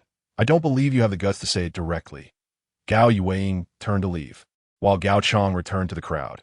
Upon exiting, he spotted Wu Mongjie with a shy expression, and Gao Yueying, feeling delighted, called out, "Sister Jia, you must promise me something before I reveal the truth." This proclamation. All the sisters turned their heads, giggling. "What do you want her to promise?" Wu Monk inquired out of course. "She must agree to be my second sister-in-law." This revelation quickly spread among the Wu sisters before nightfall. The entire Wu family was aware that Gao Chong and Wu Mongjie had shared glances. This was a joyous occasion. Gao Mingyu promptly suggested, "Uncle Wu, given the circumstances, please state your desires and requirements. As long as they are compatible, I have no demands." In truth, Wu Shimin pondered whether he would be willing to make concessions. If not, it would be awkward. Hence, it might be better to graciously forfeit, showcasing that he, Wu Shimin, genuinely wished to build a rapport with the Gao family. In a couple of years, the Gao family would be departing, and at that time, the Wu family could follow suit with dignity. "Uncle Wu," Gao Mingyu weighed his words, "I have 2 commendable martial arts techniques. I will transcribe them and give you a copy. Although the agile footwork may not be of use to you, the younger generation will appreciate it. The other technique is the Great Buddha Palm, which emphasizes strength and suits you perfectly." Upon hearing this, Wu Shimin's face lit up with why. Be honest, I've been wanting to ask for this. Each time we ventured into the mountains, your punches were more powerful than mine, and I was curious when I might find an opportunity to broach the subject. Now, it seems my wish has been granted. This gift surpasses any other. Excellent. I'll transcribe it and aim to deliver it to you before the year's end. Zheng Yunfeng smiled, but remained silent, while Gao Mingyu mentioned he would keep one copy for himself. The footwork was already secured, and the other technique had been shrouded in secrecy for over a decade. He was finally able to share it openly. When leaving the Wu household, Wu Monk and Wu Mengjie accompanied them to the door. The relationship having been laid bare by Gao Yueying, leaving no need for bashfulness, as they parted ways, Zhang Fengyan admonished them to visit often. Upon reaching the threshold of their home, Gao Mingyu did not enter, but instead led Zheng Yunfeng into the wilderness. Contemplating the secrets he had long harbored. "Father," Gao Mingyu began, "I have a secret I have kept from you until now that it is time I shared it. I have many questions that need clarification. No need to inquire. Today, I will share everything in detail. For you, it may be a thunderbolt from a clear sky, something unimaginable that transpired in my life 2 decades ago. Where should I begin? Allow me to gather my thoughts." After a brief pause, Gao Mingyu began to recount his story. "Father, I did not tell you earlier out of concern for your well-being and fear of revealing our whereabouts. Should my enemies become aware, then my chances of survival would be utterly diminished. Not only I, but the Zheng family may also face repercussions, and my current lack of fear stems from the fact that my enemies have not yet sought me out. These years, I have been ensnared in hatred, too afraid to speak, lest I bring you all in a peril that in 3 years, the day will arrive for the kin of the Gao family to reunite. By then, we must depart. Moreover, I have already confided this matter to the Wu family, and you have heard their stance." Zheng Yunfeng furrowed his brow, while Gao Mingyu refrained from continuing. What a profound enmity. Over 200 lives lost in the sacred city. But why? It is said to be due to a sword. What kind of sword? I do not know. Let me start from the beginning that it all began when someone learned that the Gao family possessed a highly ranked treasured sword. And thus the information was leaked. Consequently, certain individuals came to our door. I recognized them. Though I shall not utter their names, they hail from the palace. If those from the palace seize the sword, seeking revenge would be a futile endeavor. But that is not all. The individual I speak of is the mastermind, accompanied by accomplices that it is rumored that a prominent family also took part in this. Gao Mingyu decided to divulge everything he knew to avoid future regrets. Zheng Yunfeng shook his head repeatedly. To him, revenge seemed an insurmountable challenge. I advise you to abandon this notion and remain here in peace. Father, vengeance must be sought. If my generation proves powerless, the next shall not fail, and if not them, then the generation after. But how will you enact this revenge? I won't inquire further, but you mention involvement from those in the palace, at least 2 Tai Chi. Correct? And regarding the prominent family, surely there's at least 1 Tai Chi among them, and 3 De Ji. How will you seek vengeance? I have said if 1 generation cannot, then 2. If 2 cannot, then 3. Must you be so stubborn? The Zheng family too has its roots in another dynasty. Humph, go ask. Of those who have come to Chu, who has not harbored hatred, but have you ever heard of a dynasty where someone successfully avenged themselves? None. That does not mean it is impossible. Too obstinate.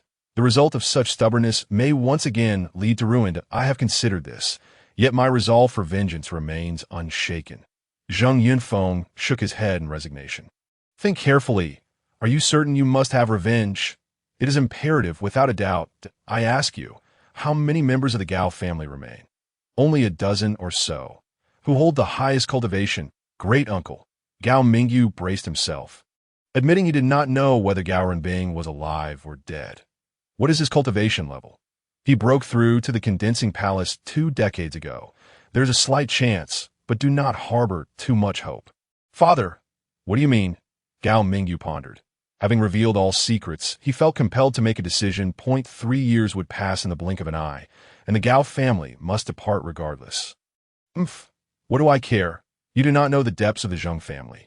I ask you, will you stay or go? To leave, where would you suggest we go?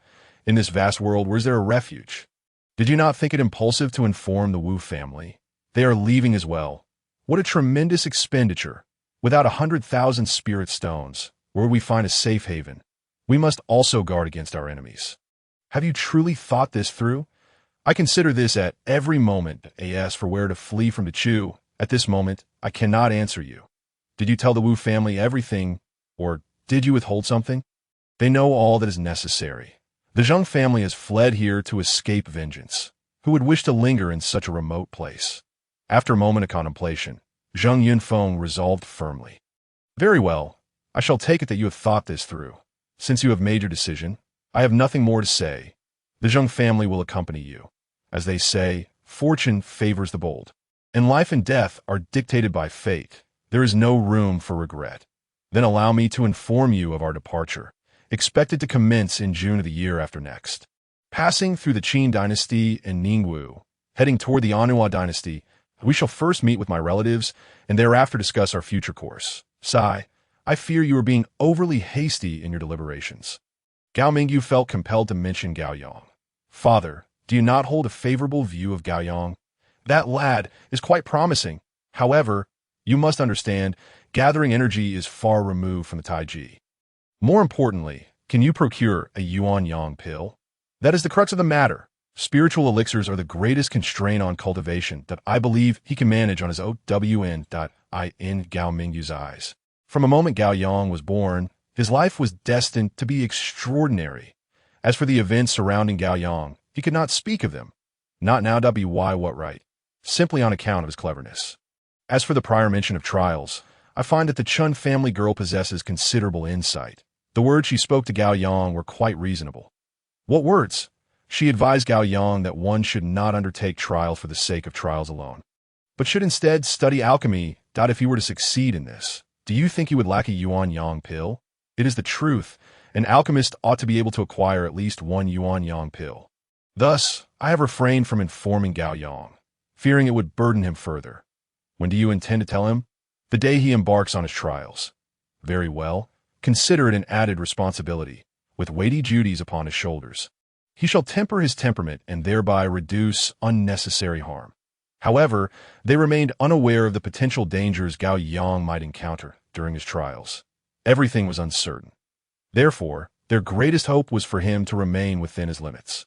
Upon returning home, the two spoke not a word of their earlier discussion. Their previous clash had seemingly yielded results. As for the necessary spirit stones, the three families could only pool their resources. The following day, after breakfast, Gao Mingyu once again took his family to the Wu family. Among those awaiting them was an additional face. Wu Monk, without doubt, and Wu Mingjie was also present, while Wu Zhenghong had been replaced by Wu Zheng. Upon meeting, Wu Zhengpeng jested, Gao Yang, today is your moment to shine. Those lads are eager to challenge you. You won't let us down, will you? In the challenge segment, it was anticipated that someone would challenge Gao Yang. Uncle Peng, I am hesitant to boast, but I shall strive not to bring you shame. Ha, it's strange that you ever feel hesitant. After exchanging pleasantries with Gao Yang, Wu Zhengpeng turned to greet the others. Uncle Zheng, Mingyu, Fang Yin, please, I must await others. There is no need for such formality. With many present, there is much to discuss. Gao Mingyu responded, following Zheng Yunfeng to the inner hall, while Zheng Fangyin busied herself. Gao Yang and his brothers accompanied the two sisters to their previous seats. Wu Minglong stood up and said, Gao Yang, we have saved a spot for you. Gao Yang approached and sat down, and Wu Minglong continued, predict the outcomes of the upcoming contests. Which four do you think might emerge victorious? Competition among peers. Gao Yang mused silently before replying, anyone has a chance of winning. Does that include Kiki? Only you would dare to ask such a question. Gao Yang granted him a glance, and then turned to say, how go? Let him experience a bit of hardship today. You have a clever plan. Using brute force is not as effective as employing strategy. You're making it sound easy. We know each other well enough. You don't believe in adaptability? Only a fool would rely solely on strength. That I wish to challenge you. Upon hearing this, Wu Minglong felt indignant. Despite growing up in the same village and playing together daily, they had never truly competed. Though Gao Yang had attained the gathering chi stage, his age and physique were still factors. He was a few years older than Gao Yang and more robust. I am ready whenever you are. Gao Yang did not back down. After nearly a year of cultivation, he was nearing the mid-stage. Engaging in raw strength might grant him some advantage, but against someone at the gathering chi stage, he would gain nothing. Wu Minglong was no fool. With a grin, he amended, Not today. There are no fewer than 10 people wishing to challenge point 10. So many people find me displeasing. It seems I have no choice but to withdraw. Gao Yang pretended to rise, but Wu Monk pulled him back down. Gao Yang, I heard something that Wu Mengjiang spoke with an air of mystery. Yesterday, as I passed the ancestral hall, I inadvertently overheard the elders discussing that the Wu family and Gao family plan to leave Dechu. What matter? Word has it. As the words hung on his lips, Wu Mengjiang hesitated. The Gao family has intentions to depart, correct? Gao Yang had not previously heard of this. He immediately inquired, "Who told you?" "It is my conjecture that your skills are exceptional. The Gao family could not possibly reside here in seclusion. You are speaking nonsense. What began as hearsay has now transformed into your speculation." Gao Yang fixed his gaze upon him. Wu Mengjiang could only advise. Take heed and inquire with your uncle upon your return. Gao Yang was perplexed. Why had his father chosen not to inform him of such a significant matter? He sat in silence, contemplating his father's actions over the years, and indeed, there had been several instances of unusual behavior. After a while, he heard Gao Mingyu announce that today's competition would commence in the first round. Gao Mingyu would randomly pair participants according to the list provided by the Wu family. Today, the second round of matches would take place.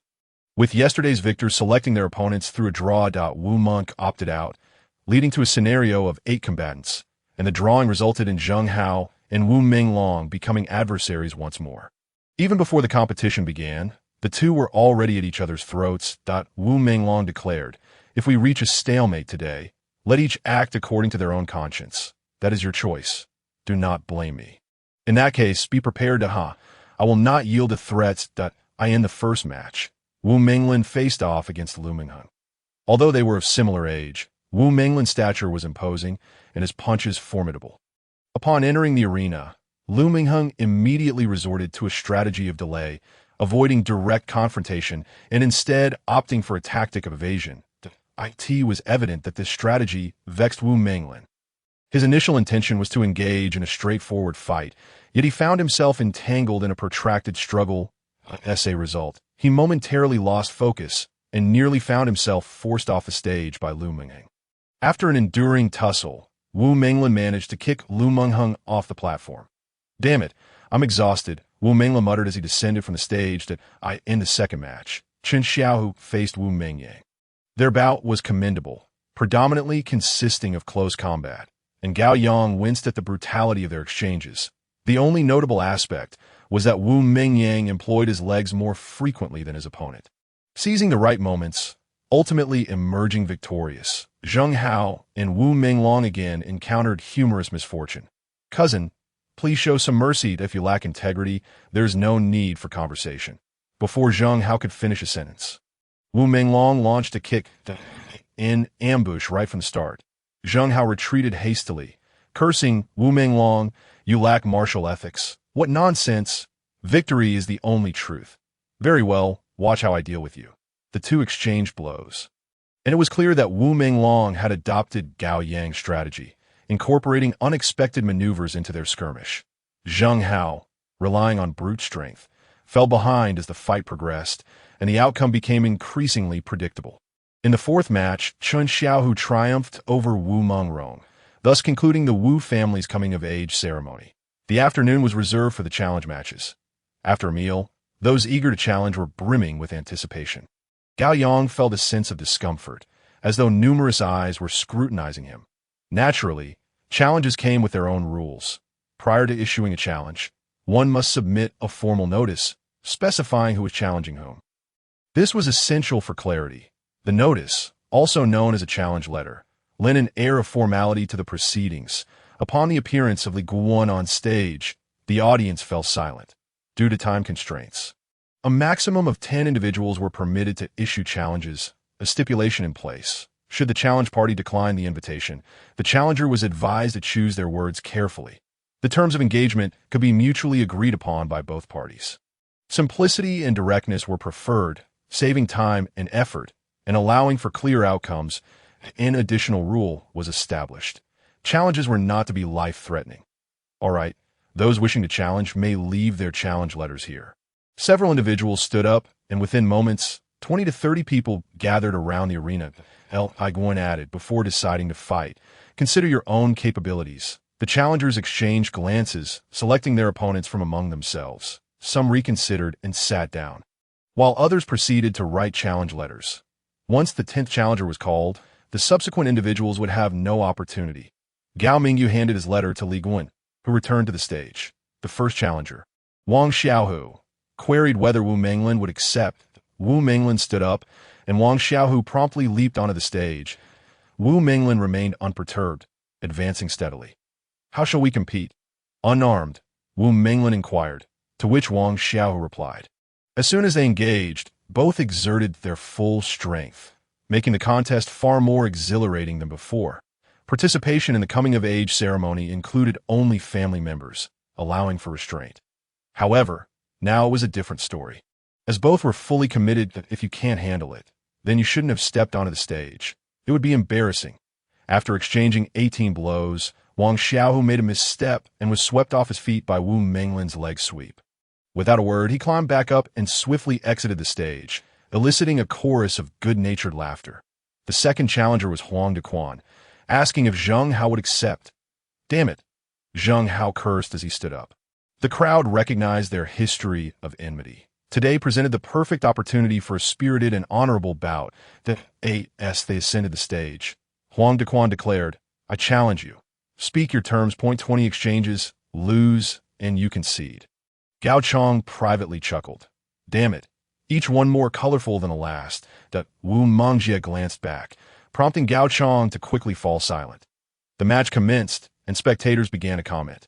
However, before any conclusions could be drawn, Huang Dequan voluntarily surrendered after 20 exchanges. The third challenger, Li Guan, paused momentarily before announcing, Who chose your challenges? Will Wu Monk accept? How shameless. Wu Monk replied as she stood, I refuse the challenge. Her words left no room for others to challenge her. Indeed, was it not lacking in empathy for a man to challenge a woman? Gao Chong suddenly interjected, Hey, why is no one challenging me? Do you seek a beating? Wu Mengjie shot a glance back at him, their eyes exchanging silent communication. T only 14. Gao Chong lacked the qualifications for anyone to challenge him. Meanwhile, several young men from the Huang family were glaring at Gao Yang with ill intent. After returning home, they had heard that the Wu family patriarch had rejected a marriage proposal. Igniting their fury, they sought to exact revenge under the guise of a challenge, and the challenge match served as their legitimate pretext. Brother, hit him hard. That woman's misfortune is her own doing. That young man is a thorn in our side. I've heard he possesses considerable skill and must not be allowed to grow stronger. The speaker, Huang Debiao, referred to his elder brother, Huang Dimiai, the eldest grandson of the Huang family, as well as the others named Huang Demon and Huang Dishing. Did you see Wu Monk go in town with him? Not only that, if you don't believe me, ask the third one. He has seen them together several times. Huang Demon scoffed, I would relish the chance to flay him alive.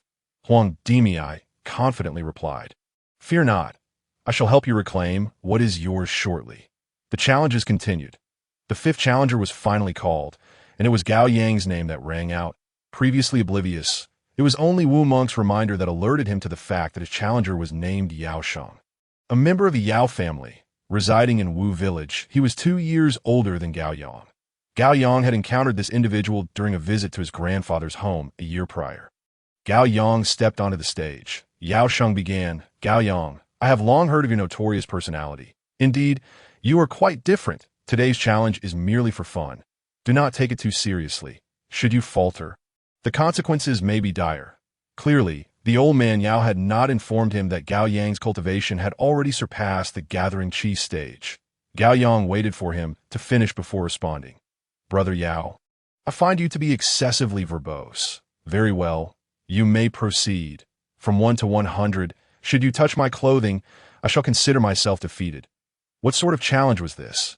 It utterly disrupted Yao Sheng's strategy. As for the others, they were primarily concerned with the spectacle and were eager to see a swift conclusion to the match. Yao Sheng paused momentarily, asking, Are you certain? The stage measured only 2 zhang square. It seemed simple enough to touch his clothing. Certain and affirmative. Very well. Yao Sheng lunged forward, but his first attempt fell short, He pursued relentlessly, yet still missed his target. It was at this moment that Yao Sheng realized it was far more challenging than he had anticipated. The spectators counted down, their eyes fixed upon the action, making it all the more entertaining. As the numbers climbed steadily, they reached 99, 100. Yao Sheng, disheartened, halted his efforts. In less than the time it takes to burn a stick of incense, he was completely spent. He resembled a puppet being toyed with by Gao Yang. Gao Yang, although more fatigued, took a moment to catch his breath before standing upright. Before Gao Yang could speak, Yao Sheng exclaimed, "You are remarkable! I underestimated you." As Gao Yang prepared to exit the stage, Li Guan inquired, "There are others wishing to challenge you. Will you accept or decline?" "I accept." Gao Yang had anticipated this. What was destined to occur would indeed unfold without any advantageous opportunities. This was precisely why he had refrained from showcasing his true strength moments ago. The next challenger was Huang Dimi. Huang Dimi stood up, and it was evident that someone was already hissing. A clear display of the strong bullying the weak. Huang Dima was at least 5 years older than Gao Yang, with a physique 1.5 times larger, towering over him, unmistakably intimidating Gao Yang. Such a lack of decorum. While anger simmered, the impending duel between the two was eagerly anticipated. Old Huang, unable to bear the sight, muttered in front of old Huang, "Humph, isn't this just blatant bullying? Even if you were to win, it would be a disgrace to speak of it." Upon hearing this, old Huang retorted, "No one forced him to agree. He must be confident." Others, noticing Gao Mingyu's silence, refrained from interjecting. At just over 20, Huang Dima's breakthrough into the gathering Qi stage was expected. Gao Yang's breakthrough had also reached old Huang's ears. It could be said that the two were evenly matched. However, Gao Yang was at the peak of the initial stage and was poised to break through soon. A fact unbeknownst to anyone. Huang Dima, relying on his brute strength, might find his plan to intimidate Gao Yang thwarted. He remained unaware that Gao Yang had practiced the Great Buddha Palm, although it required mastery of the Qi control stage to unleash the full might of the Buddha Palm. Even activating a mere 10 to 20% of its power with his current cultivation would suffice to counter Huang Dima's raw force. Thus, Gao Yang readily accepted a challenge, viewing it as an opportunity to publicly showcase his abilities for the first time. Those familiar with Gao Yang speculated that such an astute individual must have a plan in mind. Otherwise, it would not merely be his own face at stake as Huang Dima ascended the stage. He haughtily inquired of Gao Yang, "Hey, how do you want to play this?" The two stood a yard apart. Gao Yang smiled and replied, "3 punches without losing, then 2 kicks. Very well.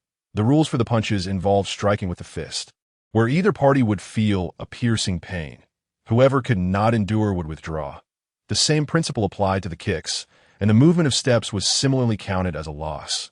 With the first punch, Li Guan issued the command, and both exerted force simultaneously. One stepped forward 2 paces, their fists colliding with a resounding bang.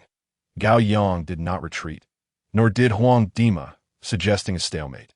Thus arose the question, was Huang Dima not as formidable as they had imagined? Before anyone could ponder further, the second command was given. With the second punch, a loud thud echoed. Gao Yang stood firm, and Huang Dima remained steadfast. However, his countenance grew grim. This punch had already pushed him to his limits. A third punch followed, with Gao Yang unleashing all his strength. Their fists collided once more, resulting in Huang Dima being forced back 5 steps, his right hand instinctively retreating behind him, fingers loosening, his entire hand trembling slightly. Gao Yang stepped back to dissipate the recoil, feeling a numbness in his right arm, his fingers trembling slightly. He shook his hand and descended the stage.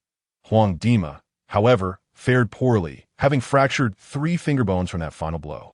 As Gao Yang stepped down, Huang Dima remained on the stage. The outcome was clear, leaving everyone with mixed feelings. Despite Huang Dima's defeat, what had allowed Gao Yang to triumph? Was it sheer strength?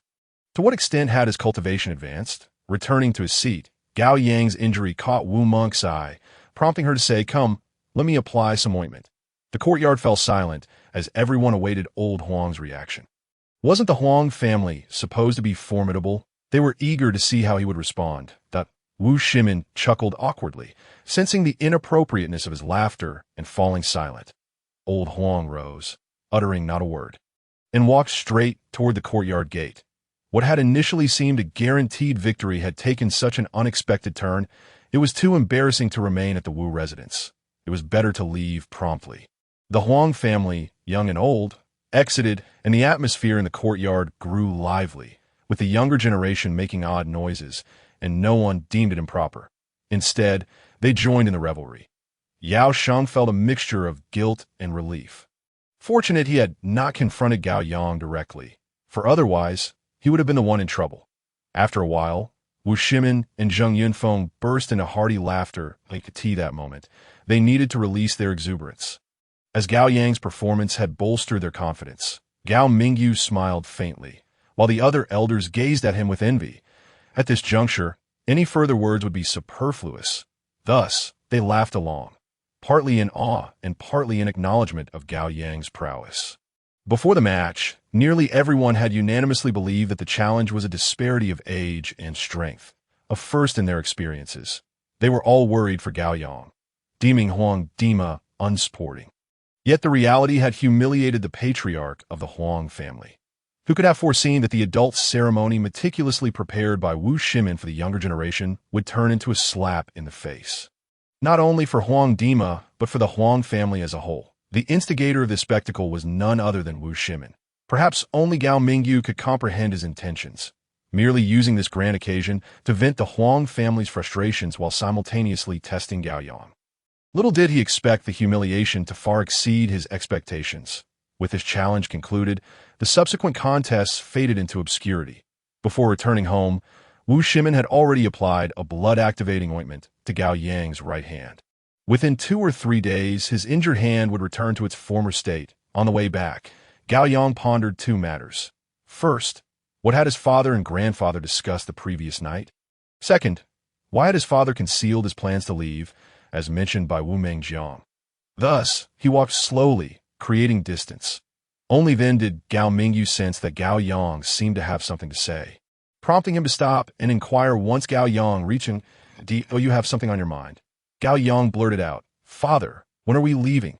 If you plan to depart, why not tell me?" "Who told you?" The Wu family brothers already knew, while he remained oblivious, that I came from the imperial capital. Is it not normal to return? It would be abnormal if the Wu family were to leave. Kiki and Mengjie have both departed. Do you feel secure leaving them here? Did you discuss this matter with grandfather as well?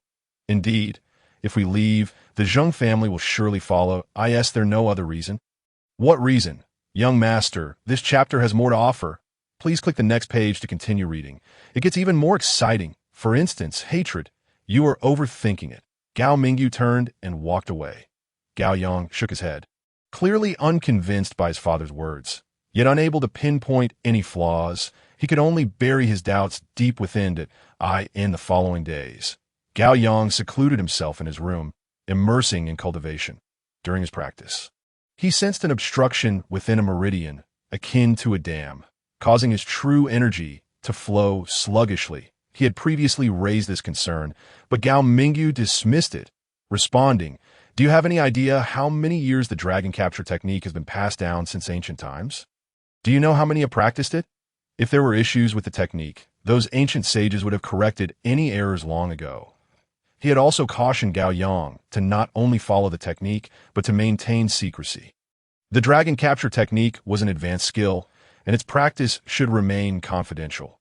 Entering a state of cultivation, Gao Yang guided his internal true energy, cycling it through the meridians repeatedly, while simultaneously urging the true energy to break through the blockage.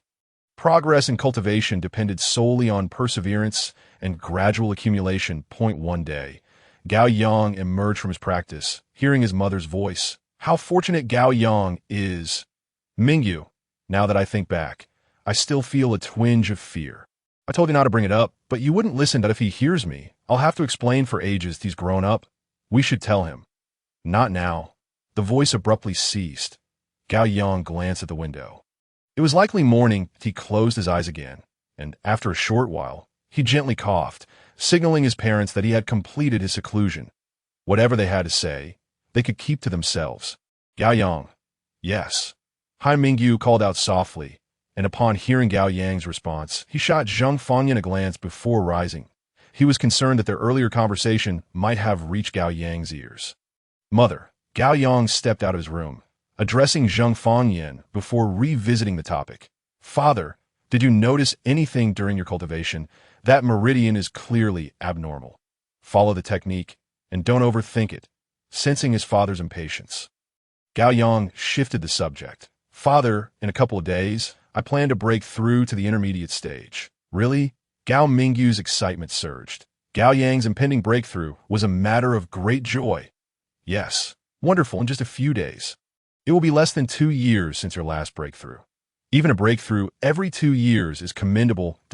In 4 years, you will reach the Qi control stage. In 4 years, at 20, you could break through to the liquid transformation stage.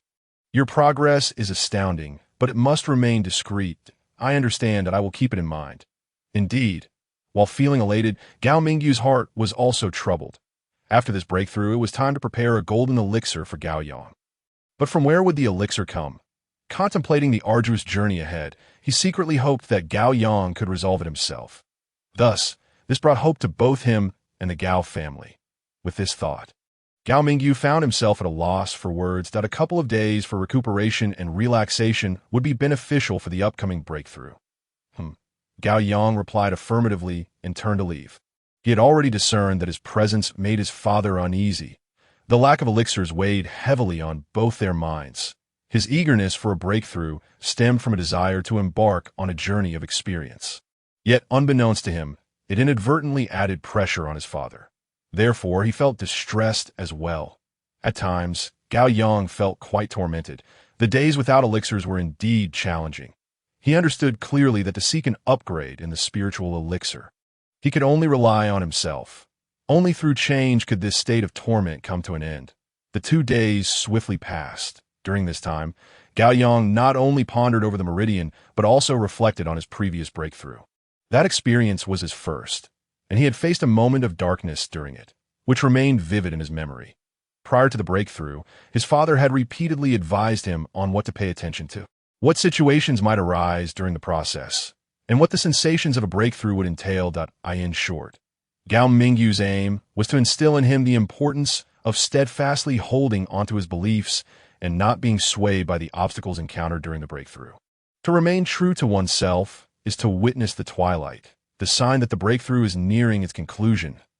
And no matter what, once the breakthrough commenced, one must persevere. Any misstep could lead to 2 outcomes: failure in the breakthrough, which would severely hinder one's future potential, or success, leading to universal joy. Are you prepared? Gao Mingyu inquired once more. I am ready, came the reply. At midnight, under the bright moonlight, Gao Yang sat upon a mat. After 2 years of accumulation, his meridians were brimming with abundant true energy. The breakthrough was akin to unblocking channels, expanding his meridians and providing ample space for the absorption of true energy. This was the essence of every breakthrough. Continuously absorbing true energy would elevate his cultivation level. Gao Mingyu stood 2 zhang away, for the most critical aspect of a breakthrough was to avoid disturbances. Choosing this moment for the breakthrough was to keep it from prying eyes. Given Gao Yang's low cultivation level, the commotion caused by the breakthrough would be minimal, with only slight fluctuations in spiritual energy that would not attract the notice of those within the house. After half an hour had elapsed, the incense stick burned down, signaling the end of the process. Gao Yang had experienced his second breakthrough in his life. Following his father's instructions, he ensured his body was unharmed before standing. Father, he spoke. Under the moonlight, Gao Yang could faintly discern his father's features, and a wave of emotion washed over him. His father had been guarding over him, not interrupting him until the breakthrough concluded. In that moment, Gao Yang silently vowed to do more for his father in the days to come. Regardless of his father's burdens, he would share the load. Very well. The breakthrough was successful, akin to overcoming another hurdle. This chapter is not yet complete. Please click to the next page to continue reading the captivating content. Gao Yang rose and posed a question that had occupied his thoughts. Father, throughout my life, I have never heard you mention our family. For instance, how many siblings do you have? Are our grandparents still alive? And what of our other relatives? Where are they now? Ah, Gao Mingyu sighed. You never inquired. So I did not pay it any heed. Since you wish to know, I shall now share their circumstances with you. Your grandfather lost an arm in a conflict with others. Your grandmother, uncle, and aunt are scattered across several dynasties. And we shall reunite in a couple of years. Father, what transpired? Gao Yang grasped the crux immediately. What caused their dispersion? What could separate them except for the devastation of their family? Gao Mingyu then realized he had inadvertently let slip too much. Perhaps it was the proximity of time, the weight of his thoughts. After a moment, Gao Mingyu spoke. The Gao family indeed faced calamity, and I refrained from telling you out of concern for your cultivation. You have always carried a heavy heart. Now that you're nearly 16, it's time you learned. Moreover, as you prepare for your journey, I intended to inform you that harboring resentment might serve as a motivation for your journey, reminding you of the responsibilities you bear. Always be mindful of the weight on your shoulders. Your existence is not solely for yourself. It can be said that your life is lived for the Gao family. You have no choice. From the moment you were born, you bore the burden of vengeance. I understand, Gao Yang replied coolly.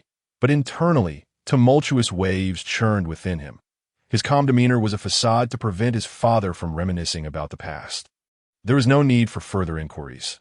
It sufficed to know that he bore deep-seated grudges. From now on, he would act silently, understanding his duties. This was far more significant than probing for details or engaging in futile discussions. That night, Gao Yang once again secluded himself for cultivation, aware of the heavy responsibilities he shouldered, and thus he worked even harder. Presently, a singular thought filled his mind: to avenge swiftly, to grant peace to the souls unjustly lost. This was his inescapable duty. 5 days before the year's end, Gao Yang emerged from seclusion. The day held special significance. Gao Mingyu had mentioned he would transcribe 2 martial arts techniques for the Wu family, but they could not be given away freely. He intended to present them as a betrothal gift to solidify the future unions of his 2 sons with Wu Mengjie and Wu Monk. This had already been communicated to the 2 sisters and had reached Wu Shimen's ears as well. Thus, when Gao Mingyu arrived with his family, Wu Jinghong immediately welcomed them, with Wu Monk and Wu Mengjie following closely behind. After some pleasantries, Wu Jinghong led Gao Mingyu and Zheng Fangyan into the inner hall, while the 3 siblings trailed to the backyard. Mingyu, you are a busy man. Even at year's end, you seem not to have a moment's respite, Wu Shimen remarked as he stood up.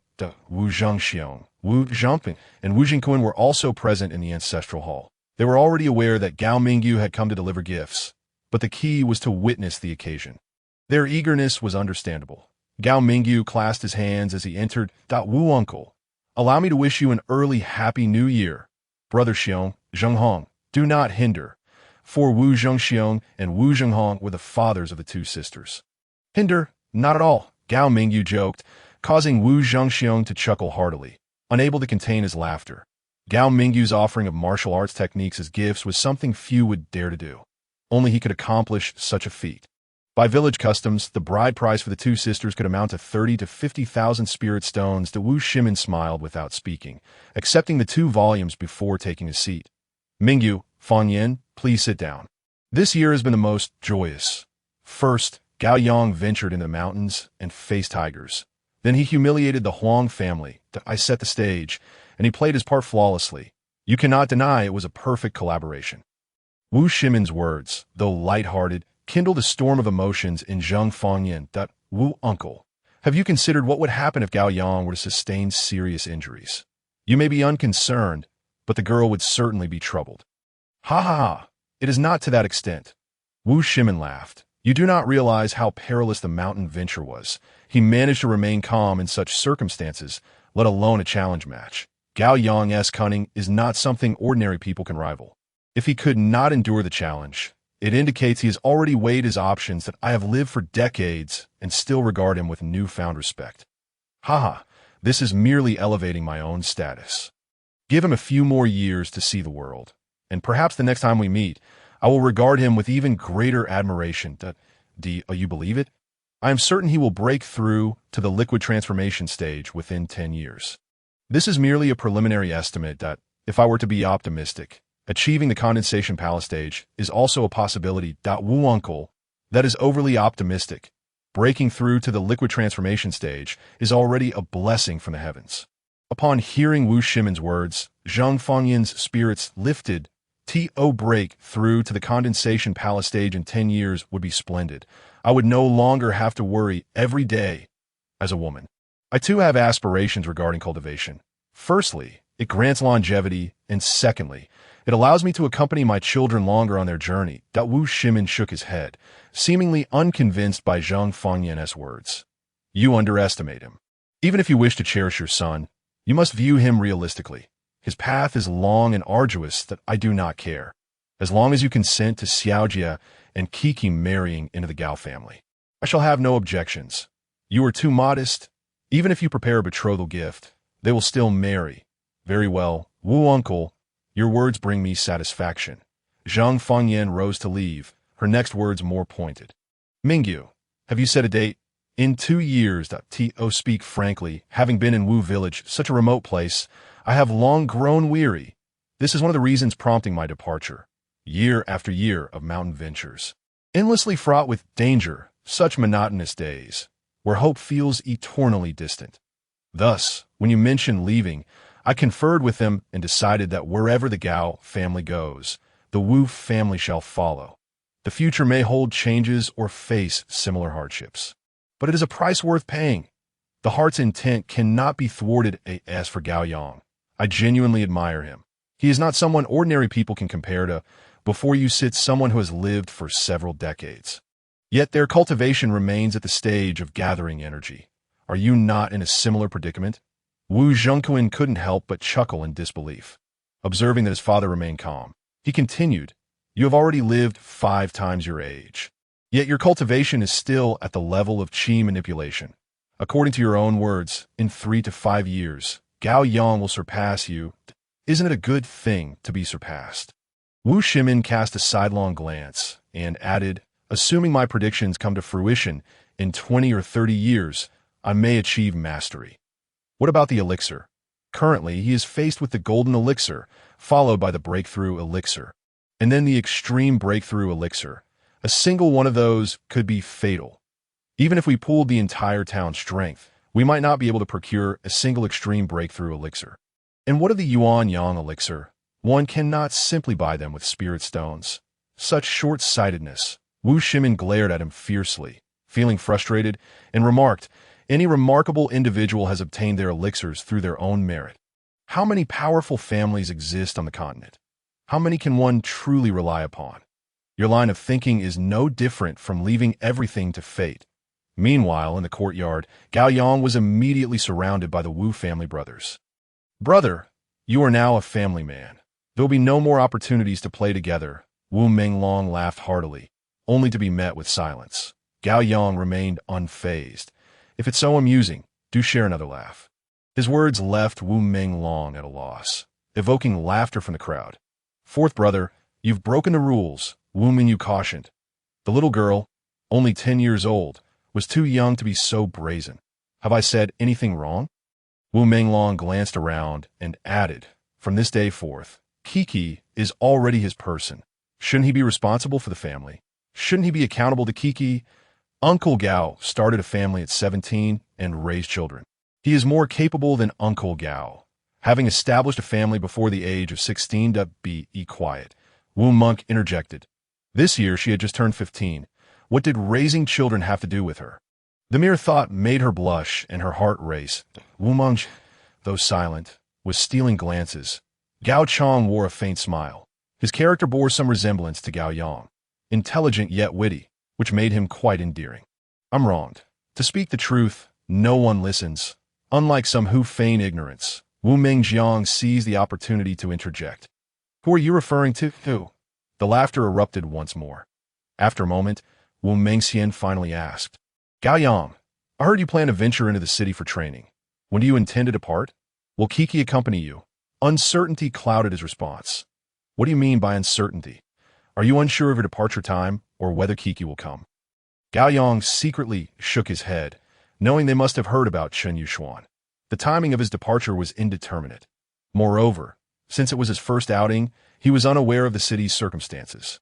Taking Kiki along wouldn't be wise. Besides, training would have a return date. It wasn't a one-way trip, and he would certainly return before the year end. Although he said this, Gao Yang felt a twinge of guilt. When he left the Xiangguan Hall, Qin Yushuan's father had shown no signs of acknowledgement. Yet he firmly believed that their conversation had been overheard by her father, even if it was merely polite. There should have been some response upon his departure. Thus, Gao Yang felt a lingering sense of unease. Qin Yushuan mentioned she would come next year, but ultimately, her arms could not outmatch the thigh. After all, she was merely a junior, and her words could not sway her father's decisions. Therefore, the matter of going to the city for training might very well fall through. Then Gao Yang added, "Many things often happen beyond one's control. The legs are attached to your body." Wu Minglong chimed in. "Why should you worry?" Wu Monk shot him a sidelong glance and remarked, with such idle thoughts, "You might as well devote that energy to cultivation." Compared to Wu Menglong's inquiries, Wu Mengxin's questions were more pertinent to her. However, the idea of bringing her along had crossed Wu Monk's mind multiple times. It was a question she desired to ask, but dared not voice, fearing it would make her seem petty. Gao Yang had already shared some details about Qin Yushuan with her, calling her intelligent, which inevitably made her anxious. Yet, Gao Yang's explanation was reasonable and justifiable. He understood that this statement wasn't directed at him, but still added, "When I return, I will definitely bring you along next time." Wu Monk smiled, and Gao Yang felt a sense of relief in his heart. The two had grown up together. As children, she chased after Gao Yang, finding his actions fascinating. It was only natural that their relationship would evolve as they grew older. Wu Mingyu blinked her eyes and asked, "Gao Yang, my sister is the beauty of 10 towns. How much betrothal gift do you plan to bring if you wish to marry her? If the bride price is low, I will not agree to the marriage. Sister Sam requires the same amount for her bride price. You think you can hide behind others and escape this?" Wu Mingyu pointed her little finger at Gao Chang, leaving him with nowhere to hide. "Humph. At 14, you managed to win my sister's heart. You truly have some skills." Gao Chang puffed out his chest and retorted, "That was mutual affection. How can you say I stole her?" Wu Mingyu covered her mouth and chuckled, deciding not to pursue the matter since it was all in the past. "However, what about the betrothal gift? Sister Sen also has her worth. How much do you intend to offer?" Gao Chang countered, "How much?" Wu Mingyu glanced around before estimating. "It should be at least 50,000 spirit stones." "How vulgar. 50,000 spirit stones. Is that a lot? Is that a little?" The Wu siblings could hardly believe their ears. 50,000 spirit stones were no small sum. Nevertheless, this statement brought joy to Wu Mengjia. Gao Chang grinned widely and said, "There are things in this world that are worth more than spirit stones." "What do you mean?" "Yes," Gao Chang teased, then continued, "For example, martial skills and techniques. There are many things that are family heirlooms which cannot be bought with any amount of spirit stones. Just martial skills? Just techniques? Surely they aren't anything extraordinary." Was Chun Mingyu implying that the Wu family possessed such treasures? Gao Chang laughed. "A good martial skill can save one's life. How much can 50,000 spirit stones truly accomplish?" Gao Yang had toyed with Yao Sheng on the arena, using the spin spirit step, which was indeed a martial skill that Wu Mingjiang pressed for clarification. "Are you speaking of techniques or martial skills?" "Certainly martial skills. One is called spin spirit step and the other is the great Buddha palm. You have both witnessed them. Don't tell me you look down on them." Gao Yang smirked. "You all remember the final strike of the challenge, right? Without the aid of the great Buddha palm, one can only imagine the outcome. Initially, you were all furious, thinking his actions were bullying the weak. What was the result? In my opinion, Huang Dimi is nothing but a fool. Thus, you should understand why he toyed with Yao Sheng so easily." "Humph. Is such a simple truth even worth my explanation? To lure him into a trap? You are indeed smarter than him." Wu Mengjiang figured it out, but was playfully teased by Gao Chang. Wu Mengxian turned to Gao Yang. "Gao Yang, does that mean you can unleash the full power of the Buddha's hand?" "Only to a certain extent. If that is just 1/10, then at full power, wouldn't there be no opponents?" "Humph. It's effective against ferocious beasts, but to deal with people, one must catch them off guard." Wu Menglong was not incorrect, but his premise relied on breaking through to the liquid transformation stage. In such battles, both parties would wield energy swords, completing their attacks with mere gestures. Most people believe this, but Gao Yang held a different perspective. "Ignorance," Gao Yang chuckled, the benefits of cultivating the great Buddha palm extend beyond what you think. What other benefits? I won't tell you. You must comprehend it yourself. Thus, Wu Mengxian was left bewildered. What was the reasoning behind this? The martial skill had already been revealed, yet he would not disclose any other uses. In truth, Gao Yang was merely speaking whimsically. However, he firmly believed that no martial skill was as simple as it appeared on the surface. It was clearly stated in the summary, if they did not seek to understand. They would only encourage their own laziness. Pushing oneself to the extreme might yield unexpected rewards. As for who wields the martial skills? That question need not be asked 3 days before the year end. Coinciding with Zhang Yunfeng's birthday, Gao Mingyu brought his family of 5 to celebrate, a tradition that had continued for several years. During Zhang Yunfeng's lifetime, Gao Mingyu visited every year under the pretext of celebrating his birthday, while also paying respects to other relatives. The Zhang family regarded Gao Mingyu with immense gratitude. When he first arrived in Xingning town, he was alone and only had a fleeting encounter with the Zhang family, who not only took him in, but also consented to his marriage to Zhang Fangyan. The Zhang family provided him with considerable assistance, and the house he lived in was also built with the help of the Zhang brothers. It was thus that Gao Mingyu took root in Wu village, where he fathered 3 children of whom he could be proud. As the saying goes, one should not forget their roots. Initially, it was the Zhang family that made sacrifices for him, yet he offered no recompense in return, not even a bride price when he wed Zhang Fangyan, for he was unable to provide such at the time. Perhaps it was because they were all wanderers in this vast world that the Zhang family treated him with such kindness. Nevertheless, Gao Mingyu's commendable demeanor can largely be attributed to his own cultivation. Now, Gao Yang was increasingly achieving success, bringing him to meet his relatives, which brought them joy as well. Therefore, on the 3rd day of visiting the Wu family, Gao Mingyu took them to El village again, this time accompanied by 2 additional companions. After visiting the Wu family, it became evident that Wu Monk and Wu Mongjie could be considered part of the Gao family.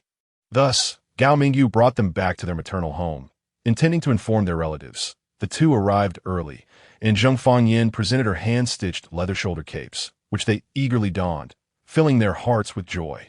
By the end of August, Gao Yang returned with a tattered red tiger skin, which fetched a poor price. It was thus repurposed into shoulder capes and boxing gloves, whatever Gao Yuyao could conceive. 3 copies would be made, 1 for her, 1 for Wu Monk, and the other reserved for Wu Mongjie. Today, in the biting cold, wearing them was perfectly suitable that Wu village was not far from El village. A distance of merely 10 miles could be traversed in half an hour. Upon entering the Zhang family's gate, they immediately spotted Zhang Yunfeng seated in the spacious courtyard, surrounded by his 2 sons and 2 sons-in-law, all engaged in tea and conversation around a hearth. The 2nd year after Gao Mingyu settled down, Zhang Fangyu married far away in Lingwan town, where Hao Jiwen became her husband. Such visits were rare due to the distance, as it was said that Lingwan town was less than 100 miles from Qizhou city. That a year later, Tan Shangzong married Zhang Fanghui. The Tan family owned a shop in Xingning town, and Tan Shangzong frequently met with Gao Mingyu. Zhang Jieqing and Zhang Jimin would see him several times a year. Grandfather, Gao Yuyao called out, dashing over.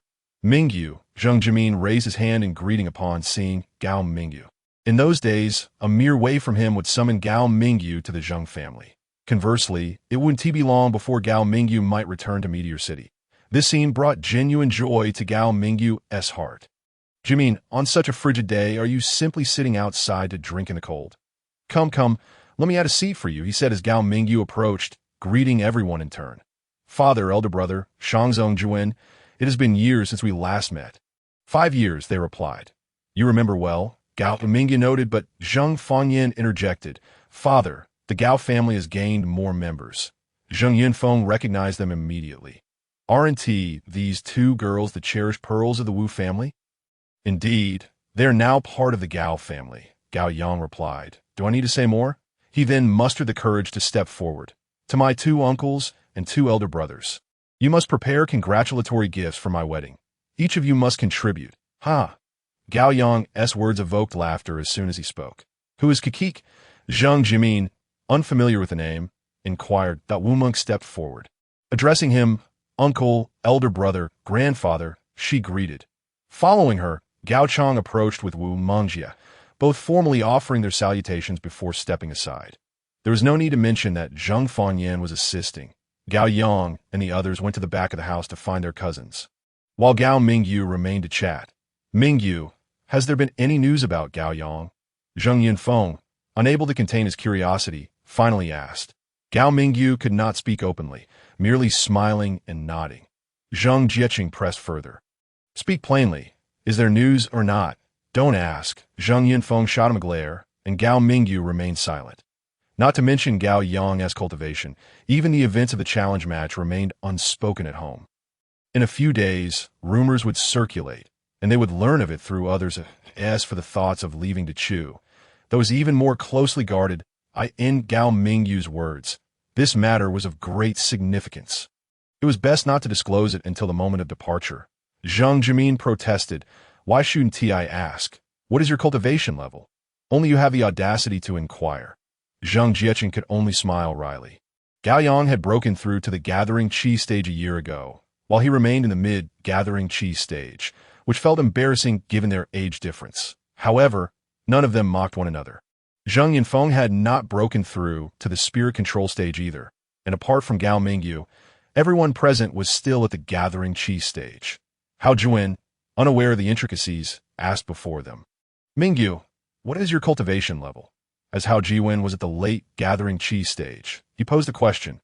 Stronger than you. Zheng Yunfeng interjected before Gao Mingyu could respond. Hao Jiwen chuckled in disbelief. Father, today is a celebration. Why so fiery? Can't stand to see others not working hard. Is it amusing to inquire about another's cultivation? Does this mean Mingyu has broken through to spirit control? That was a matter from several years ago. Tan Shangzong chimed in. I heard that the Huang family's lad has already broken through to gathering Qi, but was defeated by Gao Yang. That speaks volumes. You are quite astute, Zheng Yunfeng remarked with approval. Gao Mingyu chuckled inwardly, amused by how his father-in-law seemed to find fault with everyone today. To ease the atmosphere, he took out 2 prepared booklets, which Zheng Yunfeng accepted, his face brightening with a smile upon glancing at them. Meanwhile, Gao Yang, after exchanging greetings, went to the backyard to meet his cousins. As they traversed the inner hall, they encountered Zheng Jiqiu, the grandson of the second uncle, who was older than Gao Yang. Zheng Yunpeng had raised 3 sons. Zheng Yunfeng had followed him, while the other 2 had started families of their own and lived separately. However, one of them was no longer alive, leaving only Zheng Shirkuan, who had yet to arrive due to his busy schedule. Chirp, chirp, Gao Yang called out, mimicking the sound of a bird. After a year, you still look the same. Can't you tidy up your hair? Gao Yang's disheveled appearance drew no comment from the elders. Why should I care about that? Zheng Jiqiu chuckled, putting his arm around Gao Yang's shoulder. Come, everyone is chatting in the back. Noticing the 2 new faces, he then asked Gao Yang, aren't you going to introduce them? They are rare guests. Jiqiu Gu, Wu Monk greeted, having met Zheng Jiqiu before. Wu Mengjie remained silent. Gao Chong did not offer a greeting either, believing it unnecessary since they were not strangers. Behind the house was an open area where a dozen younger ones gathered around a lad named Zhang Jingxiao, who had come with the Hao family. Hao Jiwen had raised a pair of children. The son, Hao Shicheng, and the daughter, Hao Shiping, were reportedly twins. They had arrived late yesterday, hence today was their chance to become acquainted. Zheng Xiaogu, your family lives in the city. Qizhou City must be quite large, right? Could you tell us about it? A girl named Tan Shui, Zheng Fenghui's daughter, asked out of course. I've been his home. Qizhou City is countless times larger than Xingning Town. It's immense. It would take several days to wander through all its streets. Zhang Jingxiao began, but before he could finish, Hao Shiping interjected that the Zhang family is quite affluent. Somewhat less than affluent, Zhang Jingxiao replied, turning to Hao Shiping. I hope you don't mind my saying so. It's all good, she replied. Cousin, you're quite fortunate, she chuckled. Zheng Jiqiu, unable to bear it any longer, stepped out to find Gao Yang and then returned. There is also Lulin Street, Zhang Jingxiao elaborated. In the middle of Lulin Street, there is a river 5 feet wide, lined with willow trees on both banks. Visiting Lulin Street for tea in the summer is the best choice. Picture this, a river flowing through the city. In March you can admire the drifting willow fluff, and in April, The trees provide ample shade, with eateries and tea houses along the pathways. Entering for a cup of tea costs at least 2 spirit stones, and the finest is spirit tea, which is a luxury for most. The most fascinating place is Lingbao Street. Bustling with people daily, as the name suggests. It's south the street for trading spirit herbs and treasures. I visit every 2 or 3 days and know the ins and outs of the shops there. I am well aware of what each one sells. During the annual mountain expedition season, when spirit herbs come down from the mountains, Lingbao Street is at its liveliest, with everyone searching for treasures. Identifying spirit herbs means profit, but mistaking them results in great loss. Thus, whether one gains or loses depends entirely on one's skill. As for the auction houses and venues, you can hardly fathom them. Zhang Jingxiao added, casting a glance around with a faint smile on his face. Suddenly, he noticed several new faces to his left, including some beauties attentively listening to his tales. Thus, he could not help but steal a few more glances before turning his head to speak. The so-called auction house allows for transactions to be conducted face-to-face and also accepts the pawning of auction items. Once the items are delivered to the auction venue, a commission is extracted upon completion of the auction. If you claim not to understand, you may have the opportunity to experience the auction house firsthand. The finest spiritual herbs and treasures are traded there, including elixirs. Once you have entered the auction house, you shall truly comprehend the meaning of madness. During the bidding, spiritual stones are not regarded merely as spiritual stones. While speaking, Zhang Zhengxiao glanced over a few more times, and after finishing, he unconsciously cast another look. How Shiping felt displeased. Gao Yu muttered under her breath. I have never encountered such a shameless person. Yao, you have arrived? Zheng Qiuxia stood up abruptly. Wow, wearing the red tiger skin makes you look so beautiful. At this moment, the other onlookers realized that the 3 siblings had come. How Shiping was inexplicably angry. Who is that? Speaking so carelessly, Its Yao. Don't you recognize her? Zheng Qiuxiao replied. She is the daughter of my aunt. You should call her sister. How rude. I have never met her. As soon as How Shiping spoke, it immediately ruffled Gao Yu's feathers.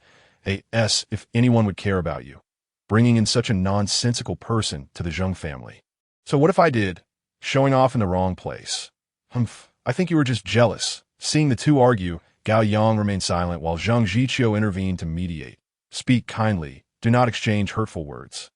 Gao Yu laughed instead of getting angry. You say his family is a prominent household in Qizhou City. Then let me ask him, do you know someone named Chen Yuxuan? Without a moment's hesitation, Zhang Zhengxiao replied, I do not know her. Did you hear that? He does not know her. There are countless people of all kinds in Qizhou City. Do you think he knows everyone just because you mention a name? How Shiping chimed in. Gao Yang understood the relationship between them. Thus, he casually asked, do you know Xin Guantong? How could he not know? Xin Guantong is quite famous in Qizhou City.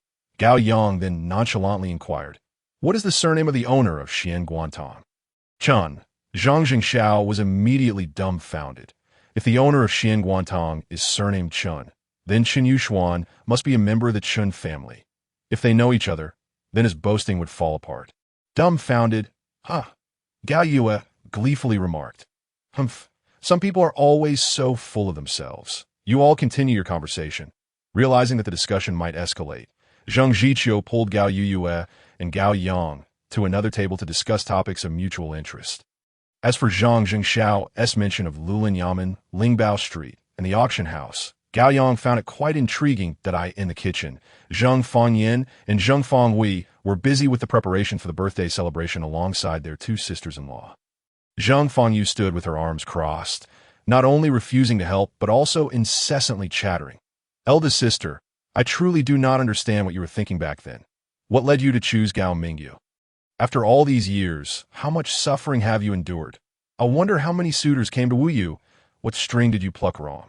Now that the children have grown up, you still reminisce about how El Xiozhen praised her. It is evident that Zheng Fangyu has repeatedly undermined her in front of them. Eldest sister, you know very well how beautiful she was back then. Just look at her now. Zheng Fangyan took Zheng Fangyu's words as mere background noise. She knew her sister's character was a bit vain. Zheng Fangwei interjected. I think you are looking at Mingyu through a keyhole. The children are well received. As a woman, I find that quite satisfactory. What is so great about that? Let me tell you, Jiwen's cultivation has already reached the late stage of Qi gathering, and a further breakthrough will make him a true master of Qi manipulation. Upon hearing this, the other women in the kitchen fell silent. See, I have struck a nerve, haven't I? Zhang Fangyu, in her self-importance, did not notice that even her mother could not bear to listen any longer. You should be quiet. Mingyu has already broken through to Qi manipulation. Yet you keep going on about Jiwen. What is he worth? Oh, so you have been hiding this from me. The it was only then that Zhang Fangyu fell silent. At noon, Zhang Fangyu emerged to announce, "The arrangement for the birthday celebration are ready. Father, please take your seat." Thus, Zheng Yinfeng, along with his younger brother, 2 sons, and 3 sons-in-law, proceeded to the inner hall. Inside, a square table was set, where only Zheng Yunkuan had the right to sit. All the younger generation gathered in the inner hall. Such a scene was one they encountered every year. Zheng Yinfeng and his companion took the prominent seats, while Zheng Yunkuan sat on the left. Yes, soon, as Zheng Yinfeng was seated, he indicated that they could pay their respects. Zheng Jieqing, the eldest, stepped forward with his woman and children standing on either side. The absence of a birthday gift was because they lived together. "Father, may you have many more days like today." After a simple utterance, Zheng Jieqing knelt down to perform a kowtow to Zheng Yinfeng. "Rise," Zheng Yinfeng said with a single word, indicating that he accepted the intentions of his descendants. Next was Zheng Jimin's family, who also did not prepare a birthday gift. "Father, may you stand tall like a mountain, with longevity that knows no bounds." You have changed your words this year," Zheng Yunkuan chuckled. Zheng Yinfeng then called for them to rise, noticing that the 2 grandsons had already grown to be on par with Gao Yang. Yet their cultivation lagged far behind, which weighed heavily on his mind.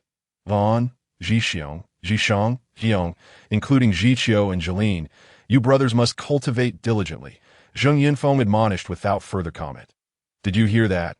Zheng Jimin pressed for response. "We heard." Zheng Ziwan and Zheng Zhixiong replied with lowered heads. "Damn it, I do not even know what is happening. The Zheng family has raised 10 generations without producing a single outstanding individual." Zheng Yunkuan shook his head. "The Zheng family yearns for a prodigy. This is not only their wish, but also the wish of their ancestors. However, things do not go as one hopes." Zheng Yinfeng immediately pointed out a name. "There is one. Gao Yang counts as one.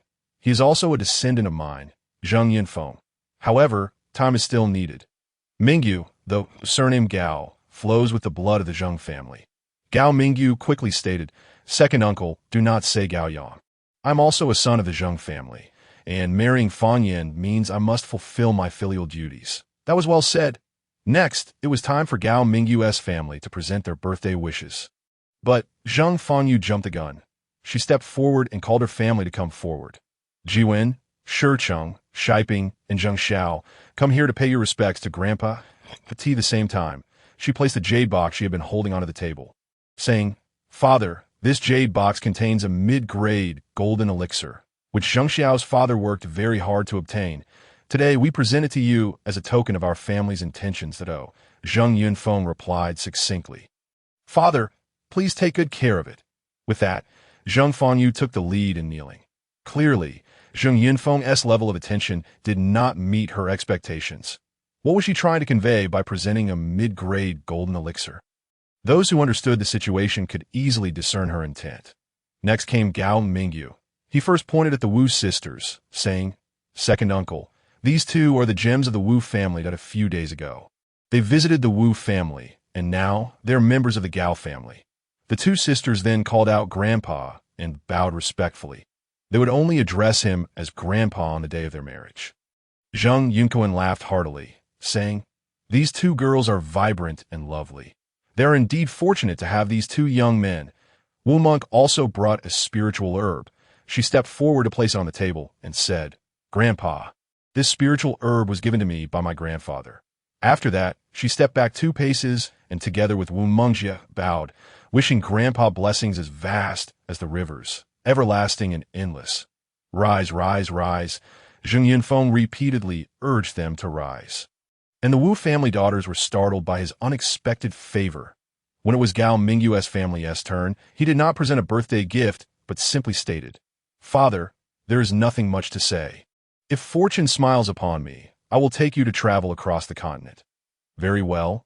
I will remember that. Clearly, Zheng Yunfeng placed great importance on this statement. However, some could not comprehend.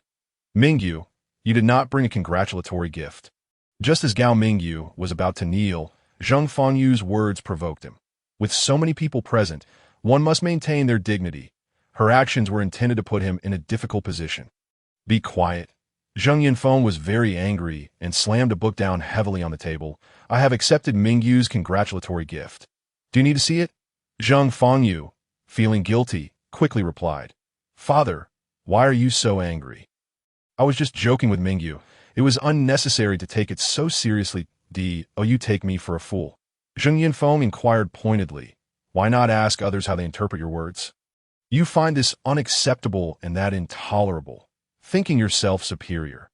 If you do not possess a fate of superiority, it would be wise to curb your vanity. Zheng Fengyu was left utterly humiliated by the scolding, which brought Zheng Yunfeng a sense of relief. Zheng Yunkuan sought to ease the tension and suggested, Gaoyang, why not share a few words, to ascend the mountain and capture the tiger, to descend into the river and catch fish? Gaoyang casually responded, echoing his character, at first glance.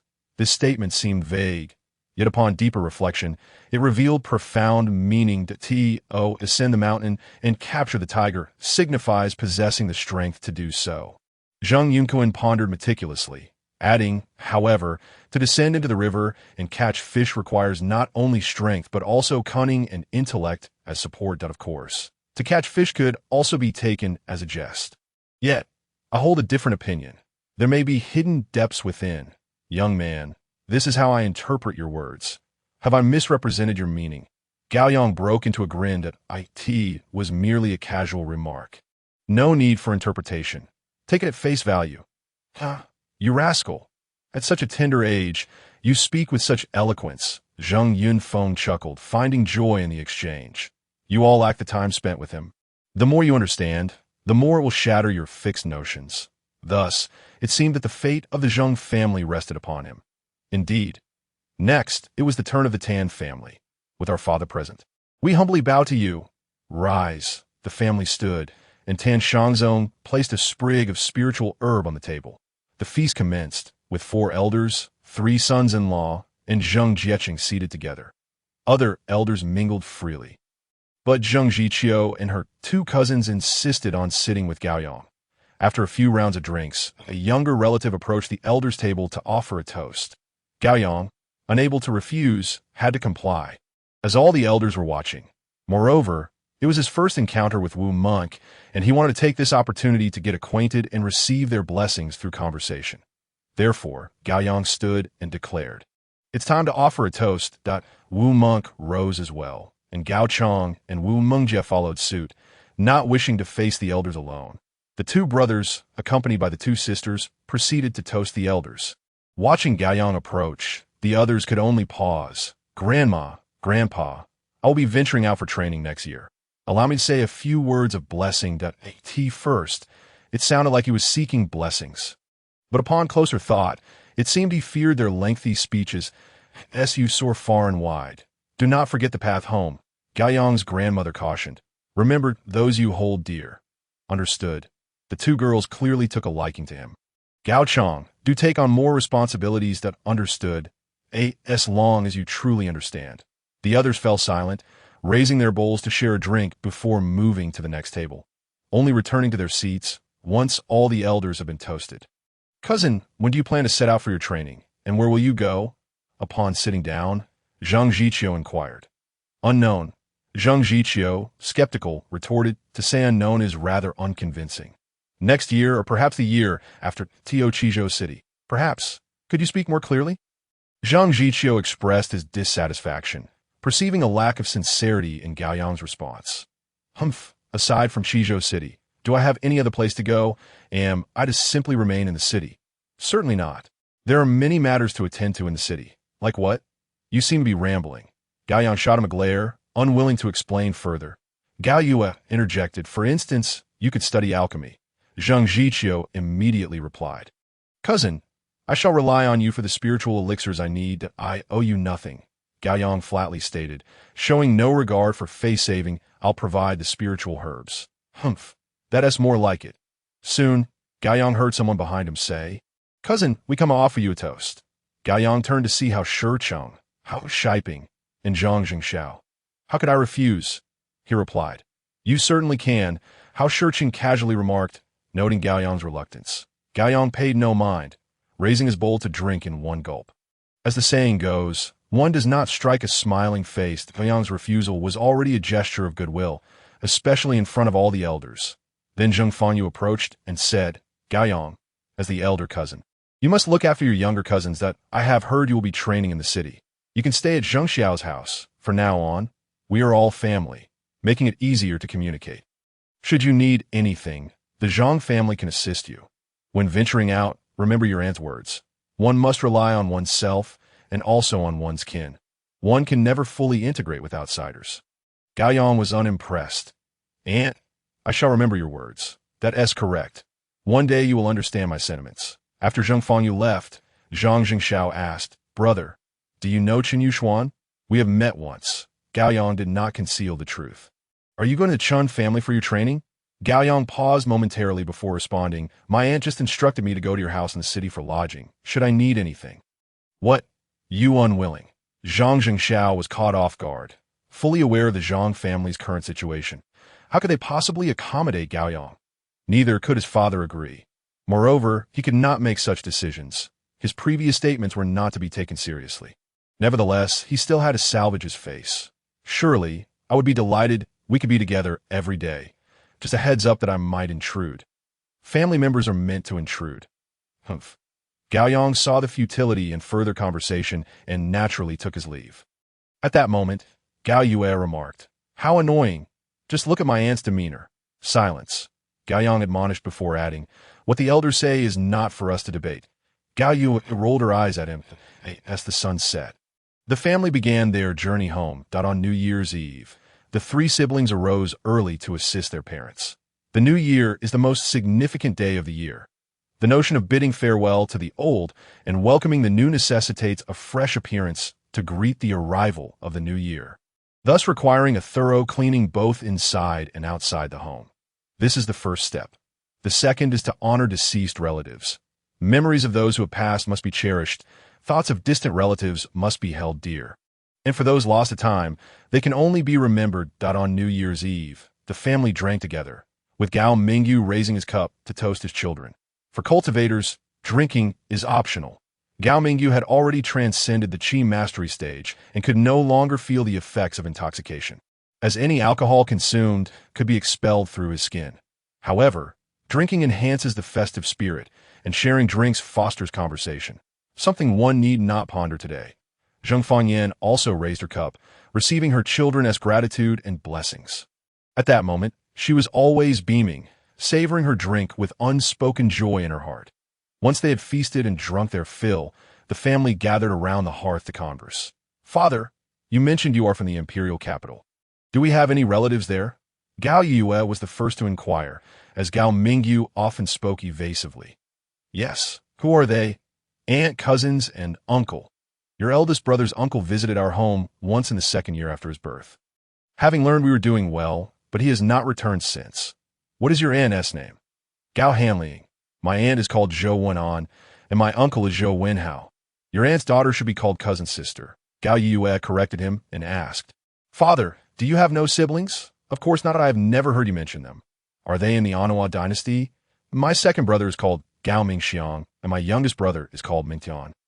My aunt is the third, named Gao Minghui.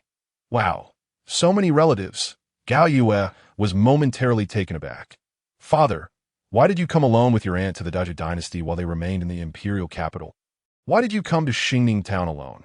For survival. Gao Mingyu glanced at Zheng Fanyin and said, If I had not come to Xingning town, how would I have met your mother?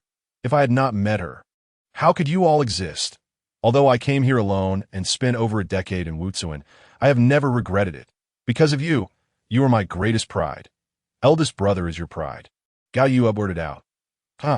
You and Gao Chong are also my pride. Is that true? Of course, ha. Father, have you never contemplated whether to spend your life in Wu village or return to the imperial capital? Or perhaps to venture to the Arno dynasty? Oh, I almost forgot to inquire. Are grandfather and grandmother still alive? Gao Mingyu tilted his head slightly before replying, Your grandmother resides in the Arno dynasty. I went out, and your grandfather was also away. There has been no news from them for many years. In 2 or 3 years, it will be time for us to embark on our journey. First, we shall return to the imperial capital, and then set off together to Arno. Really? Gao Yue exclaimed, taken aback. This revelation was, without a doubt, a thunderbolt from a clear sky. Gao Yang sat silently by the fire pit, grasping the implications of the conversation. Gao Mingyu nodded affirmatively, stating, What I have said is indeed true. That's wonderful. For years, I have envied others who have grandparents, who can win the affection of uncles and aunts. It turns out my uncles and aunts are in the Arno dynasty. Mother, did you know? I can hardly contain my excitement. Zhang Fangyan cast a sidelong glance and remarked, Your father is remarkably composed. He has never mentioned such things to me. Moreover, your uncle has not brought it up either. Perhaps it is simply not the right time, and knowing would only lead to disappointment. That's mere evasion. Zhang Fangyan retorted, suddenly recalling, What about leaving our parents behind? Gao Mingyu then asserted confidently, See, I told you I was not mistaken, didn't I? You were worried, weren't you? All matters have been duly considered. Humph, you are keeping secrets from me. Keeping secrets is to spare you from worry, Gao Mingyu replied, adding, at that time, Not only will the Zheng family accompany us, but the Wu family will join as well. However, I must caution you, the discussions of this evening must remain confidential, including from Coco and Mengjia. Keep these matters close to your heart, for the sake of discretion. There are numerous uncertainties ahead. We must first gather spiritual stones. With over 100 individuals, the expenses for the journey will amount to several 100,000 spiritual stones. And acquiring housing at our destination will incur further costs. If it becomes widely known that we cannot depart, it would be nothing short of a laughingstock. Father, I promise, Gao Yue declared, raising her hand in oath. Noticing her 2 elder brothers' indifference, she added, Eldest brother and second brother not swearing must be an indication they wish to betray the secret, right? Father, I've already sworn. If the secret leaks, you ought to question them. Gao Yue, slightly inebriated, spoke somewhat incoherently. Very well. I shall question them. You shall not be blamed. A similar dialogue unfolded elsewhere. Gao Mingyu chose to conceal, while Gao Hanling did not. From a young age, she had diligently instructed her grandchildren on their origins and the roots of the Gao family, all stemming from the tragedy that befell them. They bore the heavy burden of vengeance upon their shoulders, and thus they must strive for the hope of a reunion within the Gao family. Mother, I must go. Otherwise, you will always be worried. The speaker was Yang Chenkue, who had formed a bond with Zhou Wenan and lived together with him. They had 2 sons and a daughter named Yang Yu, Yang Yuechan, and Yang Yueming. Unbeknownst to Gao Mingyu, since his departure from the imperial capital, the Yang family had devoted themselves to nurturing Zhou Wenhao, as the foresight displayed by the 2 brothers had impressed the Yang family patriarch. Consequently, the Yang family took the initiative to invite Zhou Wenhao into their fold, thereby intertwining the Gao and Yang families in kinship. Thus, Gao Hanling found it inappropriate to work in the Yang families and instead used her savings to establish a modest shop. Supporting her family, it was not until Zhou Wenan married that the family had a pillar to rely upon. Zhou Wenhao would occasionally visit, yet his presence proved inadequate. Gao Hanling held no resentment towards him. The Yang family was a prominent household, and anyone could summon him at will. This chapter is not yet complete. Please click the next page to continue enjoying the captivating content. Do not disturb him. I know they are living well, and that is enough for me. Your elder brother is struggling to stand on his own. There is no need to rush. In time, we will surely meet that I wish to see his children. It would be comforting to know one has succeeded. Is it necessary? What difference does it make? Mingyu is the most accomplished among his brothers. His years of absence from home are not due to trivial reasons. I suspect it is because he does not wish to squander the precious spiritual stones. Have you considered how much it costs for a round trip? He has persisted in staying in Wu Village for over a decade, which must indicate he has found a means to survive. Perhaps the spirit herbs on the mountains are the reason he does not return to Meteor City. Mother, how has Brother Mingyu endured all these years? Zhou Wenan murmured, lowering her head, while Yang Yuechan nestled in her embrace. Not just him. None have lived well. Those remaining in Arno, Hushi, and even those heading to the Xiongnu dynasty also miss them in the Pingyue dynasty. 100 miles from the sacred city, as night fell, two elderly figures appeared in a small town, almost ghost-like. They approached an inconspicuous residence, knocked twice on the door knocker, and the door swung open in response. Feng Zedong greeted the one who opened the door. The two entered, and the door closed behind them. Every year on this day, for old men would gather quietly here. They were none other than Gao Renbing and Gao Hanyuan. The first to arrive, Gao Hanyuan soon located Gao Renbing with the assistance of the latter two, who were named Yang Zedong and Chun Yifeng. Years ago, they were servants of the Gao family, and now they serve as the eyes and ears of the Gao family remaining in the city. When the Gao family was devastated, the two families remained unscathed and preserved two of the Gao family's shops. As for Gao Renbing, upon parting with Gao Hanyuan that fateful day, he sought out Gao Renchuan and Gao Renlong. When left with no options, he conspired with Gao Renlong to forge a false transaction contract, transferring the Gao family's two shops to Yang Zedong and Chun Yifeng. Thus, they proceeded to the fourth shop, where Gao Renchuan was haggling with a buyer. Due to the buyer's hesitance and attempts to bargain, they wasted an hour over the 2,000 spiritual stones.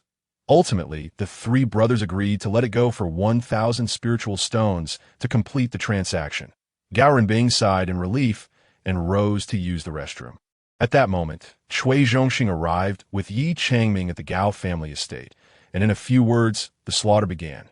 The watchers in the streets sprang into action in an instant. The sold shop was drenched in blood, and Gao Renchuan and Gao Renlong lost their lives on the spot. Hearing the commotion, Gao Renbing leaped into the latrine, thus evading the calamity. It was not long before he learned from Chun Yifeng that Gao Hanyuan was still alive. Still no news? Gao Renbing asked upon their meeting. Years ago, Song Renfei had relayed a message and subsequently concealed himself with his family. Gao Hanyuan and Gao Renbing could not help but search for the younger generation of the Gao family. Not only because they were the last remaining kin, but also because they represented the hope for the Gao family. However, a decade passed without a single word. Uncle, there is no news at all. Chun Yifeng shook his head. Gao Renbing, being the elder, was addressed as uncle by the two. It is not your fault. Once Renfei left, we knew not whether he lived or died. Indeed, at that time, we were all in the dark. Gao Hanyuan felt a weight of guilt. I should have found him a place to hide. The message he relayed offered no clues to their whereabouts. Later, he searched the Hushi dynasty, uncertain if it brought more peril than fortune. When the upheaval occurred, Gao Hanyuan felt disheartened and regretted deeply that he had advised Renfei to flee. Hanyuan, do not blame yourself, Gao Renbing counseled gently. The youngest among them was merely 14, and Mingyu was the eldest at 16. By now, they should have children of their own. When Haining passed on her words, she stated that after 20 years, descendants would return. The wait is but 2 or 3 years. They are aware of our demise. Gao Renbing continued, if their children have prospered, they will surely return, as Haining foretold. Have faith, we will meet again. Second uncle, Gao Hanyuan replied with a bitter smile, their greatest obstacle lies in the elixirs. Otherwise, Mingyu should be on the verge of transcending to the next level. Compared to him, his children may not measure up, therefore, Haining's words are hard to trust, unless by divine favor. Have faith, Gao Renbing urged. Such a pity that Mingyu's cultivation has been hindered. Enough about that. Let's discuss the Qin family. The true culprits. Gao Hanyuan shifted the topic. Yifeng, what say you? Yang Zedong passed the conversation to Chun Yifeng. The old fellow is mid-staged. He has a son who has also broken through to the condensing palace. Thus, the Qin family now boasts 3 condensing palace masters. Yang Zedong continued. The current Qin family is flourishing, operating the auction house together with the Zhu family. One day, all that belongs to the Gao family will be reclaimed. As dawn broke, the 4 individuals within the residence dispersed once more on the first day of the new year. It is customary for the elders to remain indoors, resting and recuperating, while the younger generation revels in the town. On this bustling day, the streets are alive with energy. Young men and women, each meticulously adorned, stroll about, both to uplift their spirits and to showcase their individuality. With a stroke of fortune, one might even encounter a romantic interest. This year, however, is unlike previous ones in the days leading up to the new year. The Jiang family issued a notice proclaiming a martial arts competition and marriage proposal event at the arena on the first day of the new year. The announcement quickly became a hot topic of discussion. While the elders merely chuckled, the younger generation was filled with enthusiasm. Thus, those eager for excitement spread the word, while those wishing to participate in the contest were brimming with anticipation. Firstly, the Jiang family owns 2 shops in town, and secondly, their eligible daughters are quite attractive. Hence, becoming part of the Wang family seems to be a commendable option. Moreover, onlookers would not merely watch whenever a match is held, or a duel takes place on the stage. There will undoubtedly be bets placed as long as one possesses spiritual stones or valuable items. They can partake in the wagering, provided both parties agree. Just as the dishes were set aside, Gao Yuyao urged, "Elder brother, hurry up and prepare." "Hey, second brother, can't you eat a bit faster?" Gao Chong laughed. "What's the rush? It's not like it's a marriage proposal." "Get lost." Gao Yuyao frowned and pouted, then added, "I am naturally beautiful. You underestimate your sister."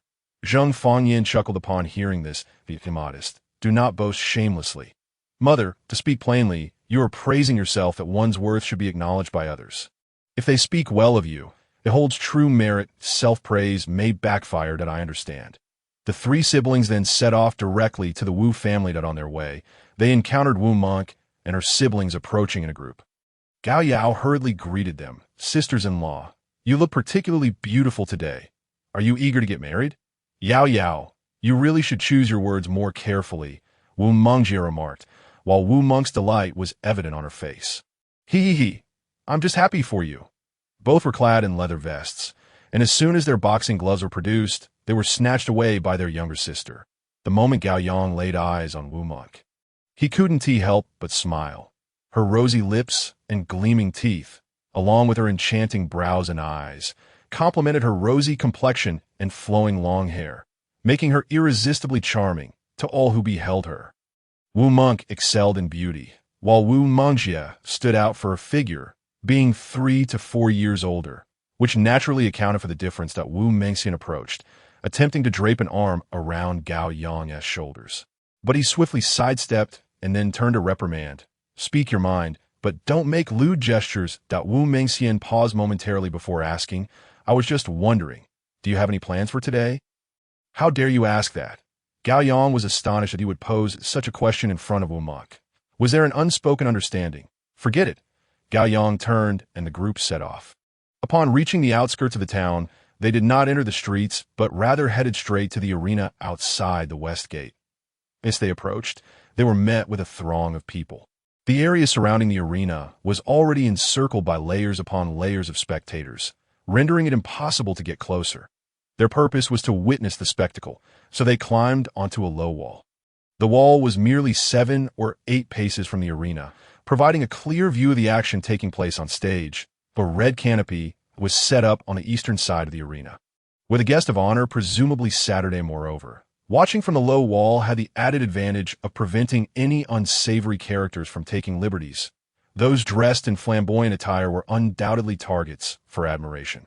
After a while, a middle-aged man set up a square table in front of them, laying out the betting paraphernalia. The Wu brothers were already itching to participate. "Hey, what are the rules?" Wu Menglong inquired. "Betting on the outcome, 2 spiritual stones per round. 2 spiritual stones for 1 round is reasonable," he replied. "Young man, such a narrow perspective. How do you plan to achieve greatness in the future?" The middle-aged man chuckled. "You can also double your bet. Wager 1, and I'll pay 2. If you're going to bet, let us make it thrilling." While the man smiled, his eyes betrayed a glimmer of greed. Most individuals in this line of work were seasoned veterans. It was imprudent to lose accumulated spiritual stones in a quest for excitement. Wu Menglong fell silent. After a while, a middle-aged man ascended the stage, declaring, "Ladies and gentlemen, please remain calm. I understand your eagerness. But allow me to pose a few questions first. The first question is, do you know about the Jiang family situation?" "Yes," came the resounding response. "Second question, the young lady seeking a suitor today is Jiang Xiaoya." who owns 2 shops on West Street and is frequently seen in the market, that I shall spare you the flattery. Now, do you genuinely find her appearance pleasing? Yes. Thirdly, ask yourselves if you have the courage to challenge on stage. Yes. Furthermore, may I inquire if your ages are below 30? Yes. Excellent. Let me see who among you possesses the courage to step forward. In an instant, over a dozen young men ascended the stage. This contest, if one had not yet broken through to the Chi gathering stage, would merely be an exercise in futility. Point 1, 2, 3. For the middle-aged man counted the participants. I truly did not expect 14 individuals to take on the challenge. However, it is a mutual selection. Mere courage is insufficient. You must also gain her approval. Understood? The participants nodded. Moments later, a woman clad in red with her face veiled stepped onto the stage, followed by 2 younger girls dressed in fine garments, holding brocade pouches. Under the middle-aged man's direction, those participating in the challenge lined up. This round was called face reading, and only those who received a pouch from the young lady were qualified to compete. Those without a pouch would be eliminated in the first round. After a while, the woman descended from the stage. Of the 14 who had ascended, only 8 remained. The middle-aged man cupped his hands and said, "First, congratulations to all. You have passed the first round. Next, it is time to demonstrate your abilities. However, a few rules must be clarified. Today's challenge is bare-handed combat, and no fatalities are permitted. Resorting to underhanded tactics will only breed enmity. Feel free to choose your opponents." Immediately, one young man declared, "I have a target in mind." He pointed to a slender, tall, and handsome young man. "Very well. The rest of you may withdraw."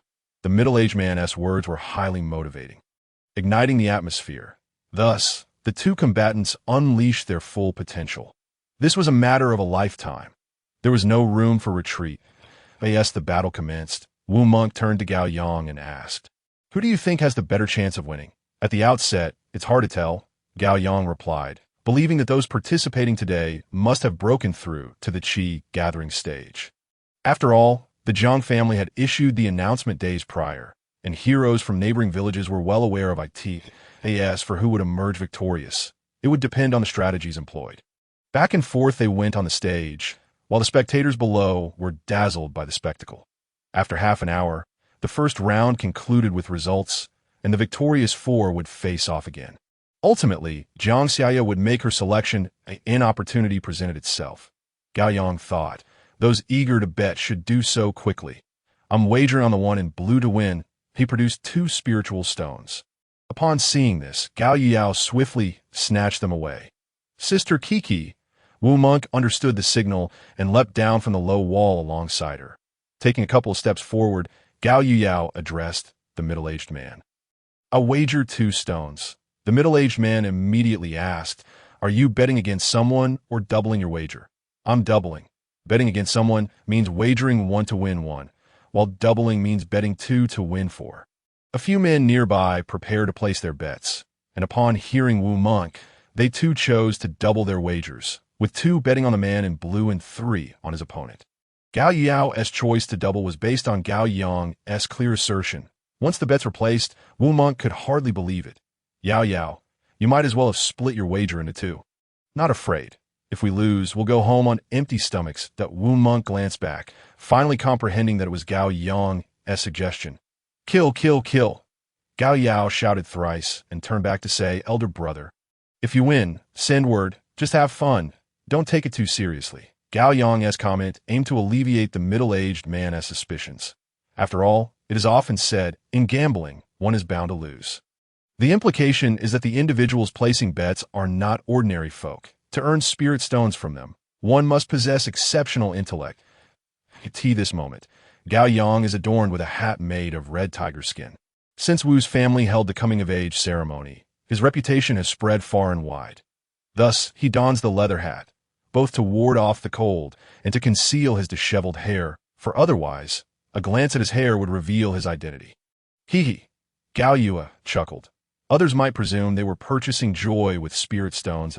In the first round, they exerted their utmost effort, but by the second round, they found themselves somewhat lacking in strength. The victor would be the one who could endure the longest. Consequently, after the duration of a single incense stick, the outcome was determined. The man in blue emerged victorious. Gao Chong called out to inquire, "Who did you bet on?" "I won. I won," Gao Yue exclaimed, bouncing with delight. Afterward, she handed over her token. Upon unveiling the gambling apparatus, she reclaimed her spirit stones and returned joyfully with 4 additional stones. "Shall we continue to bet?" Gao Yue inquired. Gao Yang merely shook his head. The middle-aged man had overheard their conversation, leading him to believe that their earlier victory was not merely a stroke of luck. Indeed, after settling the spirit stones, the middle-aged man shifted to another location. Wu Monk chuckled softly and asked, "How did you discern the likelihood of victory?" "The opponent has a habitual motion. Simply being mindful not to let anyone kick his left foot would reveal it," Gao Yang explained, prompting understanding among the others. Thus, Gao Ye excitedly proclaimed, "Elder brother, let us indulge in delicious food today." Gao Yang remained silent, his silence implying agreement. In the final match, the 2 competitors were of similar stature and age. To swiftly determine the victor, it would rely on whose intellect prevailed. Point 1 must adeptly identify the opponent's mistakes and exploit them, leveraging one's strengths to attack their weaknesses. Only then could one triumph over the foe. The 2 faced each other for a brief moment before they engaged, and Gao Yang watched with great enjoyment. Wu Mengxian inquired, "Gao Yang, who do you think will emerge victorious in this round?" "I am no oracle," he replied. "You guessed correctly in the previous round. Why not take a guess in this one? If one has not detected a weakness, one should refrain from making baseless assumptions." "Ah, I see," Wu Mengxian chuckled, a grin spreading across his face. Before long, the victor was determined. The winning participant raised his fist triumphantly, while the loser silently exited the stage. Subsequently, the middle-aged man returned to the arena, accompanied by the earlier victor. "Gentlemen," the middle-aged man said after surveying the crowd, "please announce your names to the assembly at this moment."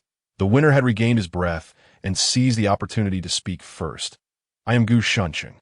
The other, after taking a deep breath, said, "I am Shi Chunmin." "Gentlemen, please proceed into the red silk tent." In order, the Gu Shuncheng eagerly descended from the platform, rushing ahead of Shi Chunmin into the tent. Perhaps believing that being the first to enter would grant him precedence. Within mere moments, he emerged beaming with joy. Shi Chunmin also exited shortly after, having engaged in a brief exchange. During their discussion, the head of the Zhang family remarked, "It seems you lack composure." The head of the Zhang family was a profit-driven individual with keen insight. Shortly thereafter, a note bearing written words was handed to the middle-aged man. "Congratulations." The middle-aged man glanced at Gu Shuncheng and then at Shi Chunmin before announcing loudly, "Ladies and gentlemen, the candidate selected by the Zhang family is Shi Chunmin." Gu Shuncheng was momentarily stunned.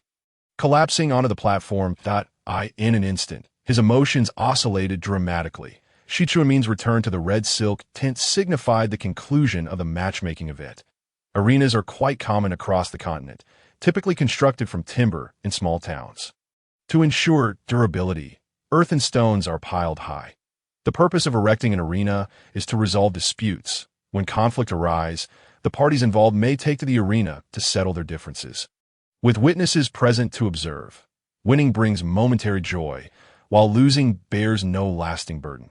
It serves to motivate individuals that a loss reflects one's own shortcomings and serves as a reminder to either adopt humility or strive to enhance one's cultivation. Particularly for the younger generation, when they encounter trouble outside and wish to shield their elders from knowledge of it, they may engage in a bout in the arena to vent their emotions. Once calm, their anger dissipates. Informing their elders could lead to reprimands or foster animosity. Inviting witnesses serves to clarify that one has not resorted to unscrupulous means. Regardless of winning or losing, it is all above board. Suddenly, Gao Yang posed a question. "Xian Ge, with your cultivation, you could easily challenge on the platform. I it that you disdain that woman, or do you lack the courage to step up?" Gao Yang was aware that Wu Mengxian's cultivation had already surpassed the gathering chi stage. Wu Mengxian shot him a glance, hesitating to speak before ultimately revealing the truth. Grandfather said that while it is acceptable to watch the spectacle, one should not entertain thoughts of challenging on the stage. I suspect it relates to matters I overheard. After such a long time, have you not inquired about the reason? Gao Yang realized he had posed a foolish question that in 2 years he would depart. It was impossible to take the Jiang family with him. As the onlookers began to disperse, Gao Yang and the others followed suit into the street. Today, not only had they witnessed something extraordinary, but they also participated in the gambling game and won 4 spirit stones. Thus, they planned to indulge in a meal at a restaurant. They ambled along, stopping intermittently, captivated by the various intriguing items on display and the games designed to deceive with gold coins, such as archery competitions where hitting the target yielded rewards. Yet despite the evident flaws in the arrows, some still chose to participate. Perhaps losing 1 or 2 gold coins was bearable for many. To Gao Yang, such behavior appeared rather childish. "Elder brother," Gao Yue exclaimed, pointing at a piece of jewelry she fancied. "I want that accessory." Upon seeing it was a gold ornament favored by women, Gao Yang generously asked, "Is there anyone else who desires something?" I do. Thus, Gao Yang spent 1 spirit stone to purchase 5 ornaments, which Wu Monk adorned on her index finger to embellish her hand. Gao Yang glanced at her, subtly grasping her delicate hand. Though his intentions remained unfulfilled, as for the Wu family brothers, they felt too embarrassed to request anything from Gao Yang. They entered through the southern entrance of West Street, traversing South Street into Central Street, where both sides were bustling with diners, compelling them to seek out the renowned Chang'e restaurant on North Street. However, fame often accompanies steep prices. The Wu family brothers trailed behind. Gao Yang paused momentarily at the entrance, prompting the attendant to inquire, "Good sirs, dining with us?" "Yes, please come in." Gao Yang hesitated before entering. The attendant added, "The second floor is full, but there are 3 tables remaining in the dining hall." Gao Yang could only reply, "2 tables as close together as possible, that's unavoidable. All guests are welcome," the attendant implied, suggesting they need not worry about clientele. "Then let it be these 2 tables." Gao Yang selected 2 tables nestled in corners. Wu Mingyang then chuckled, "It matters not where we sit. Just ensure you foot the bill." Hence, the 4 sisters of the Wu family, along with the 3 siblings of Gao Yang, occupied the table on the left, while Wu Mengxian and his group settled at the table on the right. The presence of several beautiful young ladies in the establishment naturally drew the attention of others, especially those seated with Gao Yang and Gao Chong. Being of similar age, it was only natural to steal a glance. Upon learning that Gao Yang would cover the bill, the attendant approached him to take their order. "What would you like to eat?" Gao Yang casually inquired as he took his seat. However, being unaware of the menu, he asked the attendant, "How about you recommend a few dishes? We have stewed mushrooms with meat, jumping fish, and qinglong gujiang." Among others, Gao Yang interrupted, "What is qinglong gujiang made from? Please do not use obscure names to frighten me. Clarify what ingredients it entails." The attendant hesitated, having never encountered such a patron before. Other diners typically returned for a second visit, already familiar with the menu. This fellow was peculiar, inquiring about ingredients for a mere dish. Clearly inexperienced, he presumed. Nonetheless, the attendant dared not offend him and patiently explained. "The main ingredient of qinglong gujiang is tofu that it is merely a name." Gao Yang remarked, "Since it is associated with dragons, please clarify what ingredient can be likened to a green dragon." A green onion floated atop the broth, an experience to be felt rather than articulated. The laughter of several young women echoed, drawing the gaze of other diners. "What else?" "Jumping fish is self-explanatory." "All right, next dish." Tai Chi snake, made primarily from snake meat, is a barbecue dish. Gao Yang nodded. "Steamed deer tail is straightforward." Jiangxia refers to crispy fried ribs. Rich soup with golden hooks is baked wings that as from marinated dishes. No explanation is needed. Thus, Gao Yang nodded and said, "Aside from the qinglong crossing the river, everything else is double portions." The waiter, feeling pressured by Gao Yang's scrutiny, contemplated in his heart, "Is making things difficult for myself the way to pass this test." The waiter then remarked, "What you ordered are merely side dishes. As the saying goes, a feast cannot be complete without a main course.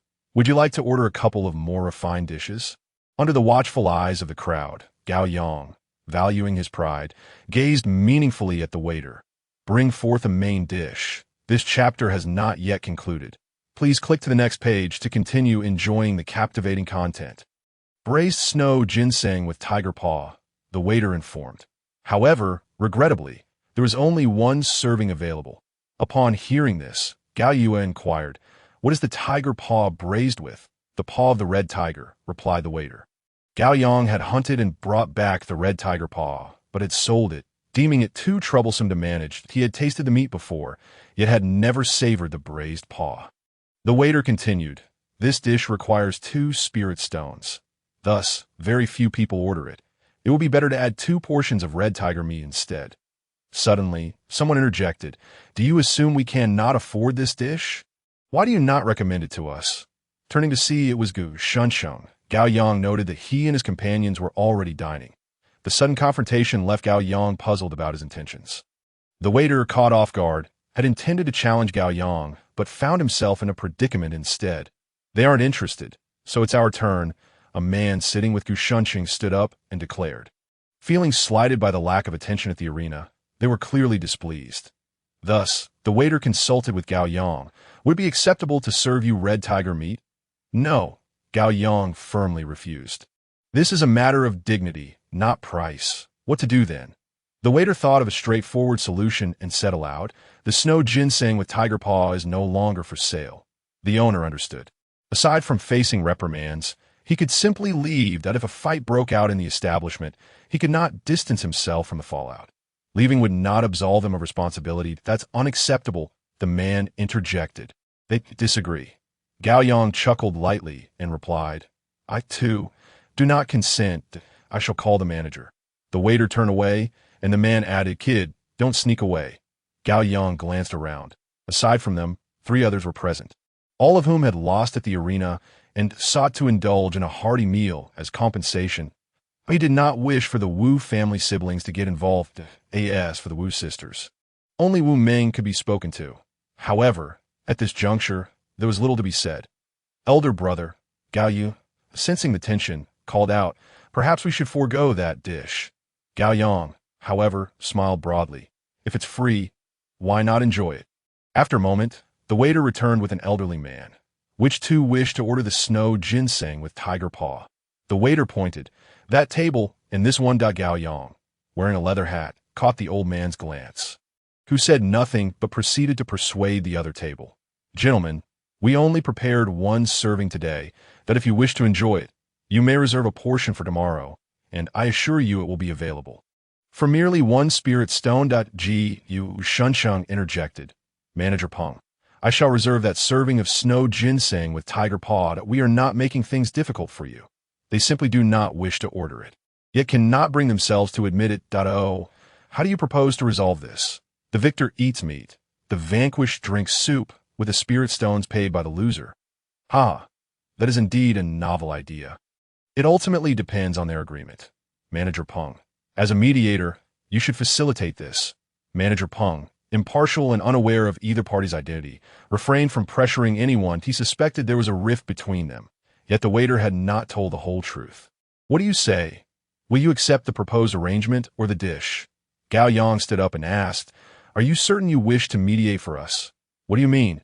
Manager Peng, not comprehending fully, hesitated to agree. "Just a jest." Gao Yang turned and asked, "Are you certain the victor eats meat while the loser drinks soup? If you doubt, we can draft a written agreement. Otherwise, relinquish the dish. It is not too late yet." "But soon it will be."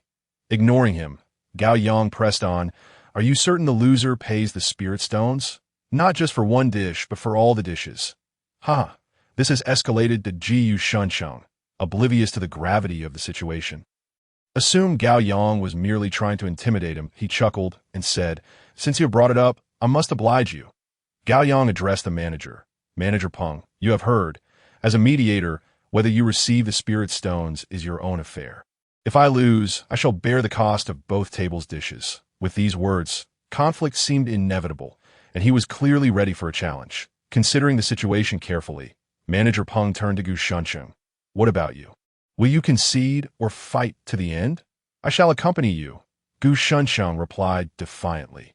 Having instigated this, retreating now would be shameful. Gao Yang nodded, removing his leather hat, as it was inconvenient to fight while wearing it. He then ruffled his hair to make it appear more voluminous, as a disheveled appearance was his signature look. That moment, whispers erupted from nearby. Huang Damao fell at his hands, though the murmurs were faint.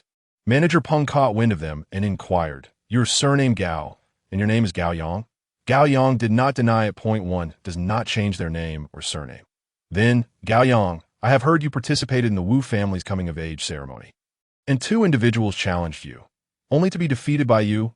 By now, Manager Peng's words were quite clear. It was obvious who those challengers were. Gao Yang chuckled lightly. That is all in the past. Such a statement was intriguing. Could it be that his cultivation had progressed? Even with a delectable dish before them, all present paused their eating. Thus, under the watchful gaze of the crowd, the 5 individuals at that table found themselves in a dilemma.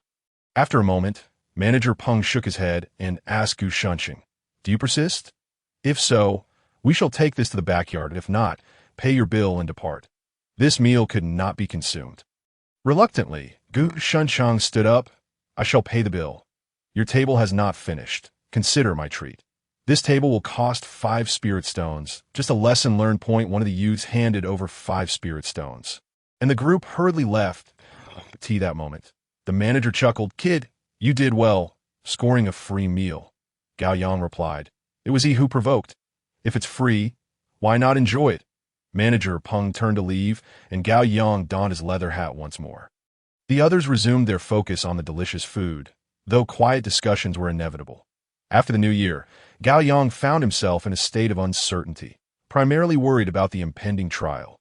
He feared Chen Yuxuan might back out. If that were to happen, his plans for the trial could fall through.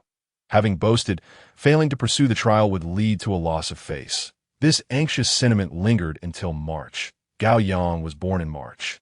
Once the Jingzhe, awakening of insects, passed, he would turn 16, marking his coming of age on the day of Jingzhe.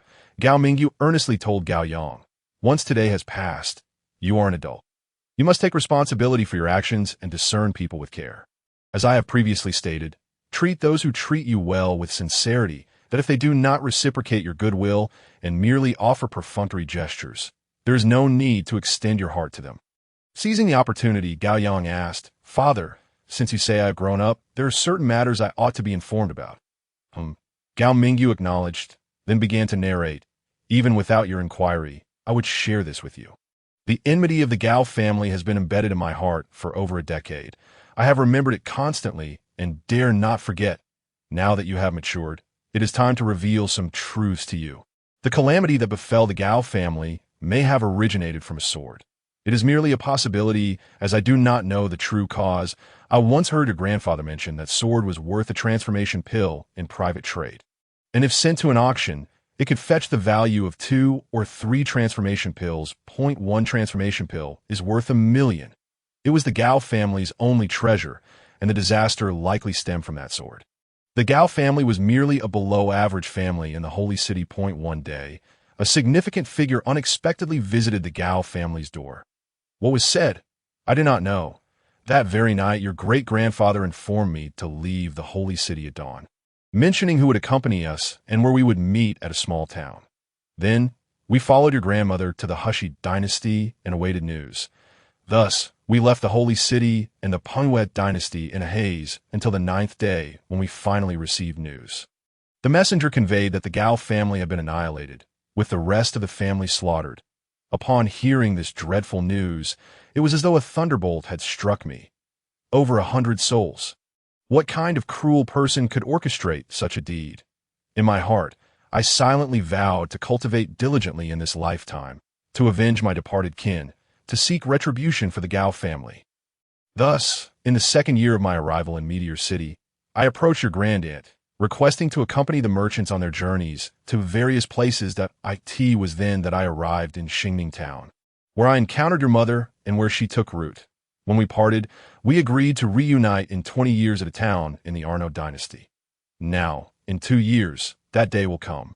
According to my plan, you shall embark on your journey in 2 years, and since the opportunity arises, an earlier expedition to Chizhou City for training is also feasible at the age of 16. I fled from the holy city of the Pengwet dynasty, burdened with hatred and lost in direction, where survival itself was a challenge. During that time, I resolved to survive at all costs. If I could not avenge myself, I would entrust that responsibility to my descendants. Now, you have rekindled hope within me, yet the path ahead remains long and fraught with concern. I dread the slightest misstep that could transform hope into despair. Gao Mingyu smiled wryly and remarked, "Our life experiences have been vastly different. At 16, I was on the run, while you were out seeking training to in comparison. Your life appears far more fortunate than mine." Ha ha ha. Do not overthink it. Each has their own destiny. My life has been delayed, yet yours is just beginning. Seize your opportunities. When you venture out alone, do not let recklessness become your trademark. Learn to assess situations judiciously and engage in constant self-reflection. I shall not let you down, Gao Yang replied earnestly. Gao Mingyu continued, "Your current objective should be to strive for the enhancement of your cultivation. Do not concern yourself with other matters. I shall not divulge the names of your enemies, for I do not wish for hatred to impede your training. Understanding the history of the Gao family should not become a burden for you. Rather, it should serve as motivation. When you possess the ability to seek vengeance, I shall reveal the names of those who wronged us. However, there is one name you must remember, Song Renfei, that he was entrusted by your grandfather to convey messages to us, risking his life in the process. If there are grievances to settle, this kindness must also be acknowledged as part of our humanity. I end the course of vengeance. Your grandfather lost an arm. Where is he now? No one knows. Besides your grandfather, there has been no news of your great-grandfather. He may still be alive, searching for us. When you're capable and have the opportunity, you may inquire about him in the Holy City. As for your great-grandfather, he was captured and killed during his cultivation at the mid-stage of the Condensation Palace. Additionally, I previously mentioned that understanding how to leverage circumstances is also a demonstration of ability. As for how to do so, I have no personal experience in this regard. It is for you to comprehend and experience, thus enhancing yourself. I shall share no more. Contemplate this seriously. Many years ago, it was our enemies' schemes that placed the Gao family in dire straits. When will you be able to strategize and eliminate your foes, thus bringing solace to those departed? Only then will your efforts be truly meaningful. Father, as the saying goes, good deeds beget good rewards, and evil deeds beget evil retribution. It is not that retribution will not come, but rather that the time has not yet arrived, that I shall remember your words. The cultivation you have sacrificed due to your delays, I shall strive to help you compensate for in the future. Humph. As for those who have harmed the Gao family, regardless of who they are, no matter how high their cultivation or how powerful their families, from this day forth, they shall live day by day. Upon hearing this, Gao Mingyu felt a sense of comfort. Very well, based on your current demeanor. You far surpass the person I once was. This is no flattery. It is the truth, something I ordinarily would not express. Yet my years of experience have taught me that one must neither be overly arrogant nor self-deprecating. Only in this manner can one gain a correct understanding of oneself and possess self-awareness to avoid errors. That I shall remember this. Gao Yang nodded, affirming. To speak without exaggeration, Uncle Song is a benefactor of the Gao family. This statement holds truth. Had he harbored ill intentions, the Gao family would have perished. Father, Gao Yang replied with a wry smile. What is it? This chapter is not yet complete. Please click the next page to continue reading the captivating content. When I first met Qin Yuxuan, I have received no news since, and I worry she may not have the authority to decide. Our training endeavors might be in vain. How does she compare to Kiki? In terms of appearance, Kiki undoubtedly surpasses her, but when it comes to intellect, Qin Yuxuan certainly excels. Gao Yang's repeated affirmations indicate that both women possess their own strengths. One must have confidence. Gao Mingyu used himself as an example. I was once captivated by your mother's appearance. As a man, one should pursue various aspects. Some admire beauty, while others prefer intelligent women. Therefore, do not confine yourself. You should embody responsibility. Intelligent women will not impose unreasonable demands upon you. They seek assurance in your capabilities as a lifelong support. Your actions, when recognized, will be met with unwavering commitment from wise individuals. This continent reveres martial prowess. It is a realm ruled by men. In summary, since the Chen family head has taken Qin Yuxuan under his wing, he must cherish her. Thus, your concerns may be unfounded. Even if the encounter does not materialize, there is no cause for regret. The loss would not be yours, but rather that of the Chen family. Qin Yuxuan is a clever individual. She will not easily concede. With your capabilities, you would have a place within the Chen family. Gao Yang smiled broadly and said, Father, I understand. Therefore, I assert that as long as you think critically and reflect deeply, no challenge will be insurmountable.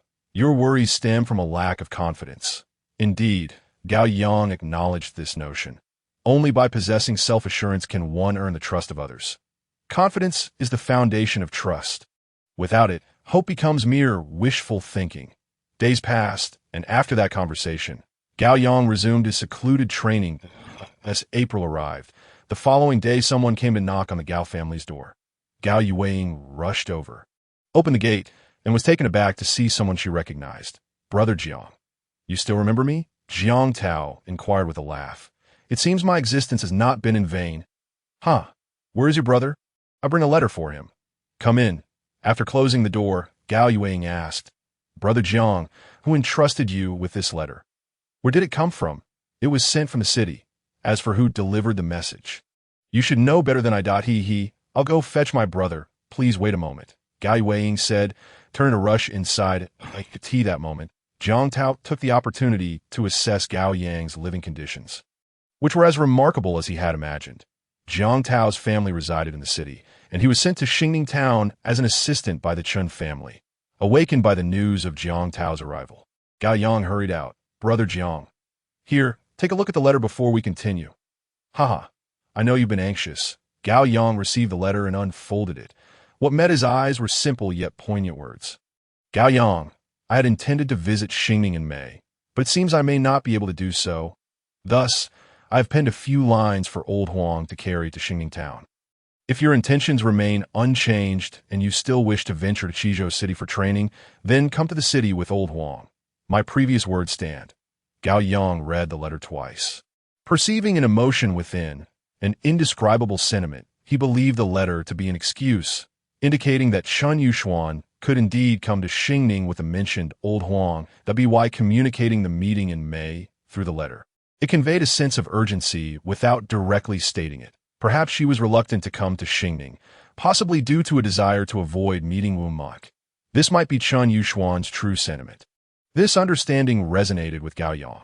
Now that he had received the letter, he felt unencumbered. Brother Jiang, I appreciate your effort in delivering this. Gao Yang expressed politely. If there are any instructions, please do not hesitate to relay them. It is not so much an instruction. In a couple of days, they will return. If you wish to enter the city, meet at the Xianguan Hall early tomorrow. Very well. Huh. Jiang Tao observed Gao Yang's demeanor, chuckling softly. Are you pleased? Since the letter has been delivered, I should return to the Xianguan Hall in the next couple of days. I need to sort the goods and load them onto the cart.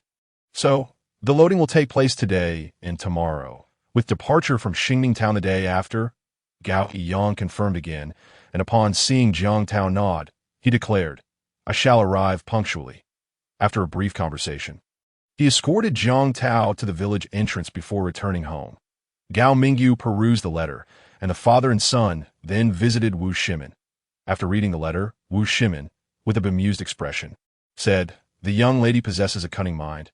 Allow me to ask you, what is your purpose in visiting the Chun family? To study alchemy. And what else? That is all, that I do not believe it. The young lady must be enamored with you. Surely you are aware of this? Gao Yang could only reply, Grandfather, my fate is already entwined with Kiki. Haha, I do not intend to put you in a difficult position. I merely wish to offer you a reminder. The following day, Wu Monk sought out Gao Yang, and they returned to the tree together. Gao Yang preemptively stated, You must think that I am being swayed by Chun Yuxuan, hence my desire to go to the Chun family. However, I have chosen to stay temporarily at the Chun family for the sake of experience, to practice alchemy.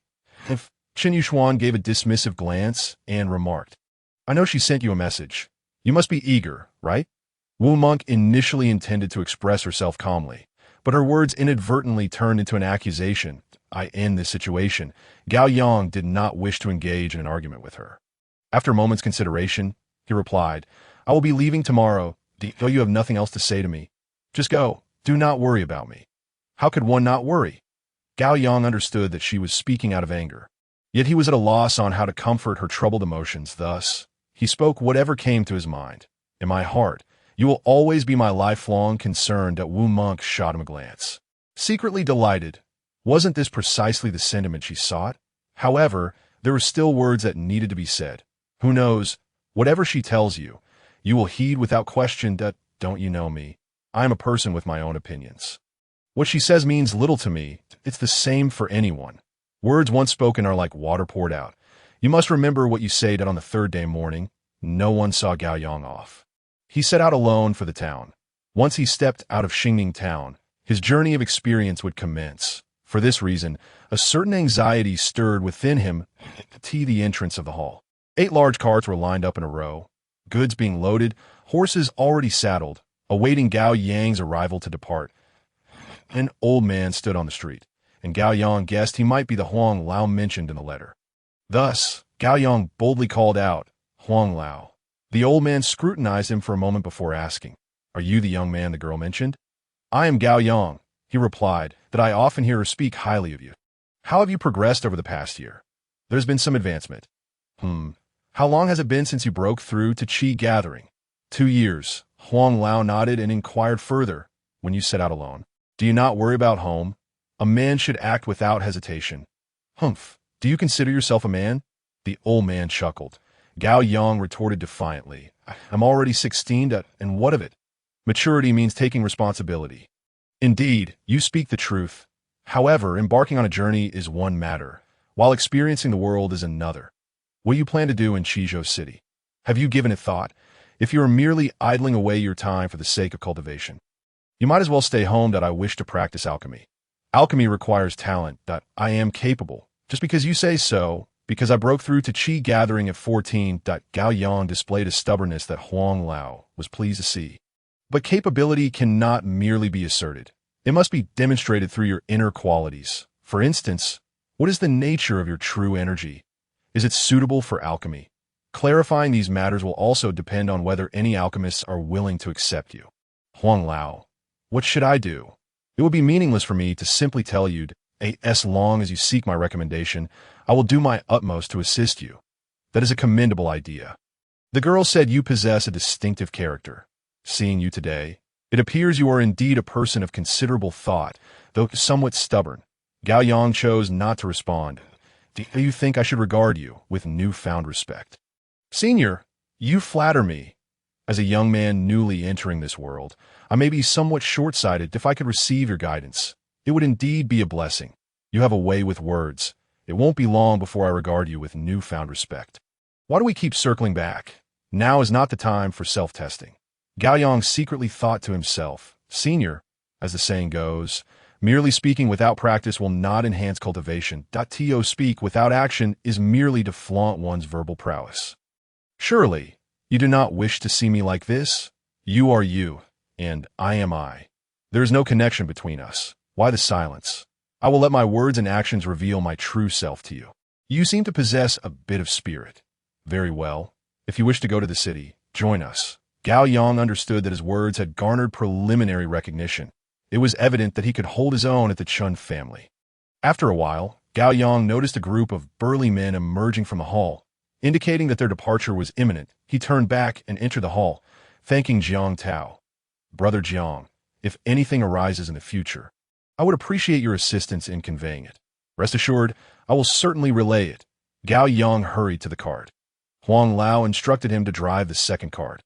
Huang Lao himself mounted a horse. He was clearly the soul of the caravan. Whether these goods would safely reach the city depended on him at this moment. Gao Yang's thoughts were already far away. He envisioned that upon arriving in Qizhou City, he would first visit Lulin Street and Lingbao Street to see if they were as bustling with life and goods as Zhang Zhengxiao had described.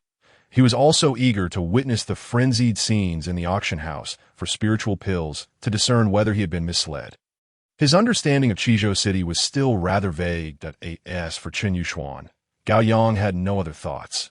He merely hoped she would fulfill her promise. What would happen in the future? That was a matter for another time. He felt no obligation to explain himself to others with ulterior motives. On the second day, as they passed through the pass, they encountered no bandits. Perhaps this group had traveled this route for many years. Or perhaps there was nothing to gain. By the afternoon of the third day, they arrived at Qianfeng town, preparing to stay overnight at an inn before crossing the sea into the city the next day.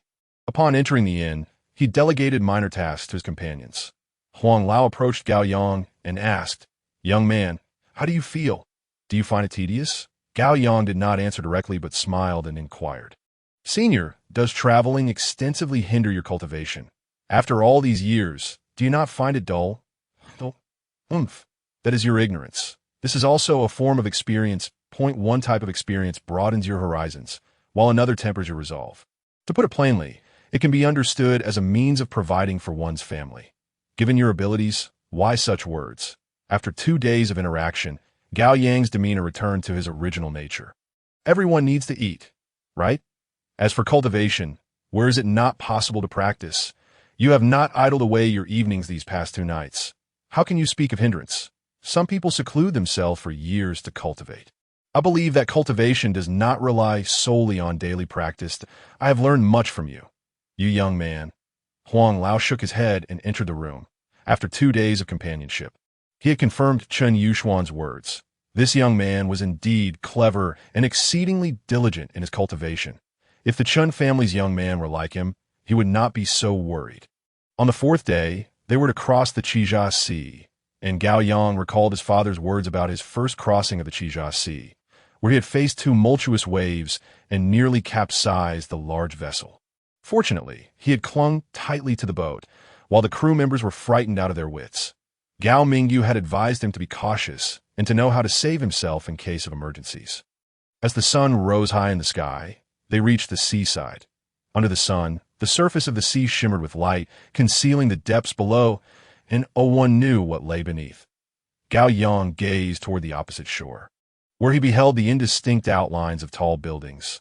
The sea stretched out like a deep blue ribbon, extending endlessly to the left and right.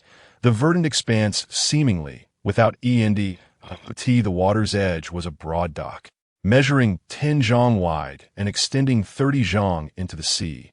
Upon their arrival at the coast, a number of individuals awaited on the dock, undoubtedly bound for Qizhou City. The ferry was already in the river, making its way across from the opposite shore. This chapter is not yet finished. Please click the next page to continue reading the exciting content. Qizhou City, here I come, Gao Yang silently exclaimed, his eyes fixed intently on the distant shore, drawn to that unfamiliar yet alluring city. For the next year, he would reside within its confines. Qizhou City. He might appear as a mere drop in the ocean, yet for him, it would serve as the crucible of his experiences. What would he gain from this year? At this moment, Gao Yang felt a sense of anticipation. Is this your first glimpse of the Qijia Sea? What emotions does it evoke? At some point, Huang Lao had silently approached Gao Yang from behind. Gao Yang turned and replied, "My first feeling is one of awe. My second feeling is that it is filled with temptation. You have traversed this route for years. Have you heard tales of a dragon king in the sea?" "Who told you that?" "My father recounted an encounter with sudden waves." "Who knows? In Qizhou City, no one has ever seen a dragon king. Sudden waves are always caused by something. If you have the ability, why not dive down and see for yourself? Then you will know everything. Forget it. My life is not worth a meal for it." "You value your life?" "Indeed, I do. Cherishing life is indeed commendable. Refraining from impulsive actions can spare oneself from a multitude of troubles. Conversely, those who overly cling to life may lack the fighting spirit. There is merit in both perspectives." Gao Yang smiled, choosing not to engage in debate. After a while, a vessel approached, and Gao Yang truly grasped the magnitude of the ship. Resembling a moving hill, the hatch opened. A procession of large vehicles emerged, followed by another series being loaded. Dozens of vehicles occupied most of the space, once the horses were separated from the trucks. Secured, and the vehicles anchored, Gao Yang leaned on the railing to gaze into the distance. The great ship slowly made its way back. Upon reaching the shore, Huang Lao instructed Gao Yang, "You disembark and let Yao Lin take the reins of this vehicle." Gao Yang recognized Yao Lin as Huang Lao's attendant. Thus he addressed Yao Lin, "Uncle Yao, it's in your hands now. Off you go." Turning, Gao Yang descended the ship and walked step by step from the dock to the bank. The city before him becoming clearer. In that moment, a sense of calm washed over him, for his anticipation had materialized, rendering excitement unnecessary. Just then, For young men rose from the shore, seemingly having waited for some time, and fixed their gaze on Gao Yang with ill intent. Hey. Gao Yang glanced over but chose to ignore them. He had encountered such unfounded provocations before. Disregarding them was often the best course of action, unless it was a deliberate affront, in which case evasion would be impossible. Gao Yang had never instigated trouble. If forced to retaliate, it would be a different matter altogether.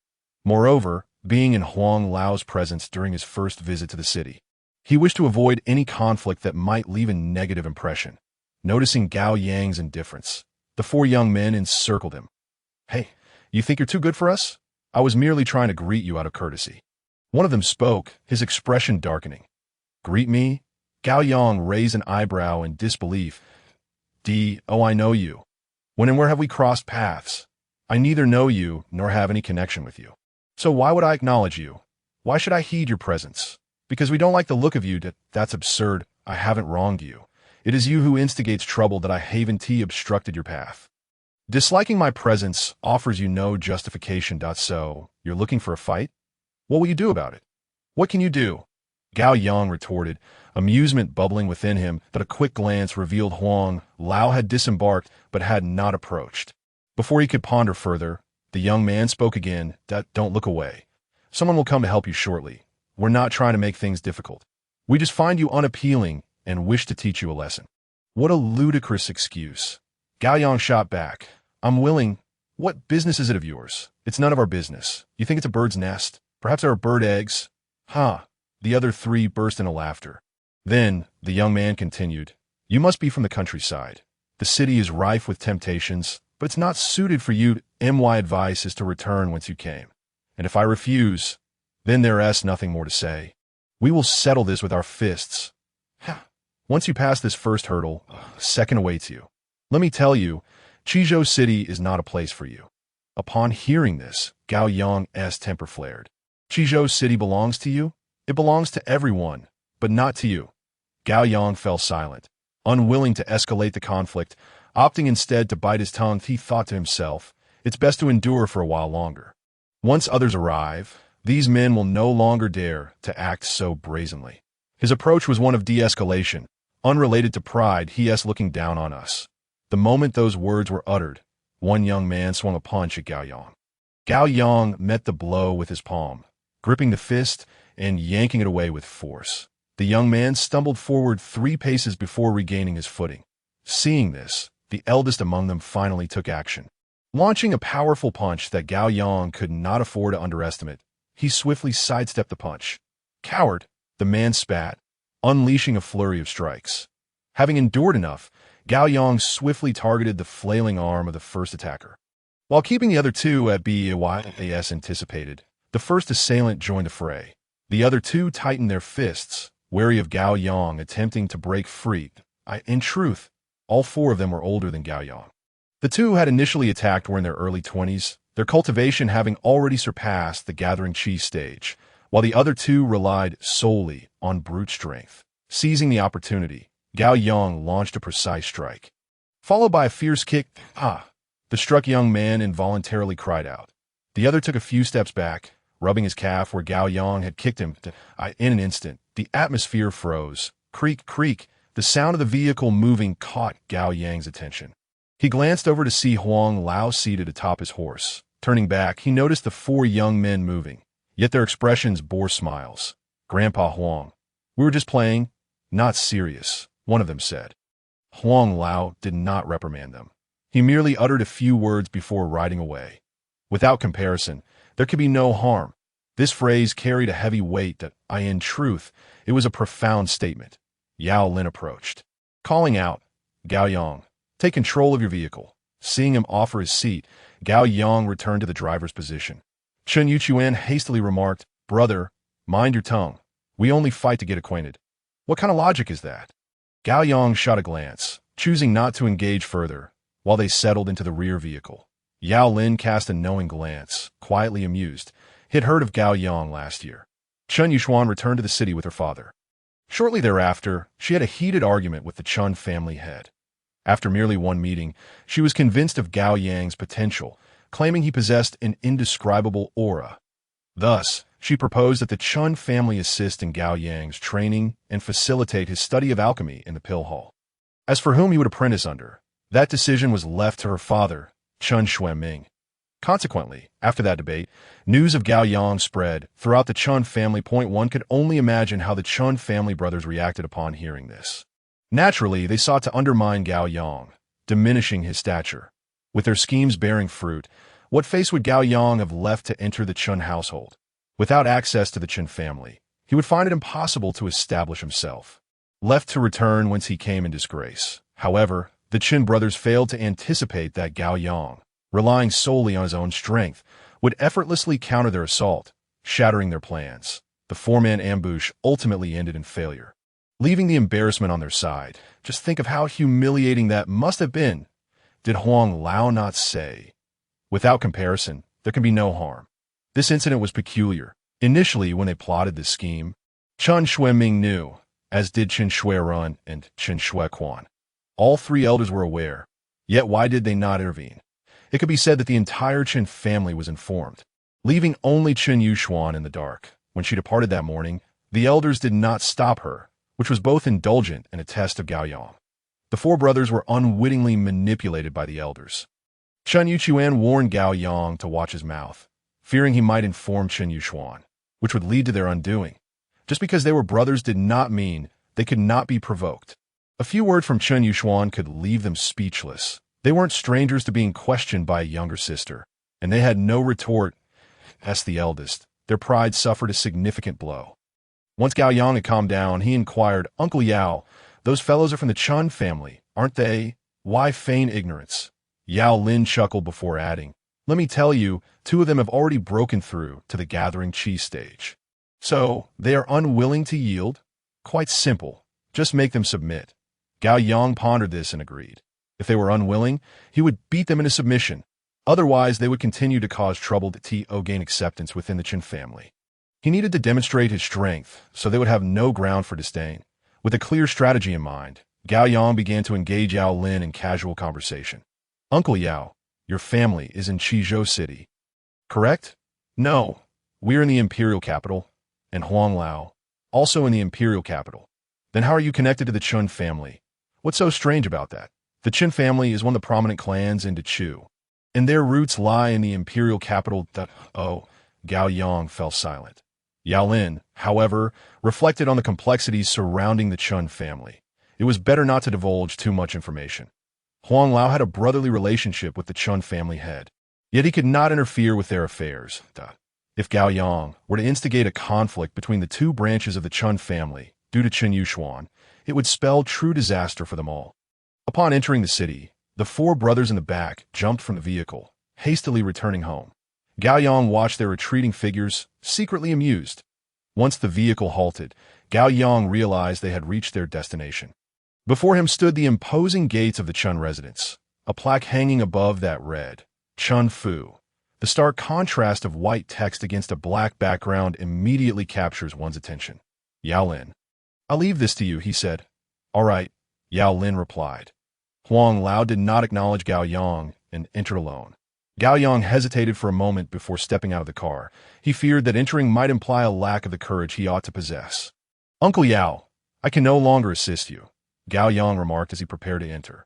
Yao Lin smiled knowingly and drove away. Gao Yang scratched his head and shook off the dust clinging to his clothes as if to rid himself of the burdens of the road. He straightened his posture and strode through the entrance, only to find himself face to face with a younger individual. Behind him stood 20 others, and Chen Yuxuan was not among them. As for Chen Hao, Chen Yuchuan, and the other two, they had already concealed themselves. Aside from the Chen brothers, 2 others had traveled from afar, Huang Lao's grandsons, newly arrived at the Chen residence, and yet to reveal their true natures. "Brother, I have heard your prowess, and your displayed footwork is quite impressive," Chen Yujing exclaimed with a grin. "Might I request a favor? Let us engage in a contest of strength. Your approach is not one befitting a host." Gao Yang thought it necessary to assert himself as he sought to prove his worth. Guests are naturally welcomed, but mere acquaintances do not warrant such a title unless one substantiates their strength. Thus, it is only right to comply with your request. Chen Yujing had heard tales of Gao Yang's prowess in combat. Hence, he decided to confront him directly, channeling half of his strength into a formidable punch. With a resounding thud, dust swirled in the air as his fist cut through it. However, Gao Yang did not falter. Chen Yujing paused, inquiring, "How much strength did you employ?" "Half," Gao Yang replied candidly. "Ha! I too exerted half." Chen Yujing refrained from mentioning that he had already reached the mid-stage of qi gathering. Gao Yang then clasped his hands in respect, saying, "In terms of age, I should address you as elder brother. My apologies for the oversight that in truth, I exerted my full strength." Gao Yang sought to grant him face, yet Chen Yujing countered, "Nonsense, are you implying that my actions are those of a bully?" Gao Yang found himself at a loss for words. Shrugging as he engaged in futile banter, in the realm of gambling, age holds no weight. Only victory is the ultimate truth. Young master, there is more to this chapter. Please turn the page to continue reading. For what lies ahead is even more thrilling. Once more, with all your might, Chen Yujing insisted, gathering all his strength for a decisive blow. Gao Yang could only meet it with equal force. Bam! Chen Yujing staggered back 5 steps, while Gao Yang retreated 3, the latter being the extent of his concession that moment. For figures observed from a second-floor window, including Huang Lao, who witnessed the events unfold below, their hearts unperturbed by the outcome of Chen Yujing's defeat at Gao Yang's hands. As for Chen Yuxuan, upon the return of the 4 brothers, Chen Yurong pulled her aside, claiming they had matters to discuss, thus leading her back to her room. Chen Yujing, momentarily stunned, queried, "Surely, this is not your true strength?"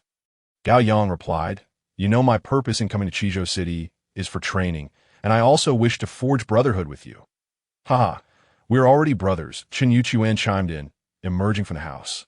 In the pursuit of rectifying Gao Yang, Chen Yuchuan not only devised plans, but reveled in the endeavor.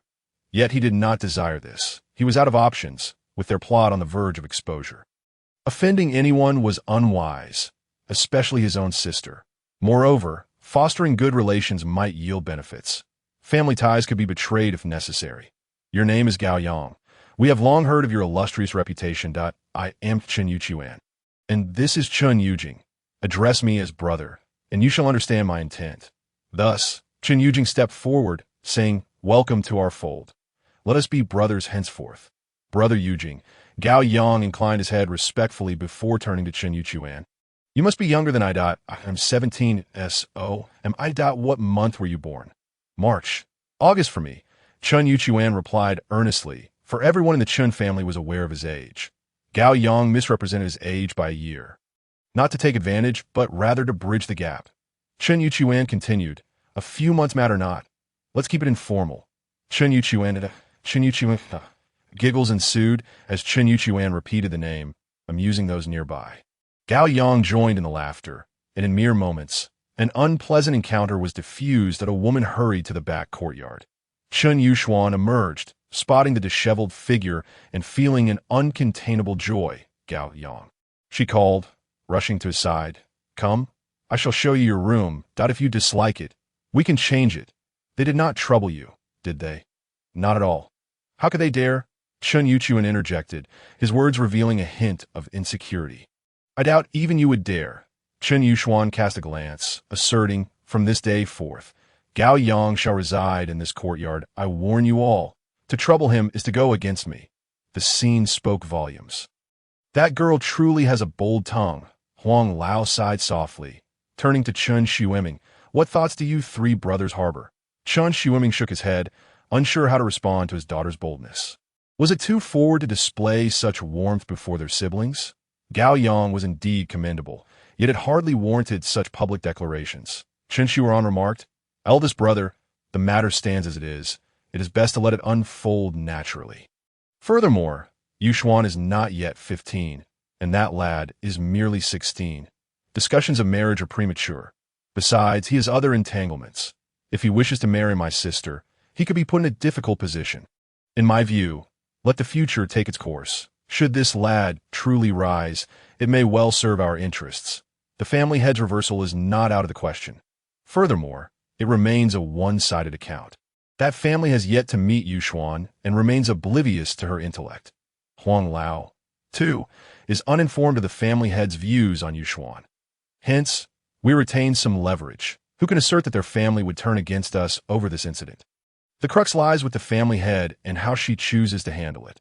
Will she prioritize personal ties or benefits? A decade ago, when Yushuan was still a child, her intelligence was a source of pride for the Qin family. The Wang family, upon hearing of her brilliance, immediately sought a union with the Qins. This matter has been kept under wraps. Otherwise, it would have caused an uproar. I share your sentiment. Chen Xuechuan concurred, responding to his brother's perspective. Eldest brother, I too believe we should observe for a couple of years. During this time, we shall not interfere, lest we provoke her into rash actions. That lad desires to learn alchemy, does he not? Let us support him. If he achieves success, it will not be the family head who wields influence, but rather us who guide Huang Lao. What are your thoughts? Humph. Huang Lao could only smile wryly, pondering what he could possibly say. After several days of observation, he deemed Gao Yang to be quite astute. Today's display was also appropriate.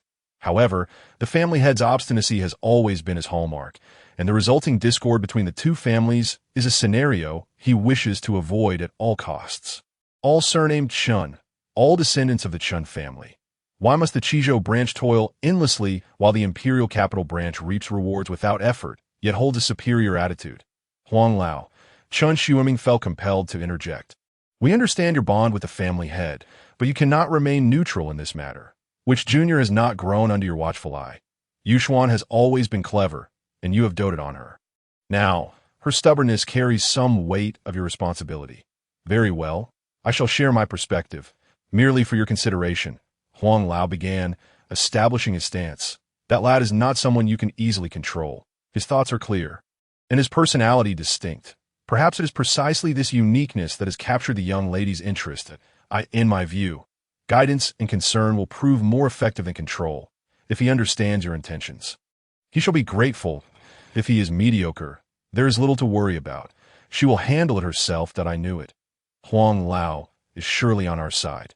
Similarly, you have acted improperly, and I shall speak my mind without reservation. What else could I do as the elder?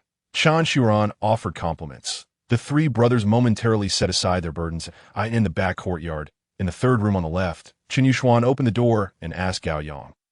It has been a year. Have you any good news? I have made another breakthrough. I knew it. Your path of cultivation is unlike any other. Gao Yang inquired out of curiosity. What makes you say that? Some things can only be understood, not spoken. You must be weary after your long journey. Sit for a moment while I inform father. Gao Yang understood that this informing might be her way of securing him an opportunity. Thus he spoke. Uncle, feel free to share any conditions you may have. Not trouble yourself over what I can accomplish out of course. Qin Yushuan replied with a bright voice, her joy evident. We are all wise individuals. There is no need for concealment. Gao Yang wished to boast a little, but he was met with a dismissive smile. As Qin Yushuan turned, he began to survey the room's furnishings. A bed, a table, and a chest, all perfectly arranged. He then closed the door and sat at the head of the bed, pondering the events that had transpired.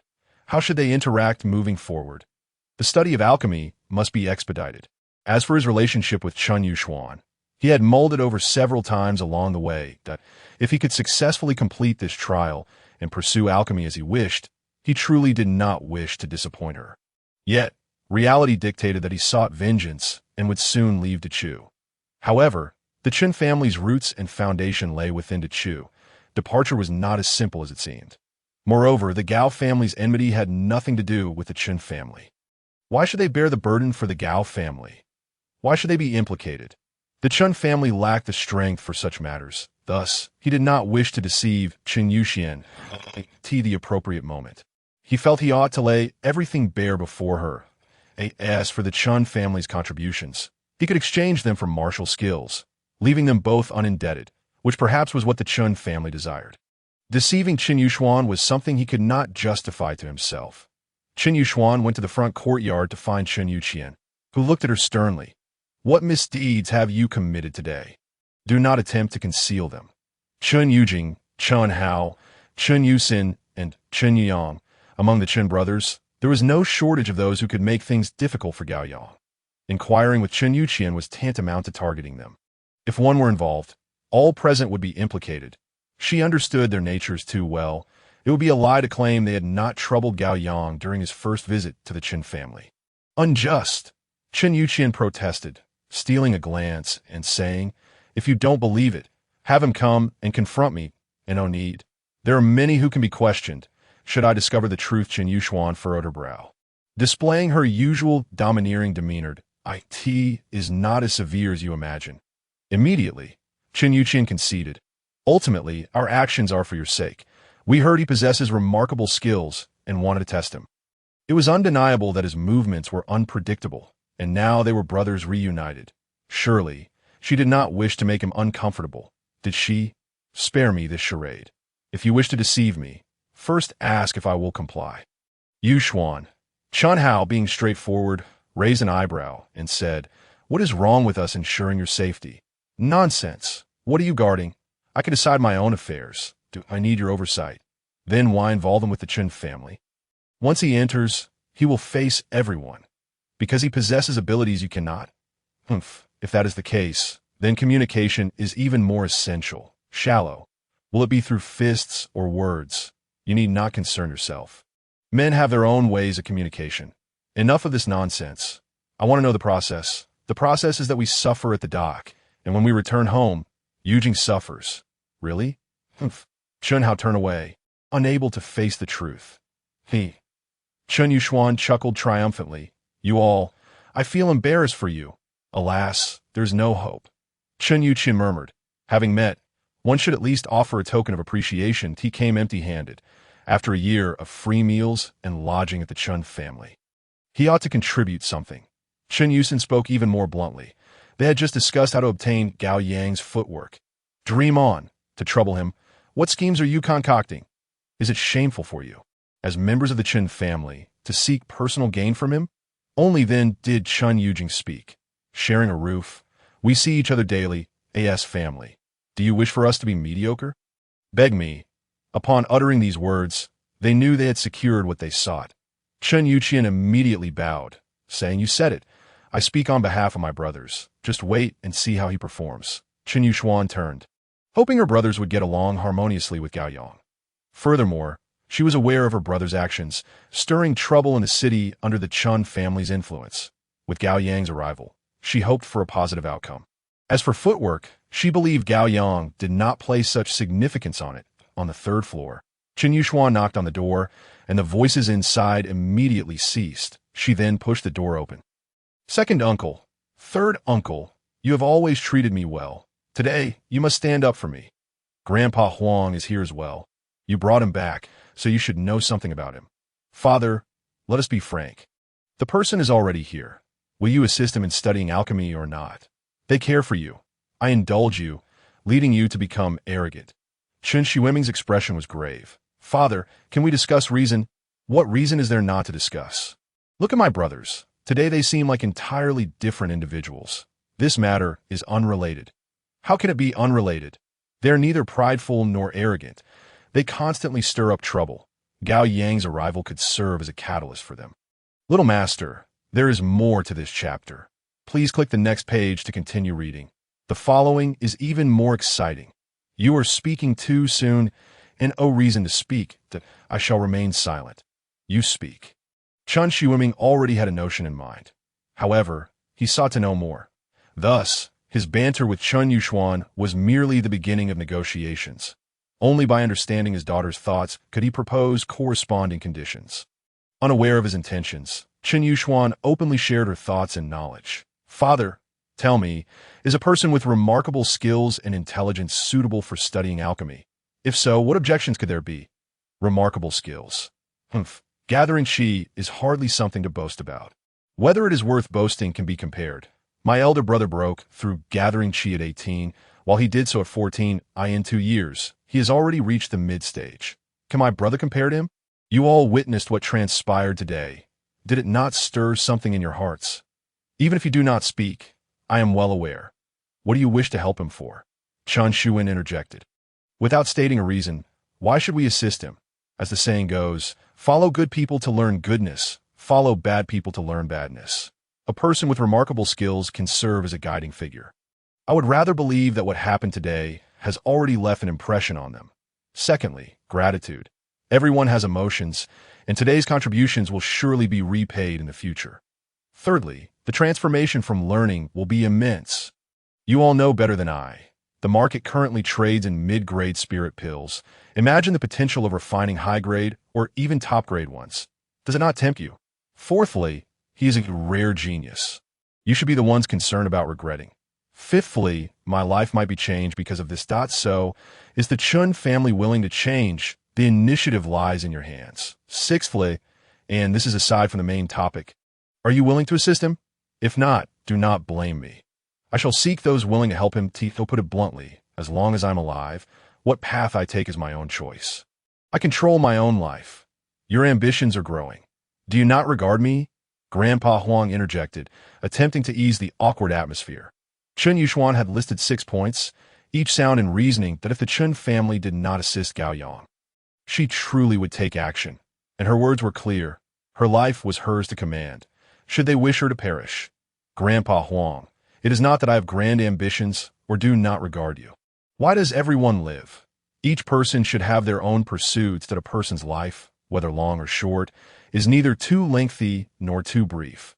Additionally, I can live for the Chun family because of the nurturing grace. If forced into a corner, I can only live for myself. Do you agree with my viewpoint? Of course, for the sake of living, everyone has the right to choose. Let us discuss the matter at hand. Do you consider my decision hasty? That is open to discussion. You tell me. Where is it lacking? Firstly, you do not understand his character. Secondly, you are too young. Moreover, as you stated, a person's life is neither long nor short. Making a hasty decision worries me that you may regret it. Therefore, this matter must be approached from 2 angles. Assistance is necessary, and studying alchemy under a master is feasible for the Qin family. As for you, whether he is worth entrusting your life depends on 2 aspects. First, his potential. Second, whether he achieves proficiency. 5 years is sufficient to make a judgment. At that time, you may decide whether he is worth your trust. Father, what do you think? According to Grandpa Huang, we will decide in 5 years, as long as he is not ill-intentioned, is honest, and has made progress. Meeting any one of these criteria is sufficient for trust. Agreed, it is settled. Chun Yuxuan responded, Second uncle. Third uncle, please bear witness for me that if I were to change my mind later, do not blame me for being unfeeling and ungrateful. What are you saying? Chan Shuer encountered. Everyone present is your kin. How could we possibly harm you? If that is the case, then let us meet him today. Tomorrow, you shall take him to the Dan Hall to meet Zheng Zemin. So he may be mentally prepared, he continued. All right. Qin Yuxuan hurriedly descended the stairs. The 4 of them exchanged meaningful glances. This matter must be traced back 10 days prior, when Qin Yuxuan learned that Elder Huang was heading to Xingning Town to transport goods. She then penned a brief letter, requesting him to deliver it to Gao Yang. At that time, they had already resolved that Elder Huang would bring Gao Yang back to the city while fulfilling his wishes. Otherwise, Gao Yang would not have received the letter, nor would there be the conversation taking place today. Their actions served a dual purpose. Firstly, to keep Gao Yang close for observation, as he exhibited extraordinary abilities that could be guided. In essence, it aligned with Chun Yuxuan's belief that only through investment could there be returns. Secondly, they were curious whether Gao Yang had achievements in alchemy. In this era, an exceptional alchemist was a prized asset, leading to immeasurable benefits. Thus, with Gao Yang's arrival, they would assist him in realizing his aspirations. Their concerns, it could be argued, were both unrelated to and connected with Gao Yang if he did not appear. The Wang family's young man was adequate in various aspects. Without comparison, there could be no contrast. Qin Yuxuan might have accepted the Wang family's proposal. However, with Gao Yang's impeccable qualities now established, how could they refuse? It seemed as if another fate had been sealed. Over the years, their worries had indeed materialized. The Wang family's proposal fell through, yet they dared not speak of it to Qin Yuxuan. Otherwise, she might act impulsively, as she had warned, leading to irreparable consequences. Qin Yuxuan remarked that Gao Yang's breakthrough was unexpected for them. After a moment, Qin Shuequan spoke. Eldest brother, Yushuan has already formed her own opinions that I fear her opinions may be too strong. For now, we can only take it one step at a time. Chun Shuiming turned to Elder Huang. Uncle Huang, rest assured, I will not speak of this matter. Who could have predicted such events a decade ago? However, when he reveals his capabilities and achieves success in alchemy, why should you concern yourselves with the head of the family's thoughts? Suddenly, Qin Shuiren seemed to recall something. Have we overlooked a critical point? Elder Huang, puzzled, wondered how there could be any oversight after their thorough deliberation. Our attention has solely focused on the young man, neglecting the Gao family's origins. What sort of family could nurture such a gifted individual? Indeed, Chun Shuiming nodded, acknowledging that Shuiren's discovery was of great significance and should be clarified at the appropriate time. Gao Yang sat in his room, lost in thought, when Qin Yushuan entered with a beaming expression. He realized his worries had been unfounded. His studies in alchemy had been confirmed. Have you been waiting anxiously? Are you thinking of other matters? Gao Yang replied vaguely. What matters? I left home empty-handed, without gifts for the elders or offerings for my master. Is this appropriate? You have already given your initial gift, she assured him. Gao Yang paused for a moment, asking, did I strike too hard? Not at all. They're always causing trouble and deserve a proper lesson. So, should I conduct myself with humility from now on? On the contrary, you should be bold. Living in this courtyard may benefit them greatly. Gao Yang hesitated to respond, retrieving the martial skills he had prepared. Here, these are 2 martial skills I have practiced. Perhaps they will find them enjoyable. Consider them my initial gift.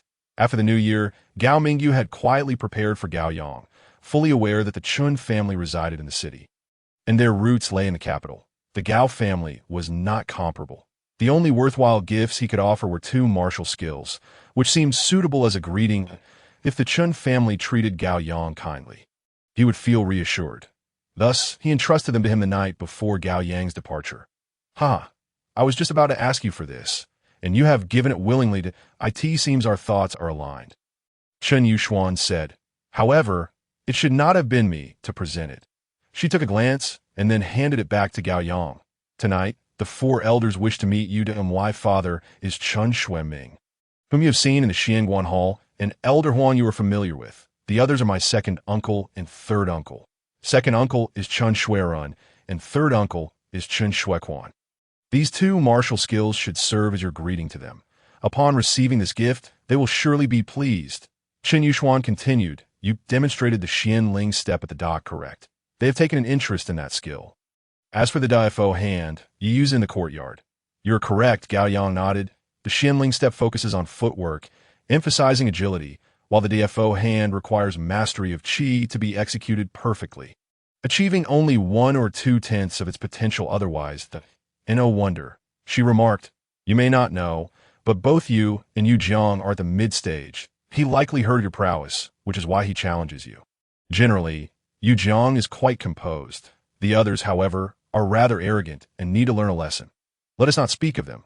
Tomorrow, I will take you to the Dan Hall to give you a preliminary impression. There are 2 alchemists there, one surnamed Zheng and the other Huang, and their current apprentices are rather dim-witted, having studied for 2 years with little to show for it. Hearing this, Gao Yang inquired, is it due to insufficient cultivation or their inability to learn? Cultivation is one aspect, but the key lies in their intellect. That I have faith in you. I hope you will not disappoint me. Gao Yang replied, I have heard that there is a Lingbao Street in the city where spiritual herbs and treasures abound. Additionally, there's a Lu Lin Street, renowned for its tea. There are also auction houses and venues, where sought-after items are traded without regard for spiritual stones. You seem quite knowledgeable. However, auctions do not occur daily. They're held every 10 days at AS for Lu Lin Street and Lingbao Street. Tomorrow is a perfect opportunity. It has been a while since I visited Lingbao Street. Yushuan, what brings you such joy? Chun Yudream and Chun Yuruin suddenly appeared at the door. Qin Yushuan turned and asked, were you eavesdropping? We just arrived. They replied, who is going to believe you? Go away. Are you upset? Before Gao Yang entered, they had tricked Chun Yushuan away, and she was angry for not being present to stop them. Not really, but do not interrupt our conversation. Can we listen? You cannot. We heard he is quite formidable. We came out of admiration. Did you see clearly? If you did, then step aside. Hey, you don't need to be like that. We are sisters. Can sisters do such things? If not, how could we test his strength? You should thank us. Yes, thank you. Now you may leave. Ha! Chen Yudren giggled. Actually, we came to see what gifts he brought. Even if they're gifts, they are for the elders. Not for you. What gifts? Can you be any more annoying? Seeing Chen Yuxuan upset, the two of them laughed and left. I can't believe those two tricked me into giving Yu Jiang a chance to challenge. I intended to make you look foolish, but it was Yu Jiang who ended up embarrassed. Ha! And we missed a good show. It was Yudrim speaking. Yuruin was quieter, and you need not give them face. Under the same roof, we see each other often. True, with your cleverness, it would be difficult for them to take advantage of you. After a while, the brothers were gathered around a stone table in the backyard. Conversing, Chen Yuxuan led Gao Yang over. What happened today? The tea house feels less lively without you. It was evident to all that Chen Yuxuan's words carried a deeper meaning, and one replied, and Gao Yang sat opposite Chen Yujing. Wishing to break the ice and leave a good impression for a positive start. Why Yu Jiang? May I inquire about something? Speak. After such a long time, his fist still throbbed with pain. Have you heard any interesting rumors about Chichahai? I did not know this moment, who had the inclination to discuss rumors with Gao Yang. Chen Yujing was aware that he was 7 years older than Gao Yang and felt a bit humiliated by his defeat, unwilling to ask and keeping his thoughts bottled up. This chapter is not yet complete. Please click the next page to continue reading the exciting content. In fact, I used a hidden force. Gao Yang revealed the truth. I defeated you because I practiced a martial skill. Otherwise, I would not have been your match. With my current cultivation level, I can only unleash a mere 10 to 20% of my power. So, is that impressive? Indeed. Chen Yuxuan interjected, continuing, even the most exquisite martial arts require a foundation of cultivation. Martial techniques serve to amplify strength and must be utilized in conjunction with one's cultivation. Please do not interrupt. Chen Yuliang shot her a glare and inquired, are you at liberty to divulge your current cultivation level? For cultivators, such information is a closely guarded secret, and typically, no one is inclined to share it. I am at the mid-stage of Qi gathering. I am also at the mid-stage of Qi gathering. In terms of physical prowess, I possess an advantage which implies you hold the upper hand in martial techniques. Furthermore, the martial techniques you have mastered are quite advanced. Now that we are brothers, if circumstances permit, Chen Yuliang could not restrain himself, though his intentions were unmistakable. Not at the moment, Gao Yang teased. What he meant by not at the moment was that he needed to present it to the elders first. Upon hearing this, the brothers appeared disheartened once more. You all lack foresight. Chen Yuxuan chided playfully. He has brought a gift for our meeting. Since it is a gift, it must first be presented to the elders for their approval. Only then can you consider practicing it. Isn't stepping technique also a form of martial art? Chen Yulian asked. It's called Xianling step. Is it also a gift? Greedy. Despite Chen Yuxuan's stern expression, she felt a surge of joy within. Gao Yang produced 2 martial techniques, proving his sincerity. After a while, he engaged in lively conversation with them, with topics flowing freely and questions being answered over the dining table. The elders observed this change with keen eyes. When the tea room was illuminated, Chen Yuxuan led Gao Yang inside. Father, Grandpa Huang, Chen Yuxuan called out, introducing Gao Yang, Uncle Air, Uncle San, this is Gao Yang. Gao Yang, Chen Shuren broke into a smile and added, you young lad are quite bold, showing off in front of the Chen family. Upon hearing this, Chen Yuxuan immediately retorted, Uncle Air, you cannot say that. Since you have witnessed it firsthand, you cannot distort the truth. Brother Yuliang was merely responding to provocation. Chen Shuren frowned. Is it not permissible to make a joke? It is, but such a jest is absurd. It cannot be termed as showing off. Chen Shuren glared at her, saying, why are you aiding him so? Gao Yang interjected, Uncle Run, blame me. Being young, I did not know how to temper my actions at all. So you are capable of self-reflection. This indicates you are aware of your actions while executing them. Oh dear, Chen Yuxuan said, clearly displeased. Let us sit that moment. Grandpa Huang finally beckoned. I have met Uncle Chen, Grandpa Huang, Uncle Ren, Uncle Quan. Gao Yang greeted each elder before taking a seat. Grandpa Huang and Chen Shuiming occupied the upper seats, while Chen Shuaran and Chen Shuechuan claimed their respective sides. Gao Yang and Chen Yuxuan settled at the lower seats. Chen Shuiming got straight to the point. Gao Yang, Why not share with us about your family? Uncle Chun, Gao Yang paused briefly before sharing what he knew. I heard a few days ago that the Gao family hails from another dynasty, having fled here due to enmity. As for the details, my father did not disclose them, reasoning that I am too young and my cultivation too low. Sharing it would be a waste of breath. Humph. Chun Xiuming grinned. The Great Chu dynasty is indeed a haven for refugees. This saying holds true.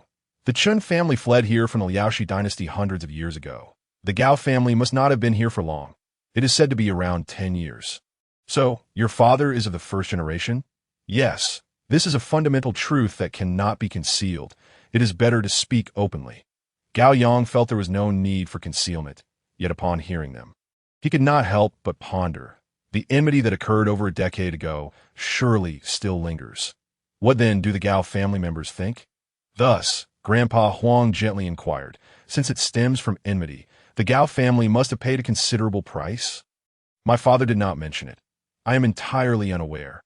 And what are your future plans? I wish to take revenge, but that must wait until I possess the strength.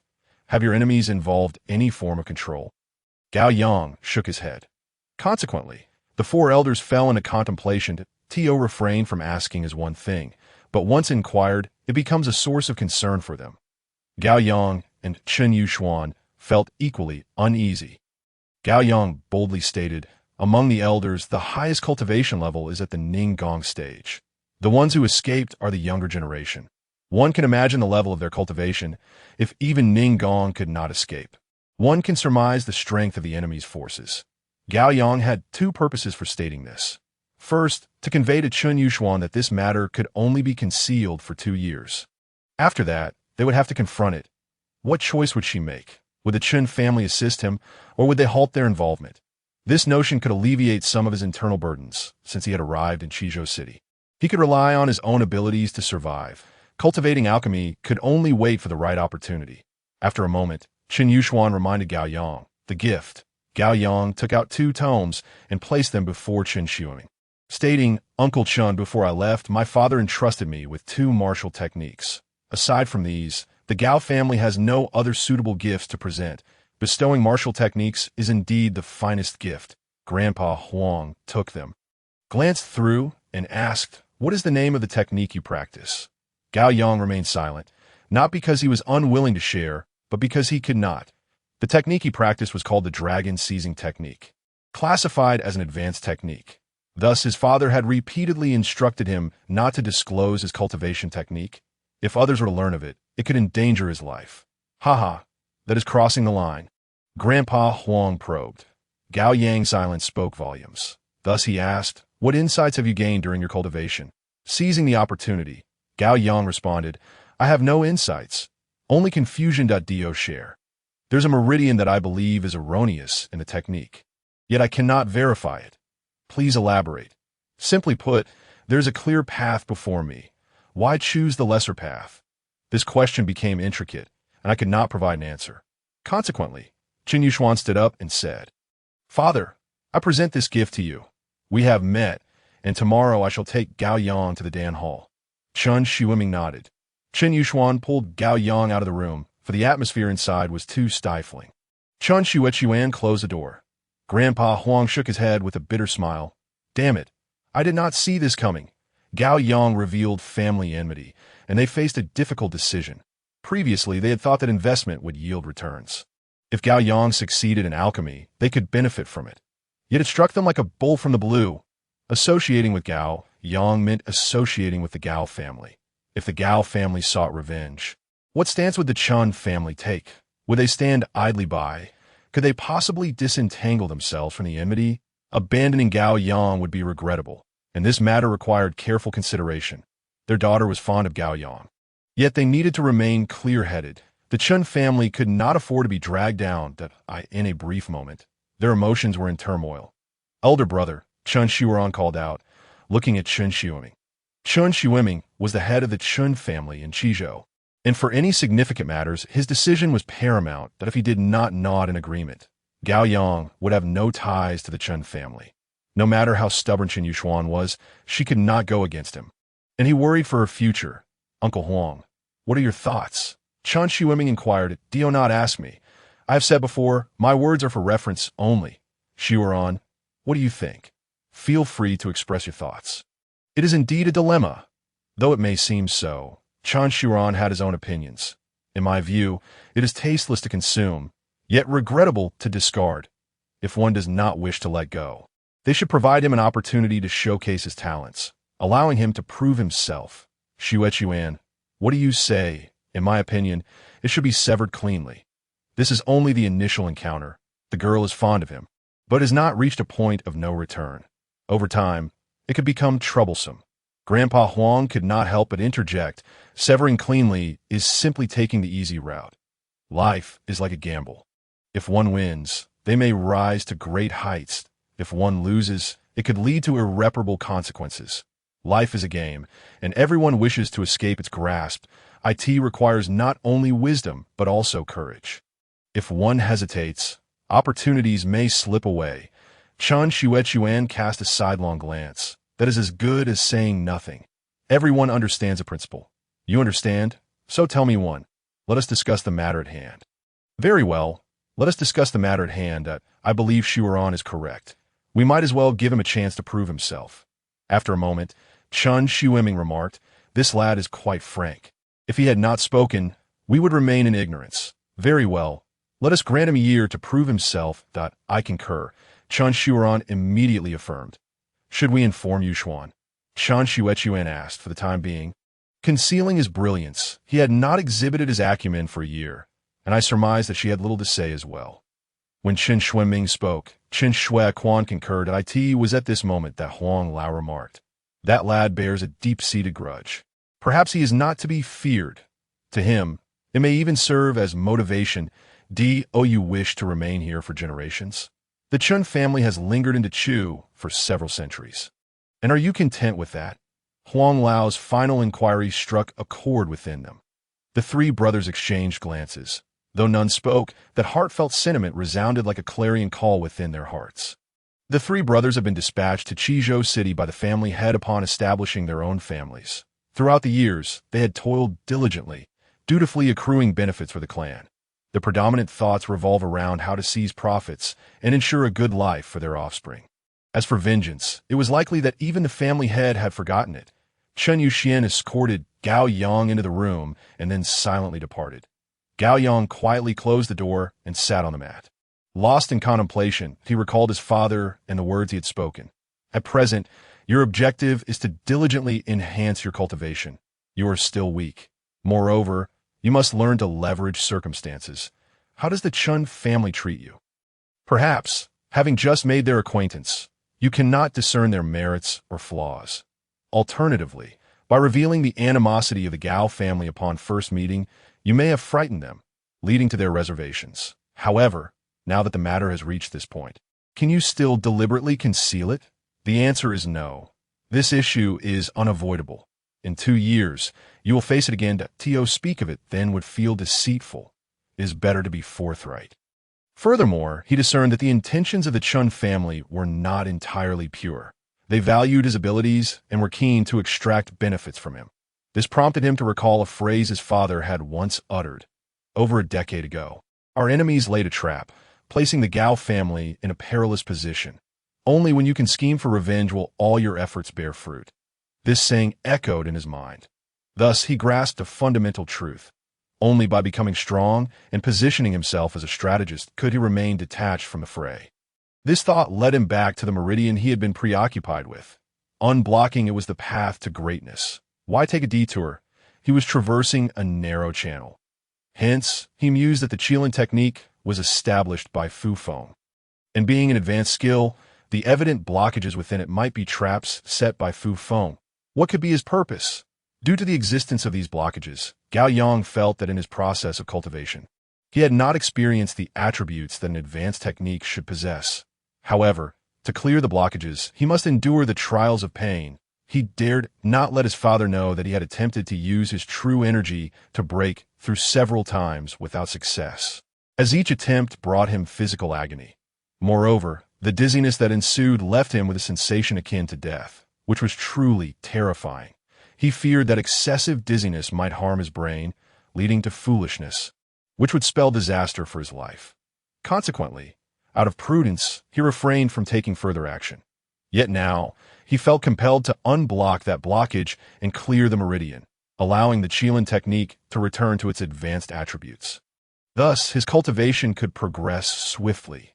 Driven by this notion, Gao Yang lost his reason, and fueled by resentment and the impending departure from the Chu to explore broader horizons next year, his determination to unblock the meridian intensified.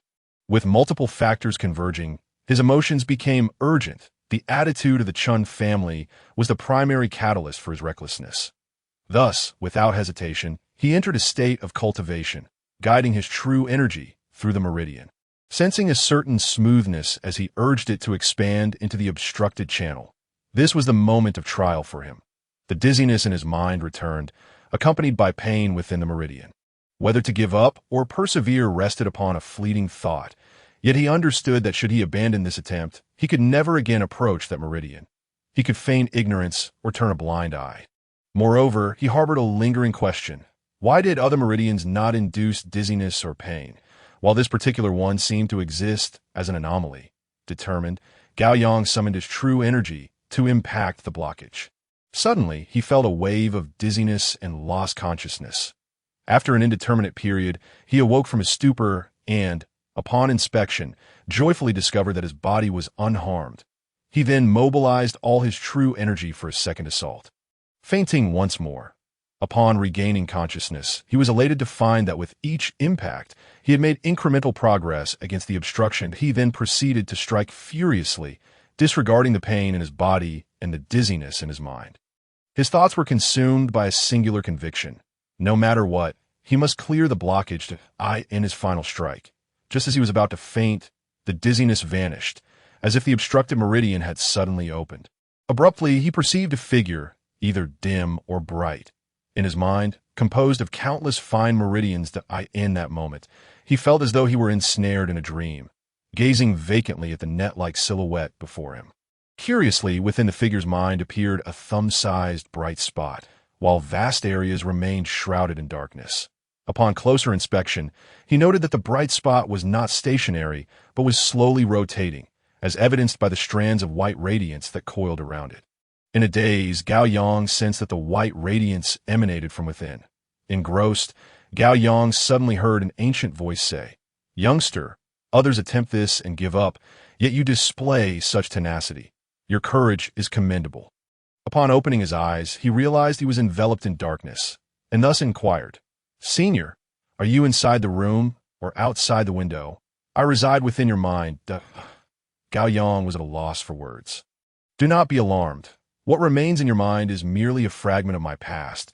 I have long since departed from this world." "What?" Gao Yang was taken aback. Could a dead person still speak? "Do not be astonished. I employ a secret method.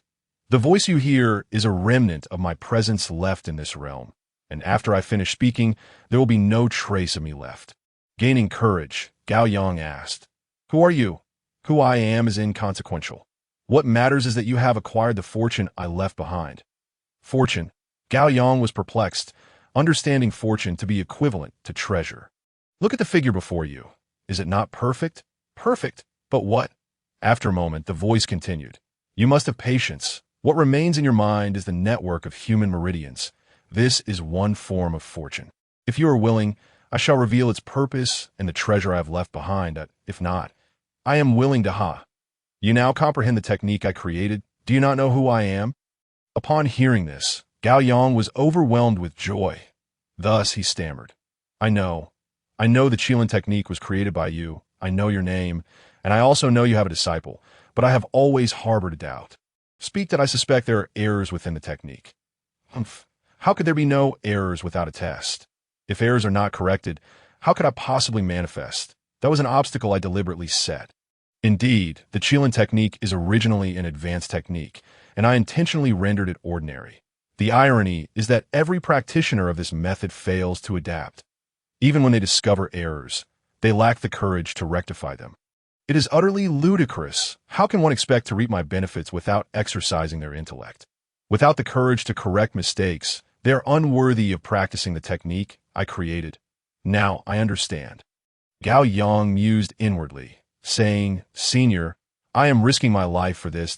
It is not about life and death. Merely enduring some hardship. If you have patience, you can gradually advance. Persistence will inevitably lead to resolution. I fear, however, that as time passes, you might abandon your efforts. Among the body's extraordinary meridians, that particular meridian is known as the pain meridian. You have already passed this hurdle. From now on, cultivating advanced techniques will become easier. Gao Yang immediately pressed. Senior, do you mean there are advanced techniques in this world? Having only heard of advanced and profound techniques, he had never encountered such a concept. It is possible that I did not witness it before my death. Why not? It is still in the process of creation. Who is the creator? Huangji.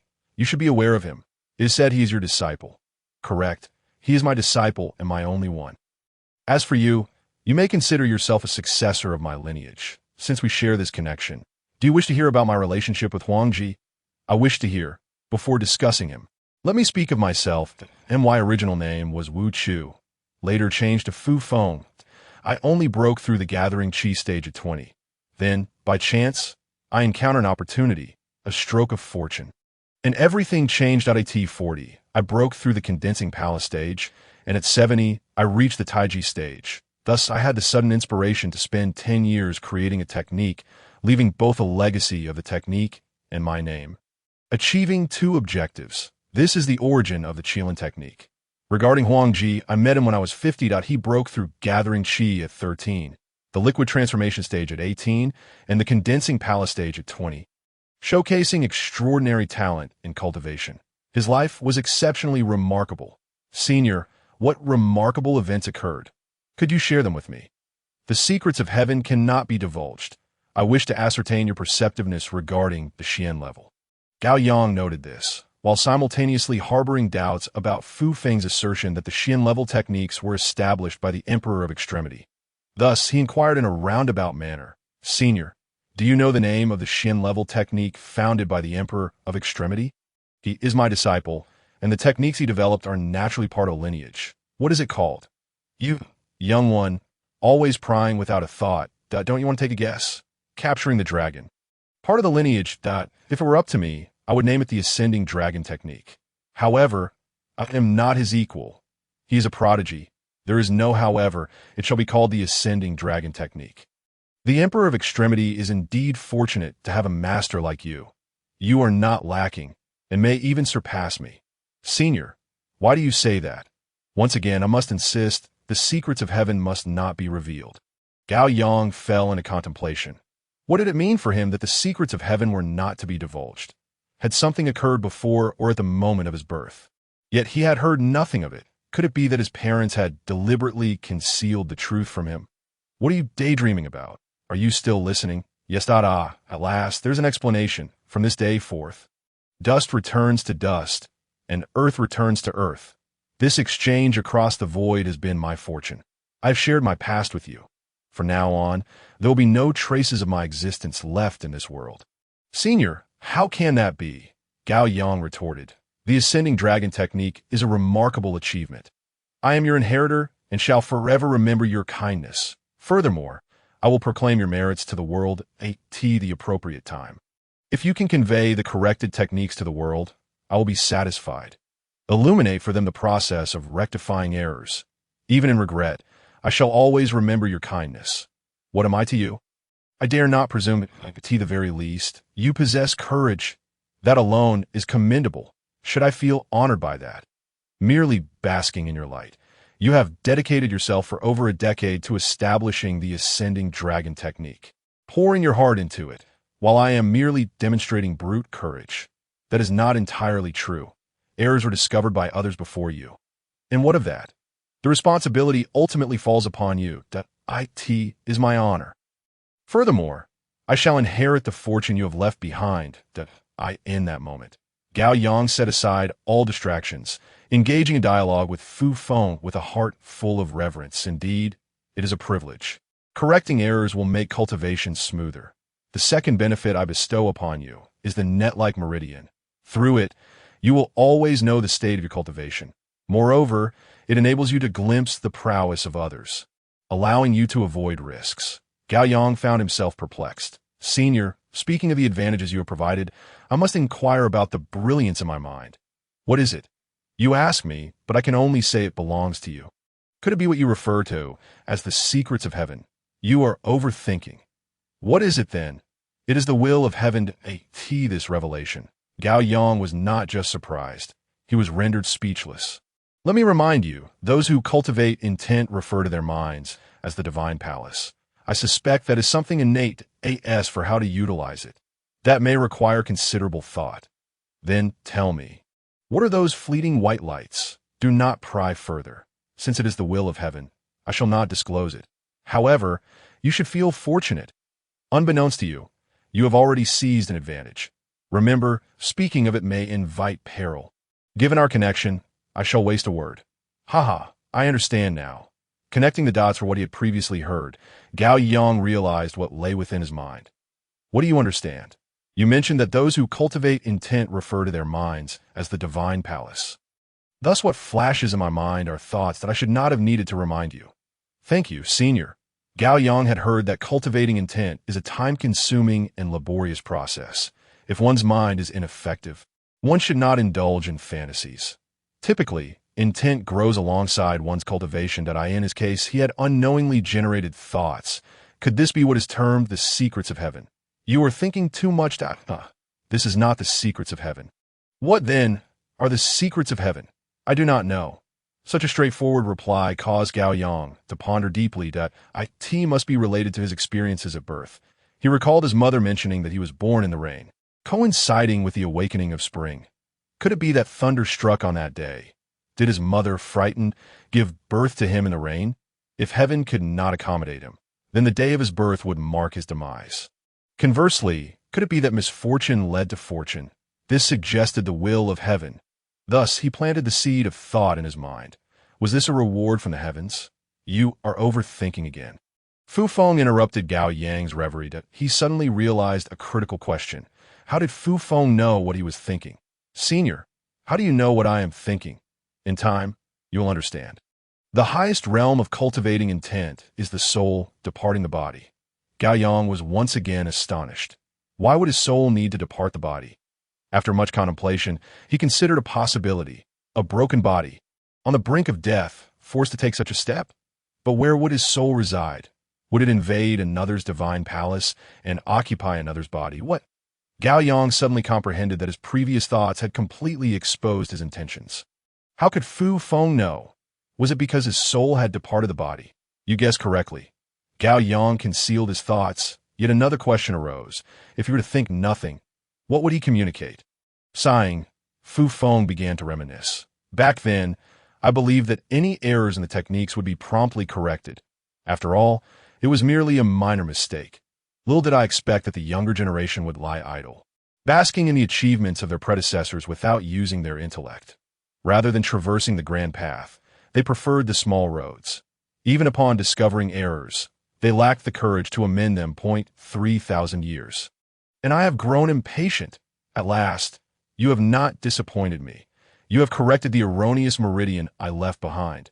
Otherwise, who knows how long I would have waited? If the lingering regrets were to vanish, it would become a permanent lament. Thus, this dialogue across the void has been made possible. Young master, there is more to this chapter. Please click the next page to continue reading. The following content is even more riveting. You must be curious as to where this voice originates. I can reveal to you that through secret technique, both sound and image can be preserved, and the correction of errors brings forth this voice. Very well, I have shared what needed sharing. There is no need for longing. What must conclude shall conclude. Now, I shall present to you the final benefit. Observe closely and commit it firmly to memory. As the voice faded, a scroll materialized before Gao Yang. First, it depicted a city, and then the scene advanced, traversing barren lands, towering mountains, and bottomless ravines. Suddenly, the image froze, revealing a cave housing a spirit ring. Then, the voice returned. Young one, a friendly reminder. That mountain is called Gonga Mountain. It is a token I left behind in life. As for everything posthumous, it is subject to the Emperor of Extremity's discretion. Well then, My wishes are fulfilled, and I have given you what is yours. Next, I shall recount my experiences of vengeance. Would you care to see? It may prove beneficial to you. Show me. Thus, a series of images unfolded before Gao Yang. The first depicted a lofty mountain, atop which stood a swordsman beside a pale-faced youth. Surrounding them were several enormous ferocious beasts, all of which the swordsman regarded with disdain, standing boldly without a hint of fear. Next, a youthful voice echoed, "Master, I told you not to provoke them, yet you disregarded my warning. See, now you are surrounded. Let us see how you escape. The time for the feast approaches, and soon you will be blamed." Upon hearing the boy's complaint, the middle-aged man felt a surge of bravado at a few ferocious beasts. "What can they do to me?" Turning his head, the middle-aged man wore a scornful expression. "Can you not aspire to greater things? I see your concern is not about being late to the feast, but rather about receiving blame from your beloved. Old man, do not misinterpret my thoughts. You do not understand if I provoke someone. It is my disciple who suffers. Ha ha, young one, just watch. I shall carve a bloody path, or else every time we face trouble, it will be my fault." The youth rolled his eyes, seemingly thinking, "It's always like this. You only dare to act tough in front of me." In an instant, a massacre ensued. The middle-aged man did not charge ahead to slay, but rather stood his ground, wielding his sword, unleashing waves of sword energy that sliced through the air, painting the scene in blood. Moments later, the remaining beasts fled in terror. Only then did the middle-aged man turn around, only to find the youth pale and in shock, clearly frightened by the gruesome display. Thus, the middle-aged man, filled with indignation, took him away on his sword. Muttering to himself, he lamented, "What use is intelligence if one lacks the courage to act? When will you ever muster the audacity to take a life? After all my efforts, you still have grievances. How could I possibly take you as my disciple?" The youth dared not retort. The scene shifted to a perilous cliff where 5 bandits obstructed a young man. Having stalked him for days without finding an opportunity to strike, the young man, sword in hand, appeared indifferent. "Old fool, have you no shame? At your age, you still wish to outnumber the few," one of the robbers cautioned. "I advise you to be wise about this." "What does being wise entail?" The young man recognized their intent to seize the sword he held. "Surrender the sword, though," he replied. "A sword is meant for slaying. If I were to yield it so easily, would I not lose face? Then you cannot blame me, old man. Your sword is simply too tempting. You desire it. Here, take it." With a swift motion, the young man severed the old man's arm from his body. The narrative then transitioned to a grand estate, within a room of antiquated elegance where a middle-aged man grinned, reveling in his small stratagem. Behind him stood now adult youth, who, upon witnessing the middle-aged man cross a thick line with a coarse thread and connect it with a slender one, instantly discerned the ulterior motives harbored in the man's heart. "Master, what folly is this? Such a change disrupts our cultivation that if someone less astute were to follow your lead, would they not be misled? If you wish to make a name for yourself, you must revert to the original method. Otherwise, you shall only earn infamy. You suppose I desire this?" The middle-aged man retorted, "There is no room for such concerns. Those wishing to practice this method, to join my ranks, must be kept at bay if they lack discernment. Who may receive my true teachings? Firstly, they must possess extraordinary intellect, and secondly, they must have the courage to rectify their mistakes. If one cannot recognize such blatant errors, what can they hope to achieve with this method? Violence and murder were never my intentions for its creation, that I do not turn a blind eye. I shall assist those who strive to amend their missteps, and why only fear is the ignorance of the masses, unable to fathom the truth." The middle-aged man remained unfazed. "It matters not. A millennium is ample time. If, after 2 millennia, no one comprehends, then let it extend another 1,000 years if no one can unravel it. I shall remain ensnared in my own It seems the burden falls upon me once again. Why? How could I bear witness to such a magnificent technique fade into obscurity? Master, the youth sighed, if you wish to toy with the world, I, as your disciple, cannot betray your good intentions. Ha ha, the middle-aged man cackled. What do you suggest we leave for that fortunate individual? A spiritual elixir? A mystical herb? Can you not select even one satisfactory item? As you say. However, in addition, we ought to leave behind something else. It is not difficult to surmise that this master and disciple are Fufeng and Huangji. The scene unfolds further into a vast expanse, where countless mountain peaks rise as if artificially piled. Fufeng and Huangji are present, the former middle-aged man, now an old man, and the once youthful lad now in his prime. Once in a century, many will come to seize the treasures, Fufeng mused. Boy, the might of thunder can obliterate the world. When the time comes, be astute and avoid areas where lightning may strike. Given your current strength, you are still lacking to contend with that old coot. Those who come today are all formidable opponents. Leave the treasure seizing to me. You may simply observe. Huangji replied, Have you forgotten? I am now the steward. Fufeng turned to glare at him. Being in control also makes you my disciple. Do not dismiss my words so lightly. You are still too inexperienced. Do not take my advice for granted, I understand, Huangji retorted, somewhat exasperated. Master, the sun is high. It hardly resembles a day for rain if it does not rain. How can there be thunder? What are you so anxious about? In my view, we should first seek the seals and then wait for the thunderous sword to break the formation to seize the advantage. Do not feign ignorance before me. Do you know how many seals are laid in this area? One strike of thunder may not suffice to breach the formation. The wise course of action is to predict and speculate on where the thunder may manifest. That is an unnecessary endeavor, if not in this manner. What alternative approach is there? To be candid, I admire the one who set the formation, sealing the sword within the northern Dipper constellation and utilizing it to summon thunder to break the formation. The grand formation encompasses numerous smaller ones, each linked to a sword, a veritable chain of interdependence. Moreover, it is precise. When the northern Dipper appears in the sky, this area will undoubtedly be rife with thunder. The wisdom of our predecessors is beyond the reach of those who follow. It seems I should study the intricacies of formations. Fufeng chuckled and chided.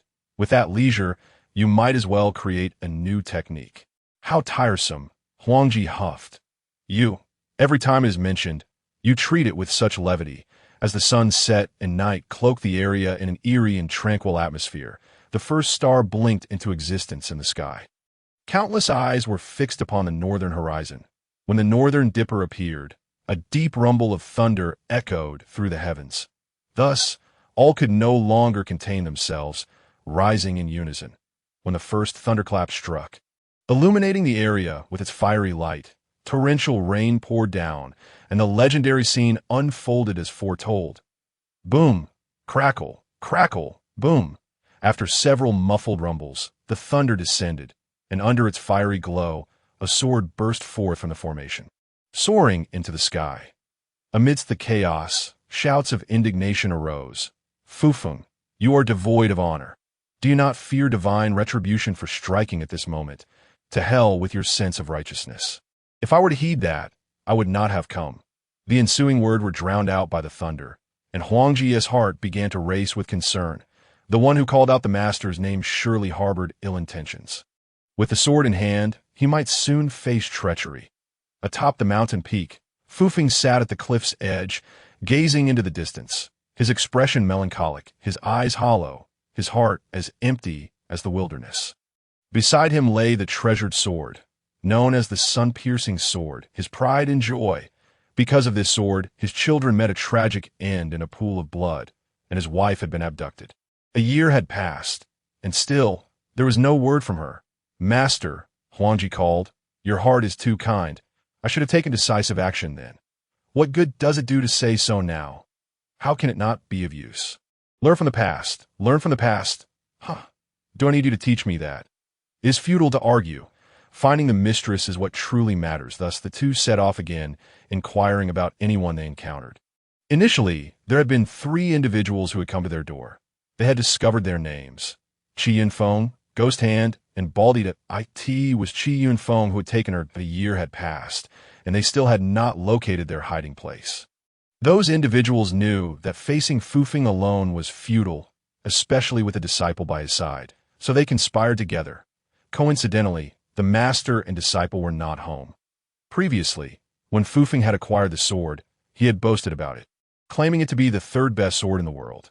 Others had consulted the sword rankings and discovered that the sun-piercing sword was placed after the Xianyuan sword. It is easy to imagine that such words, upon reaching the ears of the ambitious, would stir their desires. Thus, a tragic event transpired a decade later. 2 years later, Fufeng and Huangji crossed a river and discovered a broken cliff by its edge. Strangely, wisps of smoke were rising from below the cliff. Huangji approached and found a steep drop concealing a thatched cottage, with an open area in front and a river beyond. You stay up top. I will descend to investigate. Fufeng instructed, gripping the sun-piercing sword as he leapt down. The inhabitants of the cottage, sensing his presence, rushed outside, only to be blocked by Fufeng. It's you? Qi Yunfeng sneered. You've come too late. He had never expected Fufeng to come seeking him. Realizing there was no escape, he ceased fleeing. I have but one question for you. Did you abduct my wife? And if I did? Qi Yunfeng retorted with a grin. What a pity you arrived late. She waited an entire year for you. And when you failed to appear, she drowned herself in the river. And the other two? Where are they? You may ask the heavens or the earth. But do not inquire of me. Seeking death, are you? Fufeng declared as he struck with his sword. Qi Yunfeng deftly evaded, attempting to escape up the cliff. Upon encountering Huangji, he struck his own forehead with a palm, choosing to end his own life rather than face humiliation. Turning back, Fufeng murmured to the rushing river, Qingxiu, why did you not wait for me? Hearing that his beloved had waited a year, Fufeng felt a pang of guilt. Why had he let slip such words? Why had he boasted so? It is all a calamity of our own making. Only when the master's wife, Huangji, acquired the spiritual ring did she stand shoulder to shoulder with Fufeng. After a brief pause, the two soared into the skies once more at the southern expanse of the continent, where azure waves stretch endlessly. A year passed before they heard of the appearance of the Bald One in the Dayu dynasty. Thus, the master and disciple made their way here. Master, the legendary Dragon King lies concealed within this vast ocean. If you wish, I shall accompany you to meet him. According to legend, there were 2 great battles between humans and dragons, resulting in countless casualties among the human elite, while the dragon clan also paid a heavy toll. The cause? Well, it is best left unsaid. After a period of recuperation, the dragon clan regained its formidable strength. With just the 2 of us, we may embark on a journey from which we might not return. How can one know without trying? I have not yet lived enough. Once I have lived enough, there will be no need to brave the ocean. There are other paths. What could possibly compare to such an adventure? We shall discuss that later. For now, let us deal with that scoundrel. Master, this journey has nearly cost me my life. Huangji, seeking to fill the silence, remarked, You are not afraid of losing your life. Rather, you are preoccupied with your little darling back home. It is still your fault. If you hadn't been so full of yourself, we wouldn't be in this predicament today. Your rear itching again. Huangji chuckled and fell silent. He recalled a time when he had bickered with Fufeng, only to be kicked off a cliff. At which point his cultivation was at the liquid transformation stage, resulting in a rather bruised and battered visage. From then on, he learned to know when to stop joking. Thus, the two plunged into the vast ocean, their destination being Sunset Reef. 100 miles from shore, the moment they set foot on the island, they were discovered. Who goes there? Bald One. It's time to settle old scores. Upon recognizing the visitors, the Bald One forced himself to remain composed. It is you. Why have you come to Sunset Reef instead of staying home? The sea is teeming with sea beasts, and they're indiscriminate in their appetite, capable of devouring anything. What are you, an old relic, doing here? I have discovered something extraordinary. If you assist me, I shall share half that. Let me see. Fufeng approached. The Bald One retreated a few paces, only to be blocked by Huangji. Little one, this grudge between him and me is not your concern. I can give it a try. Ignoring the Bald One for the moment, Fufeng cast his gaze upon the polished giant stone and inquired, Is this black stone what you deem extraordinary? Do not underestimate it. This stone has a remarkable origin that I cannot discern it. I suspect it is a meteorite. Meteorite, my foot. This is a confined space. Could not have been brought here earlier? Fufeng glanced around and declared, Today, we shall settle our past grievances. It matters not. I have lived for quite some time. Dying now would be worth it. In that case. Fufeng swung his sword, and the bald one immediately fled to the right. Huangji sensed the impending doom and, with a swift strike, severed him in two that his remains sank into the ocean, bubbling briefly before vanishing without a trace. What a pity! Huangji mused silently. The bald one met his end in the ocean. And the loss of the spiritual ring was his own misfortune. He then flew over to examine the giant stone, sensing something peculiar. Indeed, what do you perceive? True energy. Try infusing it with your true energy. Fufeng attempted it and was taken aback that it can actually contain it. How strange. This stone is extraordinary. Master, let's take it back for further investigation that you recall the secret method. At the very least, it could be used for storing secrets. Such a large stone requires more hands to move. Let us discuss it further. Thus, the two returned to shore, their next destination being the imperial capital of the Diyu dynasty. Gongqing. The reason for eliminating the bald one first was the fear that Ghost Hand would escape and alert him. Facing one foe each would complicate matters. Moreover, with the crowded populace of Gongqing, Ghost Hand would inevitably cause collateral damage. 10 miles from the city, they landed and entered Gongqing through the southern gate on foot. The pedestrians on the street passed by without noticing them. Their sights set on a particular residence. Upon reaching the entrance, Huangji stepped forward and slowly pushed open the courtyard door, revealing an elderly figure seated on a chair. The moment the old man saw Huangji, he sprang to his feet. Fufeng, you have finally come. You have mistaken me. It is Huangji wore a playful grin. Your appearance leaves no reason for Fufeng not to show. Fufeng revealed himself from atop the wall. You are correct. Since it is revenge, I shall take matters into my own hands. It seems you were already prepared. Why do you not flee? I had a premonition yesterday and have sent my descendants away. With your singular focus on revenge, you could find me anywhere I hide. It is better to face you one-on-one and accept the judgment of heaven. You are a sinner. You deserve to die. You may have spoken too soon. Life and death are determined by heaven, not you. Who dies remains uncertain. These past few years have not been easy for you. You have been on guard every day, never enjoying a moment of peace.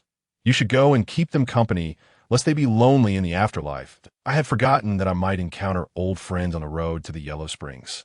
Suddenly, Ghost Hand leaped into the air, recklessly fleeing towards the mountains. Fufeng pursued relentlessly. Huangji, lagging slightly, found himself trailing several dozen paces behind. Old fool, still hoping to escape?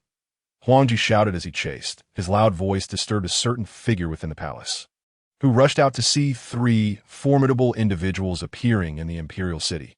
What is happening? He hurried towards them with two elders. That's the emperor of the Diyu dynasty. He could overlook the infiltration of three Tai Chi masters. But it was unacceptable not to reveal himself upon realizing it. He could not bear the responsibility if something unfortunate occurred. After chasing for several dozen miles, just as Ghost Hand was about to enter the mountains, Fufeng brandished his treasured sword. Among the three, he was the most troublesome. Should Ghost Hand escape into the mountains, it would be a considerable challenge to take his life amidst the dense woods. Meanwhile, Huangji had already caught up, thus they formed an encirclement. Die, die, die, Huangji shouted, swinging his sword left and right, disrupting Ghost Hand's concentration. Seizing the opportunity, Fufeng struck, determining the outcome within 10 sword strikes. Ghost Hand lost a leg and, realizing the situation was dire, ceased to evade. As Ghost Hand fell to the ground, Huangji moved to retrieve the spiritual ring. Fufeng looked up and sighed to the heavens. Qingqiu, the enemy has been vanquished. You may now rest in peace in paradise. Master, the master's wife knows now. What does that have to do with you? Get lost. After a moment, Fufeng composed himself. Having avenged his grievances, he felt a sense of liberation. At this moment, the emperor of Diyu finally dared to approach. Elder, you must be weary from your long journey. Please come to the palace to rest. His age was greater than Fufeng's, but his cultivation was still at the palace condensation stage. I happen to have matters to discuss with you. Please. Thus, the master and disciple followed the Diyu emperor back to the palace. Crossing the city walls, Huangji glanced at the pedestrians beneath and then at the distant palace. In his heart, he mused, indeed, wealth and nobility are two different worlds, separated by a mere wall. Those residing within the palace can easily acquire resources, while the common folk must toil day after day. Upon entering the grand hall, Huangji's eyes were nearly dazzled by the opulence. Gold-clad pillars, gilded walls, and even the stone tables adorned with golden edges. Looking up, he saw the lofty dome against the blue sky and white clouds. Thus, Huangji's heart was profoundly stirred. It was his first time in the palace. "Master, let us get a royal to play with in the past." Fufeng had often told him that cultivators should not covet wealth. Yet he now realized he had been deceived. Who said that cultivators could not desire riches? Who said that indulging in luxury would lead to the neglect of cultivation? With their combined strength, seizing control of a dynasty would be a simple feat, hence his words about getting a royal to play with, bringing his woman into the palace to enjoy its comforts, free from worries over resources. That would suffice for a lifetime. Noticing Huangji's wandering gaze, Fufeng could not help but scold. "Look at you, such a useless sight." "Master, I speak earnestly. Whether it be a mid-level or high-level dynasty, we could easily establish one for our amusement. Just look at the grandeur of this hall and its lavish decorations. They are fitting for you. Now that we have achieved success, it is time for some improvements. Previously, you mentioned it was my call." Flaw. Fufeng ignored him. Huangji stood aside, surveying the surroundings. The Diu Emperor dared not speak. Despite his status as the ruler of a dynasty, his cultivation was inferior to that of the two before him. Seeing this, the Diu Emperor finally said, "Elder, please take a seat." Fufeng sat down, and the two old men immediately served tea and water.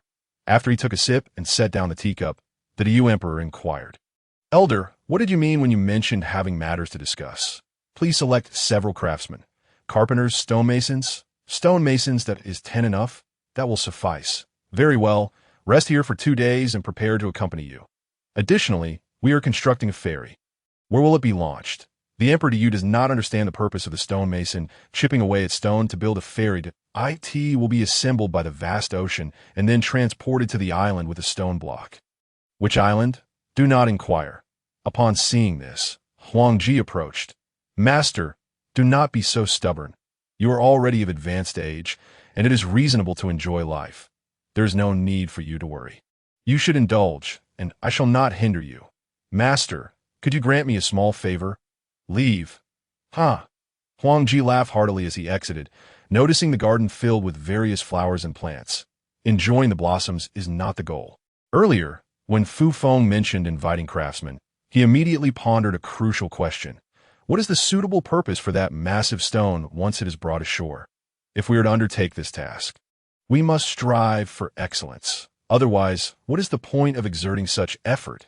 Does the master not wish to leave a legacy for future generations? Then let us fulfill that desire. A simple yet feasible solution would be to erect a monument. The stone tablet serves a preservative function. Moreover, that stone can absorb vital energy. Thus, through secret methods, new options can be explored. For instance, thought transmission could enable one to perceive the abilities of cultivators. Satisfying this condition would allow for the selection of promising practitioners. Valuable items can be placed within the stone tablet for future generations to comprehend. As these thoughts raced through Huangji's mind, countless ideas flashed before him. What purpose does the monument serve? What shall be placed within it? Where shall it stand? Who is its intended audience? He marveled at his own thoughts, even feeling an impulse to create a cultivation method himself. Should he also include it within the tablet? Selecting a worthy successor from among the talented would indeed be intriguing. Furthermore, he believed that his life was destined for greatness and would not be ordinary. Choosing a person of similar caliber as a disciple would ensure that his reputation remains untarnished. And the legacy he leaves would not be lost. Put it grandly, it is also for the benefit of all. Thus, in that fleeting moment, Huangji conceived the name for the cultivation method he was about to establish, the ascending dragon technique. There are 2 reasons for this choice. First, the lineage must not be interrupted. A new method shall be created based on the capturing dragon technique, since the capturing dragon technique is already advanced. The ascending dragon technique will elevate it further, reaching the realm of profound techniques, at the very least. This would be justifiable and would signify a transcendence. Second, the capturing dragon technique is suitable for all ages. Anyone can cultivate it. The ascending dragon technique, however, will not be broadly shared. To acquire the method, one must be recognized by him. In other words, it must be attained through personal insight. The ascending dragon technique will be inscribed within the tablet, accessible only to those who resonate with his intentions. This tablet shall be called the Ascending Dragon Tablet, subtly alluding to the name of the technique. The more Huangji contemplated, the more exhilarated he became, to the extent that he was unaware when Fu Feng approached him from behind. "Humph! Look at how delighted you are! What joyful thoughts occupy your mind, master?" Huangji, brimming with joy, called out, "I am prepared to heed your advice and will commence the creation of a cultivation method from this moment forth." It was about time. After saying this, Fu Feng admonished him further. "Once you have established your course, do not waver. Otherwise, you will achieve nothing." Huangji, well aware of his mentor's tactics, playfully retorted, "Do not employ that strategy. Previously, creating a cultivation method was a tedious endeavor. This time is different. That block of stone will serve as the vessel for the technique, and one may attain it through personal insight. Moreover, I shall reserve it for a meticulously chosen individual. A successor, one might say so." Your thoughts align with mine. Yet, there is a distinction. What distinction? You are altering the technique, leading to misconceptions. Why preserve method, however, must be attained through insight, and it is reserved for the most exceptional individuals. This chapter is not yet complete. Please turn to the next page to continue enjoying the captivating content. Since that is the case, shall we not aim to benefit the world? I have already conceived the plan to carve that stone into a monumental tablet, embedding our created techniques, martial skills, and secrets within it. It shall await the fortunate ones to emerge and acquire its mysteries through insight. With your vision, it may take a century or even a millennium to await such individuals. Are you not the same? You may wait for 3,000 years, and I can wait as well. Besides, I approach this with transparency, selecting based on ability, am I not? Fu Feng's expression soured. Though I may be discerning, my benefits extend to countless individuals. Your influence is limited, and your impact is constrained. I do not seek fame. I'm satisfied with benefiting a limited number of people. Young man, what is wrong with wanting to leave a name? Life is fleeting like grass and trees in autumn. When the time comes, one must close their eyes. Do not think I am unaware of your intentions. What is the difference between erecting a tablet and leaving a legacy? To raise a tablet, to place items within, and then to tell the world so they may remember your name. Fu Feng spoke incisively. Huangji remained unperturbed. You are my master. Remembering me is tantamount to remembering you, indirectly securing your legacy. Is unnecessary. Whether it is necessary or not, you cannot simply abandon it. I will contribute my efforts. The rest is up to you. Thank you, master, for your great kindness. I shall surely inform the world that as you wish. How can it be so casual? You pass your legacy to me, and I shall pass it to the individual of my choice. In that case, it is equivalent to our legacies being passed to the same person. I hope the person you select is as clever as you. Otherwise, what might be the outcome? There is no need for me to elaborate. Is there? Huangji brimmed with confidence. Rest assured, the lineage will not be interrupted. The foundation remains in the Ascending Dragon Tablet. IT shall be passed down through generations, as long as the Ascending Dragon Tablet stands. The reputation shall endure. 2 days later, 20 craftsmen departed from Gong City, comprising both stonemasons and carpenters. The carpenters crafted the ferry, while the stonemasons focused on the intricate details of the monument, the towering Ascending Dragon Tablet. Measuring several zhang in height, would be composed of stones of uniform size. Thus, holes would need to be drilled into the stones from above and below, and wooden tenons crafted from the same stone material would connect them.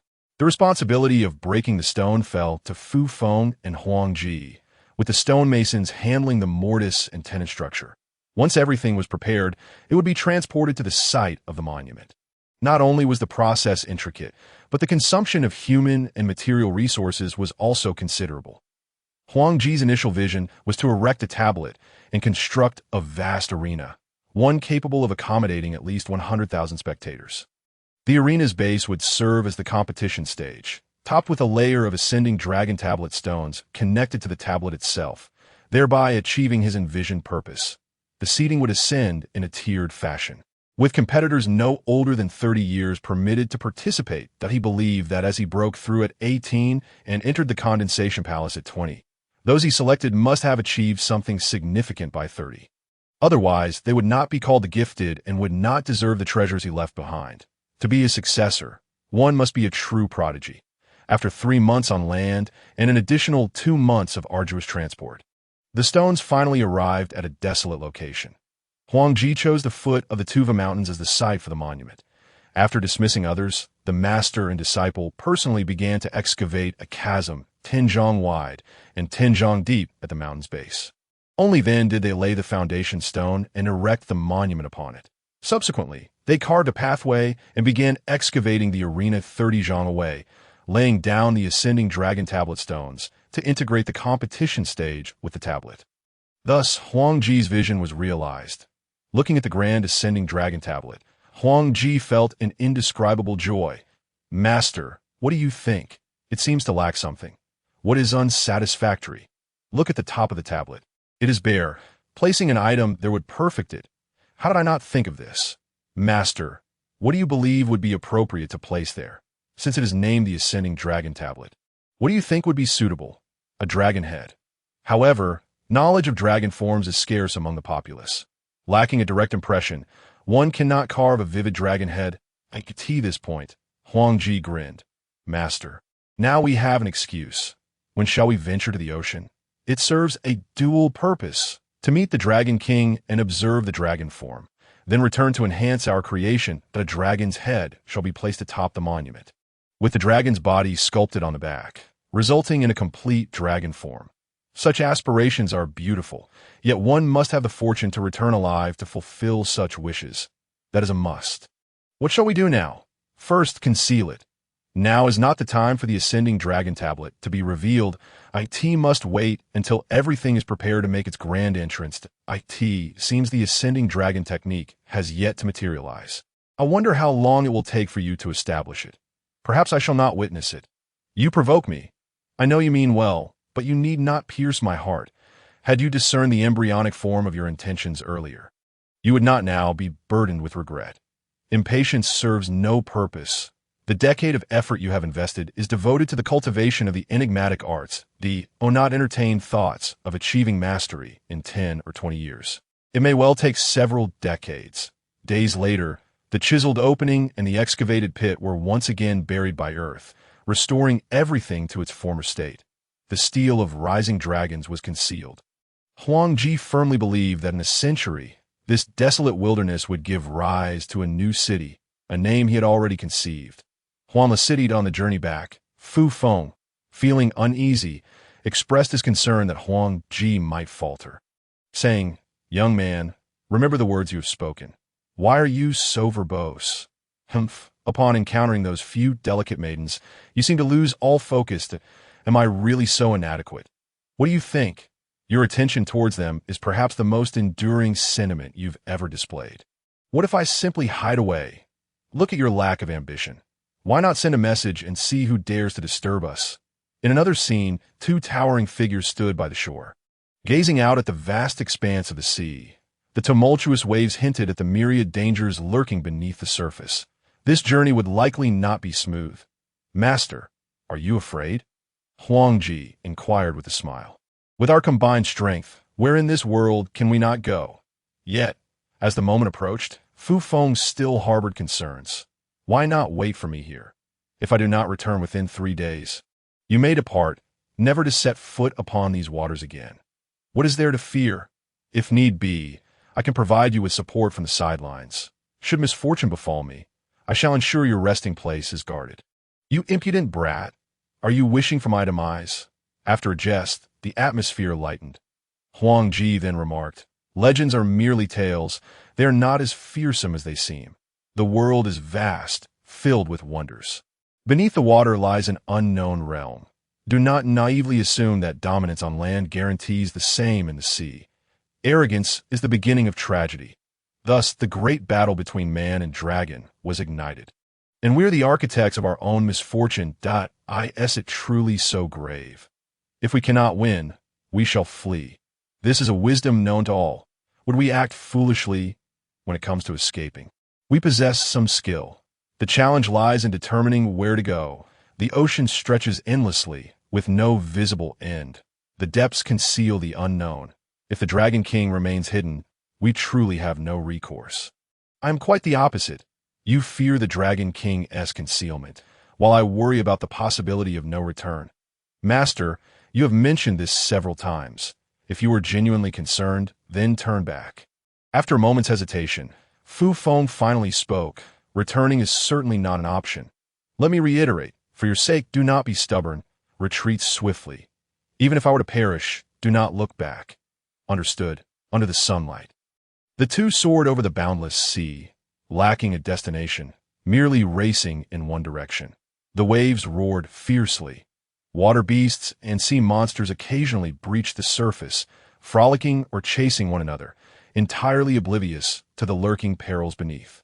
As the sun dipped westward, a distant island gradually emerged on the horizon, bringing a sense of reassurance to the two. Yet, they worried about finding a place to rest at night. Moreover, they needed to cultivate and replenish their vital energy to maintain their vigor. The following day yielded no results. Encountering an island in the vast ocean proved difficult, and upon sighting it, they ceased their advance on the third day. With sunlight illuminating the sea, the master and disciple set forth once more, journeying toward the unknown. Perhaps it was mere coincidence, or perhaps it was predestined. Noon, a yellow dragon suddenly erupted from the waters, baring its fangs and speaking in human tongue, just as the legends foretold. The moment the Dragon King revealed itself, they recognized attain. Be cautious. They exclaimed almost in unison, swiftly drawing their swords. You vile humans, after a millennium of peace, you dare to return and disregard your promises. Do you seek another battle? Ha ha. Fu Feng laughed heartily to bolster his courage. In that fleeting moment, another azure dragon emerged beside the yellow one. We are merely passing through. We harbor no ill intentions towards the dragon clan. Fu Feng spoke without thinking. Passing through. This place is surrounded by ocean. Where do you intend to go? We seek something. Is it necessary to disclose this to you? Huang Ji interjected. Are you guilty of thievery? You shall not obtain what you seek. Apologies. We shall take our leave. Fu Feng, seeing that they could not contend with the two Dragon Kings, contemplated retreat. Since you have come, do not turn back. Otherwise, you shall know no peace. The yellow dragon's tone indicated they intended to detain them. What nonsense! The vast ocean does not belong to the Dragon Clan. We shall go where we please. Should you obstruct us, I will strip the skin from your body, leaving you bare, and we shall see how brash you truly are. Seeking death, the yellow dragon roared in fury, unleashing a torrent of water from its maw. The azure dragon followed suit, directing two jets of water at the pair. They swiftly dodged while simultaneously slashing at the Dragon Kings with their swords. The battle was ignited, leaving no room for retreat. Hurry, Fu Feng urged while swinging his sword. You escape, I will hold them off. In the midst of their conversation, two more Dragon Kings emerged, though smaller than the azure dragon, and for the moment, they did not join the fray. The master and disciple unleashed their sword energies. But the Dragon Kings were not without their own fears and knew to evade. Suddenly, Fu Feng emitted a white mist. This indicated he was prepared to fight to the death. On the other side, Huang Ji wielded his sword, unleashing wave after wave of sword energy. The azure dragon, caught off guard, was struck by a blade, its scales flying as Huang Ji collected a dozen or so pieces. He showed no signs of relenting. Witnessing this, the yellow dragon seethed. Today, you shall undoubtedly perish. The yellow dragon measured 10 zhang in length, clearly a mature dragon king, adorned with horns and eyes that exuded a chilling menace. Its fearsome demeanor was nothing short of terrifying. Attain moved with remarkable agility. Just as Fu Feng concentrated his vital energy, forming a hand of essence, the yellow dragon seized what it believed to be an opportunity and lashed its tail ferociously toward him. In response, Fu Feng guided his energy hand to meet the dragon's tail, striking back in defiance. Young master, this chapter has more to unfold. Please click to the next page to continue reading. The excitement is yet to come. With a thud, The yellow dragon's body spun upon the sea surface. Fu Feng was sent flying 100 zhong, poised to plunge into the ocean, in a reckless act. Huang Ji cleaved a sword to rescue him. Grasping Fu Feng's arm as they fled, that moment, he could not afford to look back. Should the azure dragon pursue, they might both meet their end. His heart raced to his throat. Suddenly, the scene froze. "Young man, snap out of it," Fu Feng's voice echoed again. Huang Ji remained in a daze, still immersed in the final scene. The hand of essence he had formed surged toward the yellow dragon. And in the ensuing chaos, both combatants were sent reeling. The impact of the hand stirred up massive waves, shattering sea monsters and aquatic beasts, casting them into the air as if a torrential blood rain had fallen upon the ocean surface. "Young man, are you awake now?" Fu Feng called once more. Finally, Huang Ji regained his senses. "Senior, do you now understand? These are glimpses of my cultivation, vengeance, and struggles for supremacy. It is a point of pride that during this time, I crafted a new technique, along with a martial skill. The dragon capture technique, derived from the dragon seizing method, is not ideal and must be perfected by Huang Ji, I.A.S. for my latter years. I shall refrain from discussing. Senior, how many years have you lived?" This question was perhaps inappropriate. Yet in that moment, Huang Ji's mind was still not entirely clear, prompting him to ask directly, "I have lived 200 or 300 years. The specifics have faded from memory. What is the longest one can live? One who enters the sacred realm may live for 1,000 years. Such longevity." Huang Ji then inquired, "Senior, what preparations are required before entering the sacred realm?" Fu Feng answered succinctly, "I have not entered the sacred realm, so I cannot say." "Then speak freely. Can you impart the dragon capture technique to me?" "Why the haste? You must reach the Essence Palace to unleash its full power."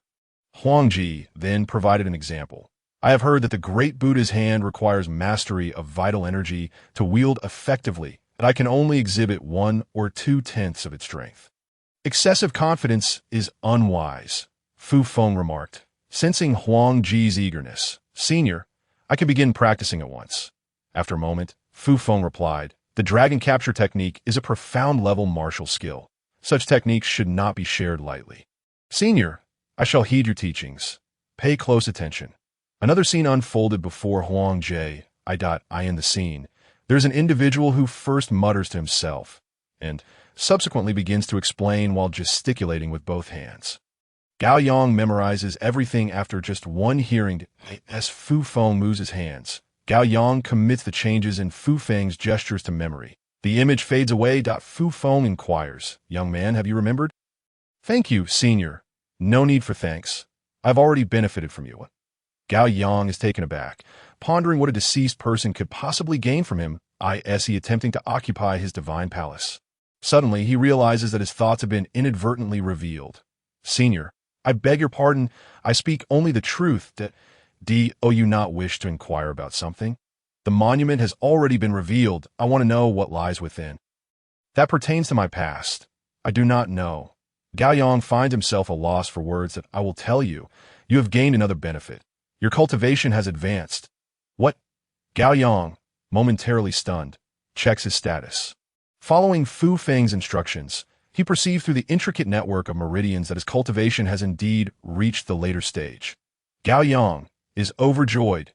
"Senior, does that mean correcting errors in cultivation allows one to ascend a level?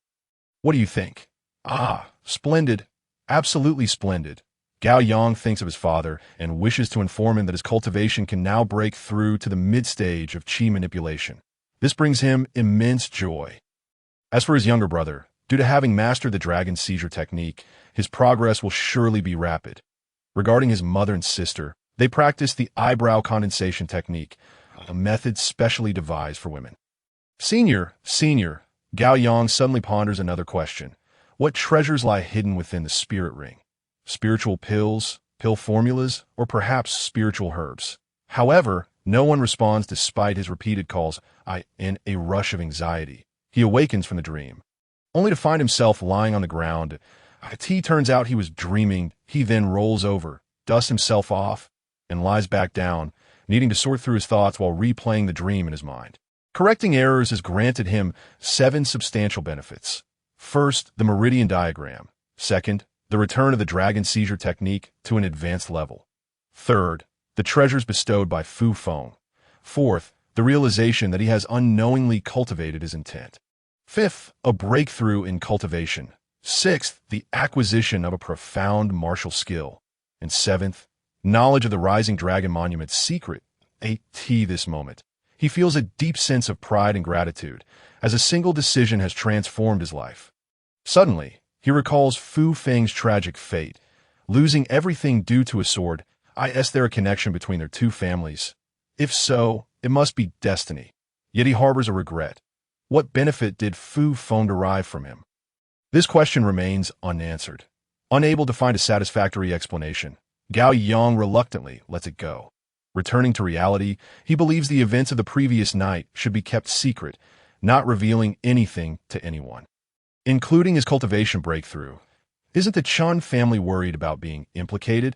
Keeping it to himself is ultimately for their benefit, allowing them to make what they deem to be the right decisions. If their intentions remain unchanged, he can always inform them of his cultivation breakthrough later. Gao Yang considers the golden pill. His next breakthrough will require it, and should he be unable to achieve it on his own, he hopes the Chun family can assist him. Knock, knock, someone is at the door. Gao Yang sits up abruptly, the unexpected knocking jolting him back to reality. Yesterday was his first day at the Chun family. The first meeting with the elders, where sensitive questions had been asked that Gao Yang had answered without reservation, leading to an awkward atmosphere. Because of this, he made a decision last night that brought him immense benefits. Daylight breaks, and still immersed in the ethereal joy of his dreams, he opens the door to find Chun Yuxuan, her smile radiant like a flower, instantly dispelling any negative impressions from the previous night. Why are you not getting ready? Breakfast will be served shortly. After breakfast, I will take you to the pill hall that I mentioned it yesterday. Have you forgotten? Chun Yuxuan strives to maintain a pleasant demeanor. The previous day, she had fervently defended Gao Yang in front of the elders, but she knew that the scene had left a poor impression on him. Thus, after escorting him back to his room, she returned to her own, fuming in solitude. Gao Yang remarked, "After a night of cultivation, you should have knocked if you wish to continue. I must apologize for the disturbance." "What are you saying?" "Just give me a moment. I will be ready shortly." Gao Yang takes a basin and washcloth outside, where he sees Chan Shuran gazing up at the sky in the courtyard and casually greets him, "Uncle Run, observing the celestial phenomena? Do I possess such abilities? Are you settling in well at the Chun family?" "Quite well." "Then that is good." Chen Shuran nods and watches as Gao Yang goes to wash up. Last night, during his cultivation, he had sensed a sudden surge of spiritual energy, realizing that someone nearby had broken through. Typically, breakthroughs occur in solitude, as doing so in a city can lead to interruptions, and an interrupted breakthrough may have dire consequences. Upon stepping outside, he discovered that the breakthrough had happened right in his own courtyard. Quickly deducing that it was Gao Yang who had advanced, he silently kept watch over the courtyard. However, strangely, the breakthrough concluded swiftly. After a while, Gao Yang returned, and he and Chen Yuxuan headed to the dining hall. "Gao Yang," Chen Hao called out, waving for him to join them at the same table. Chen Yuxuan followed suit, shooing Chun Yusin away. The two sat on the same long bench. After sitting down, Chen Hao asked, "Is this how you are at home as well?" "How do you mean?" Gao Yang did not grasp his intended meaning. "Practicing martial skills in the morning after cultivating at night. My habits differ from yours. Whether it be cultivation or martial practice, my approach is to thoroughly understand before proceeding, rather than engaging in blind practice. You have your insights, and we have ours. Seems this is where our differences lie." Then Chen Yuxuan interjected, "Do you think his perspective is flawed, or do you believe your method is superior?" Chen Hao was left speechless. Gao Yang, being younger yet more advanced in cultivation, posed a challenge to their egos. Observing this, Chen Yusin shifted the topic. "Where are you both headed today? If possible, I would be happy to accompany you." "You can go on your own." Chen Yuxuan did not afford him the opportunity. Besides visiting the pill hall, they also intended to stroll through Lingbao Street, which Chen Yuxuan had already discussed with Gao Yang the previous day. Furthermore, Gao Yang did not require his company. If anyone were to accompany him, it would be her. Consequently, Chen Yusin boldly predicted, "Something might happen today. It is time for your test." "What do you mean?" "You are speaking nonsense." Chen Yuxuan shot him a glare, prompting Chen Yusin to fall silent. The others merely found it amusing. Upon hearing this, Gao Yang felt a question arise in his mind. Chen Yusin's mention of a test surely pertained to Chen Yushuan. And if it involved people, then it would be manageable. After breakfast, the two departed together. Passing by a smithy, Chen Yushuan recognized the owner and approached him for a chat. "Master Huang, what treasures are you forging?" The old man glanced at her and replied, "What do you think I have in stock? Crafting treasures requires quality materials. Bring out your best materials, and I will forge a dagger for you." It is nearly time for the mountain trials. The old man was currently holding a piece of rough metal in a clamp, indicating he was about to enter the quenching phase. Gao Yang understood this. Speaking of him, Chen Yushuan remarked with a playful glint in her eyes. Glancing at Gao Yang, his primary focus is on alchemy, and as for mountain trials, he likely lacks the time for that. Unlike your family's brother, where do you come from? That is a secret. Your intentions are as plain as day. Nonsense, Master Huang. I still remember the last incident. Who hasn't had their moments of folly? Gao Yang found it difficult to interject, yet he could see that Chen Yushuan was genuinely interested in forging. Clearly, the two shared a familiar rapport. All right, I take that back. You seem to be getting more verbose. This young man is quite impressive. In what regard? Disheveled yet full of character. Oh, I will not entertain you any longer. Realizing she had been drawn in, Chen Yushuan abruptly decided to leave. After walking half a street, Gao Yang finally asked, "You seem to have a keen interest in forging." "It is more than mere interest," Chen Yushuan proudly informed Gao Yang, "that I have a forging studio, and I use alchemical fire for my creations." Quite extravagant, isn't it? Though there are limitations that I it just for show. Do not underestimate me. I may not have grand accomplishments, but I have achieved some small successes. The two continued their conversation as they walked.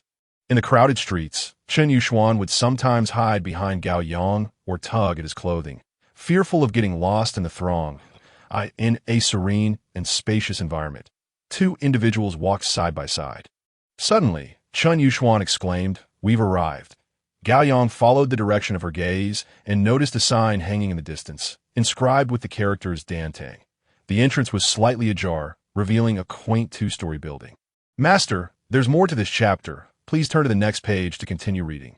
The subsequent parts are even more thrilling." Before entering, Gao Yang remarked, "Establishing Dantang in such a prominent location would be better suited as a shop." Chen Yushuan replied, "The front area is selling spiritual elixirs." Upon entering the shop, Gao Yang observed a 5-foot counter on the left, manned by an attendant, with ordinary elixirs displayed within. It seemed the more potent elixirs were likely in the hands of the Chen family. "Are there any alchemists present?" Chen Yushuan casually inquired. The attendant responded, "Master Huang is out on business, and Master Zheng is in the alchemy room." Chen Yushuan led Gao Yang further inside. Beyond a partition lay another hall, with 2 locked doors on either side. Crossing through the central hall, they entered the rear courtyard, which housed 3 rooms on each side. Gao Yang glanced around and remarked, "I never expected such depth within." "What depth? The largest and highest in the city is the Lord's mansion." "How many stories?" 5. "That's quite far off," Gao Yang replied, recalling the grandeur of the royal palace of the Liu dynasty he had seen in a dream the previous night. Chen Yushuan paused, asking, "You have seen a residence larger than the Lord's mansion? Haven't you heard? The most grand and highest in a dynasty is the royal palace. I thought you had seen it yourself." She giggled. "The royal palace is undoubtedly vast. It's a pity I haven't had the chance to visit." "Opportunities are created by oneself," Gao Yang said with a meaningful smile. I could see that moment. Chen Yushuan tugged at his sleeve. Standing face to face with him. "I wonder, if the chance arises in the future, would you grant me that opportunity?" "What opportunity?" "For instance, you could take me to visit the royal palace. Or any opportunity you speak of." Chen Yushuan suggested this, knowing of Wu Monk's existence. "What is the point of a visit? Living in the royal palace would be far more comfortable." "Are you speaking casually, or do you truly mean it?" "What I say today may be merely casual, but in the future, it could very well be a reality. That I will assist you." Gao Yang was taken aback, realizing from Chen Yushuan's earnest expression that her words held genuine intent. The phrase "I will assist you" encapsulated her current feelings. Moreover, having already witnessed her intelligence, Gao Yang trusted that Chen Yushuan's invitation to Dantang was a testament to her sincerity. Thus, Gao Yang teased her. Unfortunately, Chizhou City is too small and remote. Even the royal palace of Meteor City pales in comparison to the estates of great dynasties. Upon seeing Gao Yang shake his head, Qin Yushuan chuckled. You look down onto Chu and aspire to a greater dynasty. Your ambitions are quite grand. To pursue a great dynasty implies the crux lies in mastering the art of alchemy. With that, Qin Yushuan released his hand and called out, Brother Miao. She had heard the attendant mention that Master Zheng was busy in the alchemy room, and Miao was his disciple. She sought to introduce him to Gao Yang, as the two might become brothers in the craft. And no response came. Just as Qin Yushuan was about to call again, a muffled noise erupted from within the room, followed by a plume of smoke billowing from the window. The furnace has exploded, Qin Yushuan suddenly realized. Gao Yang was startled. He had never heard of an explosion during the alchemical process. Instantly, he recognized two critical concerns: potential injury and the possibility of ruined materials. The two exchanged anxious glances as the door swung open from within, releasing a cloud of white mist, through which emerged two disheveled figures. Cough, cough, cough. They bent over, coughing violently, their faces flushed, tears nearly escaping their eyes. One could only imagine the extent of smoke and dust that had filled the room at the moment of the explosion, rendering it nearly unbreathable. As the thick fog enveloped them, Gao Yang sensed a rich aura of spiritual energy, indicating that the elixir they had been attempting to create had transformed into spiritual mist. They had not only lost a batch of elixir, but had also rendered themselves quite comical. After a moment, a middle-aged man raised his head, revealing a bald patch where hair once was, with traces of blood at the corner of his mouth. The other, lifting his head, bore similar marks, but was in a worse state. His clothing tattered and singed in several places. The redness of his face was likely not just from suffocation, but perhaps from the prospect of losing a layer of skin. He was the most affected. Fool, to have an explosion at the beginning of the year. What were you thinking? My life may very well be buried because of you. Master Zheng scolded his apprentice in front of outsiders. It was her loud outburst. Miao retorted in dissatisfaction, muttering under his breath. Gao Yang overheard him say, Why change a good formula just to experiment with some ridiculous one? This is absurd. Why blame me? What kind of logic is this? What are you even doing? Is your soul absent when called? Blame me? Master Zheng, calm your temper. Qin Yushuan took the blame upon herself, not out of regret, but to quell Master Zheng's anger. If she had brought Gao Yang to Dantang only for Zheng to storm off in fury, then their visit would have been in vain. Master Zheng shot a glare and snapped. How many times have you exploded? What's your excuse this time? What about the times before? Seeing Miao hang his head in shame, Master Zheng turned to leave. Qin Yushuan took a couple of steps forward. Teasing Miao. Brother Miao, you truly are a sight to behold. Having the furnace explode is already unfortunate, and yet you still argue with Master. You're practically courting disaster. Hurry, go home and change your clothes. Miao was infuriated, his face covered in soot as he trudged out. Typically, adjusting the elixir formula was Master Zheng's responsibility. His hands-on approach would yield greater assurance, yet by allowing an apprentice to take charge, the likelihood of error increased. After they left, Gao Yang turned to Qin Yushuan. Oh, you know why the furnace exploded. Are you scared? Qin Yushuan chuckled before replying. I heard that explosions occur due to incorrect placement of spiritual herbs or incompatible properties. There are two scenarios. One is testing the formula repeatedly. Try to determine which spiritual herbs to pair with the formula, which is inevitable. The other possibility is mistaking the spiritual herbs and introducing the wrong ones. Avoiding an explosion is merely luck. An explosion is well-deserved. You don't mistake spiritual herbs, do you? Not at all. Come, let's take a look inside. After a while, the smoke in the alchemy room had dissipated, revealing a scene of utter chaos. The alchemy platform was damaged, the jade surface cracked and rendered unusable. Qin Yushuan turned and found the alchemy furnace in the corner, although the body remained intact. The mouth had deformed from the explosion. Had it been otherwise, Miao might have been in peril. Gao Yang picked up a half-burnt spiritual herb and casually asked, Have you ever seen the alchemical process? How is it performed? Like this, Qin Yushuan said, holding the deformed furnace, positioning herself before the alchemy platform, with my left hand holding the furnace and my right hand adding the herbs. The most challenging step in alchemy is extracting the spiritual liquid. then covering the furnace. The process of forming the elixir is concealed, relying entirely on one's experience to control the outcome. That I once heard of an ancient alchemical technique where the furnace was transparent, allowing one to see the process. She gestured it would be held in the palm, making the entire process clear. As Chun Yuxuan illustrated, Gao Yang's mind conjured a vivid scene of holding the furnace. Flames dancing as a flawless alchemical process unfolded before his eyes. Yet he shook his head and posed a question that lingered in his thoughts. What have you seen that is transparent, enduring the heat of the alchemical fire while remaining visible? How should I know? Qin Yuxuan pouted playfully. I made it clear that I'm only recounting what I've heard, but you could ask Master Zheng or ponder it yourself.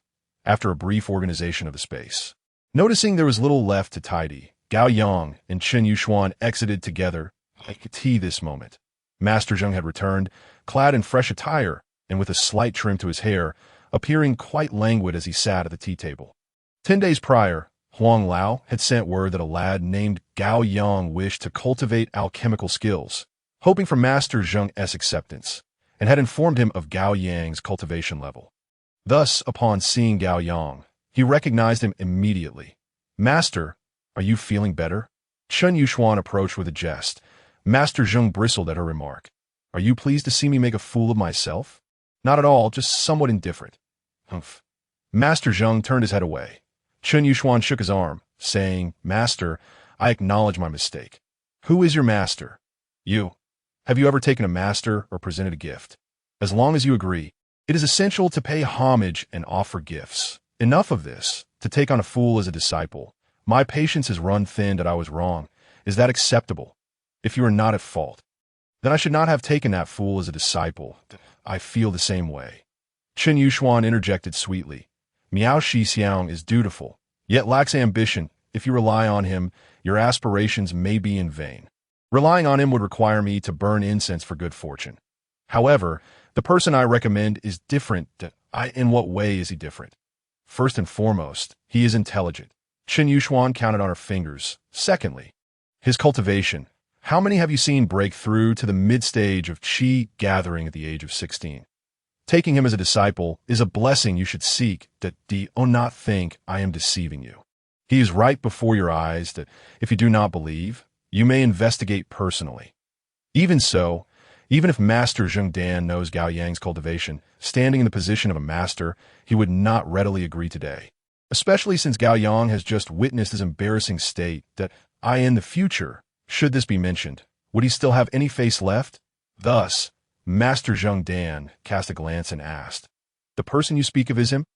Oh dear, do take a closer look. Is he not extraordinary?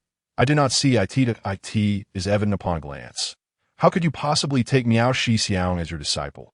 Seeing Master Zheng Dan's displeasure, Chun Yuxuan hastily added, His name is Gao Yang, born for alchemy. Taking him as a disciple would be a wise decision on your part. Gao Yang, ever adept at navigating situations, immediately bowed deeply. Master, if you agree to accept me as your disciple, on the day of my initiation, I promise to regard you as my reborn parents. It is inappropriate to say such things at this moment. Master Zheng Dan waved his hand. I have not agreed. It is premature to speak of reborn parents. As you can see, should there be a furnace explosion one day, the unfortunate one would be you. I am not afraid. Fear is not merely spoken that I share your sentiments. Rather than mere words, it is better to earnestly carry out one's tasks. Like him? He is he, and I am Idathumf. Master Zheng Dan scoffed. Let me ask you, how many types of spiritual herbs do you recognize? Gao Yang's mind sparked, and he produced a vermilion bird fruit. Master, do you recognize this? Master Zheng Dan took it, glanced at it a few times, and returned it to Gao Yang. You think yourself clever, using a wild fruit to fool me. Master, you misunderstand my intent. Gao Yang clarified, having already determined that Master Zheng Dan would undoubtedly accept him as a disciple. With this understanding, he explained, I presented this fruit solely to illustrate a point. At the very least, I recognize one more type of spiritual herb than you. What is it called? Vermilion bird fruit. Gao Yang displayed the vermilion bird fruit with an ulterior motive, to see if he understood its purpose. This would serve as a test of whether he possessed the formula for the Xian Sheng Dan. The vermilion bird fruit? Master Zheng Dan scratched his head, showing no further insight. Observing this, Qin Yushuan interjected, "You may proceed to the next question." Master Zheng Dan shot her a glare before asking Gao Yang, "Can you state the purpose of the vermilion bird fruit? Perhaps that could persuade me." Gao Yang found himself at a loss for words. Qin Yushuan came to his aid. "You cannot expect him to know if you do not disclose anything." "Humph." Failing to answer merely indicates deceit. Gao Yang, left with no choice, could only say, "One day, I will prove it to you." What day? Gao Yang regretted having uttered that statement and could not answer. What day? He could inform him right now that the purpose of the vermilion bird fruit is to refine the Xian Sheng Dan, however, since he does not even recognize the vermilion bird fruit. How could he know the Xian Sheng Dan? To speak of it would be a waste of breath. Thus, he could not speak. To do so would be self-contradictory. What did Master Zheng Dan think? How could he still consider taking him as a disciple? Before even becoming a disciple, he had already displayed deceitful behavior, a mark that would indelibly stain Master Zheng Dan's perception of him. Hence, Qin Yushuan suggested, perhaps he could identify spiritual herbs and own need for that. Qin Yushuan was also at a loss for words. After a moment, Master Zheng Dan asked, "Where do you hail from?" "Xingning Town, Wu Village." "That explains it. The fundamental requirement for practicing alchemy is the knowledge of spiritual herbs. Next comes cultivation. Refining a high-level spiritual pill can take 1 to 2 hours. Refining 2 or 3 batches. Can your hard-earned true qi keep up? The practice of alchemy tests one as cultivation. This question need not be repeated." Qin Yushuan interjected. "Additionally, there is the attribute of true qi. Even if 1's cultivation is outstanding, it may not be suitable for alchemy. Perhaps you're unaware, true qi is categorized into 5 attributes: metal, wood, water, fire, and earth. The most suitable for alchemy is wood attribute true qi, followed by earth attribute, while fire attribute is a last resort. Humph. Do you know why? Fire attribute represents blazing flames, too fierce. The spiritual pills refined under its influence. What are the consequences? It is a lengthy explanation. You may not grasp it all at once. Young master, this chapter has more to unfold. Please click the next page to continue reading. The following is even more thrilling. Upon hearing this, Gao Yang was at a loss. "Master, there is only one type of spiritual energy." "That is correct. Spiritual energy is indeed singular and does not differentiate by attributes. However, are you not aware that the human body possesses attributes? When spiritual energy enters the body, it is imbued with attributes during the transformation into true qi. The 5 elements, gold, wood, water, fire, earth, encompass everyone's fortune and fate. Lacking metal, you will never attain wealth. Having metal indicates that you possess metal attribute true qi within you, and thus, you will never worry about spirit stones." "Master, what is your attribute?" "Earth and wood."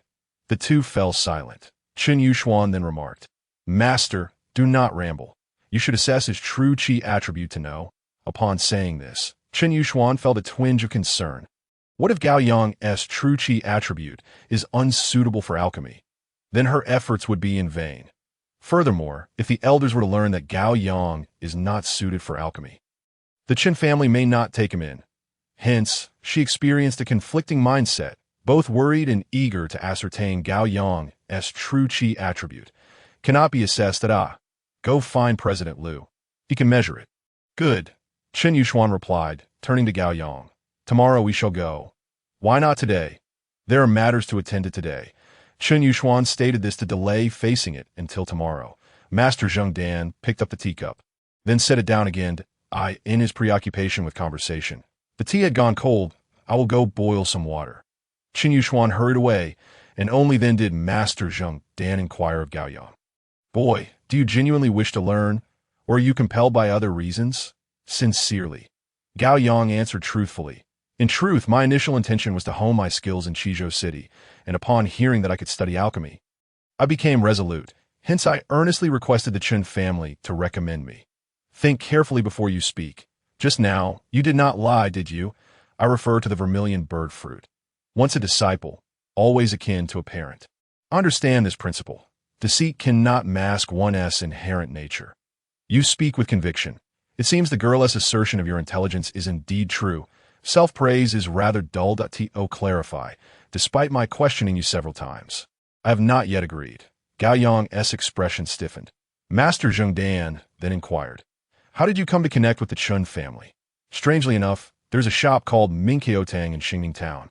I inquired with the attendant and learned that Qin Yushuan was also there. So, one thing led to another. Gao Yang remained speechless. Does one need to connect to know someone? Master Zheng Dan continued. Have you had any experiences in the mountains? I've been into the mountains several times last year. Did you personally pick the vermilion bird fruit? Or did you acquire it through other means? I purchased it from someone else. Master Zheng Dan's interest piqued. But he was disappointed by Gao Yang's answer. What was the cost? The seller was ignorant of its value. I spent only 1 spirit stone. Without the formula, it is all in vain, Master Zheng Dan remarked. Dismissing Gao Yang. Gao Yang found himself in a dilemma, neither standing nor sitting comfortably. Fortunately, at this moment, Qin Yushuan returned, carrying a kettle. Gao Yang took it to refill Master Zheng Dan's tea. While pouring, he pondered a question. Once he finished refilling the tea and set down the kettle, he asked his burning question. Master, I have a question. May I seek your guidance? Speak. Alchemy is an ancient art. What processes has it undergone from ancient times to the present? It appears he possesses quite a few thoughts. Master Zheng Dan silently inquired. What led you to contemplate this question? I believe that for any alchemist, mastering the art of alchemy begins with understanding its origins and the process of innovation. This is a fundamental requirement before one can truly speak of innovation. Upon hearing this, Master Zheng regarded Gao Yang with newfound respect. Young man, you seem to have intriguing ideas. However, this question is not easily answered, and I cannot articulate it clearly at this moment. Yet, I can tell you that in ancient times, there existed superior spiritual elixirs, which mysteriously vanished after several millennia. Was it due to human intervention or other factors? What do you wish to imply? For instance, has the cauldron used in alchemy remained unchanged from ancient times to the present, or has it evolved? In ancient times, the emergence of the gas furnace led to the creation of superior spiritual elixirs. Yet, these elixirs eventually faded from existence. Why is that? Are you foolish? It is because the creator of the gas furnace met a tragic end in the wilderness, thereby severing the lineage of its transmission. Qin Yushuan immediately pressed on. Master, can the gas furnace reveal the alchemical process? She understood Gao Yang's inquiry and was equally curious. Rumors and hearsay are futile. Thus, Qin Yushuan excused herself, taking Gao Yang with her. At that moment, Qin Shiwiming arrived, having been present for some time and overhearing parts of the conversation between Master Zheng and Gao Yang. He approached and handed Master Zheng a packet of tea. Zemin, what do you think? In 2 words, clever and thoughtful. Whether this is good or bad depends on your choices. Master Zheng cast a glance and remarked as a disciple, I find him competent. However, as a family member, you must assess his character further. I heard you mention the attributes of true qi. There is no issue with alchemy. What I meant was that the spiritual elixirs produced from different attributes possess subtle distinctions, which buyers remain oblivious to. Zemin, I have come to speak a truth. Only last night did I learn something I cannot conceal. Qin Shiwiming felt it necessary to inform him about Gao Yang's circumstances. Despite their employer-employee relationship, they had developed feelings over the years. Training a disciple requires dedication, and should Gao Yang ever choose to leave, Zheng Zemin would not want his efforts to be in vain. The chapter is not yet complete. Please turn to the next page to continue enjoying the captivating content. What is so serious? My concern lies in the blood feud that Gao Yang bears. Master Zheng paused momentarily and asked, Are you worried he might leave one day? And you? If you dedicate yourself to teaching him alchemy, would it not render your efforts futile if he departs? We differ, Master Zheng replied with a smile. I waste only words. Whether he succeeds or not depends on his own endeavors. But you have invested in him and placed your hopes. Thus, you must contemplate whether to continue unwaveringly or to cease. A decision must be made promptly. I have already arranged for you. If you find it difficult to decide, consult President Liu in advance. Additionally, I must say something you may not wish to hear. His blood feud is not as terrifying as you think. Just moments ago, he asked me a question regarding the historical evolution of alchemy. I informed him that in ancient times, the gas furnace had appeared, which led to the creation of superior spiritual elixirs. What does this imply? It indicates that he possesses intriguing ideas, and he even mentioned the term innovation. An exceptional alchemist has the potential to revolutionize the art of alchemy, much like one can topple a dynasty. What significance does his hatred hold? His displayed intelligence and cultivation already suggest he possesses the potential to become an outstanding alchemist. The crux lies in your perspective. Will you foster his growth or stifle it? In my view, he has already conceived this idea. It will be challenging to suppress it. If the Chun family does not support him, and he falls into the hands of others, it will be irretrievable. Master Zhang's words illuminated Chun Xueming's understanding. You are correct. They sought President Liu to conduct the apprenticeship ceremony. Upon exiting the alchemy hall, Chun Yuxuan felt a pang of discontent. She had surmised that Master Zhang's actions might be influenced by her father. Whether to accept Gao Yang as a disciple could be swayed by a single remark from him. Thus, she contemplated visiting President Liu at the alchemy gathering tomorrow, hoping to gauge his thoughts. If he is willing to accept Gao Yang as a disciple, it would be a commendable choice. Conversely, Gao Yang seemed unaffected, gazing around, captivated by the shops lining the street. Everything he beheld dazzled him. Just as they approached the street corner, Gao Yang turned back to Qin Yuxuan and asked, "What are you thinking about? What do you guess? You must be worried about the true Qi attributes." "No. Concern about the apprenticeship not going smoothly? Not that either. Then you must be pondering the gas furnace. Do you believe it?" "Indeed." To this, Gao Yang replied, "I find it quite astonishing. You previously mentioned that in ancient times, a certain alchemical technique existed, and I recall you mentioning a transparent cauldron. Who did you hear that from? It was a dream of mine. Do you believe it?" Chun Yuxuan appeared earnest, yet the mirth in her eyes was unmistakable. He. Gao Yang chuckled lightly, leaving it at that. "You've surely heard the saying, daytime thoughts lead to nighttime dreams. Haven to you." Gao Yang took it to heart. "Share the process with me." "No. He. After laughing, Qin Yuxuan confessed, "In truth, the so-called transparent cauldron was merely a figment of my imagination. I did not intend to deceive you, but there's a reason behind it. Ever since I mentioned alchemy in Xingning Town, it has occupied my thoughts day and night. Given the current cauldrons, producing a pure medium-grade elixir is already a significant achievement. Thus, I believe nothing can change the status quo. The only path forward is to break through existing alchemical practices to create superior spiritual elixirs. Only by producing superior ones can one overcome obstacles. That I recall telling you before that during the alchemical process, when extracting spiritual liquid, the lid of the cauldron is closed, rendering the elixir's formation invisible and relying solely on one's experience. Due to this uncontrollable factor, all alchemists produce elixirs that are either medium or low grade. Hence, I had a sudden inspiration to forge a transparent cauldron to replace the current one, allowing for the visible creation of superior spiritual elixirs. However, another problem arose: what materials to use for its construction. This is the greatest challenge. Thus, I pondered endlessly without resolution. When Master Zheng mentioned the gas furnace, I thought of the term a fantastical tale.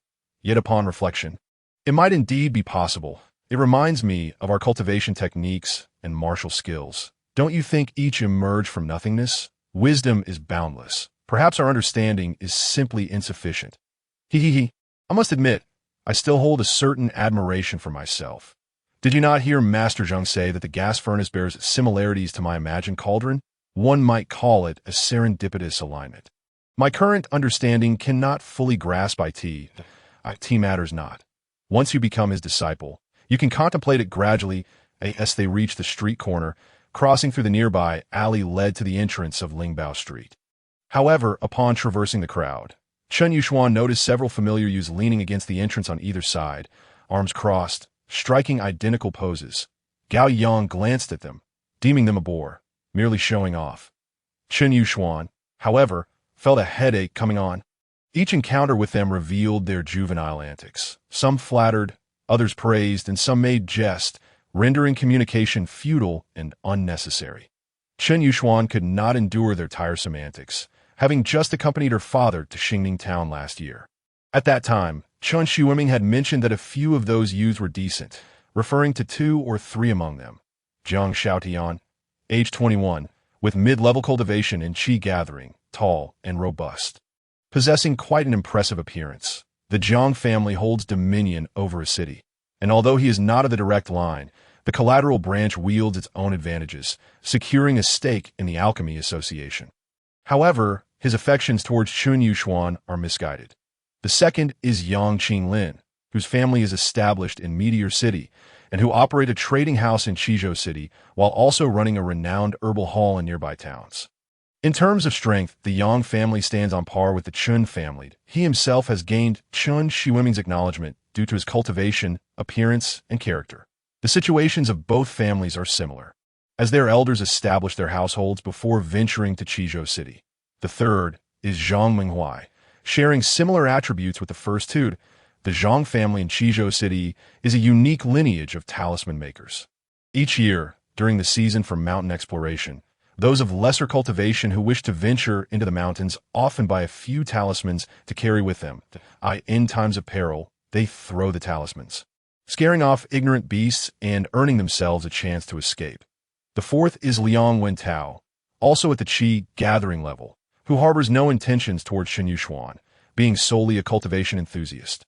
Preferring a straightforward approach, one values righteousness above all else, and mingling with Jiang Xiaotian and his companions is a testament to kindred spirits. The largest foundry in the city is owned by the Liang family.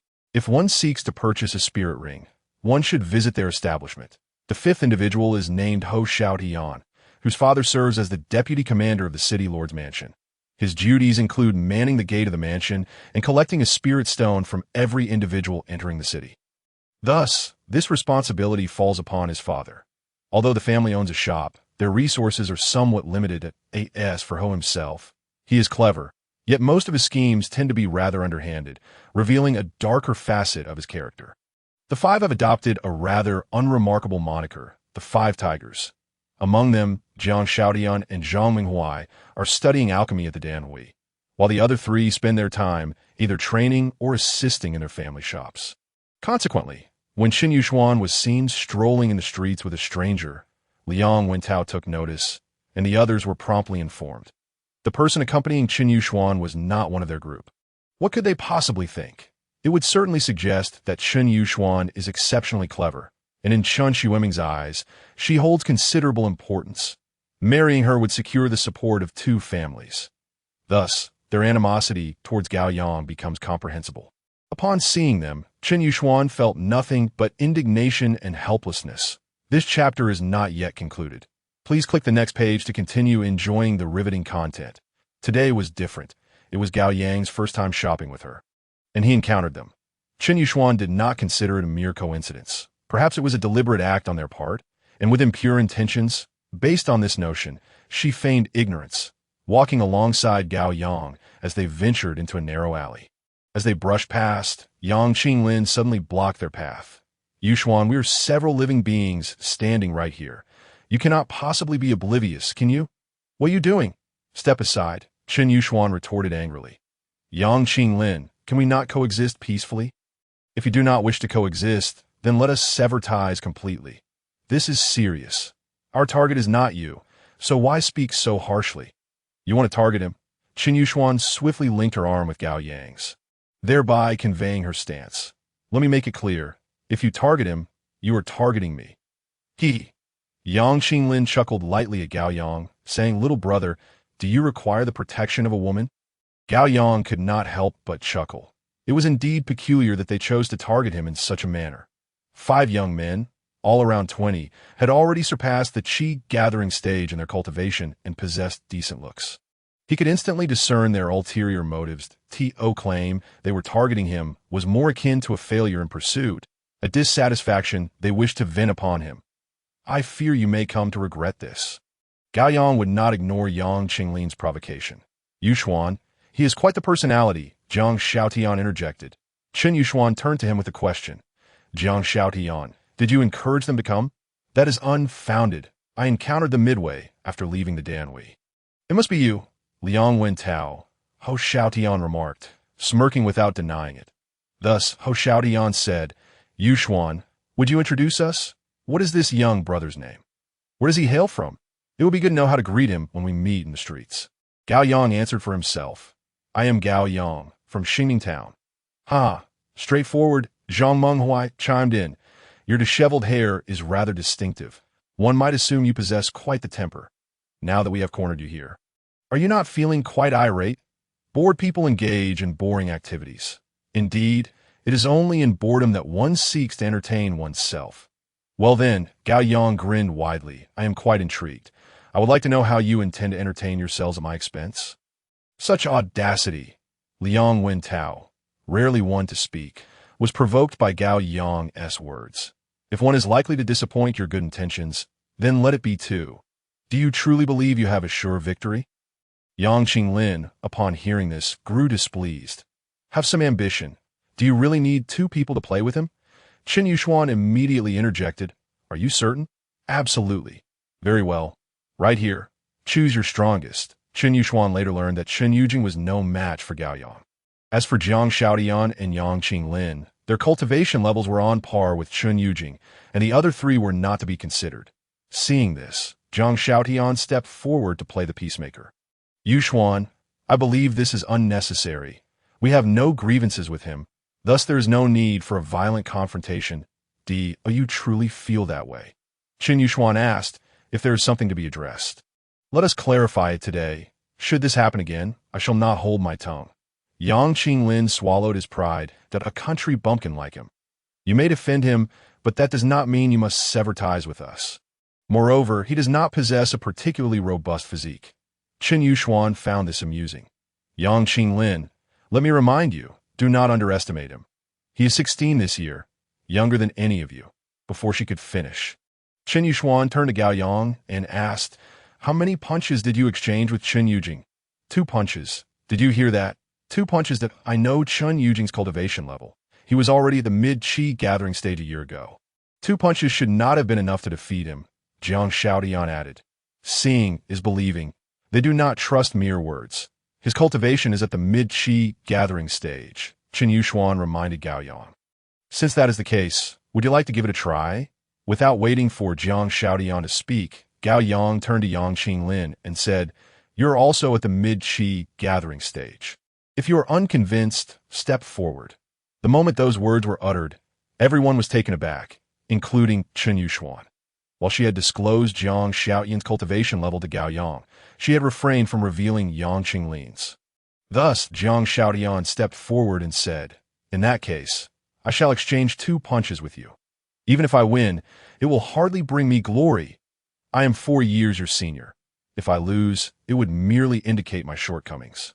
You know our cultivation levels, and your audacity in speaking such words already indicate something. You're not merely boasting but possess confidence. Moreover, I trust what Yushuan has said is the truth. Jiang Xiaotian shook his hands and clenched his fists. Gao Yang pushed Qin Yushuan aside and directly prepared to fight. Meanwhile, the onlookers had already been driven away by the other 3, for losing would not be a matter of pride. Use your full strength. Gao Yang called out as he threw his punch. With a resounding bang, Jiang Xiaotian staggered back 7 steps. Gao Yang, having only exerted 50% of his strength, had bested him. Jiang Xiaotian gritted his teeth. He had steeled himself for defeat, yet losing still felt like a blow to his pride. His inner self was exceedingly proud, not solely due to his cultivation, but for other reasons as well.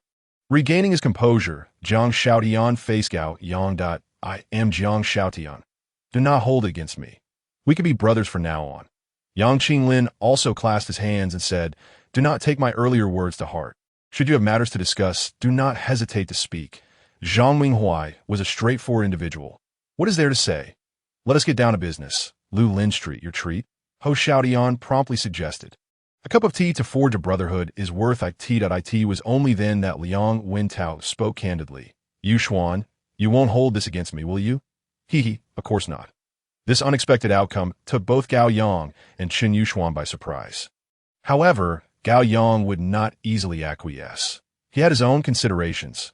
While they wished to be brothers, he was not so inclined. Firstly, he needed to ascertain their true intentions.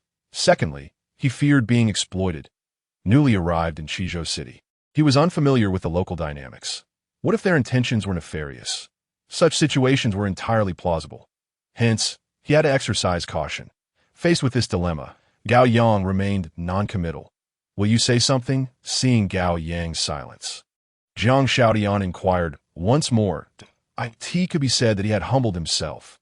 If Gao Yang declined, his pride would be significantly wounded. What are you rushing for? Qin Yushuan frowned and glanced at them. If you wish to complicate matters, then do so. If you wish to be brothers, then let it be. Such good fortune is rare. Besides, he does not know you, and it is not too late to make a decision after understanding each other better. For now, let us head to Lingbao Street. Qin Yushuan's words provided an escape for everyone. We shall go as well.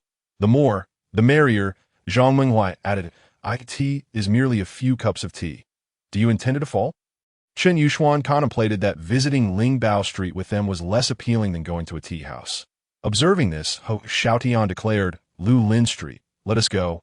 Thus, the 7 of them set off together for Lu Lin Street.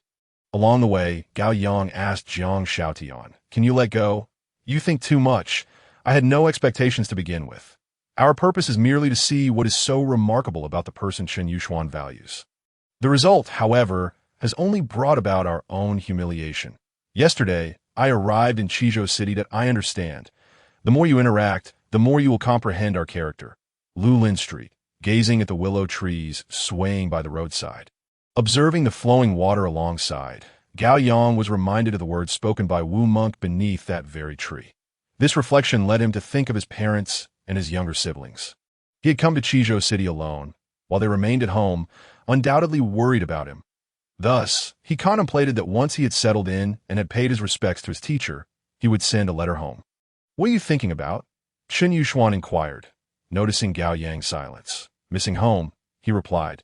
Thinking about someone, perhaps? Qin Yushuan teased with a laugh, saying, I know her name, Wu Monk. With that, Gao Yang felt no need to conceal the truth.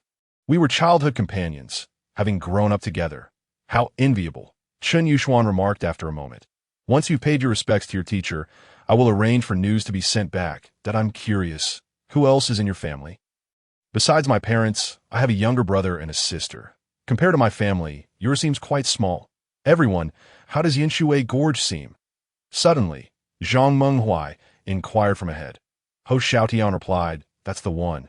Then Liang Wentao asked, what tea are we having today? Zhang Menghuai responded, Ling tea. That is impossible. Liang Wentao remarked, that's stingy, and the conversation fell silent. Upon hearing this, the attendant welcomed them inside and ushered them upstairs. Jiang Shaotian and the others, having been born and raised here and frequent visitors to the tea house, were quite familiar with the place. Once seated, Jiang Shaotian took the initiative to order food, explaining that he and Zhang Menghuai were treating today. After sending the attendant away, Jiang Shaotian turned to Gao Yang. Gao Yang, how did you deduce Yang Qinglin's cultivation level? Indeed, I am also curious, Yang Qinglin said from the side that I told him. Qin Yushuan covered for Gao Yang. You wouldn't blame me, would you? I considered this possibility before we left, so I informed him in advance that that's a lie. Jiang Shaotian retorted, clearly unconvinced. Gao Yang replied, today is my first day in Qizhou City. Do you really believe I could predict that on my first day? Whether you believe it is your concern, Ho Shaotian interjected. Why argue? Answering one question will reveal the truth. Ho Shaotian continued, you claim our cultivation levels are what you told Gao Yang. Before telling him, you must have mentioned our names, correct? Gao Yang, what do you think our title is? Gao Yang had no idea, so he casually replied, 5 lords. Huh, you've slipped up? Ho Shaotian exclaimed triumphantly. Qin Yushuan scoffed. Saying 5 lords is merely being polite. Calling you 5 tigers, I would feel embarrassed for you.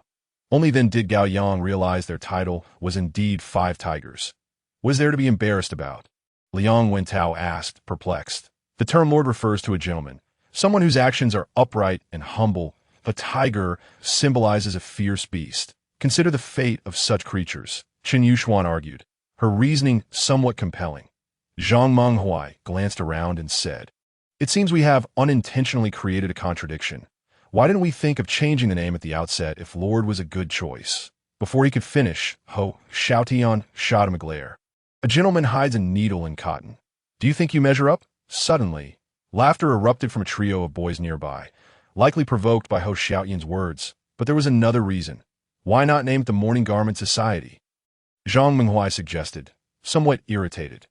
Gao Yang, confused, turned to Qin Yuxuan and asked, "Is there a grudge? Those boys are from the Qingyi society. There may have been past conflicts," she explained. "That makes sense," Gao Yang thought, glancing over to see that the three wore blue garments. He recalled the customary practice of dressing the deceased in blue clothing during burial to avoid disturbing other spirits. Zhang Menghuai's remark about the dead was rather cutting. Naming it the Deadly Invincible Society would be truly formidable. Yang Qinglin chimed in, "You're courting death." One of the boys stood up, ready for a verbal spar.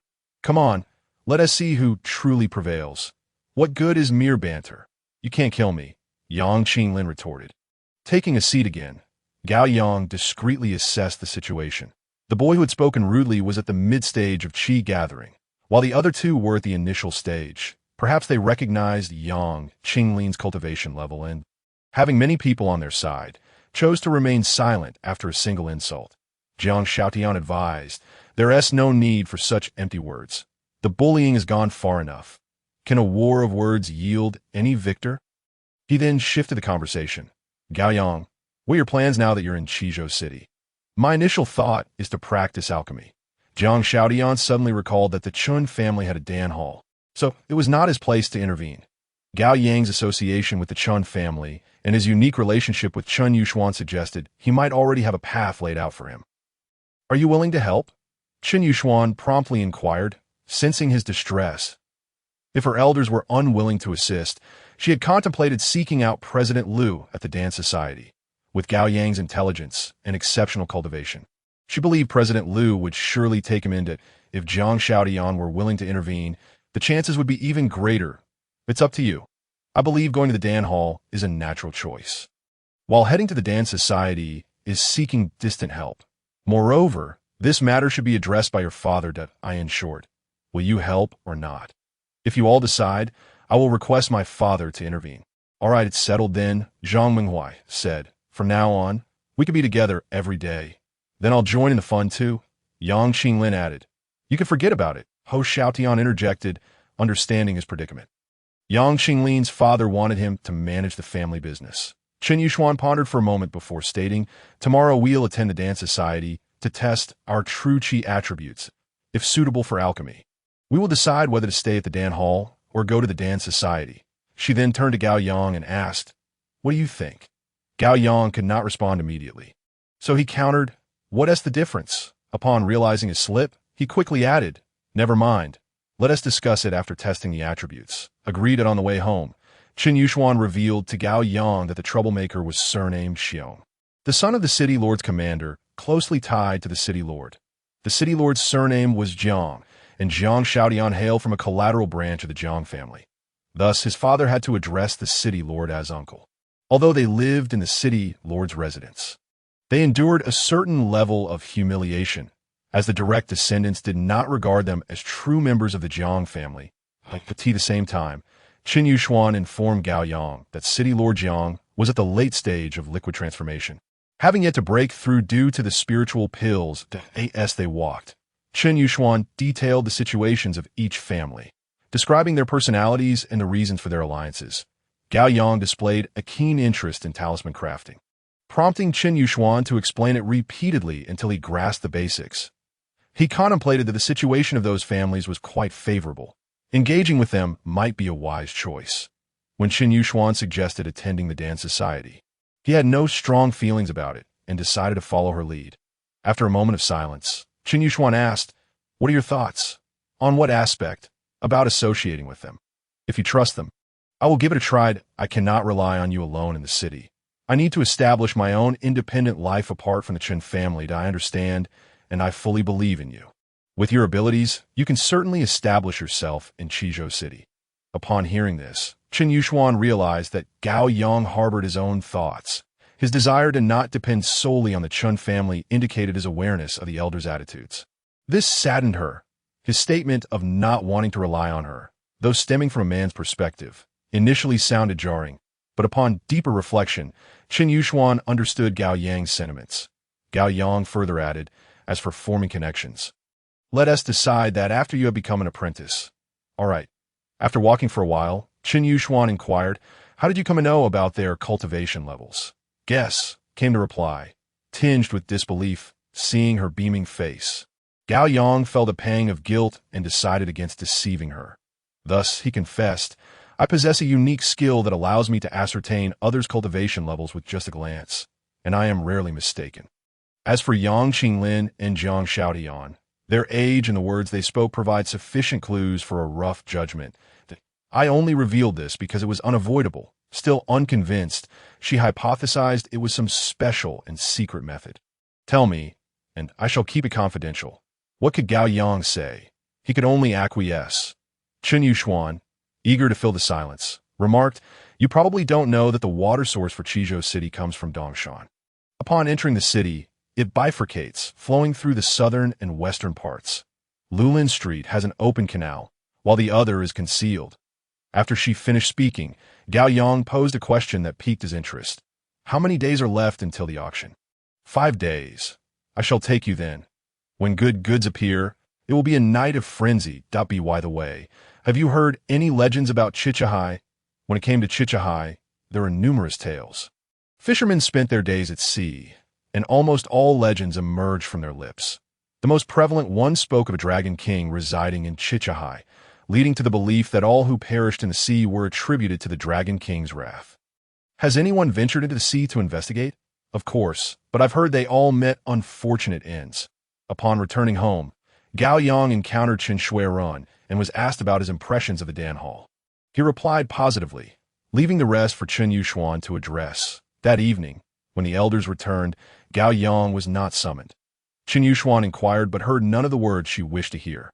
Thus, she silently resolved to visit the Dan Society the following day, to test the true energy attributes and simultaneously request President Liu to accept Gao Yang as a disciple. As for Gao Yang, he remained calm, appearing unaffected on the third day. When Chen Rujiang suggested accompanying them to the Dan Society, Chen Yuxuan declined. The day before, she had mentioned Jiang Xiaoyan's hostility towards Gao Yang, which particularly excited the Chen brothers.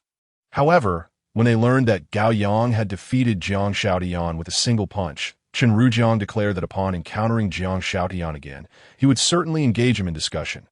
Gao Yang's arrival in Qizhou City had stirred them to take the initiative and provoke him, only to end up facing the same fate. Chen Rujiang's intention to discuss was merely jest. After all, how awkward would it be to confront him directly? As for Jiang Xiaotian's overtures to befriend Gao Yang, Chen Yuxuan had not divulged this to them, lest they be ridiculed on their way to the Dan Society.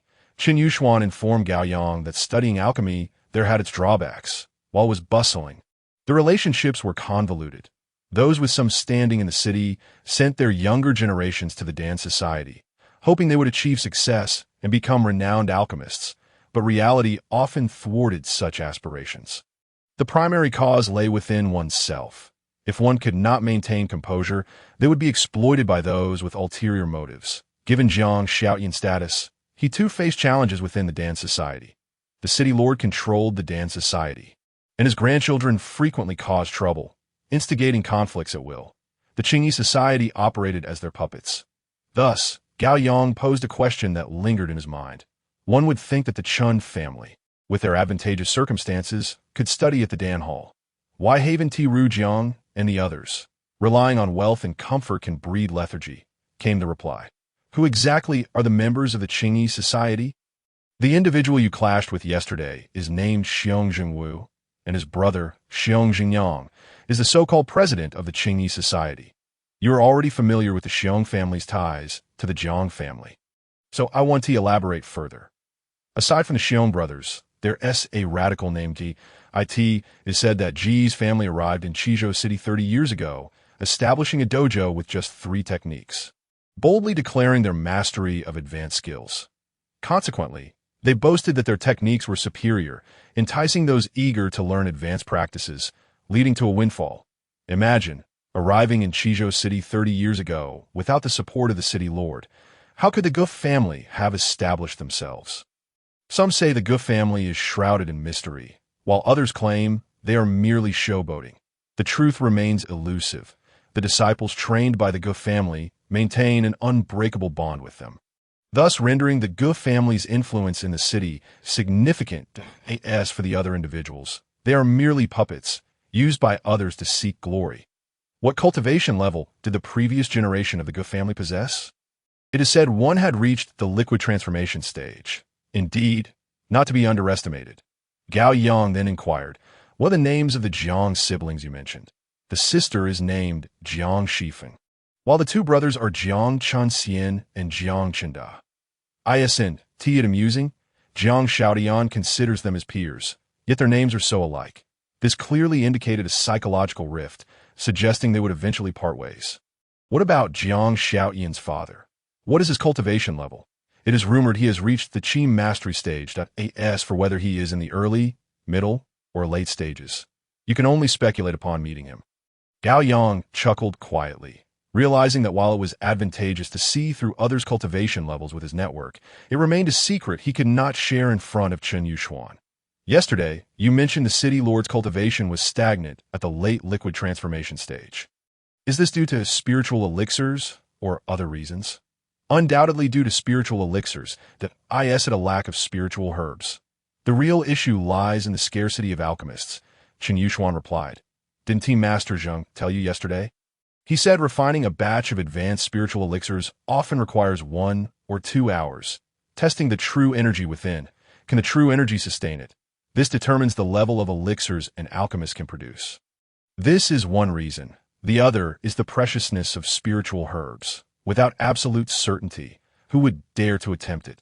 The most renowned alchemist in Qizhou City is President Liu, who has reached the liquid transformation stage but does not dare to experiment recklessly. Did you know? A single Jehudan is worth at least 1,000,000 spiritual stones that if one were to refine 5 from a single batch, ruining it would result in losses amounting to millions. Thus, it stands to reason that a single set of materials is valued at 1,000,000.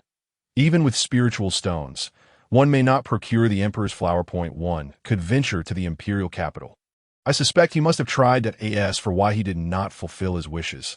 Let me share an example that might clarify things. 3 years ago, an auction took place in the city for a mid-grade breakthrough elixir. Reportedly sold for 18,000. Ultimately, the person who won the bid perished, and the fate of that elixir remains a mystery. Humph, how maddening. Facing a breakthrough, yet lacking spiritual elixirs. Wouldn't that drive one mad? Chen Yuxuan posed a rather pragmatic question. In truth, Gao Yang had already sensed the gravity of the situation. When he suddenly reached the mid-stage, his father had already begun to worry. Therefore, one of his reasons for venturing out to hone his skills was to earn a golden elixir through his own capabilities. Studying alchemy was the optimal path. However, based on his progress, he estimated he might break through within a year or the next, but how long would it take to master alchemy? Gao Yang felt uncertain. Thus, he was also concerned about the potential situation where an opportunity for a breakthrough arose, yet he lacked the golden elixir. Such a scenario was an unacceptable reality for him. Yet what could he do? Accepting it was inevitable. Consequently, Gao Yang fell into silence, and the two continued onward in quietude as they neared the Dan Society. Chen Yuxuan spotted Jiang Shaotian and Zhang Menghuai waiting outside, scanning the surroundings. Their intention was to display sincerity, arriving at the Dan Society well in advance. Upon noticing their arrival, the duo approached. "You two," Zhang Menghuai began, shaking his head in exasperation. "You truly are a source of worry. We could have gone to Qin Manor to greet them, making at least 2 trips. Had I known it would be like this, I wouldn't have waited for you." Chen Yuxuan laughed and asked, "Who asked you to wait? It's not shameful to express willingness," she added. "Since you're willing, there's no need for further talk at that moment." Jiang Shaotian interjected, "Gao Yang, regarding what we discussed yesterday, I've already mentioned your thoughts to my father. If you are determined, he will speak with President Liu on your behalf. Thank you. After verifying the true energy and consulting with Uncle Chun, I'll get back to you." Gao Yang had not anticipated that in just one night. Jiang Shaotian had already briefed his father. However, he needed to respect the Chun family's opinions. Primarily, he had come to Qizhou City through Chen Yuxuan's mediation. Furthermore, he was inclined towards studying alchemy at the Dan Hall. Hearing Gao Yang's words, Chen Yuxuan felt a surge of joy. "Jiang Shaotian, you took the liberty to act without considering my perspective." With a playful remark, Chen Yuxuan asked, "By the way, have you seen President Liu at the Dan Society?" "He has already gone in." Knowing Gao Yang would come, he instructed to head directly to his room, Zhang Xiaotian replied. The four of them entered together. Gao Yang had often heard his father speak of the dance society, forming a deep impression in his young mind, as he believed it to be shrouded in mystery. Thus, he felt an innate longing. Indeed, the dance society held an air of mystique in the hearts of cultivators. The aura of mystery often emanates from the yearning for elixirs. Thus, it can be asserted that the status of the dance society within each city is paramount. Upon entering the grand gates, one encounters a courtyard ahead, flanked by three towering edifices, one in front and one on either side, with a space left vacant in the center. Crossing the threshold, it seems as though the clamor of the bustling street is left behind, not due to an absence of noise, but rather because of the towering walls that encircle the area. Approaching the front of the building, Gao Yang inadvertently gazes upward and notices several individuals standing on the third-floor walkway of the left building. Peering down, Gao Yang ascends the stairs alongside Chen Yuxuan, with Zhang Menghuai and Zhang Xiaotian trailing behind. Upon reaching the third floor, Chen Yuxuan enters through an ajar door. "Grandfather Lu, I've come to see you," she calls out cheerfully as she steps inside. Gao Yang follows suit. "Let us be clear, did you bring a gift?" "I did. Take a look." Chen Yuxuan gestures toward Gao Yang. "Is this gift substantial enough?" You tricked me again. There won't be next time." "Grandfather Lu, why must you be so calculative? Those unaware might think you are concerned with trifles, but I know you possess foresight, knowing that you are here to fool me. I should have barred you from entering." "Senior Lu," Gao Yang respectfully addresses him and bows before continuing, "I apologize for the trouble today." This remark is somewhat agreeable. However, despite Gao Yang's words, President Lu shows no intention of inviting him to sit. In the room, besides President Lu, there's a young man named Lu Zhenglong, who is Lu's direct grandson and also practices alchemy within the dance society. Sensing the atmosphere, he smartly retrieves 2 chairs from a corner and brings them over. "Please, have a seat." "Xiaotian Menghuai, why are you still standing outside?" Chen Yuxuan pulls Gao Yang down to sit and banters with President Lu. "Grandfather Lu, you are quite stingy at your age. Your heart should be more expansive." What do you mean by being more expansive? Are you not curious to test this one? It will be too late to regret later. You are anxious, but I am not. Your impatience will be your undoing." "You said it. Perhaps you're also aware of his cultivation level. At 16, he has already broken through to the mid-stage of Qi gathering. Do not underestimate him based on appearances. The evidence is here.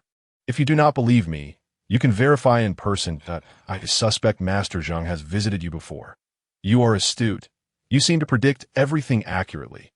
Then, are you willing to take him as your disciple?" "I can, but..." Chen Yuxuan's heart leaps to her throat. President Lu then states, "My willingness is of no consequence." "Why is that?"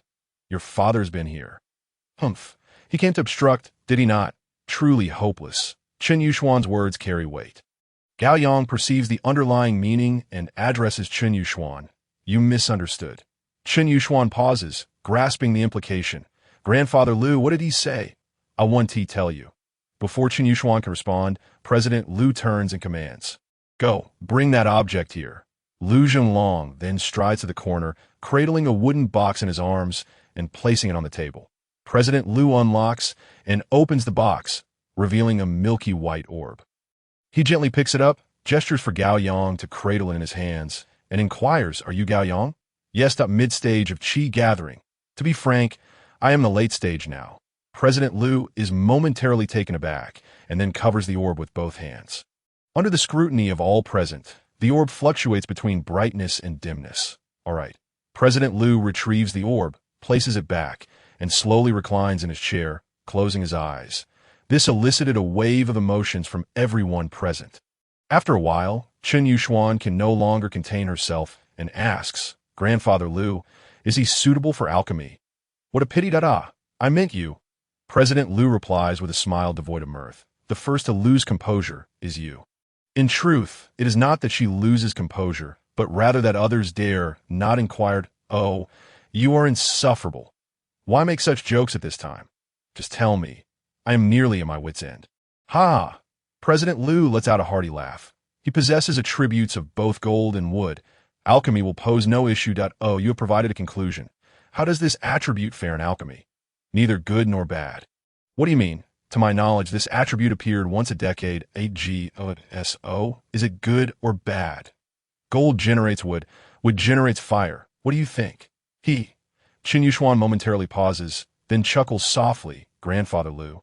I will take it upon myself to ensure that the first batch of elixirs he refines is delivered to you. At the very least, they will be golden elixirs, at least of mid-grade quality. If not, he may keep them for himself. Just consider, how much are 5 golden elixirs worth when sent to the auction house? At least over 100,000 spirit stones. Consequently, all eyes turn toward Gao Yang. He grins broadly. Senior, for the elixirs you need for your breakthrough, provide the spirit herbs, and I shall help you refine them.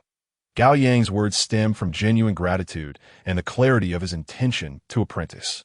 President Lu is momentarily stunned. I require them now. But you have yet to take me as a disciple. Very well. I shall remember this. You have 1 year. Gao Yang maintains a smile, saying nothing further. Others dismiss this casually, believing it impossible for Gao Yang to refine a breakthrough elixir within a year. Citing their own experiences, they perceive alchemy as a gradual accumulation of knowledge and skill. In a year's time, whether he can even become an apprentice remains uncertain. If President Lu cannot achieve it, how can he? Qin Yushuan shares a knowing smile.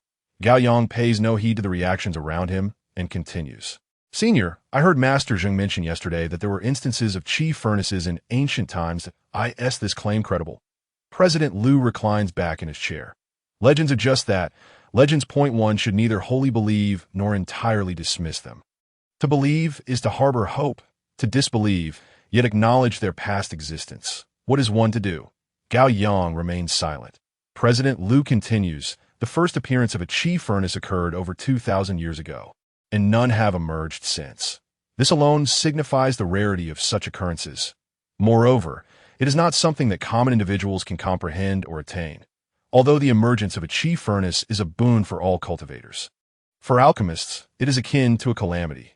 Thus, Gao Yang ponders why it is deemed a calamity. The emergence of a qi furnace results in the advent of high-grade elixirs. Should someone control the qi furnace, it would spell doom for other alchemists, leaving them without a path forward.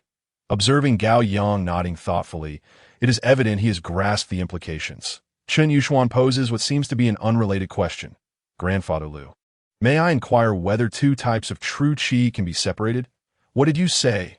President Lu exclaims in surprise. Is it not a valid question? Qin Yushuan reiterates. I ask if 2 types of true qi can be separated.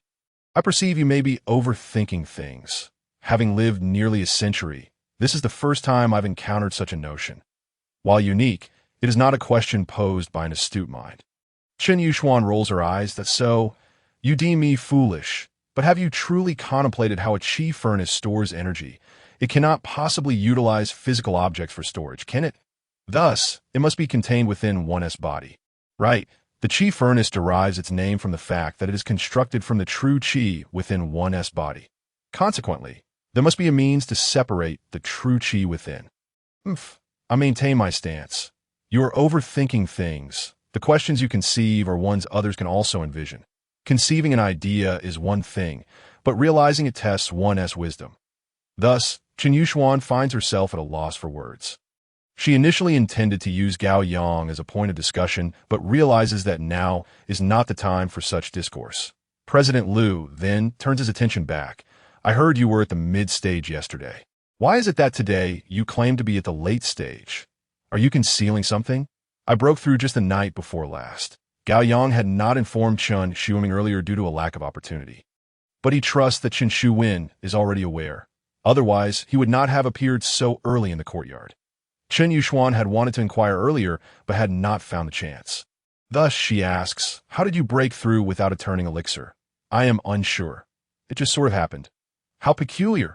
President Lu chuckled lightly, dismissing the matter, believing it to be merely an excuse concocted by Gao Yang. Now claiming to rectify a misstep, he then said, Girl, remember what you have said. What needed to be said has been spoken. Now be gone. With a laugh, I thought you were jesting, but I took you seriously not at all. Bridge burning, do not return henceforth. One is sufficient, is it not? Let us go, let us go. President Lu ushered them out the door. Lu Zhenglong followed closely behind. Zhang Menghuai and Jiang Shaotian exchanged not a word.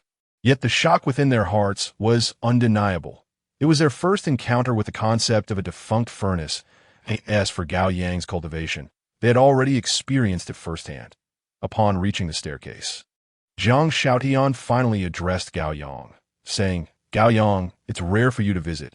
Allow me to show you around." Gao Yang glanced around, perceiving little difference, and replied, "Never mind.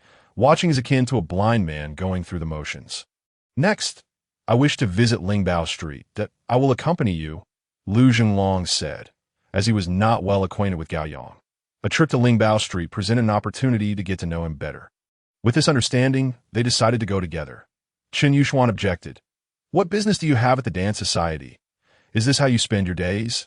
Zhang Menghuai retorted, voicing their inner thoughts. With so many individuals in the dance society, opportunities to engage with the Golden Dan and the Broken Abyss Dan were not theirs to grasp. As for the Wall-Breaking Dan and the Spirit-Revolving Dan, with so many skilled alchemists, it would take ages before it was their turn.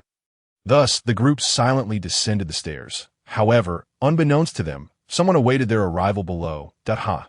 What a character! As they descended the staircase, a mocking voice rang out. Gao Yang turned to see several youths clad in blue standing at the exit. Among them was one named Xiong Jingwu. The eldest appeared to be in their early 20s, possessing late-stage qi gathering cultivation. Their unfriendly expressions prompted Gao Yang to remain silent. After all, this was the dance society, the domain of Jiang Shaotian and his companions. Perhaps it was the lack of direct mention that led Jiang Shaotian and Zhang Menghuai to keep their silence and continue on their way, determined to leave quietly. "Hey, you there with the bird's nest on your head, who are you trying to impress?" Thus, it became a personal affront. Had they known Gao Yang's name, they would undoubtedly have called it out to his face. Xiong Jingyang, Chen Yuxuan, unable to contain herself, pointed her delicate finger and exclaimed, "What are you even worth? This is none of your business. And what about you? What do you amount to?" Xiong Jingyang retorted, "This is not the Chen family. Keep your mouth shut." Ha ha. Hearing the laughter, Gao Yang turned back to see dozens of people standing on the second-floor corridor. It dawned on him that this was a premeditated act, specifically targeting him. Yet, it was his first visit to the dance society, and he was unfamiliar with them. Gao Yang soon realized that their aim was to humiliate Jiang Shaotian and his companions. Just yesterday, in Yinshui Gorge, Yang Qinglin had insulted the Blue Garment Society, branding it as a society of mourners, thus establishing a grudge. Additionally, having heard Jiang Shaotian mention that Gao Yang intended to join the dance society to study alchemy, they found a good excuse to prevent him from entering. Moreover, Gao Yang, a person who had never shown his face in Qizhou City before, became an easy target. Bullying him would not merely be a blow to one individual's pride. Chen Yuxuan felt a surge of fear. She clutched Gao Yang's sleeve, realizing that their group of 7 or 8, alongside Jiang Shaotian, Zhang Menghuai, and Lu Zhenglong, was greatly outmatched. She regretted not agreeing to Chen Yuxuan's proposal that morning.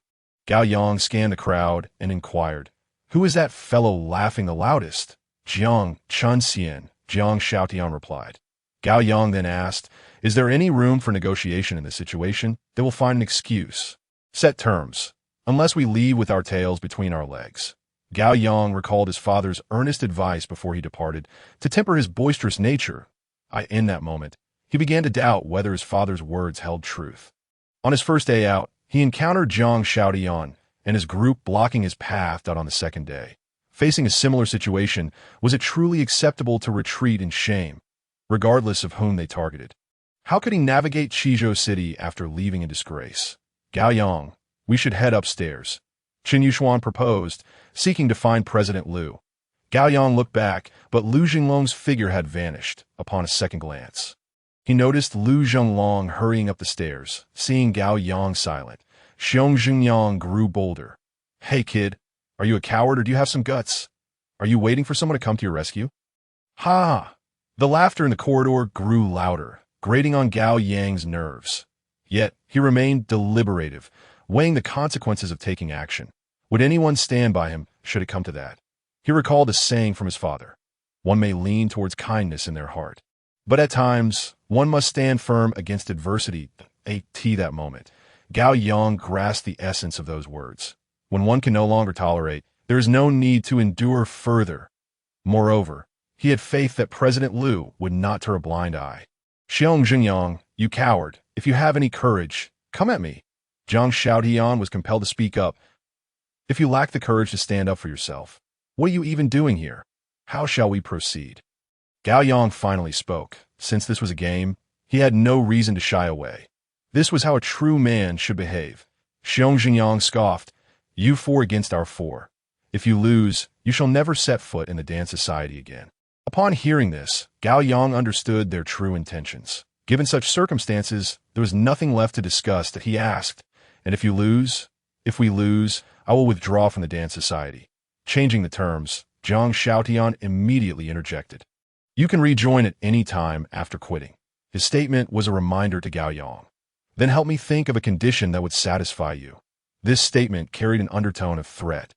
Haha, how amusing. Jiang Chenxian also interjected. Kid, are you interested in placing a bet? I will add a golden dan to wager on their victory. Do you have the guts to match me? You speak as if it's mere bluster. I fear you may renege on your promise later. Gao Yang chastised Jiang Chenxian. Not just him, but everyone present was taken aback. According to the rules, such bets must either be settled on the spot or formalized through a contract. Jiang Chenxian's casual approach clearly showed a lack of sincerity. I will vouch for him. You need someone to guarantee your bet. Or do you bring your own golden dan? Suddenly, a voice chimed in. Gao Yang found himself in a dilemma. Who could he ask for a guarantee? Where would he get a golden dan? Suddenly, he heard someone say, Old Lei, are you really going to meddle in this youthful quarrel? Gao Yang turned to see President Liu finally making his entrance. Just a bit of fun. It's been ages since I encountered anything entertaining. With that, I'll back him up, but it shall be one-on-one. President, the agreed terms cannot be changed. Old Lei stepped in, both to curry favor with Jiang Chenxian and because he believed the outcome to be a foregone conclusion, but he knew the cultivation levels of everyone present, save for Gao Yang. Furthermore, one of them was a woman. Would they not be at a disadvantage? Gao Yang quietly mused. Senior Liu, it is settled, then as soon as the words left his lips. Chen Yuxuan exclaimed, Are you out of your mind? Jiang Xiaotian and Zhang Minghuai also looked at Gao Yang in disbelief. How could the four of them possibly contend against their opponents? I am not insane. Gao Yang replied and turned to Xiong Zhenyang, saying, You set the conditions. I will establish the rules. All right, as long as they are reasonable, I have no objections. First, falling to the ground counts as a loss. And you must withdraw. Agreed. Second, the golden dan must be of medium quality. Agreed, Jiang Chenxian affirmed. Yet Old Lei could not help but mock. President, look at how confident he is. President Liu paid no mind to the taunts. Turning instead to Gao Yang and remarked, Kid, well done. Based on the conditions you proposed, regardless of the outcome, I will accept this golden dan once the rules were established. Gao Yang addressed Jiang Xiaotian and Zhang Minghuai, instructing, each of you hold one back. Do not engage in combat. The longer you delay, the more advantageous it becomes. He then turned to Chen Yuxuan, saying, You should head upstairs to avoid any misfortune. Gao Yang inviting them to participate was a test for them. If they wish to be brothers, now is the time to step up. Are you certain? Jiang Xiaotian questioned, believing he had misheard. This matter traced back to yesterday. Jiang Chenxian had learned of Yang Qinglin's insults towards the Blue Garment Society and Gao Yang's desire to join the dance society, thus using it as an excuse to conspire with the Blue Garment Society's members. Their aim was to prevent Gao Yang from joining the dance society while humiliating Zhang Menghuai and Jiang Xiaotian. The bet was a spur-of-the-moment decision, unexpectedly manipulated by Old Lei. Old Lei held the position of vice president within the dance society and had long sought to exclude President Liu. Thus, his involvement was to curry favor with Jiang Chenxian while simultaneously pressuring President Liu. If President Liu were to commit an egregious act that tarnished the Jiang family's reputation, it is conceivable that he might be expelled from the Dan Association by Lord Jiang, regardless of the endless arguments. Had it not been for Gao Yang's appearance, this incident would never have transpired. Whether it be Jiang Xiaotian, Zhang Minghuai, or the three absent members, their families have firmly established themselves in Qizhou City. Any disputes among the younger generation would merely amount to a contest of loyalty, with no elder from any family willing to intervene. Furthermore, It is well known that Chen Yuxuan is the apple of Chen Xueming's eye. Who would dare lay a finger on her? Gao Yang's association with her is bolstered by the Chen family. To bully Gao Yang is tantamount to slapping the Chen family in the face. Hence, President Lu's intervention is also a consideration of his relations with the three families. His failure to act would be perceived as a lack of responsibility, thus even if it meant sacrificing a precious golden elixir. He felt compelled to step forward. As for Gao Yang's circumstances, he knows a little, but ultimately he must leave it to fate. Noticing the incredulous expressions on Zhang Minghuai and Jiang Xiaoyan's faces, Gao Yang reiterated, "Let me say this once more. One of you holds back one, and the rest leave to me." Both nodded in agreement. Gao Yang gave Chen Yuxuan a gentle push, watching her ascend the stairs before turning back to declare, "We are three, and you are four, thus should you lose, it will be a disgrace. Humph, anyone can boast, but you are not among them." Thus, Gao Yang wasted no more words, provocatively stating, "If you're worried about losing, you should all come at me together." Consequently, they were left with one late-stage opponent and three mid-stage ones, while Gao Yang faced one early-stage and one mid-stage opponent, placing the pressure squarely on his shoulders. In truth, he could have resolved the matter with straightforward punches, effortlessly dispatching one after another. However, he preferred a more time-consuming and laborious approach to conceal his true strength. Firstly, because it was his initial arrival in Qizhou City, and secondly, because he had yet to solidify his position. An overly aggressive demeanor might lead the elders to view him unfavorably, perceiving him as impulsive, thoughtless, and lacking in patience. On the contrary, he could employ agile footwork, a composed mindset, calm judgment, and decisive tactics to vanquish his opponents. Perhaps the elders of the several families would regard him with newfound respect. As for agreeing to the wager, his true intention was not merely to acquire a mid-grade golden elixir, but rather to weigh all considerations thoroughly. The conditions proposed by President Lu were not accepted by the other party, leaving him no choice but to make this decision. How to control the situation during the wager would depend on his capabilities. Gao Yang made his decision. Jiang Xiaoyan and Zhang Minghuai intentionally distanced themselves from him. "Charge!" roared Xiong Jingyang as he immediately lunged at Jiang Xiaoyan, while Xiong Jingwu targeted Zhang Minghuai. The remaining two opponents faced Gao Yang. Xiong Jingyang's strategy was to crush his opponents through overwhelming force. Gao Yang's performance exceeded his expectations, prompting him to adopt this strategy, tying up Gao Yang with two mid-stage opponents, resolving Jiang Xiaoyan and Zhang Minghuai first before defeating Gao Yang. This way, their chances of victory would be a steady, assured affair. However, the strategy he employed fell right into Gao Yang's trap. Having braved the mountains, Gao Yang had faced the formidable and fierce Red Tiger without fear. Moreover, in a moment of dire peril, he had struck the Red Tiger's eye, aiding his father and playing a crucial role in its downfall. Let be said, even with his current cultivation at the late stage, he would have odds of victory even at the mid-stage. Thus, he aimed for a swift resolution, first defeating his opponent before vanquishing the Xiong brothers to secure victory. The four declared their intentions. Gao Yang unleashed his spiraling steps, proactively charging at the two hulking figures with his petite frame. In a direct clash, he would undoubtedly be no match for them, from a distance of 10 feet. He focused on one opponent, abruptly pivoting and launching a punch with lightning speed. In the blink of an eye, the two crossed paths. The first strike was a probe. Gao Yang assumed his opponent would engage, only to be surprised when the adversary dodged. Min Qingdong, having heard Xiong Jingyang's words, suspected Gao Yang to be a formidable rival. Thus, he and Go Wanglong merely entangled with Gao Yang, only striking when assured of victory after defeating Jiang Xiaoyan. However, Gao Yang, disregarding all caution, initiated his assault, unleashing a flurry of strikes. As he pointed a finger at Min Qingdong's shoulder, Go Wanglong rushed in to assist, only to receive a retaliatory palm strike to his elbow. In that instant, as Gao Yang withdrew, he swiftly sidestepped, leaping and landing a kick to Go Wanglong's back. The force was tremendous. Go Wanglong lost his balance and toppled to the ground, compared to Min Qingdong.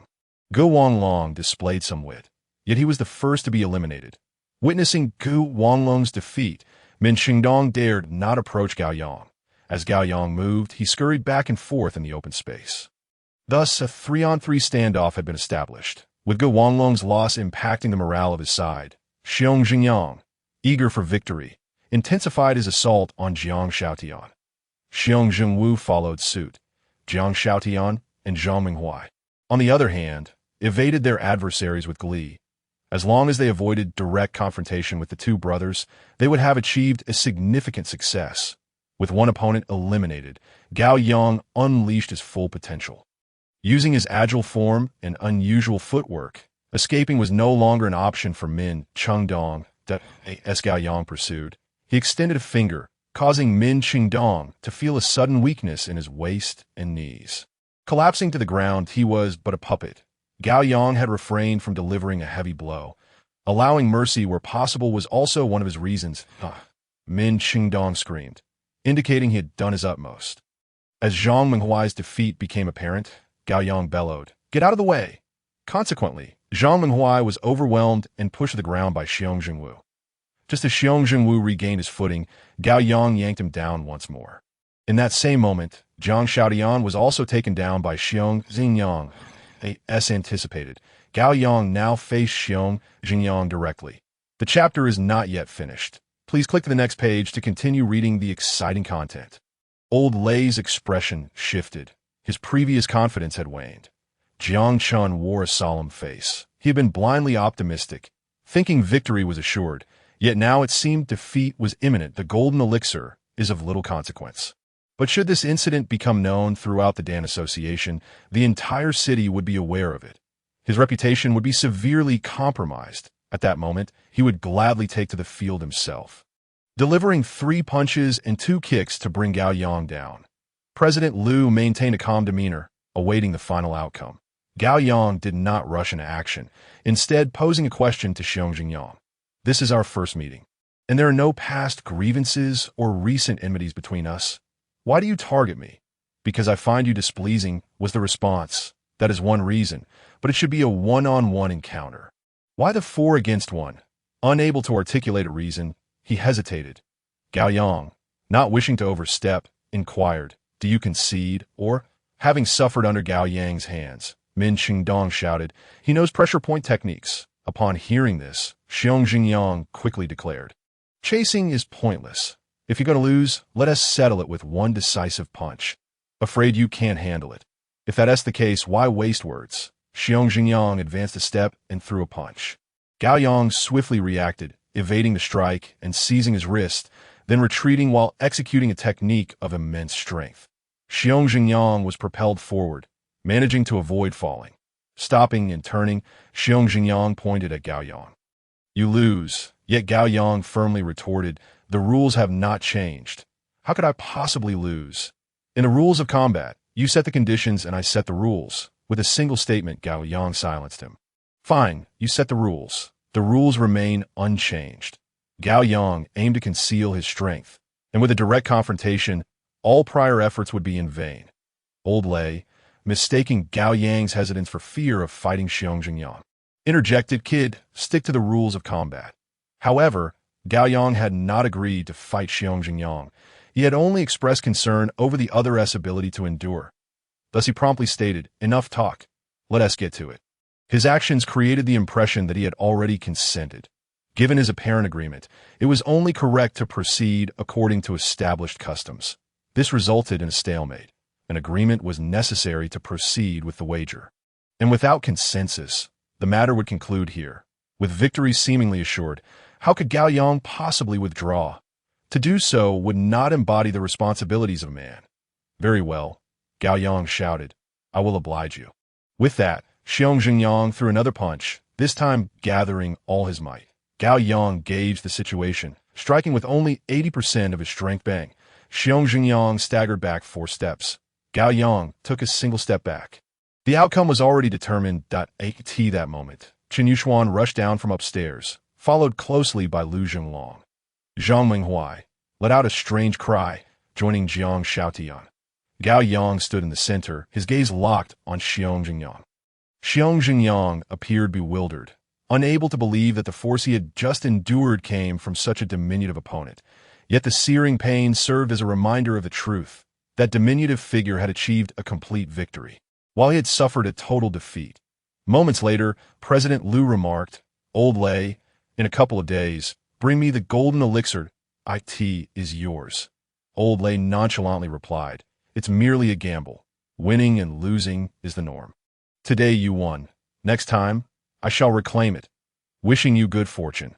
President Liu replied curtly and turned to enter the house, muttering a curse under his breath, an entrapment of his own making. Gao Yang's performance opened the eyes of everyone present. His agile movements, commanding presence, and most importantly, the wisdom he exhibited, particularly with his final strike, all indicated a clarity of mind and a measured approach. Qin Yuxuan spoke no falsehood in this regard as for other matters. President Liu felt it prudent to pay attention to that moment. Qin Yuxuan, brimming with pride, rushed over to exclaim, "Some people are shameless. Today they've become famous. You must not bully the weak like certain individuals, or you'll end up shooting yourself in the foot." Jiang Shaotian remained composed while Zhang Menghuai laughed heartily. The onlookers began to disperse. Jiang Chun did not need to produce a golden elixir, yet he had already begun to harbor resentment, viewing Gao Yang as a rival. Xiong Jingyang found it unbearable to remain and departed the Dan Society step by step. "Let's south go to Lingbao Street." Lu Jinglong remembered Gao Yang's previous words. Qin Yuxuan cast him a sidelong glance and remarked, "You have quite the ambition. Still in the mood to shop? Isn't it worth celebrating that you've slapped the Qingyi Society in the face? What business is it of yours? Hey, my efforts in seeking favors from Grandpa also count for something. Relying on others is not as effective as relying on oneself." Qin Yuxuan retorted, realizing her comment was not entirely appropriate, and added, "Without Grandpa stepping in, it truly wouldn't have worked." Exactly, how could he win a golden elixir without his assurance? Upon hearing this, Qin Yuxuan inquired, "So, whose golden elixir is it?" "Of course it belongs to him." Lu Jinglong pointed at Gao Yang. Gao Yang shook his head that "I'm already grateful for the assistance of my senior in resolving the predicament. The one who wagered against that individual, taking on the risks, was my senior. Although I exerted effort and defeated the opponent, the wager itself is a separate matter, and that golden elixir has no bearing on me. If you put it that way, if you lose, my grandpa would also have to compensate with a golden elixir. Even though he bears the risk, you share half the credit, and a golden elixir is not a significant matter for him. UVE won. He has won. I believe that is what truly matters." Gao Yang, wishing to avoid contention with Lu Jinglong, shifted the topic. By the way, is that individual also a steward of the Dan Society? Jiang Shaotian replied, "That person's surname is Lei. He is the vice president of the Dan Society, and no wonder." After a few more exchanges, the group departed together. Once composed, Gao Yang realized he had misjudged the priorities and had taken the lead incorrectly. The conflict between Jiang Shaotian and the Qingyi Society, as well as with Jiang Chun, had deep roots. Upon entering Qizhou City, he had not heard of any prior conflicts involving them. He had merely been a scapegoat for Jiang Shaotian and his group, making him the true innocent in this situation. What had he been thinking previously? If anyone was to take the lead, it should be Zhang Menghuai and Jiang Shaotian. Why should he step in for them? However, in such extraordinary circumstances, stepping up for them was a choice he had to make. Relying on Jiang Shaotian and Zhang Menghuai would not only subject him to humiliation, but Qin Yuxuan would also suffer because of him. His decision to step up was influenced by this reasoning. Certainly, under those circumstances, his choice to support them might bring him certain risks, but the benefits he would gain were equally evident. Thus, it was essential to consider every aspect. First and foremost, this contest demonstrated to the world his sense of responsibility, strength, and exceptional intellect. Whether from the Qingyi Society or among Jiang Chen's brothers, this encounter would instill a sense of respect in their hearts, leading them to be cautious in their future dealings with him. Secondly, through this competition, the elders of Jiang Xiaoyan's group observed, allowing him to gain their friendship and trust. Trust is foundational. It bridges emotional distances and could facilitate seeking assistance from several elders in the future. Furthermore, through this contest, he had already established a reputation in Qizhou City. Henceforth, anyone wishing to provoke him would need to weigh their options, as they could neither gain an advantage from him nor leverage him for greater fame. Reflecting on this, Gao Yang recalled his father's words, to avoid being overly unconventional, as his experiences may not always apply. After 18, the environment he lived in and the realities he faced were vastly different. He also understood that the most unpredictable element in the world is human nature. One must remain humble in demeanor, yet assertive in action in any undertaking. One cannot simply view matters from a singular perspective. For every issue has dual facets. Vision should not be myopic. It must encompass the long term. With this understanding, Gao Yang recalibrated his perceptions, gaining clarity regarding the individuals he would encounter and the endeavors he would undertake. He concluded that the magnitude of a person's vision determines the breadth of their perspective, that a person's outlook, combined with their efforts, may ultimately dictate the achievements they attain throughout their lifetime.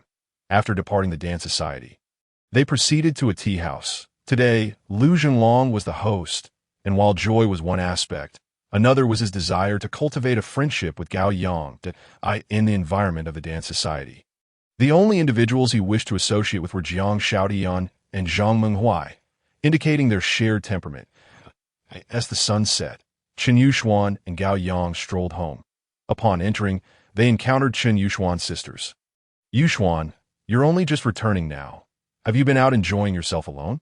Chen Yudrim inquired. "That I'm filled with frustration," Chen Yuxuan replied, her expression devoid of emotion. Chen Yudrim turned to Gao Yang. "That my sister is with you. How could you let her suffer? Aren't you a man? If so, you must take responsibility." Gao Yang chuckled. "This situation was not caused by me." Trying to shirk responsibility, Chen Yudrim raised an eyebrow and asked, "Does that mean, since her intention in bringing you to the dance society was not caused by you, you can absolve yourself of responsibility?" Chen Yuxuan could no longer contain herself and burst into laughter. "Today is the happiest day of my life." Chen Yudrim playfully slapped Chen Yuxuan on the waist. "Come on, confess. What interesting things happened today?" "I'm tired from walking," Chen Yuxuan said, finding a place to sit before recounting the events at the dance society. "Do you still remember Xiong Jingyang? That despicable fellow. How could I forget? Last year, during the conflict between Yu Jiang and Xiong Jingwu, he was present but did nothing to intervene. Gao Yang taught him a lesson, and his face looked absolutely dreadful. She recounted the events in detail, explaining who she had encountered, where they had gone for tea, and what transpired. Today at the dance society, I was stopped by Xiong Jingyang as I was leaving. Which led to the conflict, Chen Yuxuan articulated clearly. After finishing, she asked, "Isn't that quite delightful?" The others were still relishing the story. Chen Yudrim gave a thumbs up to Gao Yang, saying, "Well done. You have a bright future." "Yuxuan, you're celebrating too early," Chen Yuru scoffed, glancing at her. "While you're here reveling, you're unaware that you're actually courting disaster." Chen Yuxuan retorted, "Second sister, what trouble are we in? You've offended Jiangchun. The city lord is not a reasonable person." "Wrong. The situation arose because he instigated it. The blame lies with him, and Gao Yang acted out of necessity, bearing the consequences for another. Moreover, Jiang Chun merely lost face and did not participate in the wager. Isn't the Jiang family's face important?" "Second sister, you're overthinking it," Chen Yuxuan replied.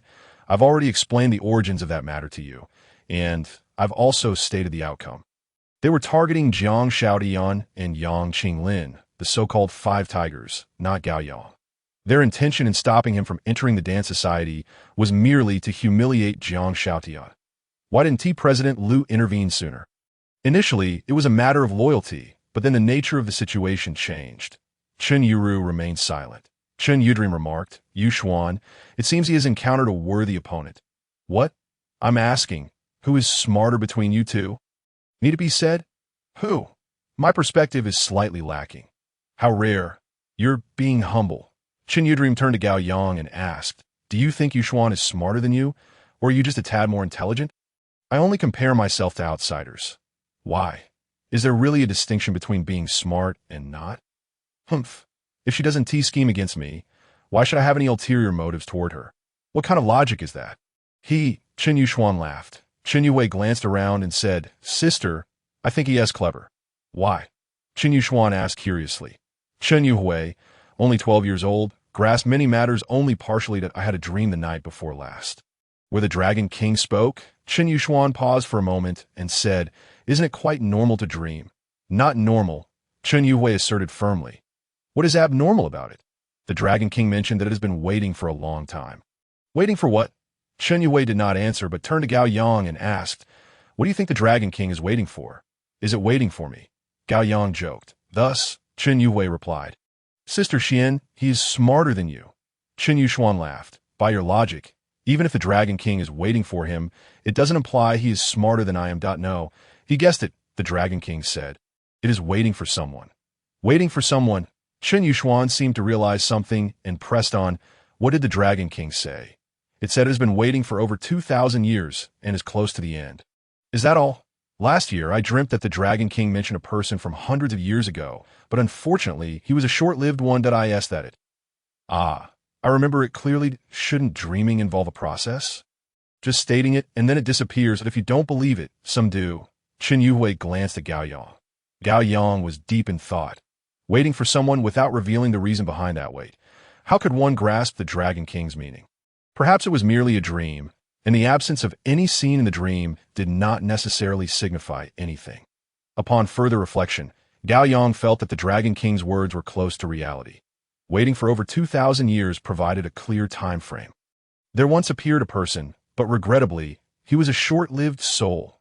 From this, one could imagine a logically coherent scenario. Hence, those two sentences were indeed genuine expressions, for the matters of the world are quite peculiar. Gao Yang then asked, "When did you dream this time?" "As I mentioned, it was the night before last." "What about the last time? Do you remember?" "I can't recall." "Can you distinguish where the Dragon King appeared?" "Your question is quite amusing. That if the Dragon King isn't in the sea, where else could it be?" "On shore." An idea struck Gao Yang. She dreamed of the Dragon King the night before last, and she had traversed Chichihai the day before, so is there a necessary connection between the two? Gao Yang thought this way because Gao Mingyu had once told him about strange occurrences of waves rising without wind while passing by Chichihai. Moreover, he had asked Qin Yuxuan yesterday if there had been any legends about the Dragon King in Shizhou City, to which Qin Yuxuan had responded affirmatively. This led him to suspect that the Dragon King Yuhui dreamt of might be beneath Chichihai. Then he found it laughable. Reportedly, the Dragon King was the sovereign of the vast ocean. How could it possibly appear in Chichihai? Even if the Dragon King resided in Chichihai, did it have anything to do with him? Was the person the Dragon King awaited himself? Gao Yang then recalled the dream he had when he broke through, where Fufeng was also waiting for someone to rectify a mistake in his cultivation method. Was there an essential link between this person and the one the Dragon King awaited? Boldly, Gao Yang speculated in his heart that if the Dragon King was indeed waiting for him. The reasoning was that Fufeng had once said that the secrets of heaven must not be revealed. Yet he felt that such an occurrence happening to him was too bizarre, for in the implications woven within the words. The Dragon King awaited what one might call a prodigy. If the Dragon King were waiting for him, it would be too terrifying. He did not wish to become the next short-lived soul. Chen Yuxuan had her suspicions, yet she did not cast doubt upon Gao Yang. After a while, she finally asked Gao Yang, "What are you thinking about?" Gao Yang replied, "I find it all quite absurd. I believe that if it were true, it could only signify that the Dragon King is not waiting for an ordinary person. The only kind of person who has not appeared for over 2,000 years is a sage." 2,000 years, a sage. Gao Yang recalled something Fufeng had once said. He too had been waiting for 2,000 or 3,000 years. Thus, an absurd thought emerged in Gao Yang's mind. Was the Dragon King's appearance in Chichihai orchestrated by Huangji? Because Huangji was a sage, and only he possessed the ability to confine the Dragon King within Chichihai. Furthermore, Huangji himself was a sage, as is widely recognized. Gao Yang also knew a secret. Fufeng had been harmed by the Dragon King. Suddenly, Gao Yang felt that his imagination was nearing the truth. Fufeng was injured by the Dragon King, and his aftermath was managed by Huangji. If Fufeng's relics were buried beneath Chichihai, then he had reason to believe that the Dragon King indeed existed. The Dragon King was captured by Huangji to guard Fufeng's tomb, retribution against the Dragon Clan, and safeguarding the burial site, achieving two objectives at once. Thus, Gao Yang recalled a phrase, a lineage connected to another. He boldly speculated that this matter was related to Fufeng, and so it must be connected to Huangji. The person the Dragon King awaited must be him. Gao Yang then pondered, if the seabed was Fufeng's burial site, what treasures might lie within? He then thought that before he acquired the corresponding abilities, his only task was to keep the secret, as Gao Yang said. Such absurdities should be forgotten quickly. if word gets out and reaches those with ulterior motives. They would certainly silence us. He did not wish for others to learn of the Dragon King's words. Mysterious, Chen Yuxuan laughed. Eldest sister, Chen Yuxuan glanced over and said, what he said is not alarmist. If secrets are revealed, disaster will surely follow. Thus, those present fell silent on the matter, and the conversation shifted back to Gao Yang. After a few exchanges, Chen Yujian and the others returned from outside. As soon as Chen Yuan entered, he exclaimed, everyone, I have astonishing news. Fifth brother, what astonishing news? Chen Yuhui stood up to inquire. Ha, Gao Yang, would you like to hear it? Chen Yuan teased, clearly with a purpose. Chen Yuxuan asked impatiently. Just say it if you want to. If not, then be quiet. After finding a seat, Chen Yuan finally said, listen closely, this is absolutely astonishing news. Yesterday morning, a figure of ethereal grace appeared on the surface of Chichihai, resembling a celestial being descending from the heavens. Unfortunately, the good sight did not last long. It vanished shortly thereafter. Who did you hear this from? It's all the talk in the tea house. Gao Yang was greatly astonished. The night before last, he had his breakthrough, and when he awoke from the dream, it was just dawn. Thus, the figure Chen Yuan spoke of must be Fufeng. That evening, Chen Shuiming summoned Gao Yang. Gao Yang entered the tea room with Chen Yuxuan, where 4 elders were already present. Uncle Chen, Elder Huang, Uncle Run, Uncle Quan. Gao Yang greeted each in turn before taking a seat. Tea, oh come without reciprocation, is impolite. As Chen Shuiming spoke, he took out a booklet and handed it to Gao Yang. Zhao, Huazhong. Gao Yang opened the pages, glanced at the summary, and said, thank you, Uncle Chen. Zhao Huazhong is a martial technique. As the name suggests, it utilizes inner true energy to cultivate a protective barrier of true energy that can manifest in an instant, shielding oneself and mitigating a portion of incoming attacks, thereby reducing damage. It is applicable to practitioners of the same level. You take 2 items, I take 1. I'm the one who profits. Chen Shuiming joked before expressing his main point. Tomorrow morning, you need to rise early, as it is the day you will become my disciple. After breakfast, come with me to the Dan Hall. Upon hearing this, Gao Yang's previous reservations were immediately lifted. This was what he hoped for, what he had longed for. Indeed, his desire to learn alchemy was about to be fulfilled that in the near future, he might become an alchemist, bringing convenience to himself and his family while also fostering relationships with more people. Thus, avenging his loved ones would become much easier. He stood up and bowed to the elders. Thank you, Uncle Chen. Thank you all.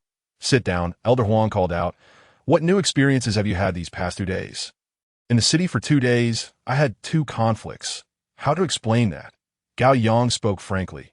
To be honest, I feel quite ashamed. In just 2 days in the city, I had 2 conflicts with people. But as for the reasons, I cannot find a suitable explanation for the process. Gao Yang felt it unnecessary to elaborate. He knew that what he said would have a vastly different effect than if it had come from Chen Yuxuan. Girl, with whom did you have conflicts?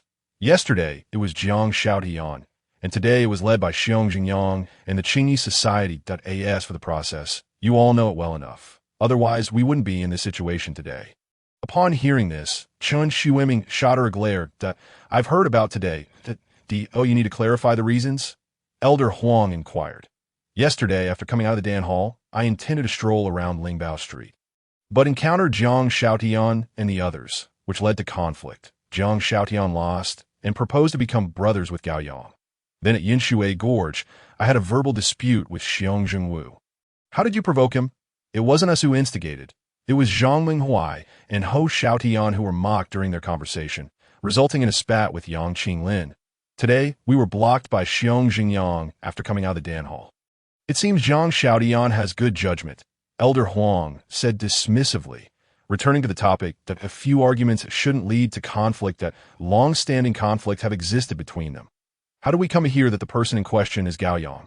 Alas, will this ever cease? Huang Lao relentlessly probes for details, yet Chen Yuxuan is reluctant to respond. Under the watchful gaze of their elder, Chen Yuxuan begrudgingly states, I informed him that Gao Yang wishes to study alchemy. Consequently, Jiang Xiaotian suggests that he could plead with his father to advocate for Gao Yang's admission to the Alchemist Association.